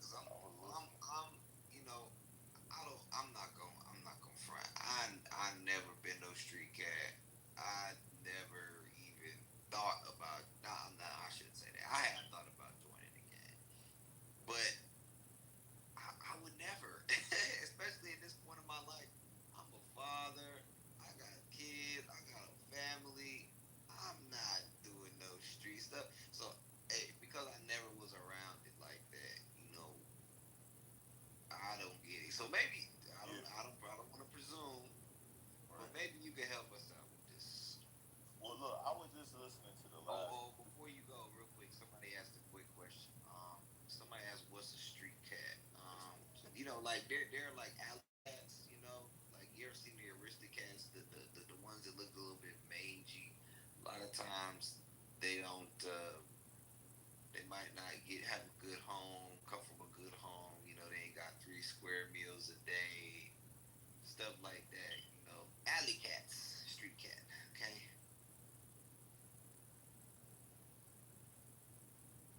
Right. So I was listening to the last dude that just spoke. Right.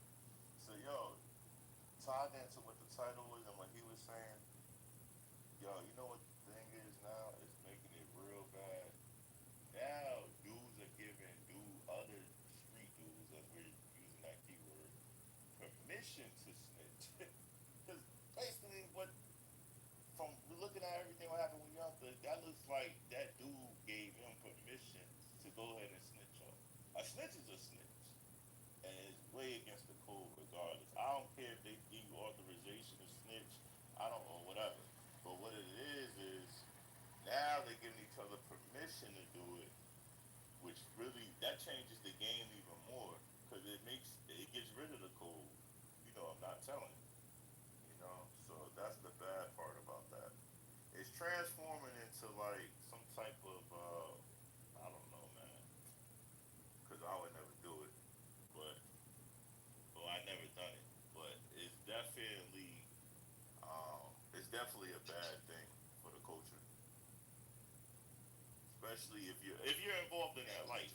Now, if you're a citizen, if you're a abiding citizen, you have every right to snitch. See, it's two different. But if you're involving yourself in criminal activities or criminal organizations, it's against the rules. Point blank, period. I don't care if they're telling you to do it. They even try to do, the guy died, so he snitched on. That's still snitching. The dude passed away and you snitched on him. You still snitch. So I got a question. How is it going to be received in the streets if all of a sudden brothers just start popping up saying, you know what, these street rules are kind of retarded. Everybody, can we have some morals? I mean, you're right. You gotta work them. Yeah. Gotta work. That's going to take a lot of work, though. Now, a lot of damage been done. I'm happy that the biblical smoke has turned into like a different kind of message because I normally come over to let the brothers know about Islam, but smoke and all this cat and what he said. Oh no! Don't get it twisted. We still on the Bible. I'm actually about to pull a script. Hey, where's your reader? You ain't got your reader, man. No. Don't get out there. Don't do that. Don't do that. Because we don't play that. Now, don't get there now. Don't get biblical now. You had a whole 6 hours of street rule. You forgot to add. There's different meanings of you can't go to the Islam page and it's strict Quran. It's strict time. Hold up. I'm not saying, no, don't clean it up now, brothers. Read it. Read it. Come on now. Yes, sir. What was the scripture said, sir? Proverbs 1:10 for music. Music wanted to hear scripture. Yes, sir. I was just trying to figure out I was trying to confused a little bit. That's all I was. I was trying to untangle the confusion, like the ball of confusion that is street life. But now that music has. Now you got your voice back. That's the voice I'm used to. I ain't know the other guy and this. I ain't know that voice. Now I got it. You got the reader on deck. Oh yeah. Oh, it's always been on deck. Back. We always gonna keep a reader on deck. Reader, read that. The book of Proverbs, chapter 1, verse 10. My son, if sinners entice thee, hey, confess. Wait. Don't slide past that right there. North Jersey left. Damn. My street credit's gone now. All right. Read it again.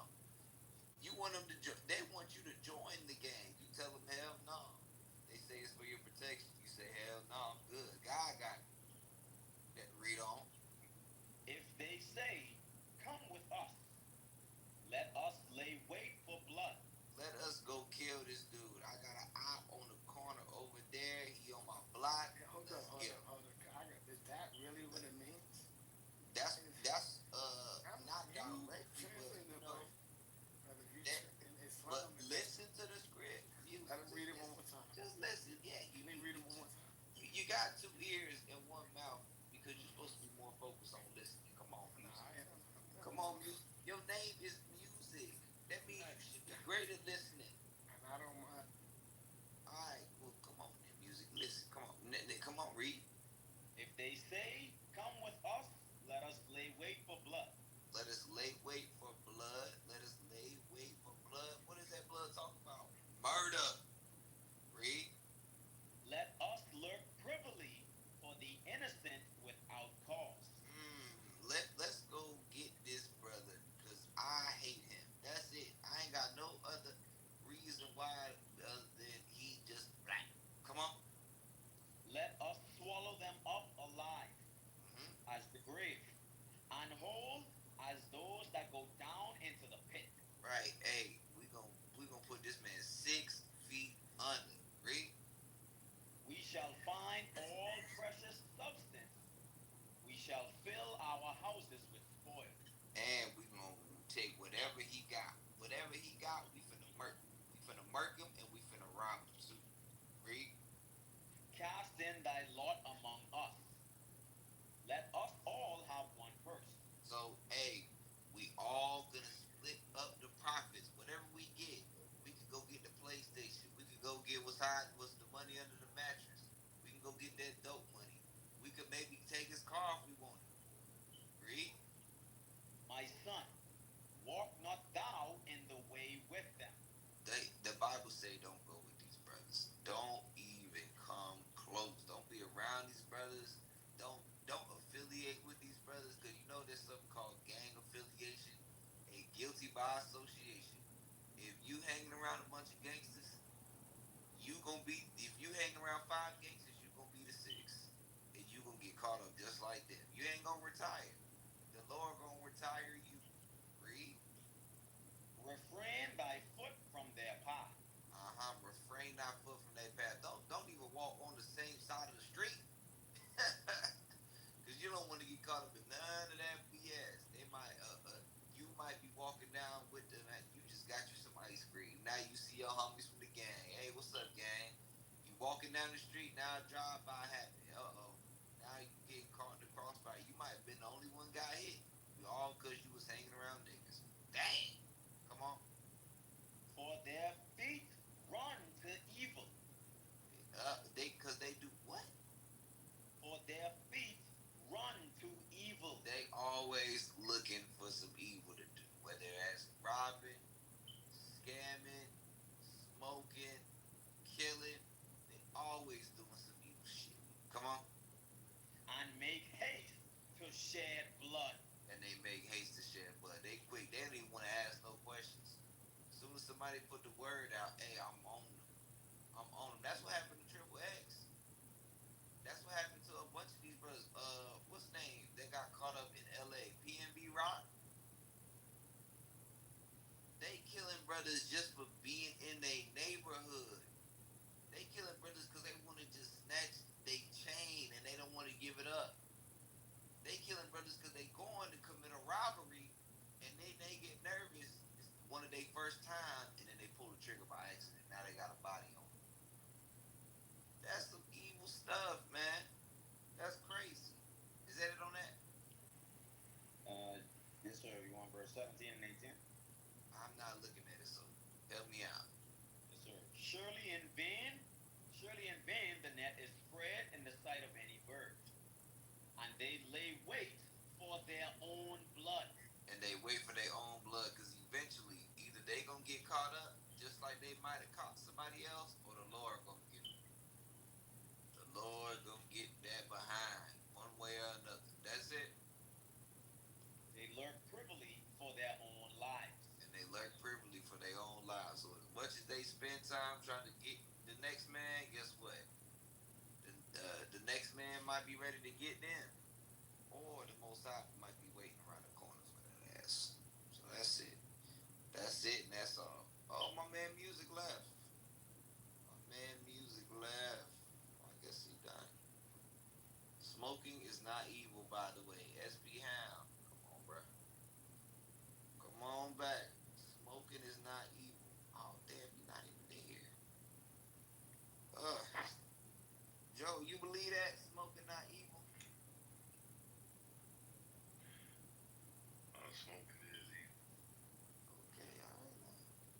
about you, Jesse? Yeah, it's 50 along with drinking. What you mean along with drinking? Only thing I've seen according to drink was wine. That's all it's up to. So you mean we can't drink nothing else according to the Bible? I mean, teach me something. I'm not quite sure. I thought you couldn't drink to get drunk. That it. Have a drink. Okay. Okay. Well, I'm confused because you saying that we can't. You said we can't drink nothing. No, I'm not saying not drink. Like Brother Joe actually cleared it up. Like we can drink, but not to get drunk. I'm thinking that was more clear. But you said only wine. Like only wine. Well, I thought it was just wine. I didn't think he spoke of any other thing. Everything else is man-made other than that. Wine and spirit, you can make that up. Wait, so I mean, Superiority of things that we can have offered that came from him. All liquor, pure. okay, all right. That's something that's I'm teaching you. I don't know. I'm telling Okay, you right now. all right, all right. Being Watch honest, this. brother. Watch this. I'm gonna get you some. I'm gonna get you something out the law. Get you something out the law. Okay. Okay. Get Deuteronomy chapter 14. We're gonna start at verse 22. We're gonna read kind of quick. Okay. Yes, sir. Come on. The book of Deuteronomy, chapter 14, and verse 22. Mm-hmm. Thou shalt truly tithe all the increase of thy seed, that the field bringeth forth year by year. And thou shalt eat before the Lord thy God, in the place which he shall choose to place his name there. The tithe of thy corn, of thy wine, and of thy oil, and the firstlings of thy herds and of thy flocks. All right. That thou So mayest. this is the law on tithing. You might ask, why are we going here? I'm going to show you. The law on tithing states that we had to bring these things to Jerusalem. Okay, read. That thou mayest learn to fear the Lord thy God always. Uh-huh. And if the way be too long for thee, so that thou art. Now, with these tithes, if the way was too long, then you live far, far away, and you couldn't carry all this stuff with you. Read. So that thou art not able to carry it, or if the place be too far from thee, which the Lord thy God shall choose to set his name there, when the Lord thy God hath blessed thee, then shalt thou turn it into money, and bind up the money in thine hand. All right, so you're going to exchange your goods that you got wherever you from and turn it into money. Now you're traveling light. So to travel with all that stuff, you traveling to Jerusalem light. Okay, come on. And shall go unto the place which the Lord thy God shall choose. Mm-hmm.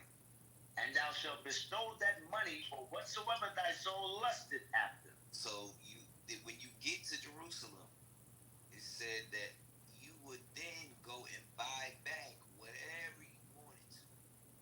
So you could, they ain't had this stuff back in the day, but if you wanted some wheat thins, you want some Pop Tarts, you wanted some, pizza rolls, whatever, I don't care.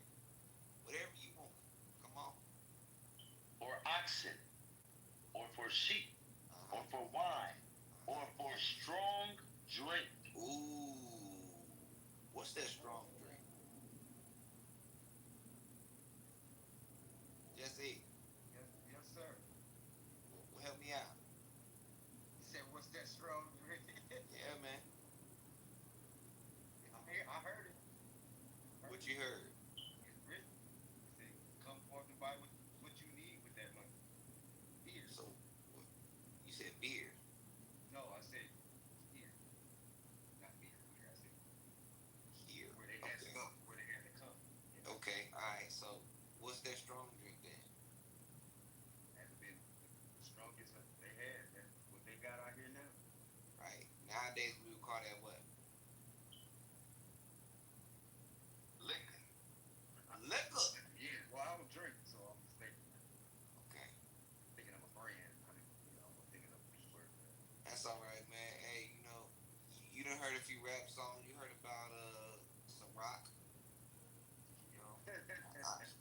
know you was singing Pastor Cavassier back in the day. I know you was. Oh yeah, that was a catchy tune. Yeah. Everybody singing now. Right. But you know what I mean? Okay. I just like they said before, hours ago, most teaching wasn't taught properly in well, not you, it was A1. Most teaching wasn't taught properly in churches because I guess he blamed a lot of the Christians didn't, teach, and they didn't and just teach properly. And that was one thing I didn't hear off of was what was we able to do, you know? I just thought I just thought liquor all by itself was just not good. Yeah, liquor's all good. It ain't called liquor in the scriptures. It's called strong drink. Strong drink. So is it supposed to be taken in properly, and is there a season for it to be done, or you can just do it as you please, as he gave us free will to do so? Yeah, keep reading. We gonna finish this off. We gonna finish this off, and then we gonna get some more understanding. Don't worry about it. Don't sweat it. Hey, I'm here. All right, go ahead. Yes, sir. Or for strong drink, or for whatsoever thy soul desireth, and thou shalt eat there before the Lord thy God, and thou shalt rejoice, thou and thine household. So it said you're gonna eat it or drink it, right? And read the last part. Eat it in what? Eat there before the Lord thy God, and thou shalt rejoice, thou and thine household. All right, so you're gonna eat or drink and rejoice. Get Sirach 31 and 27. Get the book of Sirach 31, 27. Let's see.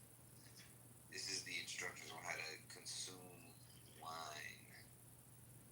Oh, DK Neri posted in the chat too. Thank you, DK Neri. We appreciate you, big dog. Sirach 31, 27.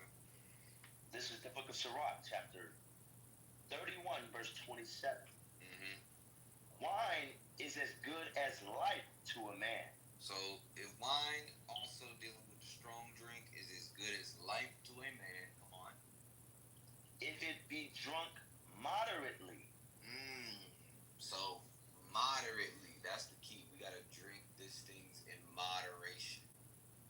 Okay, come on. What life is then to a man that is without wine? What is life to a man that's without wine? That's a sad existence right there. Read. For it was made to make men glad. It was made to make men glad. All right, come on. Wine measurably drunk and in season bringeth gladness of the heart. All right, you see that? Measurably drunk and in season, meaning at the right time. It would on the job be the right time, just No. you know what I'm saying? Or when you driving, obvious. Yeah, when you driving down the street. No, right. So obvious life that pretty tame. So Yeah. it was. Yeah. Makes sense. Makes a whole lot of sense. So that makes a whole lot of sense. All right, so drink up. Right. Nah, Try a wine or two. I don't drink. Hey, there's nothing wrong with that. It kind of makes. What you say, brother? No, I was saying there's nothing wrong with that. Yeah, it just kind of puts me in the mind of why I don't feel a certain way in certain seasons, like the book said.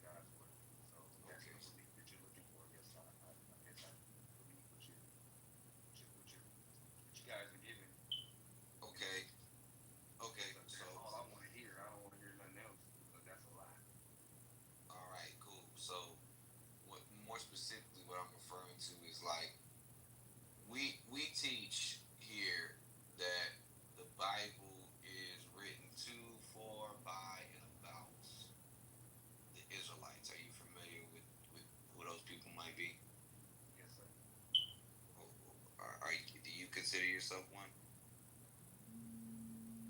Biblically, I should be. Why you say you should be? Well, in a human answer, I don't feel like it. Why not? I'm not connected properly, but I'm very hungry.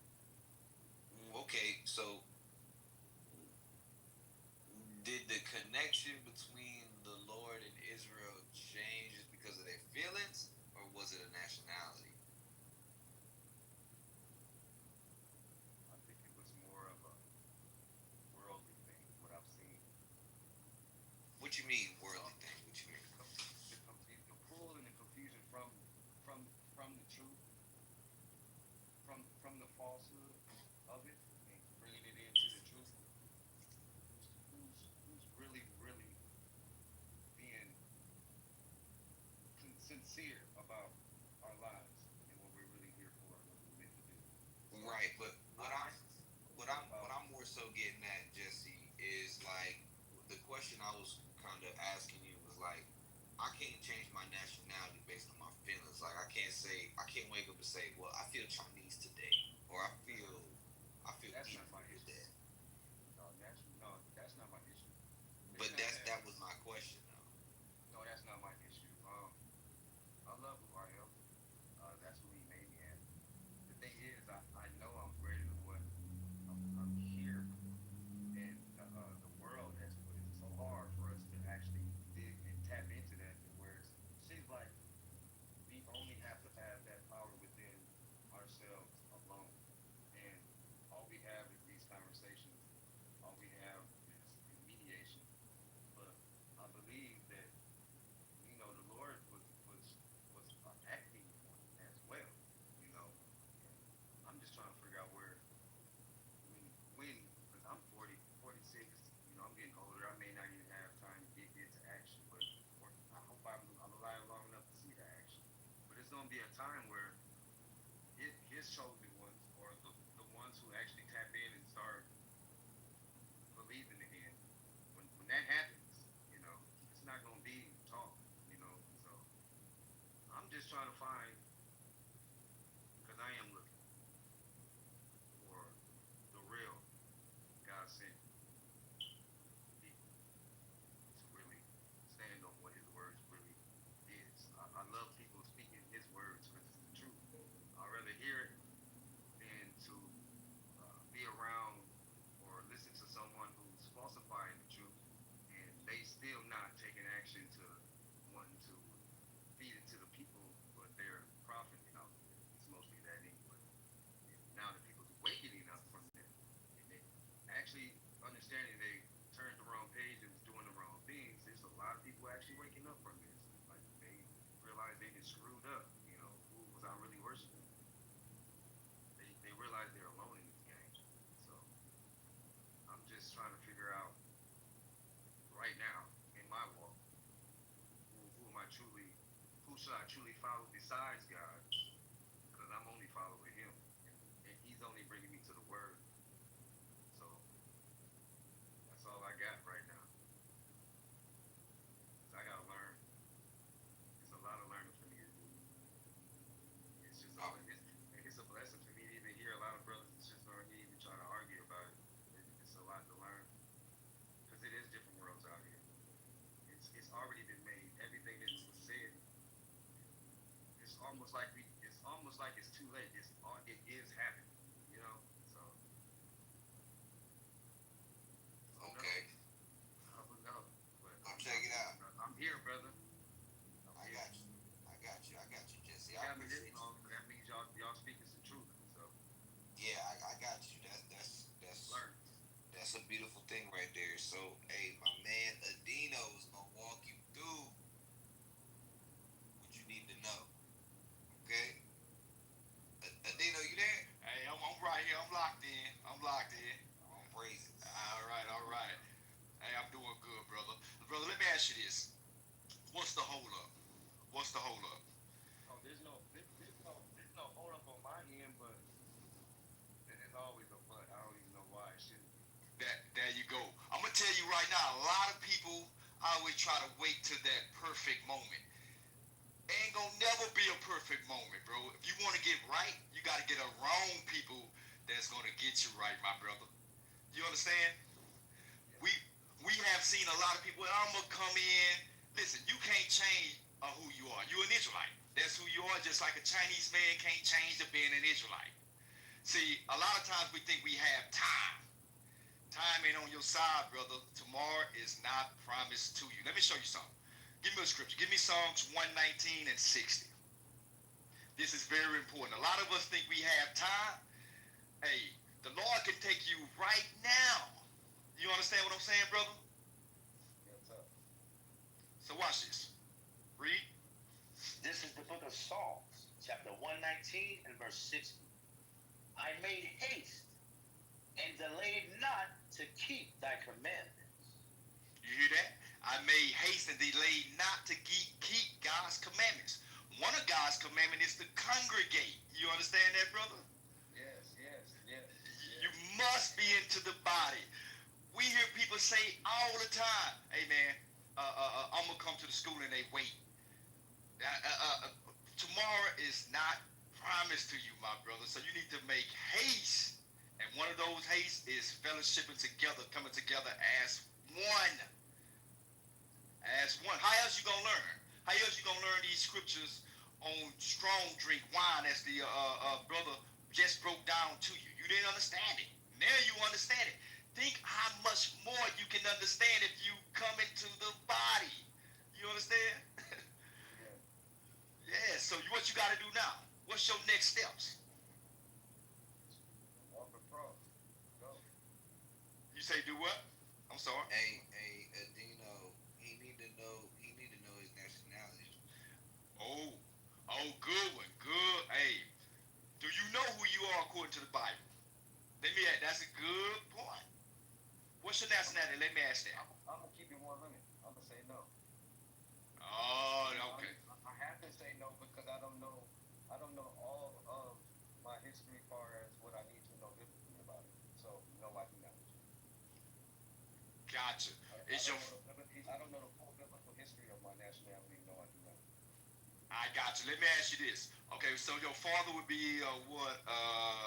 African American, Haitian, Levite. What would be your father? My father? Yes, sir. African Native American.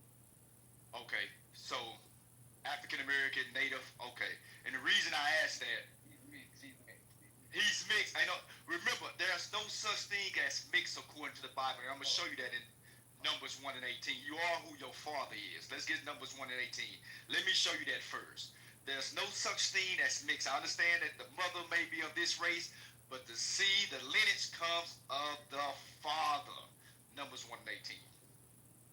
This is the book of Numbers, chapter 1 and verse 18. And they assembled all the congregation together on the first day of the second month. And they declared their pedigrees after their families by the house of their fathers.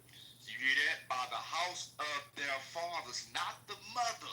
So whatever your father is, he was an African American, then all right. That's a byword by itself, being called an African American, that some of you don't know.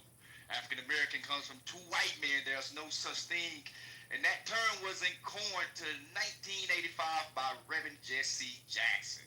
There's no such thing. So now that you know that the seed comes of the Father, then we got to dive into the scriptures and to show you who you are, right?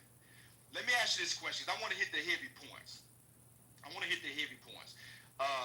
Give me Deuteronomy 28, where it says the signs. 35, 36, somewhere around there. No, I'm looking for.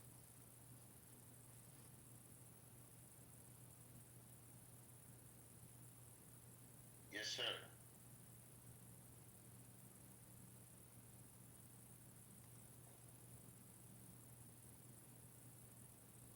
The book of Deuteronomy,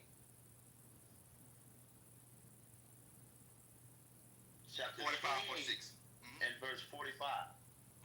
Moreover, all these curses shall come upon thee, and shall pursue thee, and overtake thee, till thou be destroyed, because thou hearkenest not unto the voice of the Lord thy God, to keep his commandments. Go to the part where it says, "They shall be upon thee for a sign and for a wonder." Yes, sir. Deuteronomy 28 and verse 46. And they shall be upon thee for a sign and for a wonder, and upon thy seed forever. All right. So, my brother, let me ask you this question. What is a sign? What is the importance of a sign? Let me ask that. A sign? A sign like SIGN. For a warning. A warning? Okay, I got you. What else do a sign? Just say, for instance, if you going down the road, how do you know you at Whataburger or Burger King? Because of what? Oh, you're looking for the sign. Right. So the sign is the sign is an identification, correct? Yes. There you go. So now in the scriptures, he said, "These curses shall be upon thee for a sign and for a wonder." Meaning, guess what? You can be able to look at these curses and see who it fits, and that would identify who the children of Israel is. You understand? Now watch this. You get it? I watch this. We better go into some heavy points. Give me verse 48. The book of Deuteronomy, chapter 28 and verse 48. Therefore shalt thou serve thine enemies. Oh! Do blacks, Hispanics, and so-called Native Americans serve their enemies today? You best believe we do. Yeah. Hey, I'm serving my enemy right now in captivity. Hey, I got to serve him to get water. Matter of fact, water fall free for the sky. Why are you paying for water? Hey, if the so-called white man, because that's not his biblical name. His biblical name is Esau. If he decides to cut the water off, what can you do about it? But beg him to cut it back on. Said, yeah, you can't do nothing about it. And that's the whole reason of me being thirsty, because it's something we shouldn't be in. We shouldn't be living like this, and we lost. Super lost. And you lost with the way to get out, and no one's using it. I don't understand it. And it's gonna take a heavy hand. We gotta work. We need people to work on us so we can get out here and get it. And that's just all I'm asking myself.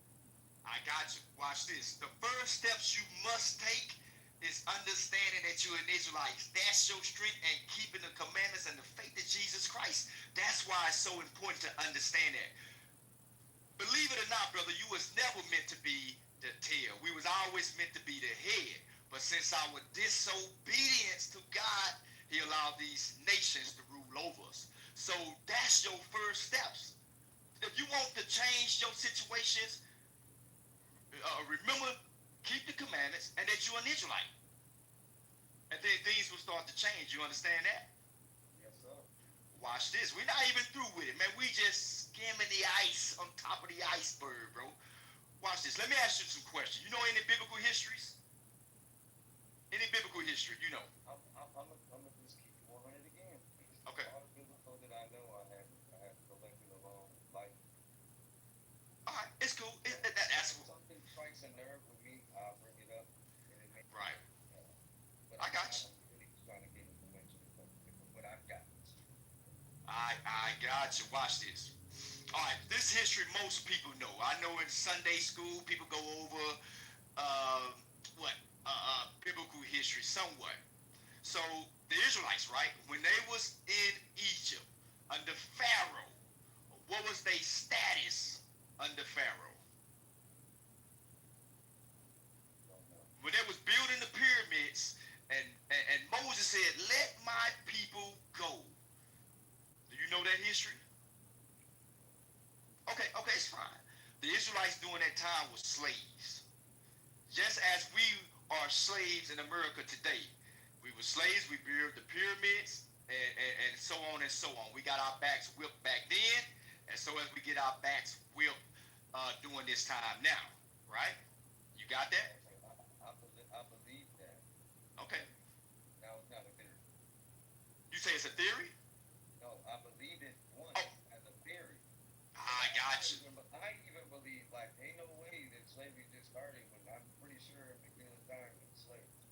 Yes. One thing for certain and one thing, right. I got you. Go ahead, my brother. No, no, I was just saying you just made that, true. Right. Two things. Watch this. I'm going to show you out of the scriptures. We're going to show you out of the scriptures in Deuteronomy 28:68. Remember what we're talking about right now. How did the so-called African Americans get over here on this side of the world? By what? What was our transportation? Right, I believe we was already here. Yeah, some of us was. Some of our brothers was already here. Our brothers, so-called Native Americans, they are from the tribe of Gad. They was here. But how did most of us get over here? By what transportation? Same shit. That's true. That's history. Ships, you absolutely right. Now, hold on. We're going to get to a point. Let's read this verse.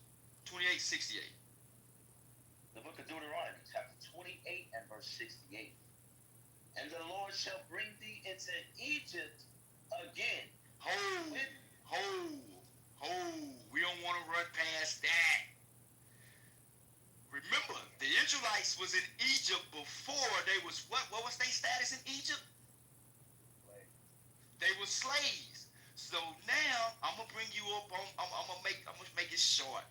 This is Moses speaking to the Israelites.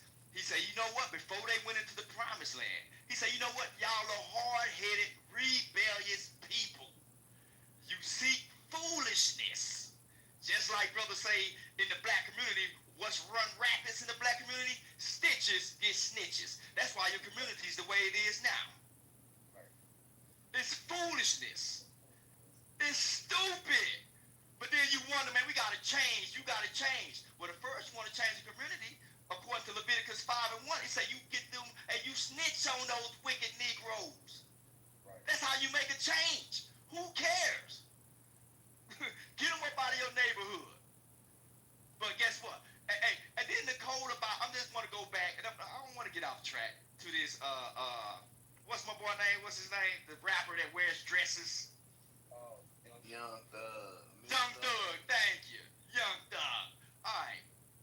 Here's the problem I had with this. I was hearing the brother, whatever his name was, and he was getting all the... You say, what's that? That was a wonderful topic. Yeah. Right. And I'm gonna dab in it right now.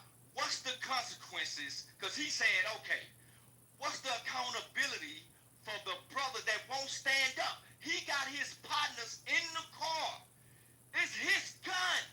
He keep his mouth shut.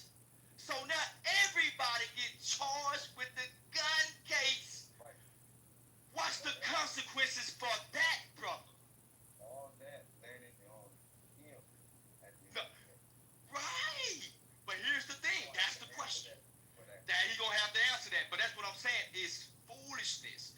What's the consequences for the brother that kept his mouth shut and everybody that's in this darn car getting 20 to 30 years? What are they gonna do to that brother? Right. All what it took was accountability. Exactly. Hey man, it's my gun. That's why we say the streets, being in the streets is trash. If you in the streets, get your behinds out of those streets. Because those the partners you running with and they gonna get you locked up. It's stupid. That's where the real problems lie. Listen, I came up in the streets. I seen it too many times. We lost a lot of good brothers. And a lot of good brothers is serving time for stuff they didn't do because of ignorant Negroes. They don't want to take accountability. Okay, let's get back on topic. We on topic, but we on topic. Yeah. We have to bring that back to that. Because it's foolishness. That nigga getting all emotional. It's retarded, man. We have seen that time and time again. So, watch it. Now, go back to Deuteronomy 28:68. Get back on point. Yes, sir. The book of Deuteronomy, chapter 28, and verse 68. And the Lord shall bring thee into Egypt again with ships. With what? With ships. One more time. With what? With ships. You remember what you said before we even went to this scripture, right? You said the Israelites Israelites, we discussed, the Israelites was in slavery in Egypt. But the Lord said, through Moses, the Lord is saying, I'm going to bring them blacks, Hispanics, and Native Americans back into slavery, just like Egypt. But this time, their transportation is going to be ships. That should be sinking in heavy. Hey, let me ask you this question before we put a fork in it and she'll be done. Put a fork in it and it's done. When we got off those slave ships, what did they do to us?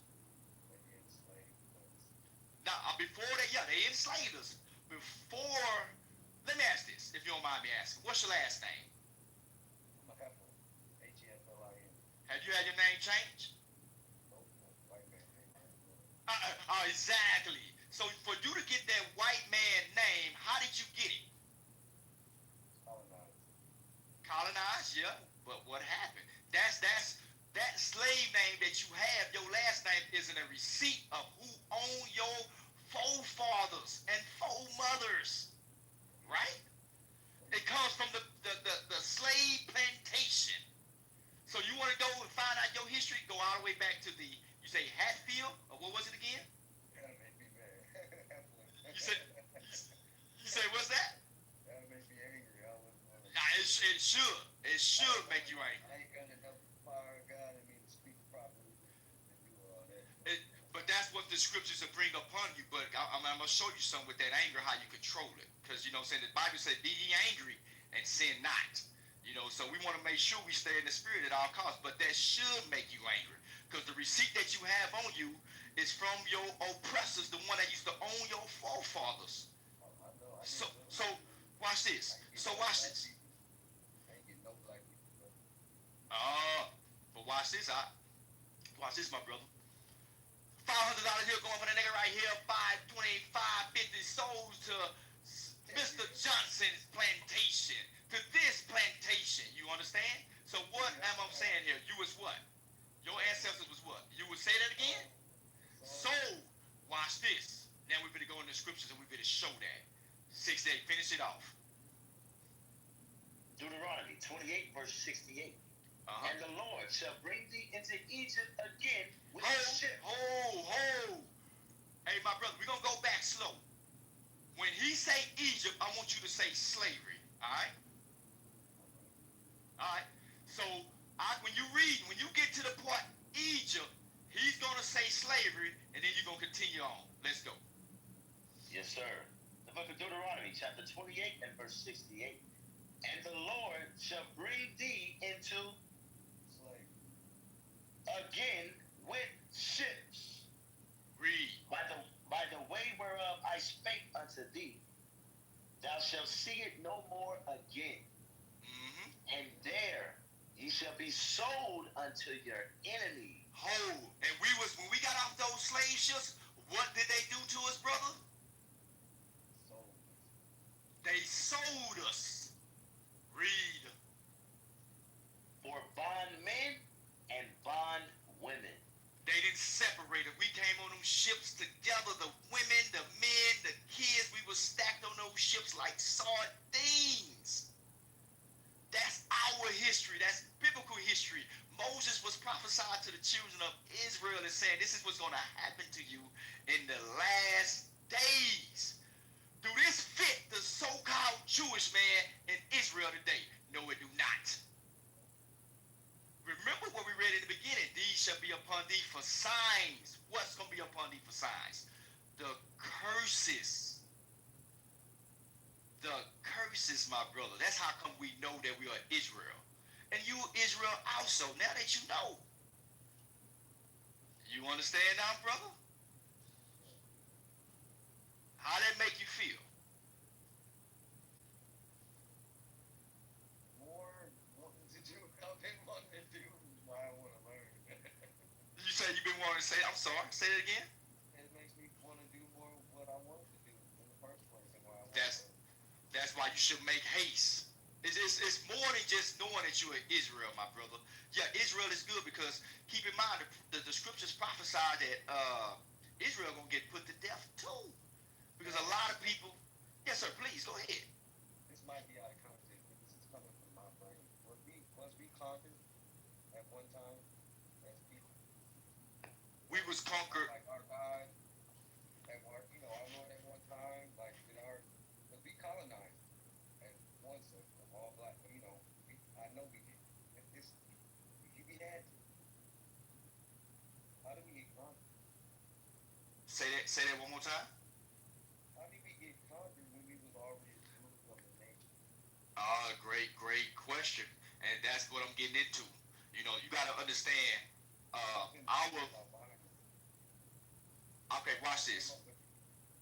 I can't go ahead. that myself. And I know we're not really supposed to come up with our own understanding, but that just keeps coming in my head. Like, how did this happen?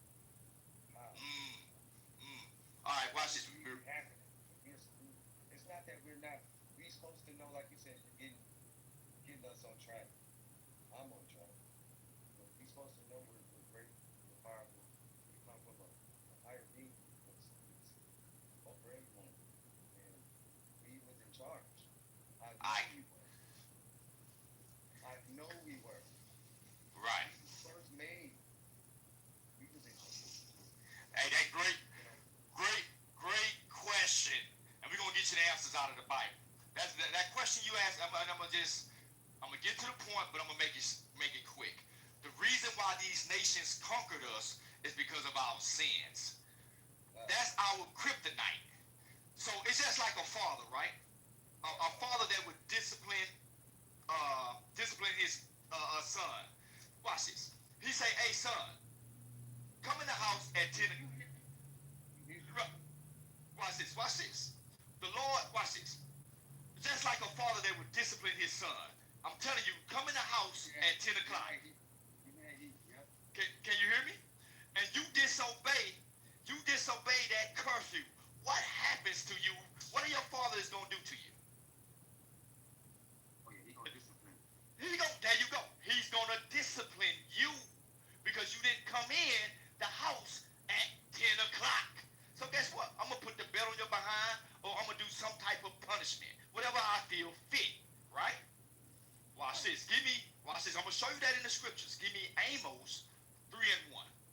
Remember, I said because of our sins, our Lord said, you know what? Since you want to be like the other nations, I'm gonna jack your narrow behind up. And we got our behinds jacked up. Just keep in mind. Just keep in mind. When you really look at us as a nation of people, and you go back to the plantation, right? On the plantation, you had 200 big black men, strong buck, strong than an ox. And then on this plantation, you may have one or two snagger-tooth Esau Edomites that runs the whole plantation. You think the Lord didn't have nothing to do with that? Why didn't they overpower them? These are questions y'all got to ask yourself, because the Lord put the spirit of fear upon us. The Lord had his hand in it. Yeah. Right. So the Lord had his hand in it, but watch this. Let's read Amos 3:1. The book of Amos, chapter 3 and verse 1. Uh-huh. Hear this word that the Lord hath spoken against you, O children of Israel. Oh, against children of who? Of Israel. All right, so we know that the Lord is speaking to the Israelites, the blacks, Hispanics, and Native Americans, so-called. Read. Against the whole family which I brought up from the land of Egypt, saying, you only have I known of all the families of the earth. Oh, stop right there. My apologies. Stop right there. He said, read that last part again. You only have I known of all the families of the earth. Now, if I'm getting that right, he's speaking that you're the only one to live love. Correct? Right. Give me one. Like we're his first. Like talking to us like we're the first.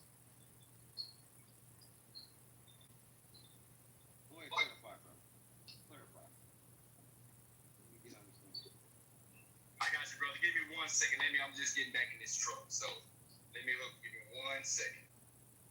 And I'm going to clarify it for you. Can you hear me? Yes. Okay. 1 second. Watch this. Now repeat what you just said. I think he will have to repeat that last verse. You only have I known of all the families of the earth. Okay. My understanding is he's speaking, saying that we are the only ones he like the first. Like, you're the first that I've known outside of these other people. Hey, he only knows Israel. Remember this. Go back to the scenario that I was saying about the parents, right? The parents that's gonna discipline the son and the father for coming in, for the son or the daughter for coming in late. The Lord is gonna jack. He ain't worried about it. And what if you come in the house and you say, "Mama, what about JoJo down the street? JoJo, his curfew is 12 o'clock." What do you think your parents gonna say? What are they gonna say? Worry about yourself. Hey, I ain't worried about JoJo. I ain't worried about Sarah down the street. You bring your narrow behind in the house. That's how the Lord feel about us. Right. I gave you my laws, my statutes, and commandments to keep. So since you disobeyed it, guess what? You are going to get punished. You understand? Watch this. Let's finish that off. Therefore, I will punish you for all your iniquities. And did you hear that part? He said, "I'm definitely did. all your iniquities." You get that, my brother? He said, "Since I gave you my laws, my commandments, my statutes to keep out of all nations," because he wasn't dealing with all nations. Guess what? You gonna feel the wrath of God. That's why you went on cargo slave ships. That's why your names was changed. That's why you got right now. You go to the Tarrant plantation, and the so-called white man take your taxes before you even get it, and put it in whatever neighborhood he wants. We was actually saved at one time.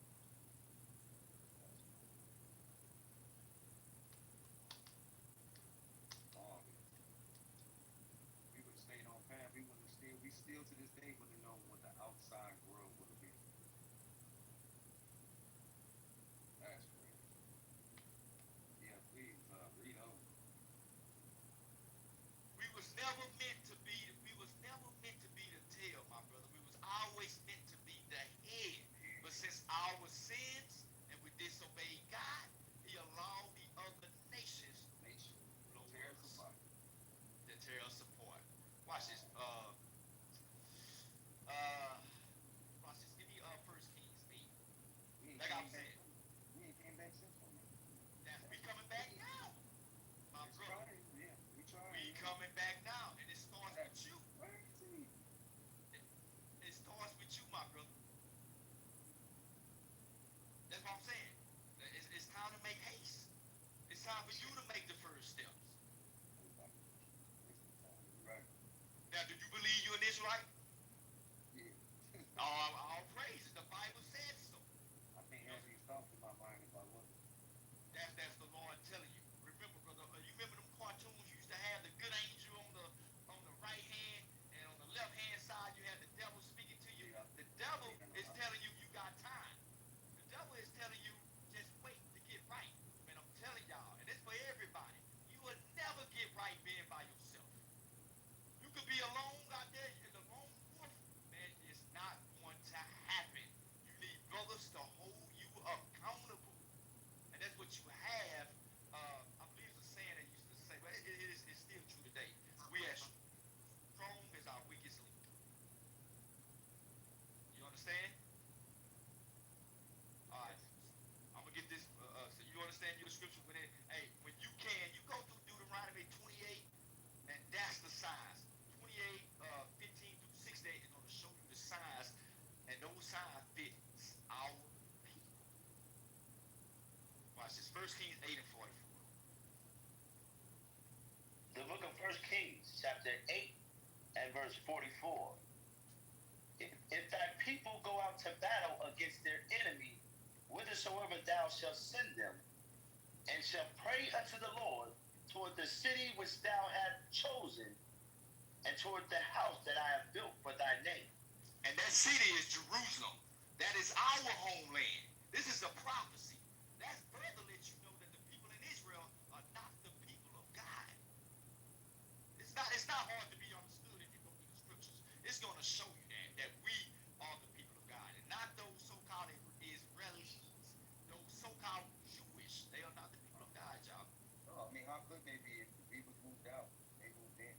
Yeah, exactly. They don't fit prophecy. Watch this. Let's continue to read. Then hear thou in heaven their prayer and their supplication, and maintain their cause.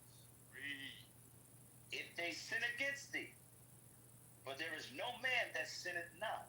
See, that's the issue. That was the issue. We sinned against the Most High God, so He allowed these nations to comfort us.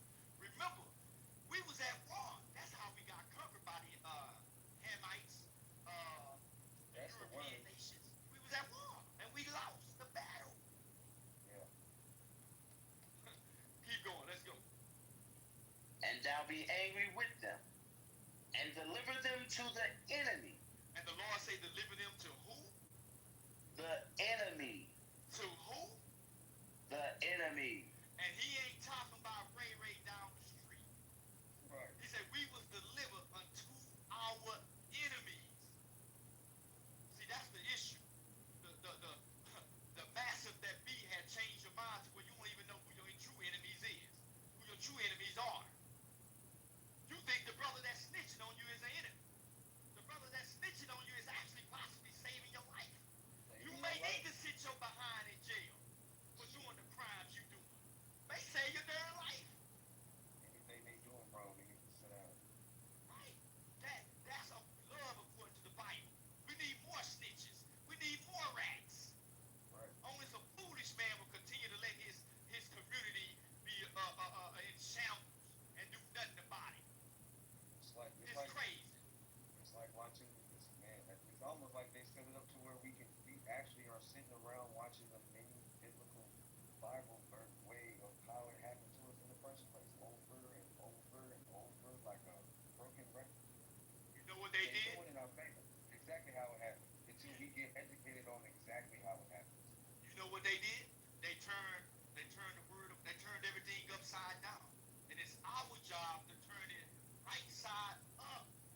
Like the brother that was speaking earlier. He was speaking of street, and I understand it, but it's stupid. Yeah. It is crazy. It makes you like a lot of people. I kept hearing this. Man, I'm confused. You absolutely right. The scripture say where there's right. The scripture says where there's every evil work, the devil is in control. That's what it's going down to. You know, so that's the things we gotta change. But let's get back to the scripture. Go ahead. So that they carried them away captives unto the land of the enemy, far or near. Did you hear that? How did they carry us to the land of our enemies, far or near? What was our transportation again? There you go, my brother. You listening? There you go. You got it. That's how and we just didn't come over here to the Americas. You find us in South America, Australia, the islands. We all over. The Lord scattered His people all over. And you're absolutely right. I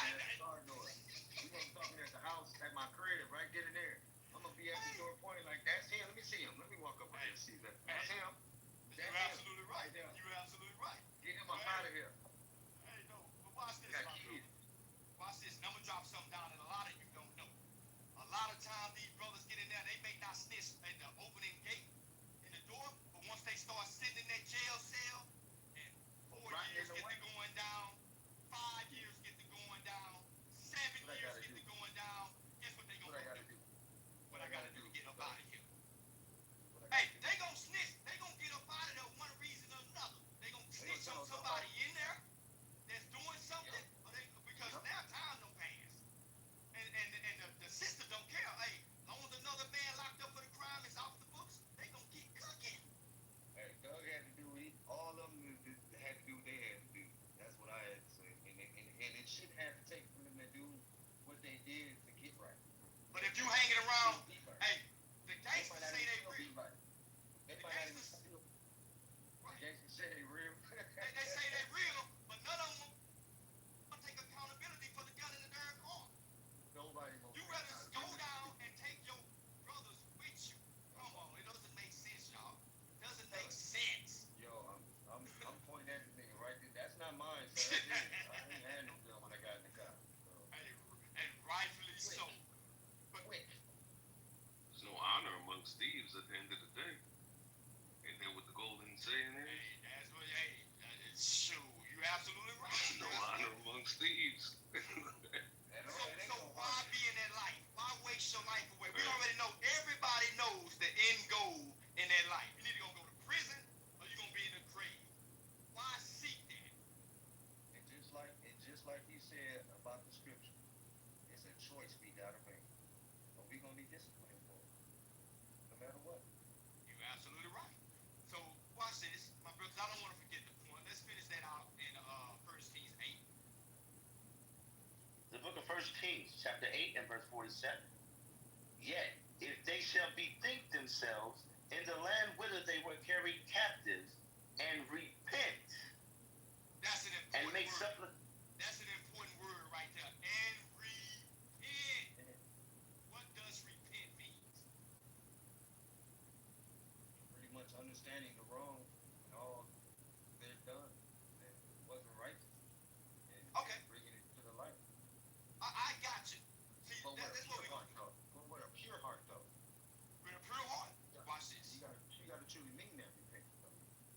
Or you just speaking out of content because you're gonna continue to do it. There you go. There you go. But guess what? I'm gonna help you out. So the next time, if somebody asks you, what does it mean to repent? You can give them the biblical verse that shows on what repentance is and how to repent. Because it's like this, right? Just say a crackhead. I'll use this. A crackhead. If he goes to the rehabilitation and gets cleaned, right? He goes in and do the necessary steps. Most of the time, if not all the time, they fall right back into that same thought that it was in before, smoking crack. So what has to change in that crack addict mind? What has to change? I pretty much gave you the answer. His spirit. What else? If the man's what haven't changed, what is he gonna do? He gonna go right back to doing what? You gotta change his will. He gotta change his what? His will. Not his will, but his what? His mind. His mind has to be changed. A lot of our brothers and sisters go get clean, but they missing one thing that they need, and that's the laws of God. It's the point of knowing that you are an Israelite, that you must keep God's commandments.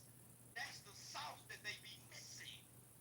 So repenting don't even matter unless you know.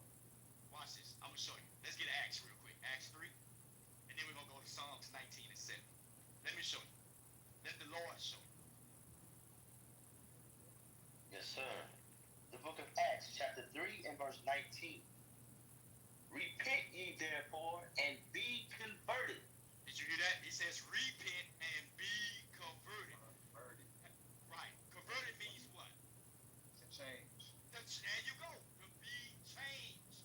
Now, how do the black, brown man, and Latino man, native man, so-called, change their minds with what? Watch this. Psalms 19 and 7.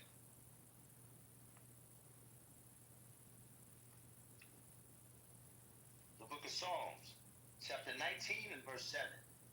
The law of the Lord is perfect, converting the soul.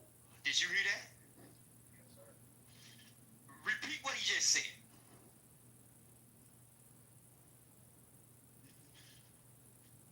You repeat what he just said.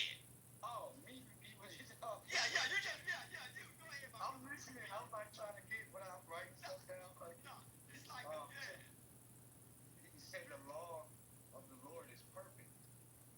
And for the law, for us, pretty much is to be converted, is to use for conversion, to convert us into the law. There you go. That's what's going to change the so-called black man, the so-called brown man, the so-called native man. The laws of God. Point blank simple. Because guess what? Going back to the topic. If we apply Leviticus 5 and 1, right? We apply Leviticus 5 and 1. Watch this. Let's get Leviticus 5 and 1 real quick for the brother. And it's going back to the topic. And I want anybody that disagree to raise their hand. If you disagree with what we're about to bring out, just let me know. But this is going to change our communities if we apply it. Leviticus 5 and 1. The book of Leviticus, chapter 5 and verse 1. And if a soul sin and hear the voice of swearing, and is a witness, whether he had seen or known of it, if he do not utter it, then he shall bear his iniquity. You hear the Lord say you should snitch. The Lord ordained snitching. That's right. The Lord is a snitch. He say, the Lord say, if you know of a Negro that's in your community that's doing a crime, got something illegal, he said you should say something. Who has a problem with that? And who thinks if we didn't apply this in our neighborhoods, if we apply this in our neighborhoods, that our neighborhood would change overnight? The crime would drop, man. It would drop like a darn man. Like you should. It'll drop like a bad habit. Put it that way. Who don't think that'll change our neighborhoods? That's the start. That's the start of the beginning of a new revolution. Yeah. We put our own people in check. There's no outside interference. We'll be able to hold on to something. We'll be able to hold ourselves accountable, and that's the problem. Black folks don't hold other black folks accountable. We have this mindset, it's not my problem, it's not my issue, until it becomes your issue. Until it becomes your young son dead in the streets with bullet holes. That's what I was saying earlier in the conversation. Like, some people just decide not to deal with it, you know? Right. Because guess what? Think about it. You in a car, a brother got a gun in his car, right? Watch this. I'm gonna give y'all this scenario. You got a brother, got 5 brothers in the car. One brother got his gun underneath the seat, his gun. Nobody else knows the gun is even in the car. He gets pulled over. A brother look underneath the seat, he sees the gun, he tells on the brother. All right. He tells on the brother, that one individual goes to jail. The rest of the brother goes home. Not knowing that he changed the course of time. That brother that had that gun had on his mind, I was going to commit a robbery at the 7-Eleven. He not knowing when he get to that 7-Eleven, that Arab that's in that store that has that 357 is ready for him to come in to take his life. And soon he come in, he takes the money and he runs but gets shot in his back. And he dies. Right? He did. Now in a scenario, the brother told on him. The brother go to jail for 2 years. Or maybe go to jail for 6 months. Who knows? Whatever the state you in. And he gets out. What's worse? What's worse? You see what I'm saying? Getting killed. Now the brother's gone because you didn't say nothing. You allowed, I know the brother gonna be pissed. Everybody gonna call you a snitch and a rat, but guess what? They don't think of that long run. That's the long run you just sold. You just gave them. They don't think of that long run. Think of how many people in jail because somebody didn't say nothing. Woo! Yep. Think of how many young black men, young brown Latino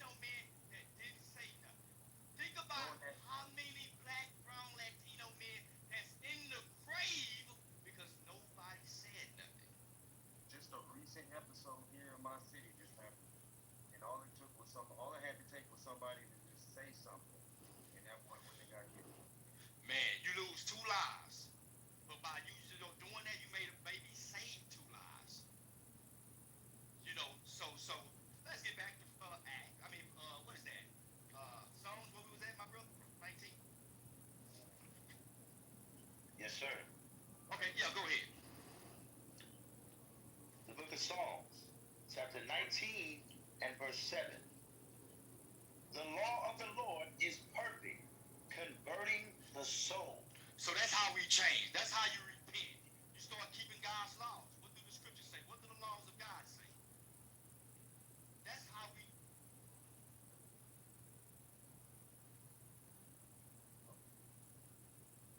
Where did he go? Oh, that's lost brother. He should be back. He did say he was in the car. Yeah, he might have lost service.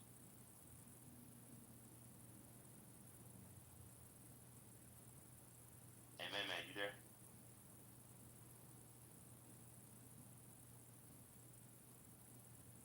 Yeah, we'll just give it a few minutes.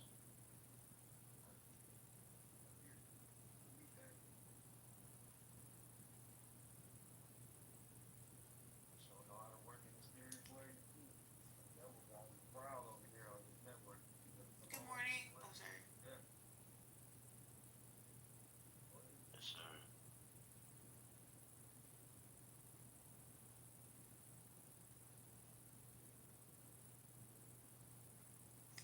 Shalom, y'all. The prophet will be back. Most likely it's just he probably going through some area. You know, he's truck driving.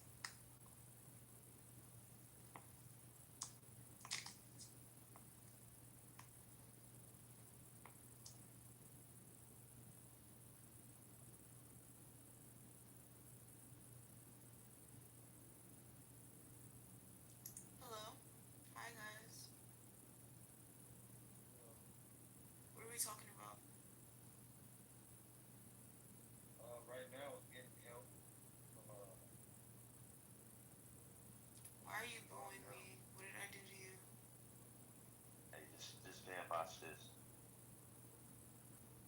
We'll get to you.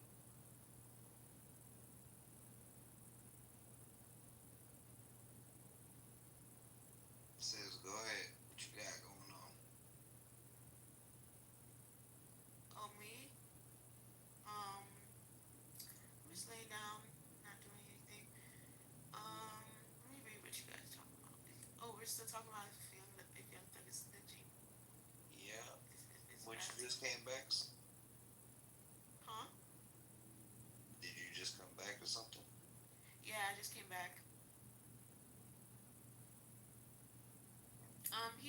Yeah, I don't know.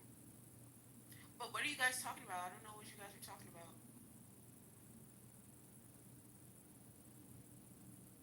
We're talking about the Bible, sis. The Bible's real.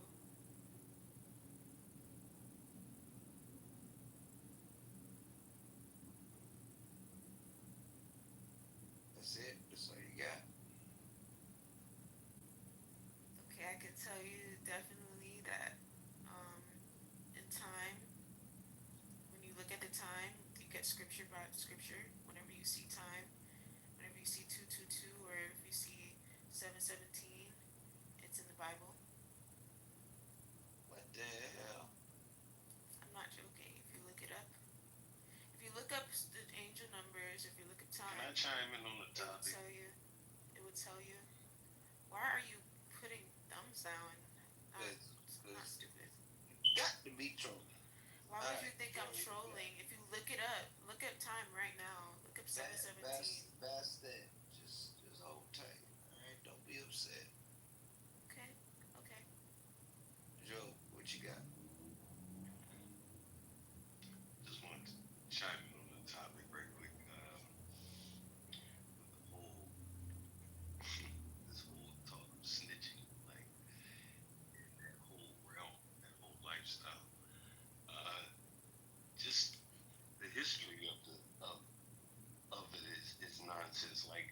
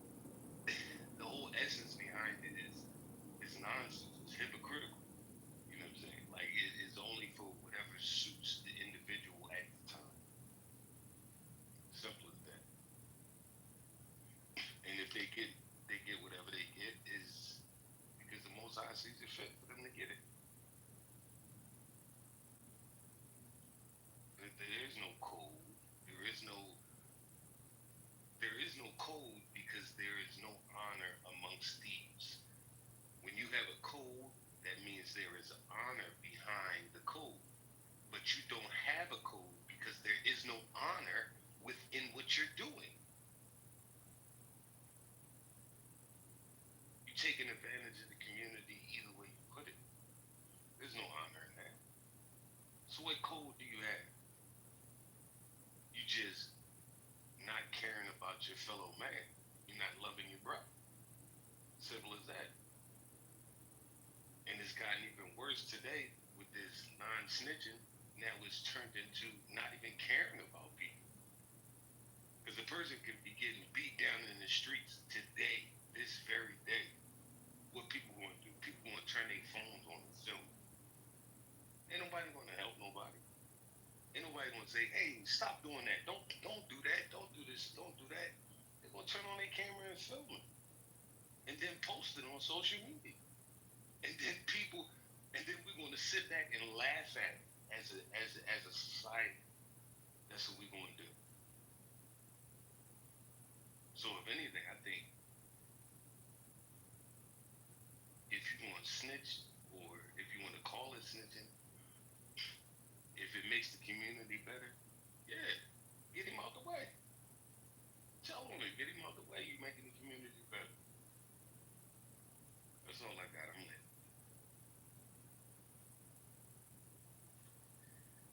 Hey, brother, you cooking. Sorry about that, man. I'm from a bad area.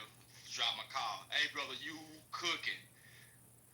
Hey, I like the way you think. And that's what we trying to do, man. You know, brothers need to understand, man, that old philosophy, man, that's old. We tired of our young men going to prison, losing our daughters, sons to all that foolishness. It's crazy. It's confusion at the end of the day. But at the end, and behind closed walls and closed doors, they all snitching. They all snitching. They just don't come out and tell you. And what happens is the younger generation that sees this, right? They sees this and they think that's the life. They think that's what they're supposed to do. I got to go to prison to get my stripes. Brother, that don't make you tough. That don't make you going behind the walls tough. Come on. Come on. We got to change that mindset. I like the way you think. Great point, my brother. Anybody else? Who we got on here? Check this thing out. You can talk to Bastette some more. I think she wanted something. Okay, yeah, go ahead. Sis, you got something? Go ahead. Oh, sorry, no, I was cleaning my bathroom. You were listening. But can you tell me what you guys were talking about? Oh, the Bible, of course. Talking about the Bible. Jerusalem. Let's talk about Jerusalem. Now, what we talking about, sis, the topic is young thug snitching a bad thing? Is young thug snitching a bad thing? What do you feel about that? I feel like it is a bad thing because nobody believes him. I'm telling you, he's like the boy who cried wolf right now. He was told not to snitch from young because he's seen things that were most likely traumatizing. So, kids are sponges. They're going to listen to you. You know what I'm saying? So, you squeeze a sponge, they're going to tell you everything when they're older. And then everybody's going to look at them like, why haven't you told us this before? You know what I'm saying? So, is him snitching a bad thing? I don't want to be biased, but I think I don't know, I think it's just, he has bad habits, too many bad habits. He's been, I don't know. But So let me ask you this. So you don't know by him if it's a good thing or bad, for the most part. It sounds like what it sounds like what I'm hearing from you. Wait. Yeah, I don't know if it's a good thing or a bad thing. All right. So let me give you this scenario. All right. A young kid in school, come to school. He brings a pistol in his backpack. He tells one kid, Hey, you know what? I'm gonna shoot this individual or that individual. He has the gun in his backpack. What should a kid do?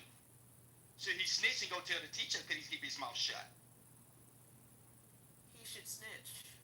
Okay. See, that's what we talking about amongst the black people. It should be cut and dry. Is it okay or not? Yes, they should snitch because now we change the roles, right? We change the roles. You know, a kid going to school, and he's got a gun and he's talking about going in here and shooting up the school. Yes, you should say something because guess what? You're gonna save some of these young kids' life.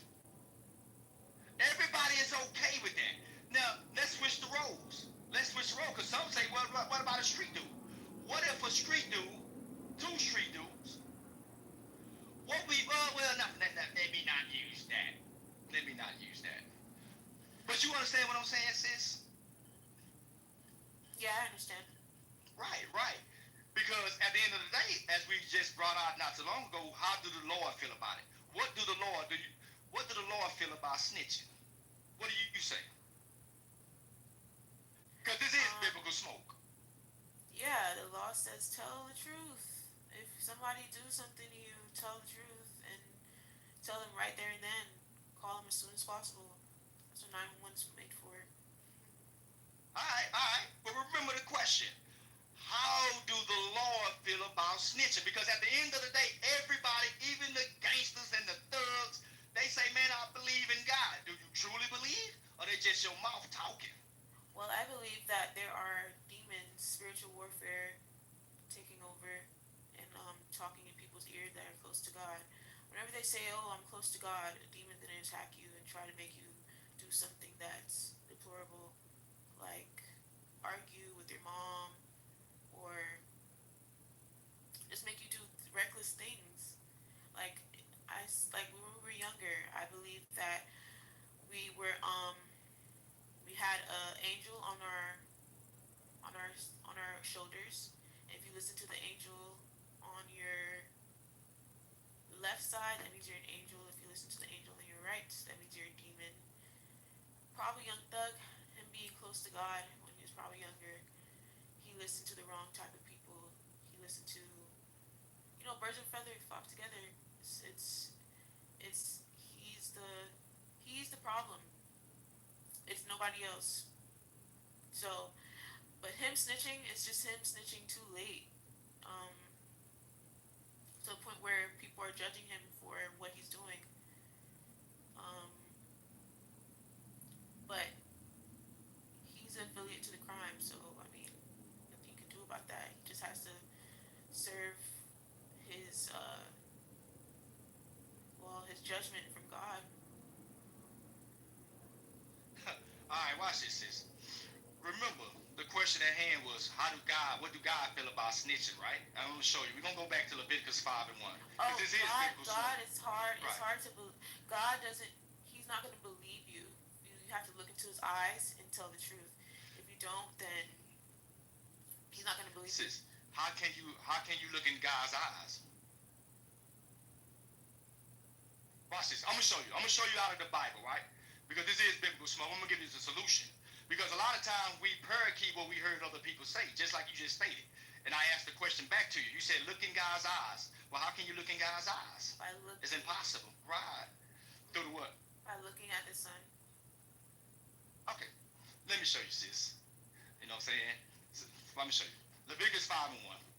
This is how you're going to know God's words and his intent for us as Israelites. Go ahead. Leviticus chapter 5 and verse 1. And if a soul sin and hear the voice of swearing, and is a witness, whether he have seen or known of it, if he do not utter it, then he shall bear his iniquity. Did you hear that? So the Lord is saying, if you know about a murder, because murder is sin. If you know about thievery, thievery is sin. If you know about these type of things that's in your community, you should open your mouth. That's the law of God. That's the law of us, keeping our communities crime-free. This is the first neighborhood watch. God say, hey, you should say something. So you're absolutely right when you say call 911 or call whatever hotline number to where you may not want to, be found out. So you can keep it on the DL if you wanted to. But you must say something. Because if you don't say something, God is going to hold you accountable. So that's how the Lord feels about it. Yes, you should say something, right? Now, according to the Bible. You see that? So, I do believe that that's what you're supposed to do. Um, I think that this is something that is biblically correct. Everything that's happening right now is happening because um, the Bible is the future. It shows everything in the future. Um, and yeah, I like that this topic is helping people understand. Oh, I just had deja vu. I like that this topic is something that is being held. Oh my God, I wanna talk about deja vu because Hey, I know sis. I don't want to change the Watch, topic. This is your topic, but I'm gonna watch create this, a. sis. Watch this, sis. Uh, a lot of people don't understand, like, the Bible got all the answers. The answers in the Bible. Uh, Let me show you Isaiah 5 and 20, y'all. This is what we got going on in the world today, especially in our communities. In our community, and I say our community, I mean the black, brown, and Native Americans, so-called, which are the Israelites according to the Bible. So watch this, Isaiah 5 and 20. This is what the black community has done. The book of Isaiah, chapter 5 and verse 20. Woe unto them that call evil good, and good evil. That's what we have done. Go ahead. And good evil. That put darkness for light, and light for darkness. Is that not the black community? That's us. We had changed good to evil, and evil to good. That's what we have done. We got to change that. God said, woe be unto you. Woe means destruction. Is this destruction in our community? You best believe it's destruction in our community. You should say something. Who told you it's okay? Hey, who said that? Who said it wasn't okay to snitch in your community? Who said that? Where do they go back to? Because it sure wasn't God. Sure wasn't God.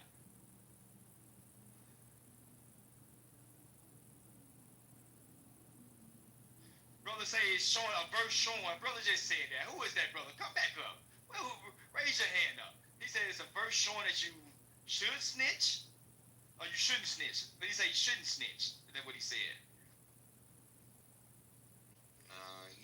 He talking trash. Oh, he talking trash. Oh, he talking trash. Paulito Brigante, come on Yeah. up. Instead of just talking like a woman in the comments. Come on up. Come on up to the floor, my brother.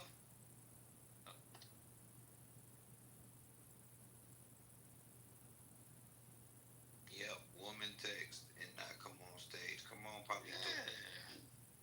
Be a brave soul and come on up to the floor. Come on down. You ain't got to hide behind the comments no more, my brother. Come on up to the floor. Hey, yo, man, I just want to listen to you young, young man in the body. I ain't I was in my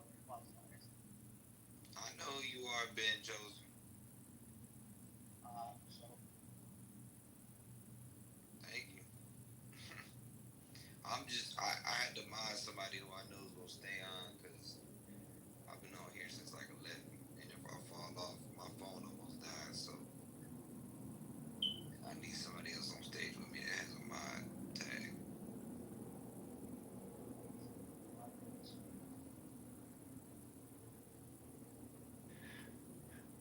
Hey, my brother, like that, young thug. So, for what I'm getting from this, because I did come in late on this topic. So he's in the car with a bunch of brothers or whatever. So he ended up telling on who had the gun inside in the car with him. I don't know. I've had other people tell me what's going on. I've had people try and explain their version of street justice. I've had brothers try and tell me their version of street rules.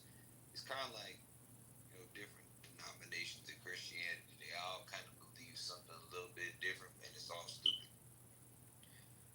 Dog. Dang. Hey, Paulito's online. What you got, Paulito? This man said he up. He got mic issues. Oh, Lord have mercy.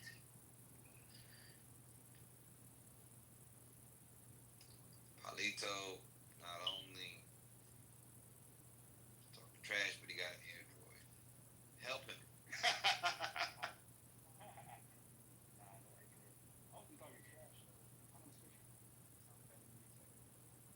You coming in real low. What you saying?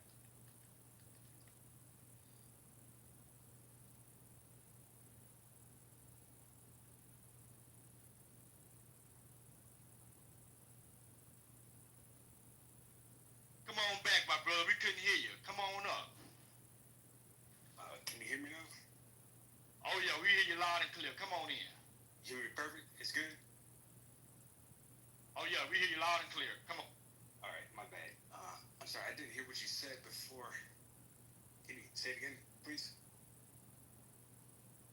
Oh, I said I wasn't talking trash. I wasn't talking trash. I don't know why you thought that.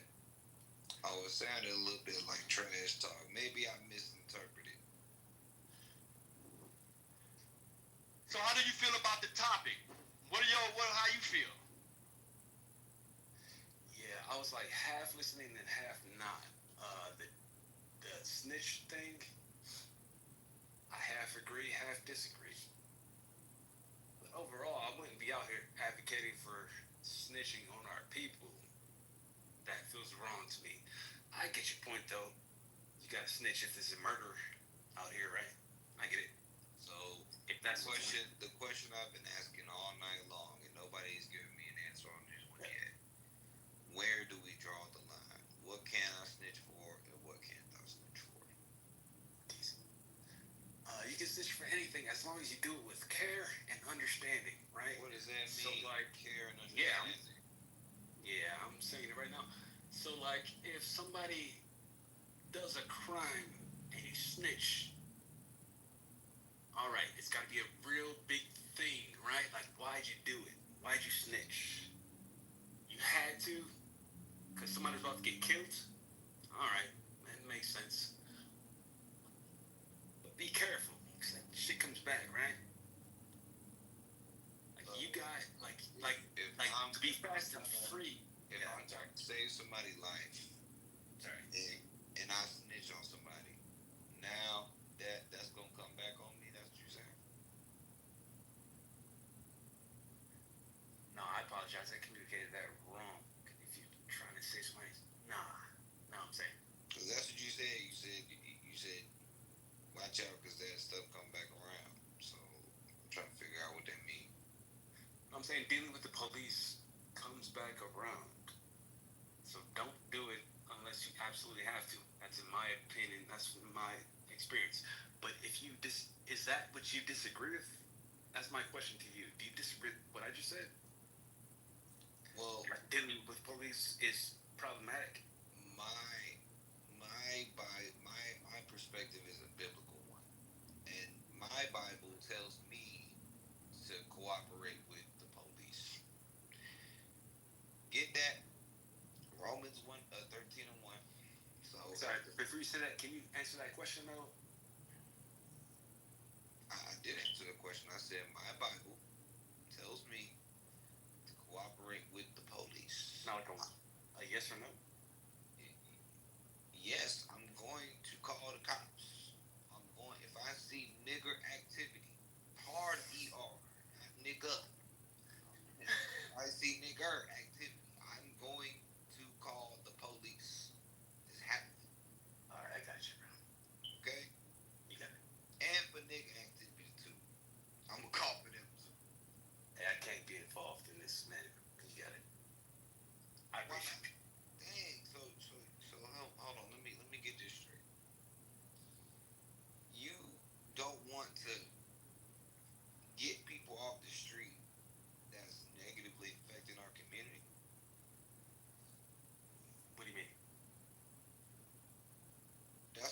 referring to right now. I'm saying that if No, I don't want to be involved in the conversation that castigates our people for no necessary reason. That's rude and it's unnecessary. wait a minute. Lord, help! Oh, hold on. We got an infiltrator. Hold on. Give me 1 second. Move from the room. Alrighty. Okay. So now you're saying that if I want to call the police on the dope dealer next door because he's selling drugs to our people, I can't do that. That's not a good thing.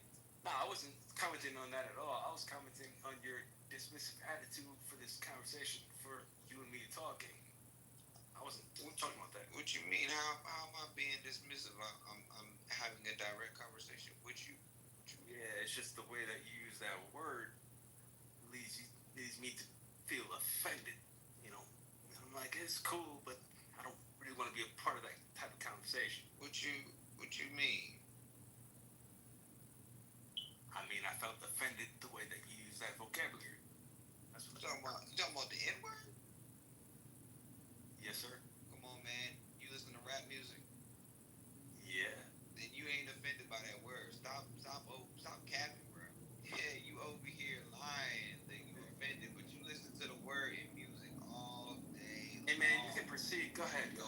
Yo, music. Go ahead, but I don't know. Yeah. Yo, movies. Rap music doesn't talk to me. It's fine, but go stand ahead. up, it's got it all in there. So now all of a sudden it gets said and you offended. Come on, stop. We gotta be honest with each other. We here all day long. Dave Chappelle doesn't talk to me directly. You are talking to me directly. Oh, now we're making a separation. Did I call you one? Nope. And it's cool. Let's proceed. Let's move on. Go ahead. No, I'm addressing your point. You're saying that I showed you willful disregard for the conversation by saying I didn't say that. That's what you just said. I said I felt offended by the vocabulary that you used. But it's cool because we worked it out and we're friends now. So let's move on. But you're not offended by the vocabulary because you consume that word. I'm not offended by the vocabulary. I'm offended by people calling me that vocabulary. But I felt like you did in the beginning. But you cleared that up. And we're cool. So there's no problem. That I did not call you that. You knew that when I said it the first time.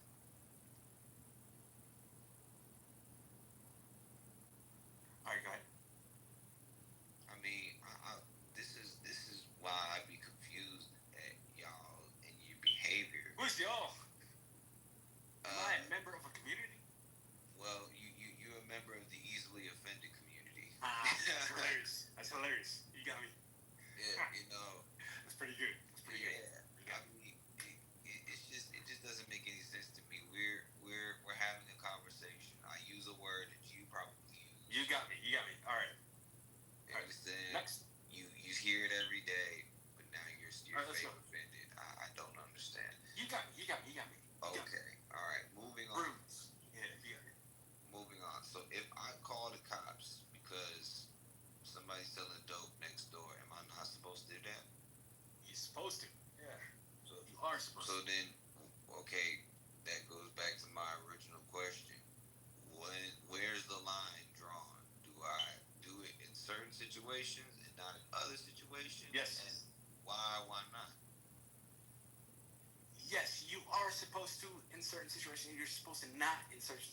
Absolutely. Do you disagree with what I just said?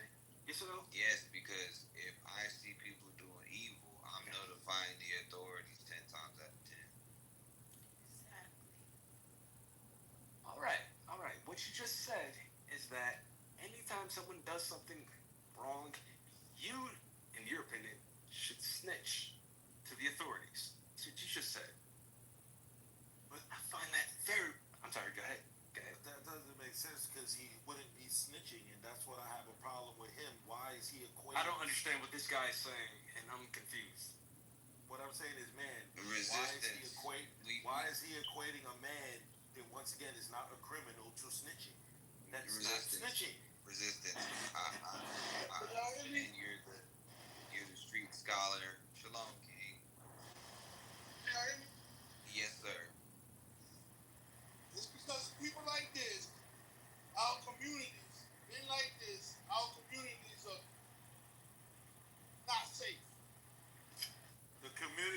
say it's Like because this. of the government and because of the people elect. They You're not scared. doing anything about crime. Scary. Scary as hell. Y'all too damn scary. If you stand up, say something, stuff will stop, but you cannot. Y'all just too damn scary. No, it's because of people like you that align on people for the shit. Because we're not saying don't work with law enforcement if you're part of the community. If you are part of the community and you are someone who cares about your community, you're working class, you're worried about the children, you're worried about education, you're worried about no drug use, you can do these things. But don't equate that to evil people. Evil people don't care about that. People who do bad and do crime are not part of that world. I ain't dealing with the emotions. I can't hear barely. I can't hear barely. I don't know if y'all can hear me. I ain't dealing with the emotions. If you come on stage, you're not gonna be emotional. Children of light versus children of darkness. Alright.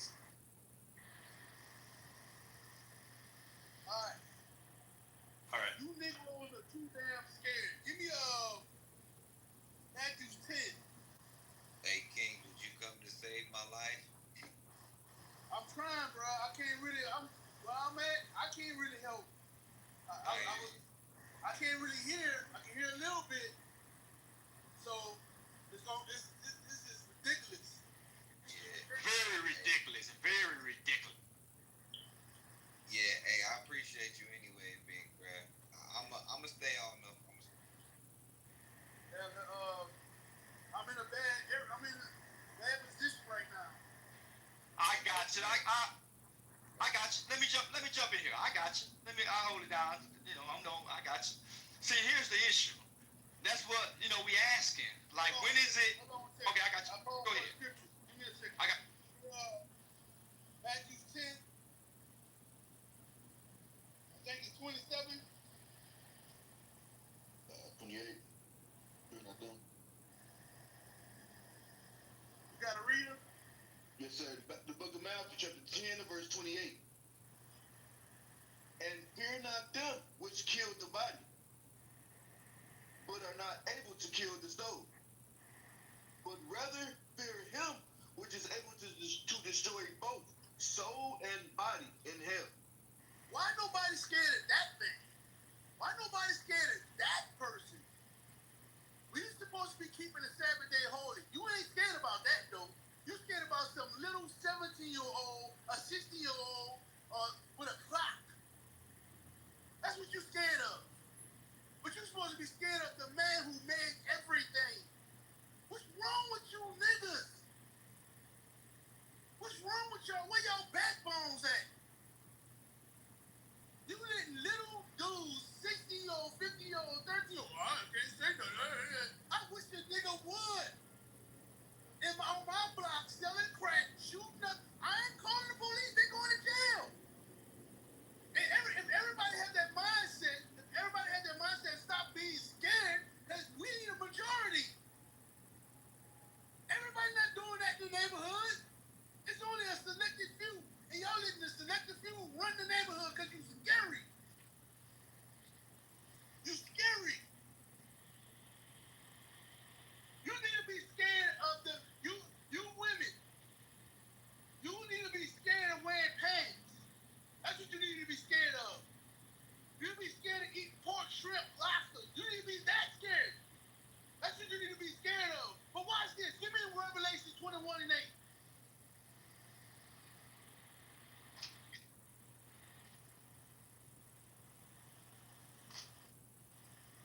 The book of Revelation, chapter 21 and verse 8. But the fearful. Wait. Hold on. You got Ben chosen as a moderator?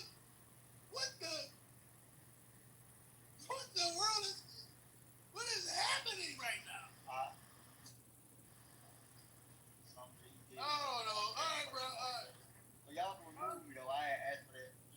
No, I know. I'm just. That don't have nothing to do with you, bro. I'm just.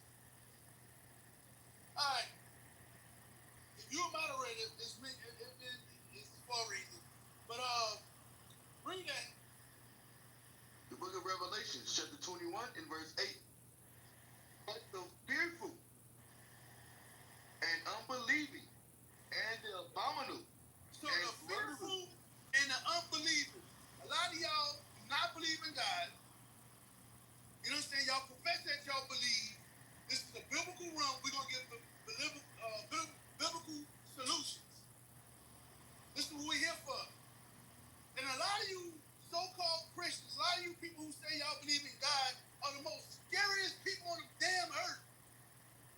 And y'all supposed to have God. Y'all supposed to believe in a God. Read it one more time from the top. Revelation chapter 21 and verse 8. But the fearful and unbelieving. You fearful and you unbelieving ass Negroes. Look what God said to you. Read. And the abominable. Be quiet, bro. Just be quiet till I finish. Read it. I'm reading it out. Read it again. But the fearful and unbelieving. You fearful and unbelieving Negroes. This is what God said to you. Y'all are lumped up with all these other people. I don't want to snitch. I don't want to look like the snitch. Well, you lumped up with the murderer. You a murderer too. You hate your brother. You a murderer just like him. You might not pull the trigger, but you might as well have. You might as well have pulled the trigger. You seen a murder and you just don't say nothing. You killed them too. You pulled the trigger too. Read. And the abominable. And murderers. And whoremongers. And sorcerers. Y'all gonna pay for keeping your mouth closed. You Negroes gonna pay. The little kids can't go outside. The old ladies can't go outside. Nobody can go outside because of these terrorists in the neighborhood. Y'all gonna pay for that. Read. And idolaters. And all liars shall have their part in the lake which burneth with fire. You're a liar when you say you didn't see something. He said all liars. When the police said, hey, did y'all see? No, I ain't see nothing. I don't talk to the police. I ain't see. You're lying. You will pay. Read that last part again. And all liars shall have their part in the lake which burneth with fire. And you will perish. This is what you need to be scared of. Not Tyrone, Tarante, all these stupid little nigga names you scared of. That's what you not. You don't need to be scared of them. This is what you need to be scared of. You playing too many games. Stones,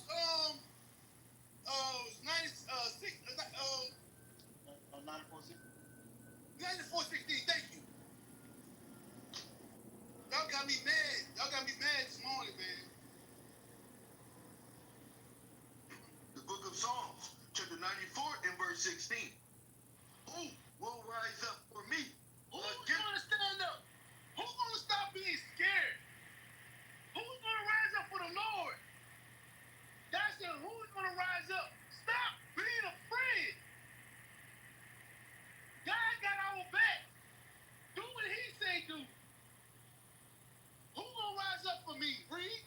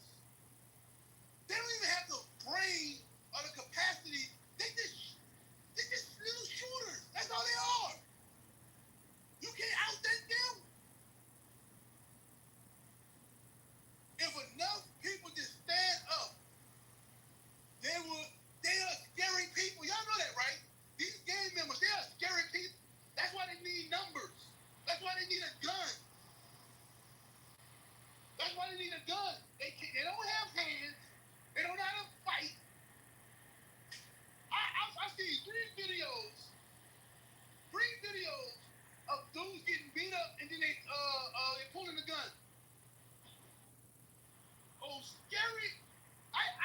When I was growing up, hey, you had to knuckle up. That's what they call it. You had to knuckle up. Let's knuckle up. That's what they call it back. I'm telling my age. Yeah, you had to knuckle up. These little Negroes can't knuckle up for nothing. They are scared. Dang. You ever see one of them wild animals? Y'all see each other? Hell, the damn animal more scared of you than you of it. Them niggas are scared. All that macho stuff is a front. All that little YouTube videos they be doing with the guns pointing at the cameras and all that, about to shoot their partners in the head with it, flagging their partners with the guns. They're idiots. And y'all scared of idiots. It's ridiculous, man. It's ridiculous. But now I'll mute up. What you got? I mean, you said it, but you gotta understand, like, a lot of people, this is just my personal opinion. A lot of people are raised to not be militant.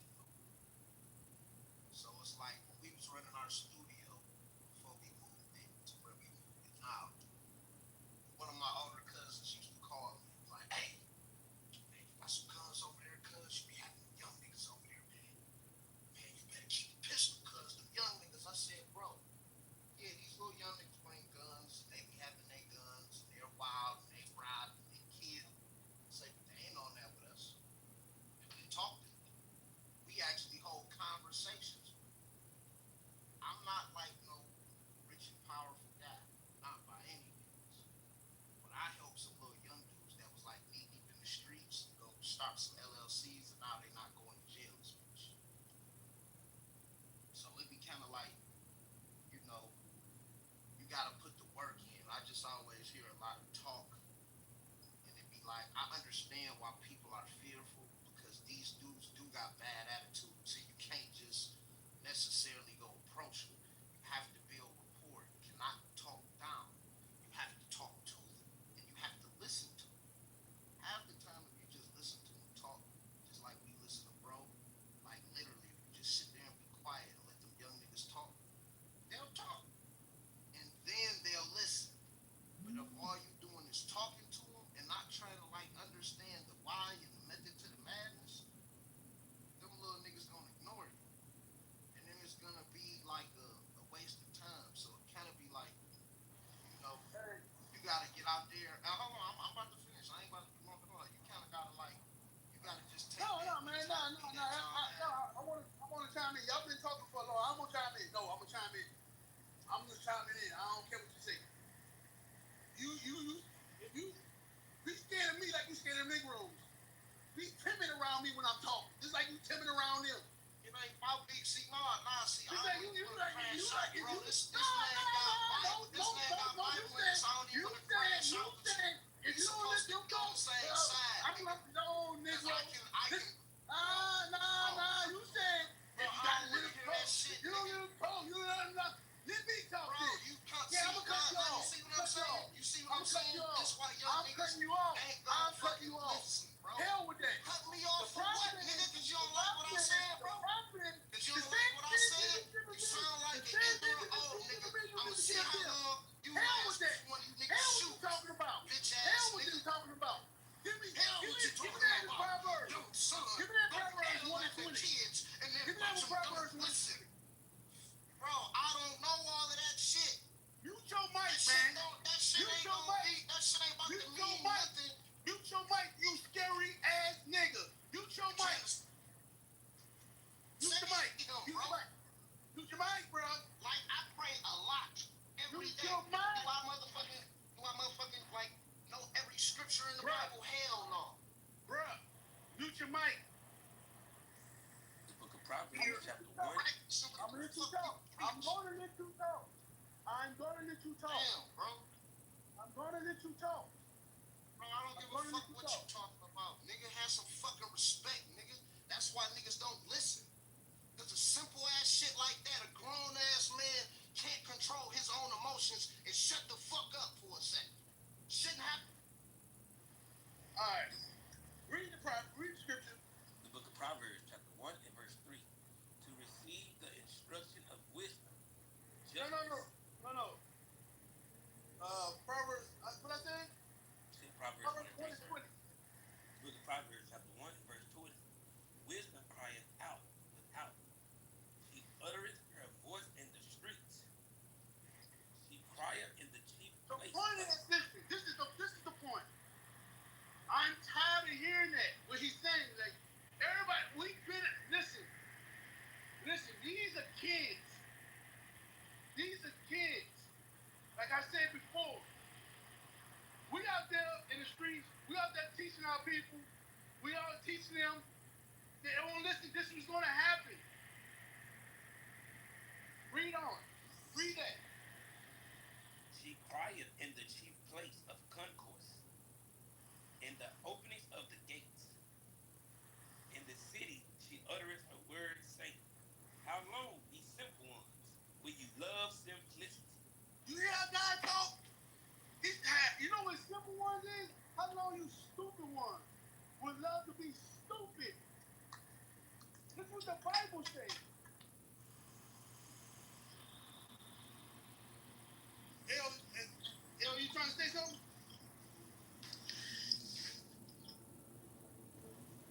Hello?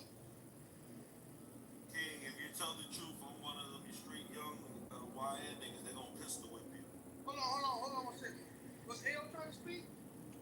He came with his answer. He's not talking.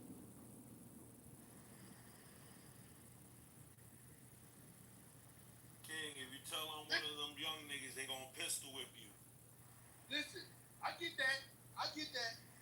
That's why I read Matthew 10:28. I've been beat up before. I've been shot at before. Listen, bro, I ain't know that.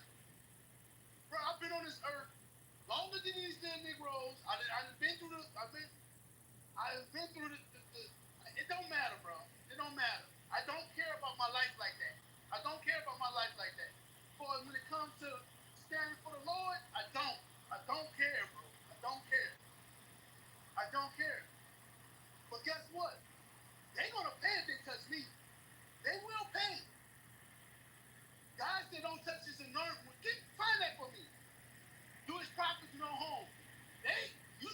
You touch any one of us. You're not a prophet, and you're not a prophet. You commit sin, and you have fault just like anyone else, and you're gonna pay just like they're gonna pay for their crimes. Watch this. You don't even know what you're talking about right now. I know what I'm talking about. You're not perfect. You're a human being that commits sin like everyone else. You don't even know what you're talking about right now. Mute your mic. You don't even know what I'm saying. You're not a prophet. I'm not talking about me doing something. Read the scripture you found it, brother. I'm looking for it, sir. All right, when you find it, let me know. Cause y'all think I'm not threatening nobody. I don't kill people. I don't do that. You understand? I don't go around making the neighborhood unsafe. I have it for you, sir. What you said? I have it. Oh man, I can't hear. What you said? Say it again. I got the scripture, sir. All right, go ahead, read. The book of Psalms, chapter 105, verse 15, saying, touch not my anointed. Start at verse 4. Start verse 4. Start at verse what, sir? 4. Yes, sir. The book of Psalms, chapter 105, verse 4. Seek the Lord in his strength. So that's what we're telling the people. To seek the Lord in his strength. That's what we do. Right? The men with the green beans. Read. Seek his face evermore. How you seek his face? You get in this Bible. You read. And you do what it say do. That's how you seek his face. Read. Remember his marvelous works that he has done. Wait. It said remember his marvelous works. How you remember it? Because it's written. This is the God you're not to play with. This God is not to be played with. Israel, the God of the Bible. He's not to be played with. He don't play. And this guy's backing me up in the middle of the green beans. He's backing us up, the prophets. That's what you need to be scared of. You can touch this all you want. It's going to be hell to pay. Literally. Read. Remember his marvelous works that he hath done, his wonders, and the judgments of his mouth. O ye seed of Abraham, his servant, ye children of Jacob, his chosen. You is his servant and his chosen. Do not touch those people. Do not touch, especially if the ones they do what he say do. Do not touch them. Read. He is the Lord of our God. His judgments are in all the earth. His what? His judgments are in all the earth. You better put some respect on his name. His judgment is all over the earth. Keep playing with God. Keep playing with our God. Keep playing with the prophets. We back and we ain't playing. They thought they had killed us. They thought we was finished. But we back. Read. He hath remembered his covenant forever, the word which he commanded to 1,000 generations, which covenant he made with Abraham, and his oath with unto Isaac, and confirmed the same unto Jacob for a law, and to Israel for an everlasting covenant, saying, unto thee will I give the land of Canaan, the lot of your inheritance. When they were but a few. What verse you at? I'm almost at verse 15 again, so I'm at verse 12. I see an alien. I see an alien. Hi, alien. Read. Verse 12. When they were but a few in number, yea, very few, and strangers in it, when they went from one nation to another, from one kingdom to another people, he suffered no man to do wrong. Yea, he reproved kings for their sakes. He did what? He reproved kings for their sakes. He corrected kings. He had corrected men with all these. I'm not worried about these little Negroes on the block. He corrected kings. None of these Negroes kings. They don't even own the block. They don't even own the block they sell drugs on. They don't even own the draws. They don't have a pot to piss in the window to throw it out of. That's the old folks used to say. Boy, sit down. Sit down. You stink. They don't even take baths. Breathe. Say, touch not mine anointed, and do my prophets no harm. You hear that? He told us the keys. You better not touch my prophets and do my anointings no harm. We are the anointed ones. We are those prophets. The hell we scared of y'all Negroes for? Shut the hell up. You're not anointed of anything. You're not a prophet of anything. Stop it. Okay, hold on. Let me see who keeps coming off the mic. That's resistance. That's resistance. Yeah, that's me All right. combating his nonsense. There you go. There you go. Yeah. I don't understand. They show. See, this was the thing is. Get that Matthews 28 again. I want to show y'all something. This is the thing. Who y'all need to be scared of, y'all not scared of. That's the problem. That's the problem. That's the problem. Read again. The book of Matthew, chapter 10, verse 28. And fear not them which kill the body, but are We are able. not scared. We are not afraid of getting killed. We are not afraid of that. You better go ask somebody. I don't know if you know us or you don't know us. You better go ask somebody about us. Ask the audience. We got videos. We in the projects. We went to O Block. We went all over. We go all over the world. You know, in Africa, they don't play. In Africa, they don't play over there. We went over there as well. We don't care. We gonna do what God say do, because he said stand up for him. Now, if y'all gonna touch us in that process, that's you.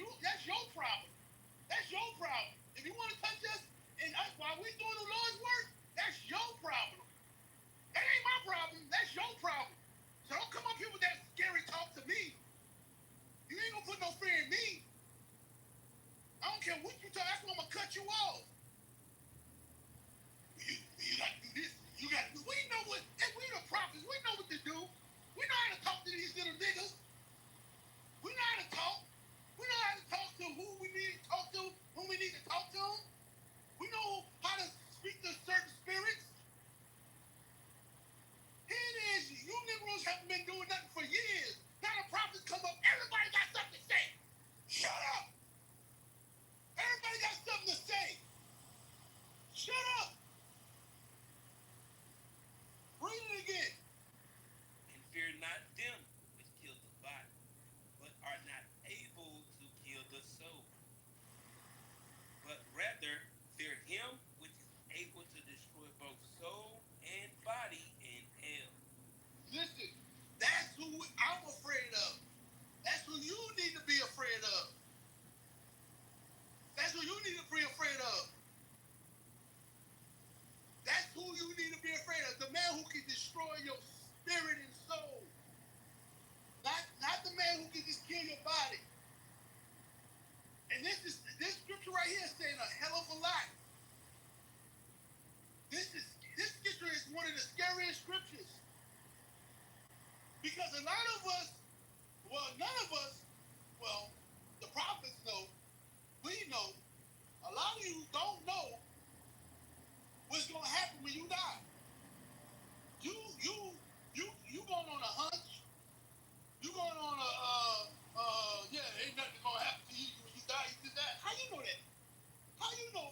How do you know that? How do you know? There's no God, man. You gotta worry about that. All right, devil, you ain't gonna trick me. Y'all can let these Negroes trick y'all.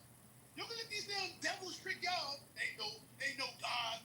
That's just the dumbest thing I've ever heard. Ain't no God. Y'all just I'm gonna mute up. I'm gonna calm down. I'm gonna mute up. Now listen. I'm not gonna deal with no scary stuff. I'm not gonna deal with that. So who's next? Let's go. Shalom. I actually didn't get an opportunity to speak. I was here earlier, but I never actually got to speak on All right, you speaking now, sir. Well, I just wanted to ask permission. Do I have permission to? What?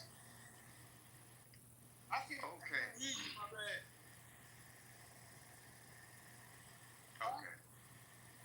Well, I'm sorry. Do I have permission, sir, to speak? Do I have permission?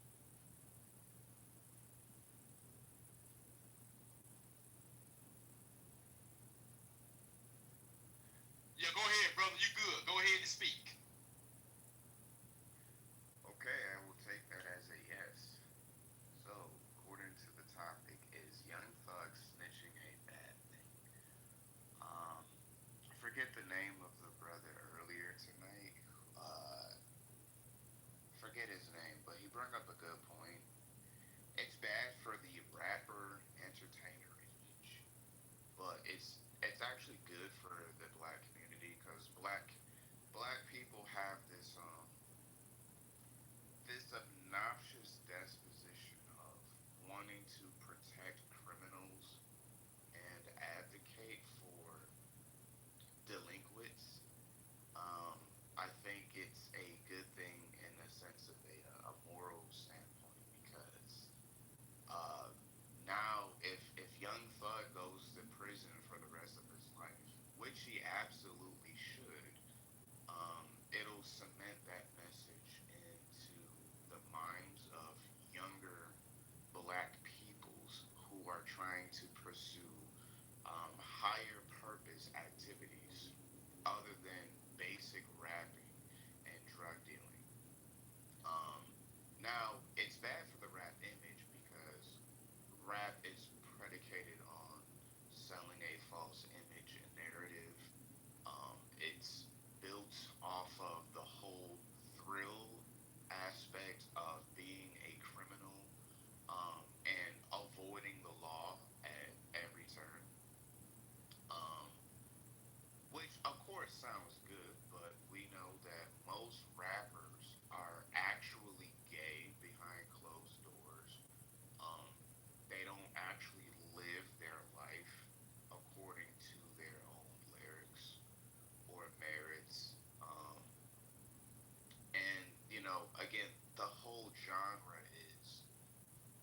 what's the word I want to use? Is it satire? No, no. It's juxposition. I could be butchering it, right? Um, but it's almost like a stage play. It's like a stage play of your typical black hood lifestyle, but it's not really hood in the sense of like, oh, people in the hood actually do this. Some people in the hood live like that, sure, but it's not the majority. Um, and I think Young Thug, it also like Young Thug snitching, um, or the people who are snitching on Young Thug, it shows the hypocrisy behind your typical greasy foreheaded hoodlums. Okay, so black people have this thing where they like to roast each other, and they like to essentially create these games where they humiliate each other. Sometimes they call it roast sessions, cooking sessions, um, and at times it can seem like it's just a friendly game, right? But what's funny is that a lot of black people have this really ridiculous philosophy of when you're engaged in these so-called roast sessions, they believe that there's one rule of thumb, right? And that rule of thumb is don't get mad. No matter what is being said about you or any of your personal information, never get mad.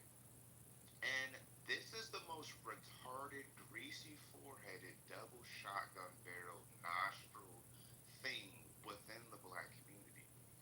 Black people will literally gaslight you into not being mad when they purposely and personally attack your personal information. Things about your finances, things about your physical appearance, right? It could be something you worked very hard to obtain, and they will try to manipulate you into thinking that it's actually weak to be upset or frustrated when they attack these things. But that's the hypocrisy, and you see this with low IQ. Ooh, I want to use that word so bad. Sorry, I'm sorry.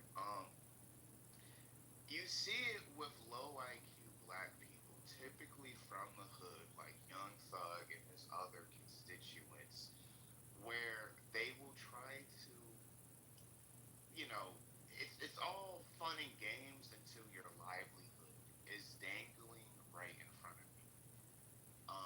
Black people love to put on this tough, hyper masculine, hyper bravado image, but it always falls flat, right? And when push comes to shove, they betray each other. All right, this is how all black people are wired. It's not just a few. All black people are wired to betray one another when enough pressure is applied to the cracks. Young Thug would do what he was always going to snitch. And most black people are snitches if enough pressure is applied. Okay? Because most of them are criminals and they're weak, but they're in denial about it. And if they were just more accepting of the fact that they are weak and they're effeminate and they're childish and they can't really handle reality, then you would see some actual improvements. But because of rap culture, Let me ask you this, brother, because I hear you keep, you know, you keep down in the black community. You've been running rapid for a while. how about you mute your mic? How about you mute your mic? Hold Okay, on, and little let finish. me finish. I got you. Yes, And sir. I then got you. maybe I'll Let me finish. entertain your low IQ black rhetoric. How about that? Okay.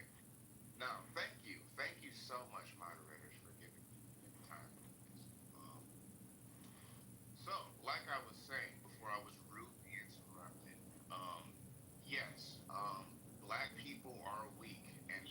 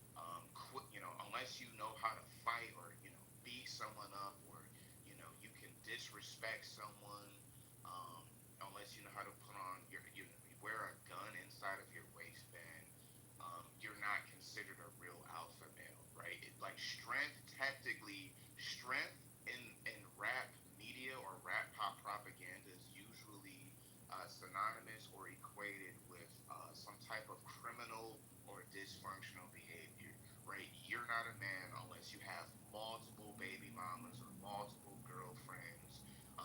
If you're not making at least, I don't know, 10 bands a week, you're a lame. You don't have enough money, right? And so young black people see these type of image stereotyping, and they plaster it over their personality. They emulate it. This is why, again, this type of culture is glorified not just amongst young black men, but also young black women. Young black women have essentially been desensitized and fractionated into being attracted to these delinquents, okay, who should be in jail.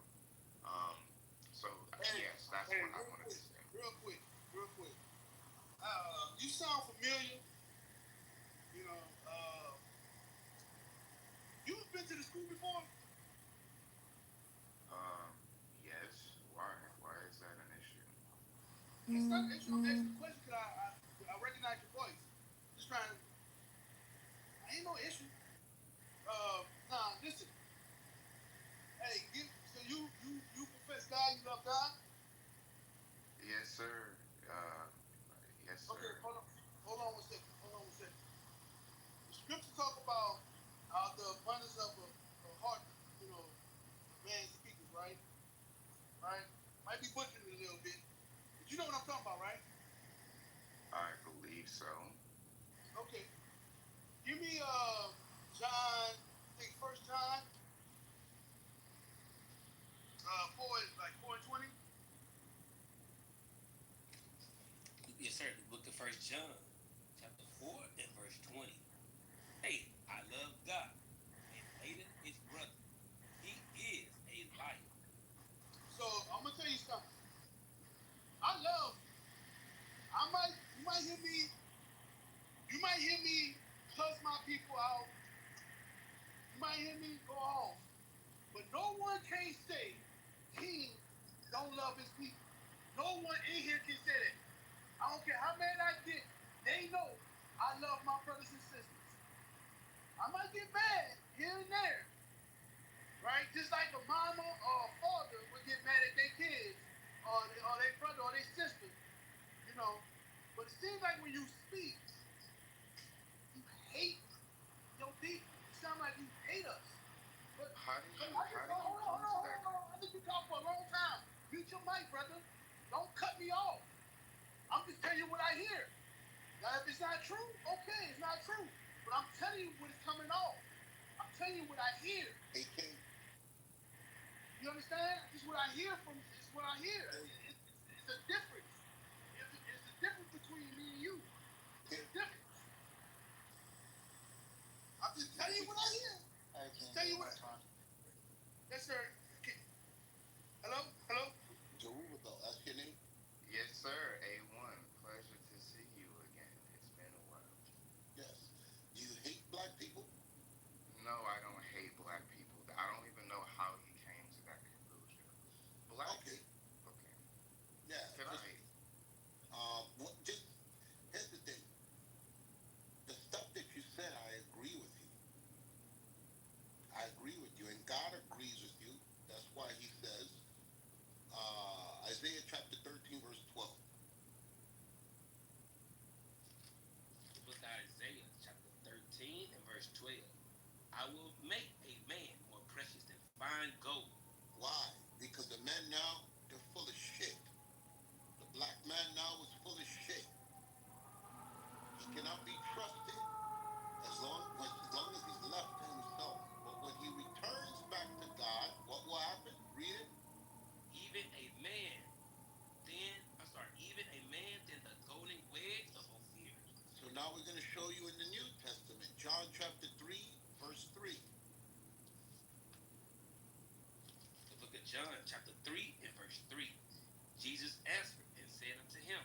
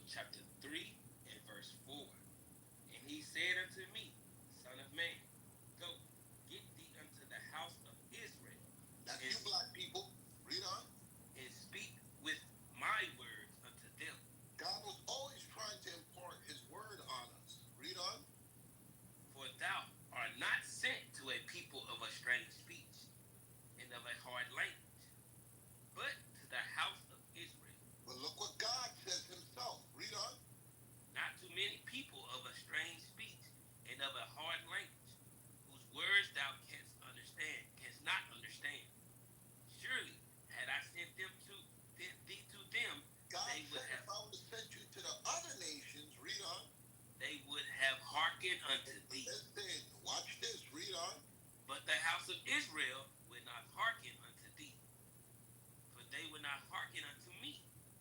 For all the house of Israel are impudent and hard-hearted. That's everything that you just said about the black man now in the streets. I was asleep, and I heard you speaking, and I know some people got touched by what you were saying, but we gotta. After what I heard tonight in this room, bruh, our people. Now I see why God says 2/3 have to be cut off and die. Okay. For sure. Some of you black men, the only thing that awaits you is death. There's no reforming you. You're reprobate. You can't discern between right and wrong. That's why Paul said, examine yourself.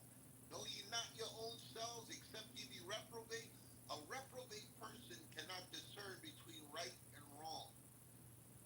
I heard men say in this room that if someone is selling drugs and there's a long line of people waiting to buy drugs and it's heroin, that they said, I will not call the police. I will just leave them to sell the heroin. It's not my place. You're talking You about deserve selling. death. You have to die. A person that thinks that way, you have to die. There's no hope for you. You cannot bring forth unity in your community thinking like that. The only thing for you is death. So like I said, you got to clarify yourself because people can take what you're saying as you're coming from a place of hatred. All right, so just be mindful. Moderate, I'll mute my mic. Well, A1, can I ask you a question? Go ahead. I don't understand how what I stated could be perceived as hatred when I was here for example. I was here when he tried to justify the drug dealers destroying their own communities. You know However, what I I'm being. asked the question? That You was said what? hours ago. That was hours ago I asked that. That was like 4 o'clock in the morning, like Right, I ended up going 3 o'clock. Yeah, I heard, but I ended up going to sleep shortly after. But I don't see how what anything I said could be perceived as hatred. No. I just don't see it. Hold on. This I'm is in the the Bible. one. Hold on. Yes, sir. Yeah, it was detailed, bad detail. It was. Hold on a second. Hold on. I'm the one who perceived it that way, and I'm gonna tell you why. I'm gonna tell you why I said what I said. Give me what that is. Second Esdras 14, 13. I'm saying it might be saying it backwards. Cause I now know who you are.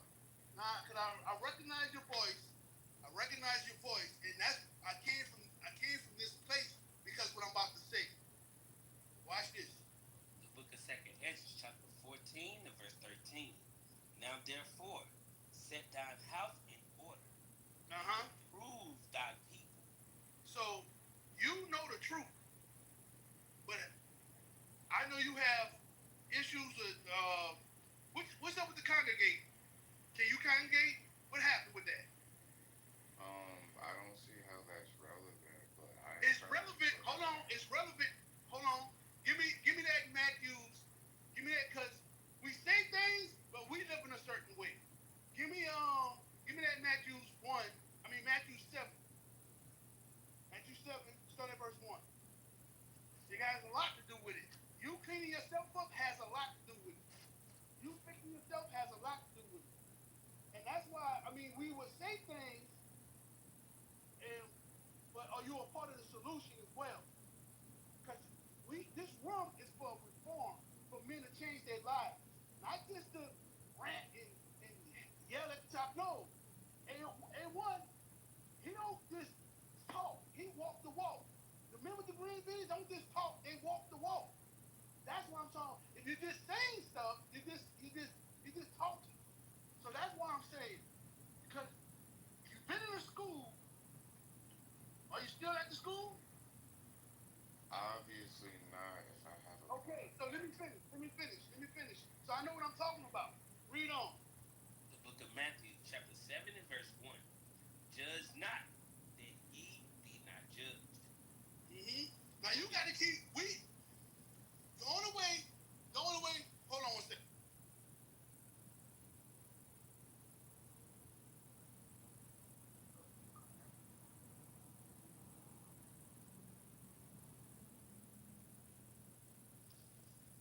Second Corinthians 10 verse 4 until King gets back. My bad, y'all. Y'all got I'm at work, so just give me a second. Oh, go ahead, Ao. My bad, my bad. Go ahead, King. Go ahead. Nah, so the reason, listen, brother, you my brother. I gotta tell you the truth. Don't get mad at the truth. I'm just telling you what I see and what I hear. You understand? And I recognize your voice, and I know you're supposed to be a repentant brother, but you have issues. And the reason why I started with First John 4:20, because this is what it had. If you ain't doing Leviticus 19:17, you ain't doing that. And listen, you can't just say, "Hey, y'all messing up," when you're not doing right, when you're not doing what God said do. I'm doing That's why. much That's better why. than you. Hold on, brother. I let you. Everybody on here, I let you speak for a very long time. I did not cut you off. I let you speak. I let you say what you. I let you get it off your chest. Now let me talk. All right. So read that. Let me just get to the point. Let me read that. Yes, sir. Verse 2. For with what judgment ye judge, ye shall be judged. Right. You cannot say, "Hey, you living this way," but you can't live that way, but you live in a certain type of way as well, because the Most High is looking at you. Our job as men and women is to repent. All of us, we have to repent. I'm not saying I'm better than you, Zerubbabel, but I'm in the fight. You need to get in the fight, Zerubbabel. That's what I'm saying. That's all I'm saying. That's all I'm saying. You need to get in the fight. You need to be on the boots on the ground in the streets with us. All right? That's what I'm talking about. Read on. And with what measure ye meet, it shall be measured to you again. The same judgment you want for them, it's going to be measured back to you. Read. And why beholdest thou the mote that is in thy brother's eye, but considerest not the beam that is in thine own eye? This is what I'm saying. You have a lot of work to do for you to be saying anything right now. That's the problem with our people too. Not just the low IQs, all the stuff you were saying, and all the nigga black, wide nose, and all that stuff. Yeah, okay. We all got issues with our big noses. Yes, you're right. We got issues, but you have them too, and you got to fix it. The issues you have with brothers, you have to fix. The problems you have dealing with each other, you have to know how to deal with each other. You have to learn. We all got to. Right? Read that again. Yes, sir. Verse 3. And why beholdest thou the mote that is in thy brother's eye, but considerest not the beam that is in thine own eye? Right. We all messed up, but we pointing the finger and we not right. We not right. Read. Or how wilt thou say to thy brother, let me pull out the mote out of thine eye, and behold, a beam is in thine own eye? Thou hypocrite, first cast out the beam out of thine own eye, and then shalt thou see clearly to cast out the mote out of thy brother's eye. Just like A1 said, I hear you and I agree with you. Just like I told you before he came on, I was like, yeah, I get mad too. I get upset and I say some things myself. And people get mad at the things I say. So I understand that. But when it comes from a brother or a sister and they're not doing what God said do, I have a problem with that. I have a problem with that. At least try your best to do what God said do. You understand? You're the same like them. You're the same. They don't want to put themselves under no structure. They don't want to put themselves under. Give me First Peter 5. First Peter 5 and start at I think it's 4. I'm not sure. Just read it. The book of First Peter, chapter 5 and verse 4. And when the chief shepherd shall appear, ye shall receive a crown of glory that fadeth not away.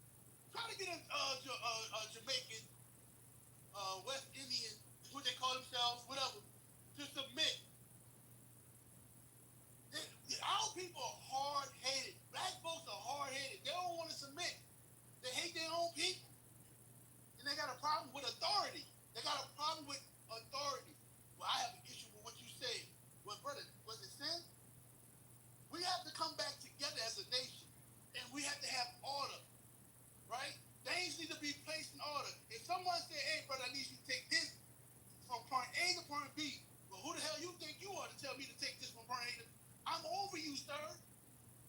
I ain't telling you this because I'm over you. No, you're not. You just nobody. I don't have to listen to you. I ain't coming back to this damn school. What? How we gonna get together? Do y'all understand what the white man did? That even though they hated each other, even to this day, they will come together to keep you in the gutters and the slums. Yeah, yes. They will get over that hatred real quick to fight against you. That's what they'll do. But we don't got that same energy. We don't have that same energy. What is wrong with us? If I'm telling you, and you know I'm a spiritual man, you know I've been here, you know I'm not telling you nothing wrong, I'm not telling you sin. Read on. Yea, all of you, be subject one to another. It says, all of you be subject one to another. Subject one to another. Be subject one to another. You have to be under another man. And black folks hate that. They don't hate being under the white man. They hate being under their own brother. That's what they hate. They don't want their own brother to tell them anything. Like right now, brothers right now is mad with me because what I'm saying. Right now, they're mad with me. Just like the two brothers earlier. They was all upset, getting mad. I'm a B-A-N. Yeah, I'm a B-A-N. I'm a band. But he talking about I gotta be timid around. Y'all think we sweet because we got Bibles? I just don't understand. Like, man, listen. The Bible, I don't. This ain't Christianity. This ain't Christianity. We ain't Christians. No modern day Christians, we not that. Read on. Do you hear me?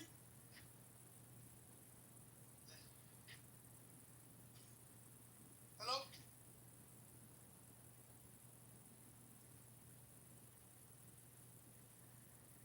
Hey, can hear you?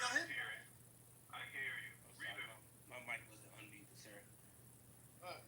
Yes, sir. And be clothed with humility. For God resisted the proud. Be clothed with humility. God resisted the proud. Black people are some proud people. You know how we proud? We don't got nothing. We don't got anything. We don't own no land. We don't got no military. We don't know who our God is, but we speak like we the big dogs in the room. We speak like we own stuff. That's prideful. God said he hate a prideful man. We don't have nothing. We don't own nothing, and you talking like you run stuff. As soon as the man who really wants stuff step on us, then that's when you shut up. Oh, don't shut up now, Mr. Big Dog. Just like the little Negroes come on, it can be one police officer pull up. They will freeze up, drop, and run. The whole block are running. It's the whole block. My thing, this is what I want y'all to ponder on this. Just think for a second. They soldiers, right, in the streets. They killing each other. They ain't scared of the bullets. You know what I'm saying? They big dogs. They big old dogs, right? They running around, talking big and bad, ducking bullets. They shooting bullets. And they not scared of bullets, right? But for some reason, when the white man comes, it's like God showed up. And they be running their butts off. But the police bullets ain't no different from the bullets they've been shooting and ducking the whole time. Why they running? I don't get it. But the police bullets got some type of, I don't know, gonna make them laugh, gonna tickle them. I don't know what's the difference. You still getting killed. So why you scared of the police? I don't get it. I don't understand. I want somebody to answer me. One of you thugs come up here and please let me know why you run away from the police. Why you tough in the streets and you not scared of bullets then, but when the police come, it's the same bullet. I don't get it. Somebody make me understand this. Please. But read on. For God resisteth the proud and giveth grace to the humble. Humble yourself yourselves, therefore, under the mighty hand of God. So it says, humble yourselves, therefore, under the mighty hand of God, right? Zerubbabel, I got a question for you, brother. I got a question for you, Zerubbabel.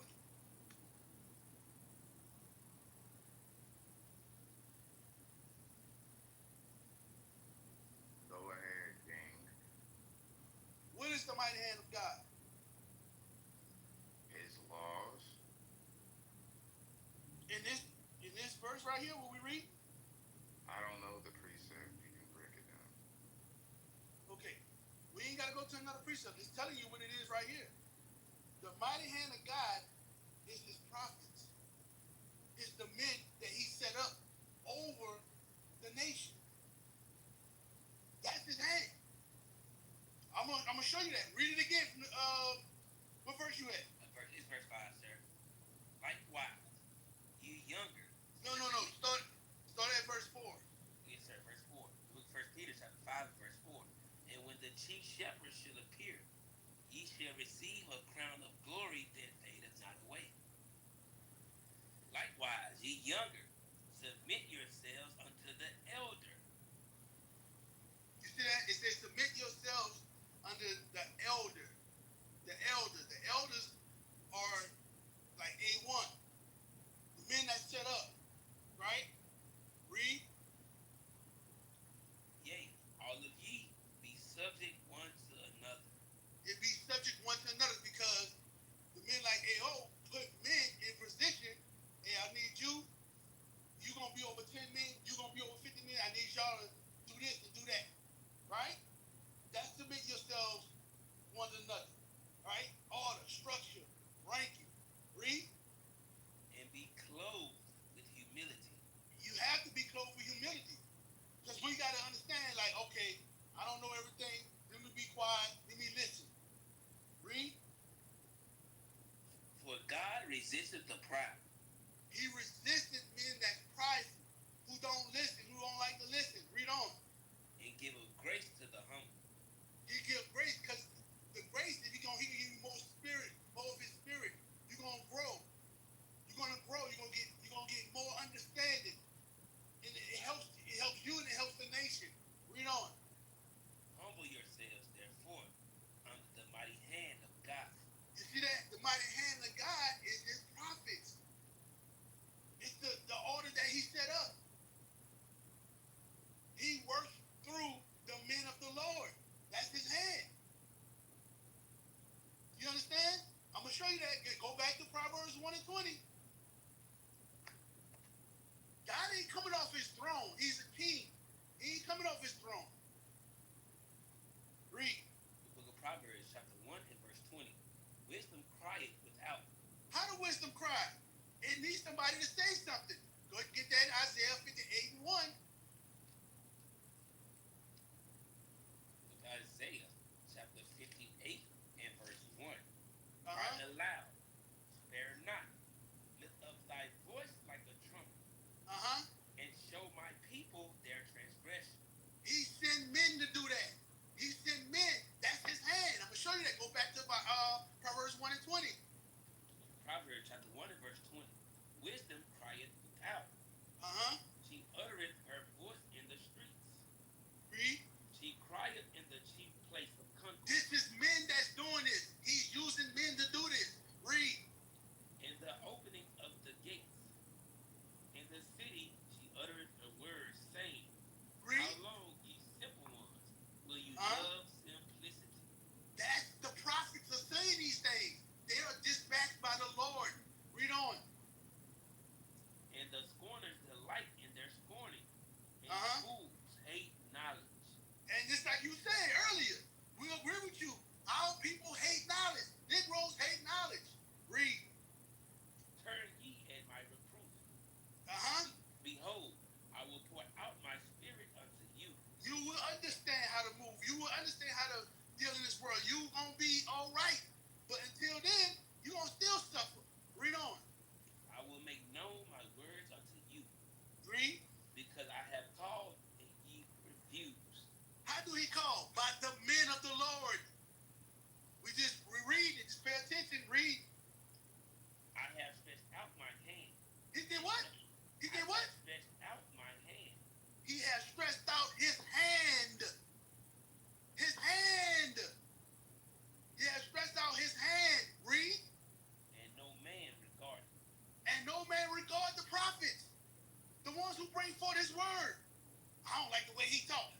he say this. Did he tell you to sin? Did he tell you to sin? We need to get out of our emotions. It's okay when the police say, hey, turn your car off, get out the car. That's okay. Because that's the rules. Well, God got rules. Not supposed to eat shrimp, pork, and lobster. Not supposed to hate your brother in your heart. You're supposed to keep the Sabbath day holy. These are the things you're supposed to do. These are laws. But we obey every other law, but when it comes to God, oh, hell with that law. He said, I have stretched out my hand and no man regarded. Y'all don't regard the prophets. Y'all don't regard the prophets. You just getting your feelings about things, and then now, but then, well, what's called him been at? He been here in 3 weeks, or 4 weeks, or a year, or whatever. We have to stop this. Come together like God said do. Get out of our emotions about things was done to us or said to us, because things was done to Christ. Right? Things was done to Christ, and they left Christ. He didn't leave the people. They left. Christ didn't leave no one. The people left him. Just remember that. He didn't leave. They left. All right? So now, go back to 1 Peter, and I'm going to mute up. Yes, sir. You want to start at verse 4 again, sir? Yeah. Look at 1 Peter chapter 5 and verse 4. No, you can start at 5. Just get to the point. Yes, sir. Verse 5. Likewise, ye younger, submit yourselves unto the elder. Yea, all of you be subject one to another. And be clothed with humility. Read. For God resisteth the proud. And giveth grace to the humble. Read. Humble yourselves, therefore, under the mighty hand of God. Humble yourselves under God's prophets. That's his hand. That's his hand, y'all. He sent men to do his bidding. You think the president is going to do his own bidding? You think these presidents but men, they ain't nobody. They spit to God. They got power to send men here and there. And you don't think God got the power than them? More power than them?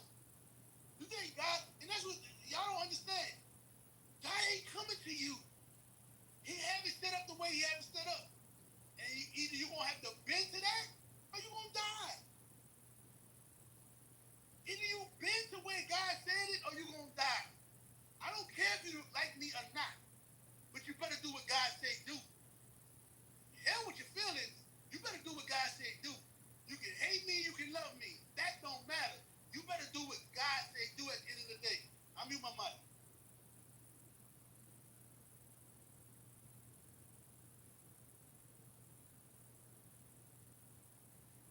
Hey, the truth. What's going on, the truth?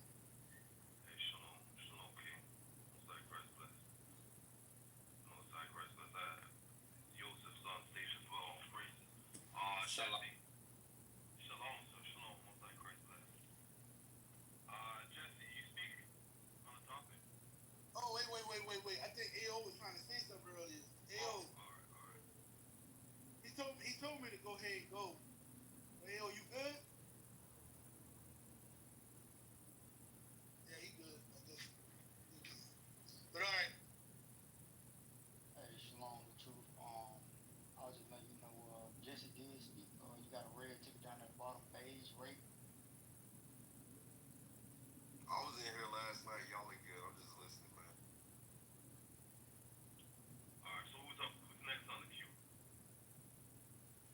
Your sister. Hey, I just want to say this. Anybody can come up. I'm gonna just speak. I just got mad. And I apologize for my anger earlier, because I'm tired of people just scared of these little Negroes, man. And then they just get to do what they want to do, man, with no repercussions, man. That just be upsetting me. And I just apologize for that, man. I kind of like, but we too grown to be scared of little people. I don't care if they got guns. I don't care if they can kill us. So if you want to come up, I'm gonna let you speak. I promise I'm gonna keep my mic muted until you finish. I ain't gonna say nothing. It's gonna be very hard, but I'm not gonna say anything. I'm gonna let you speak. All right? I'm gonna shut up and let you speak. All right? But when I gotta speak, don't say nothing. Yeah, you be letting people speak, King. Even, what do we have? Ken. Oh, that's a scribe. You got Joe and Pink. They haven't spoken on the topic yet. Bringing up on. Alright, Joe. You up then? Joe, the bottom right hand corner. Alright. Pink. Sister Pink. Okay, yeah. What's your thoughts on the topic? Okay, my thoughts on this topic is about young thugs snitching. The only reason why he's snitching is because if he don't snitch, they're gonna put him back in jail.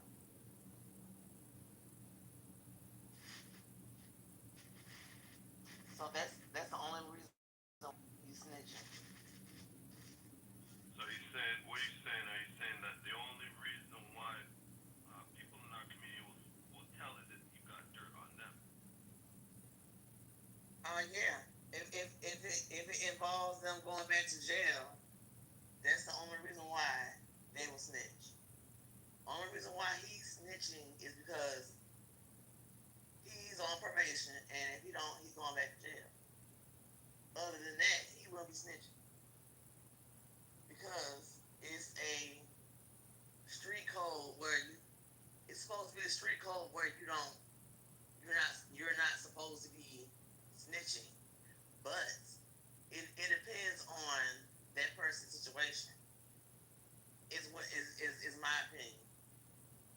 Depends on that situation whether it's good for them snitching or.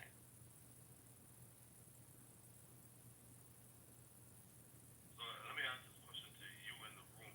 Is there ever a time when you're not supposed to tell? Because what you're sharing is that you are supposed to tell. You are supposed to clear. Is there ever a time when you're not supposed to tell? If I'm just saying, if your life is dependent on you, if your life is in danger, then no. But if it's not in danger, then you can go ahead and snitch. I'm not getting ready to be killed for nobody. I mean that's just common sense. I mean it's nothing wrong with snitching, but it depends on the circumstance. Is what is my opinion about that. So.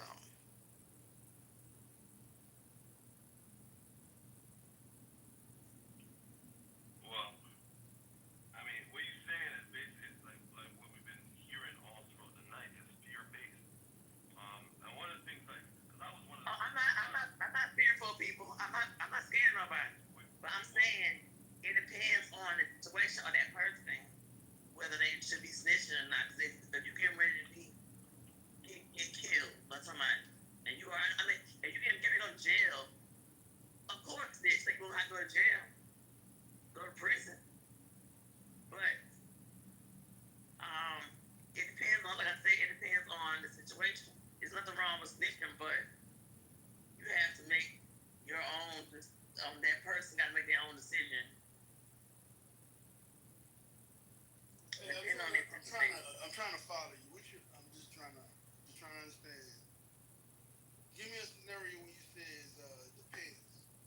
So, cause if I'm going to go to jail, then yeah, I'll snitch. Cause I'm not going to jail for nobody. But. I see. Yeah. I see now what you're saying. So you're saying if I'm going to go to jail and they threaten to put me in jail, then yeah, I'm a snitch. I'm not going to jail. Okay, I get it. So you'll put your life in danger if you're going to jail. That's what you say. Okay, that's when you put your life in danger. Yeah. If you, I don't care if they come kill me,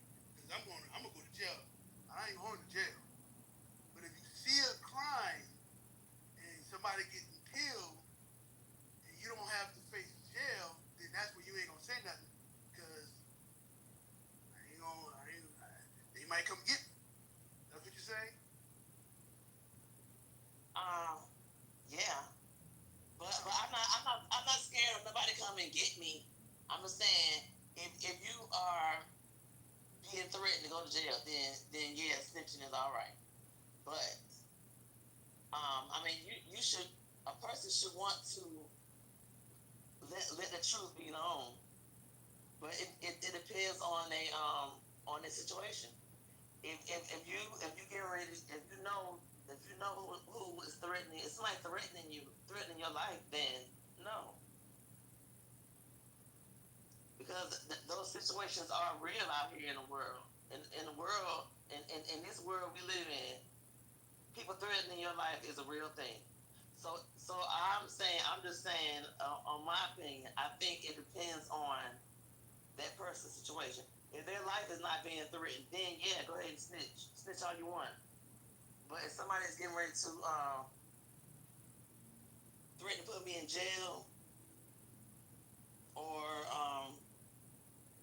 physically do harm or kill me, then no, I'm not snitching. Okay. And this police is not gonna protect you. And I know the Lord will protect, but you still gotta use common sense. Even with the Lord, you gotta use common sense. Right. Okay. Gotcha. I just don't know when we. I'm just. All right, cool, sis. I hear you. And let me say this. I'm still like don't understand how we got here. Like I remember when I was a kid. I remember, and if you did something, the time you got home, like your parents know what you did in the street.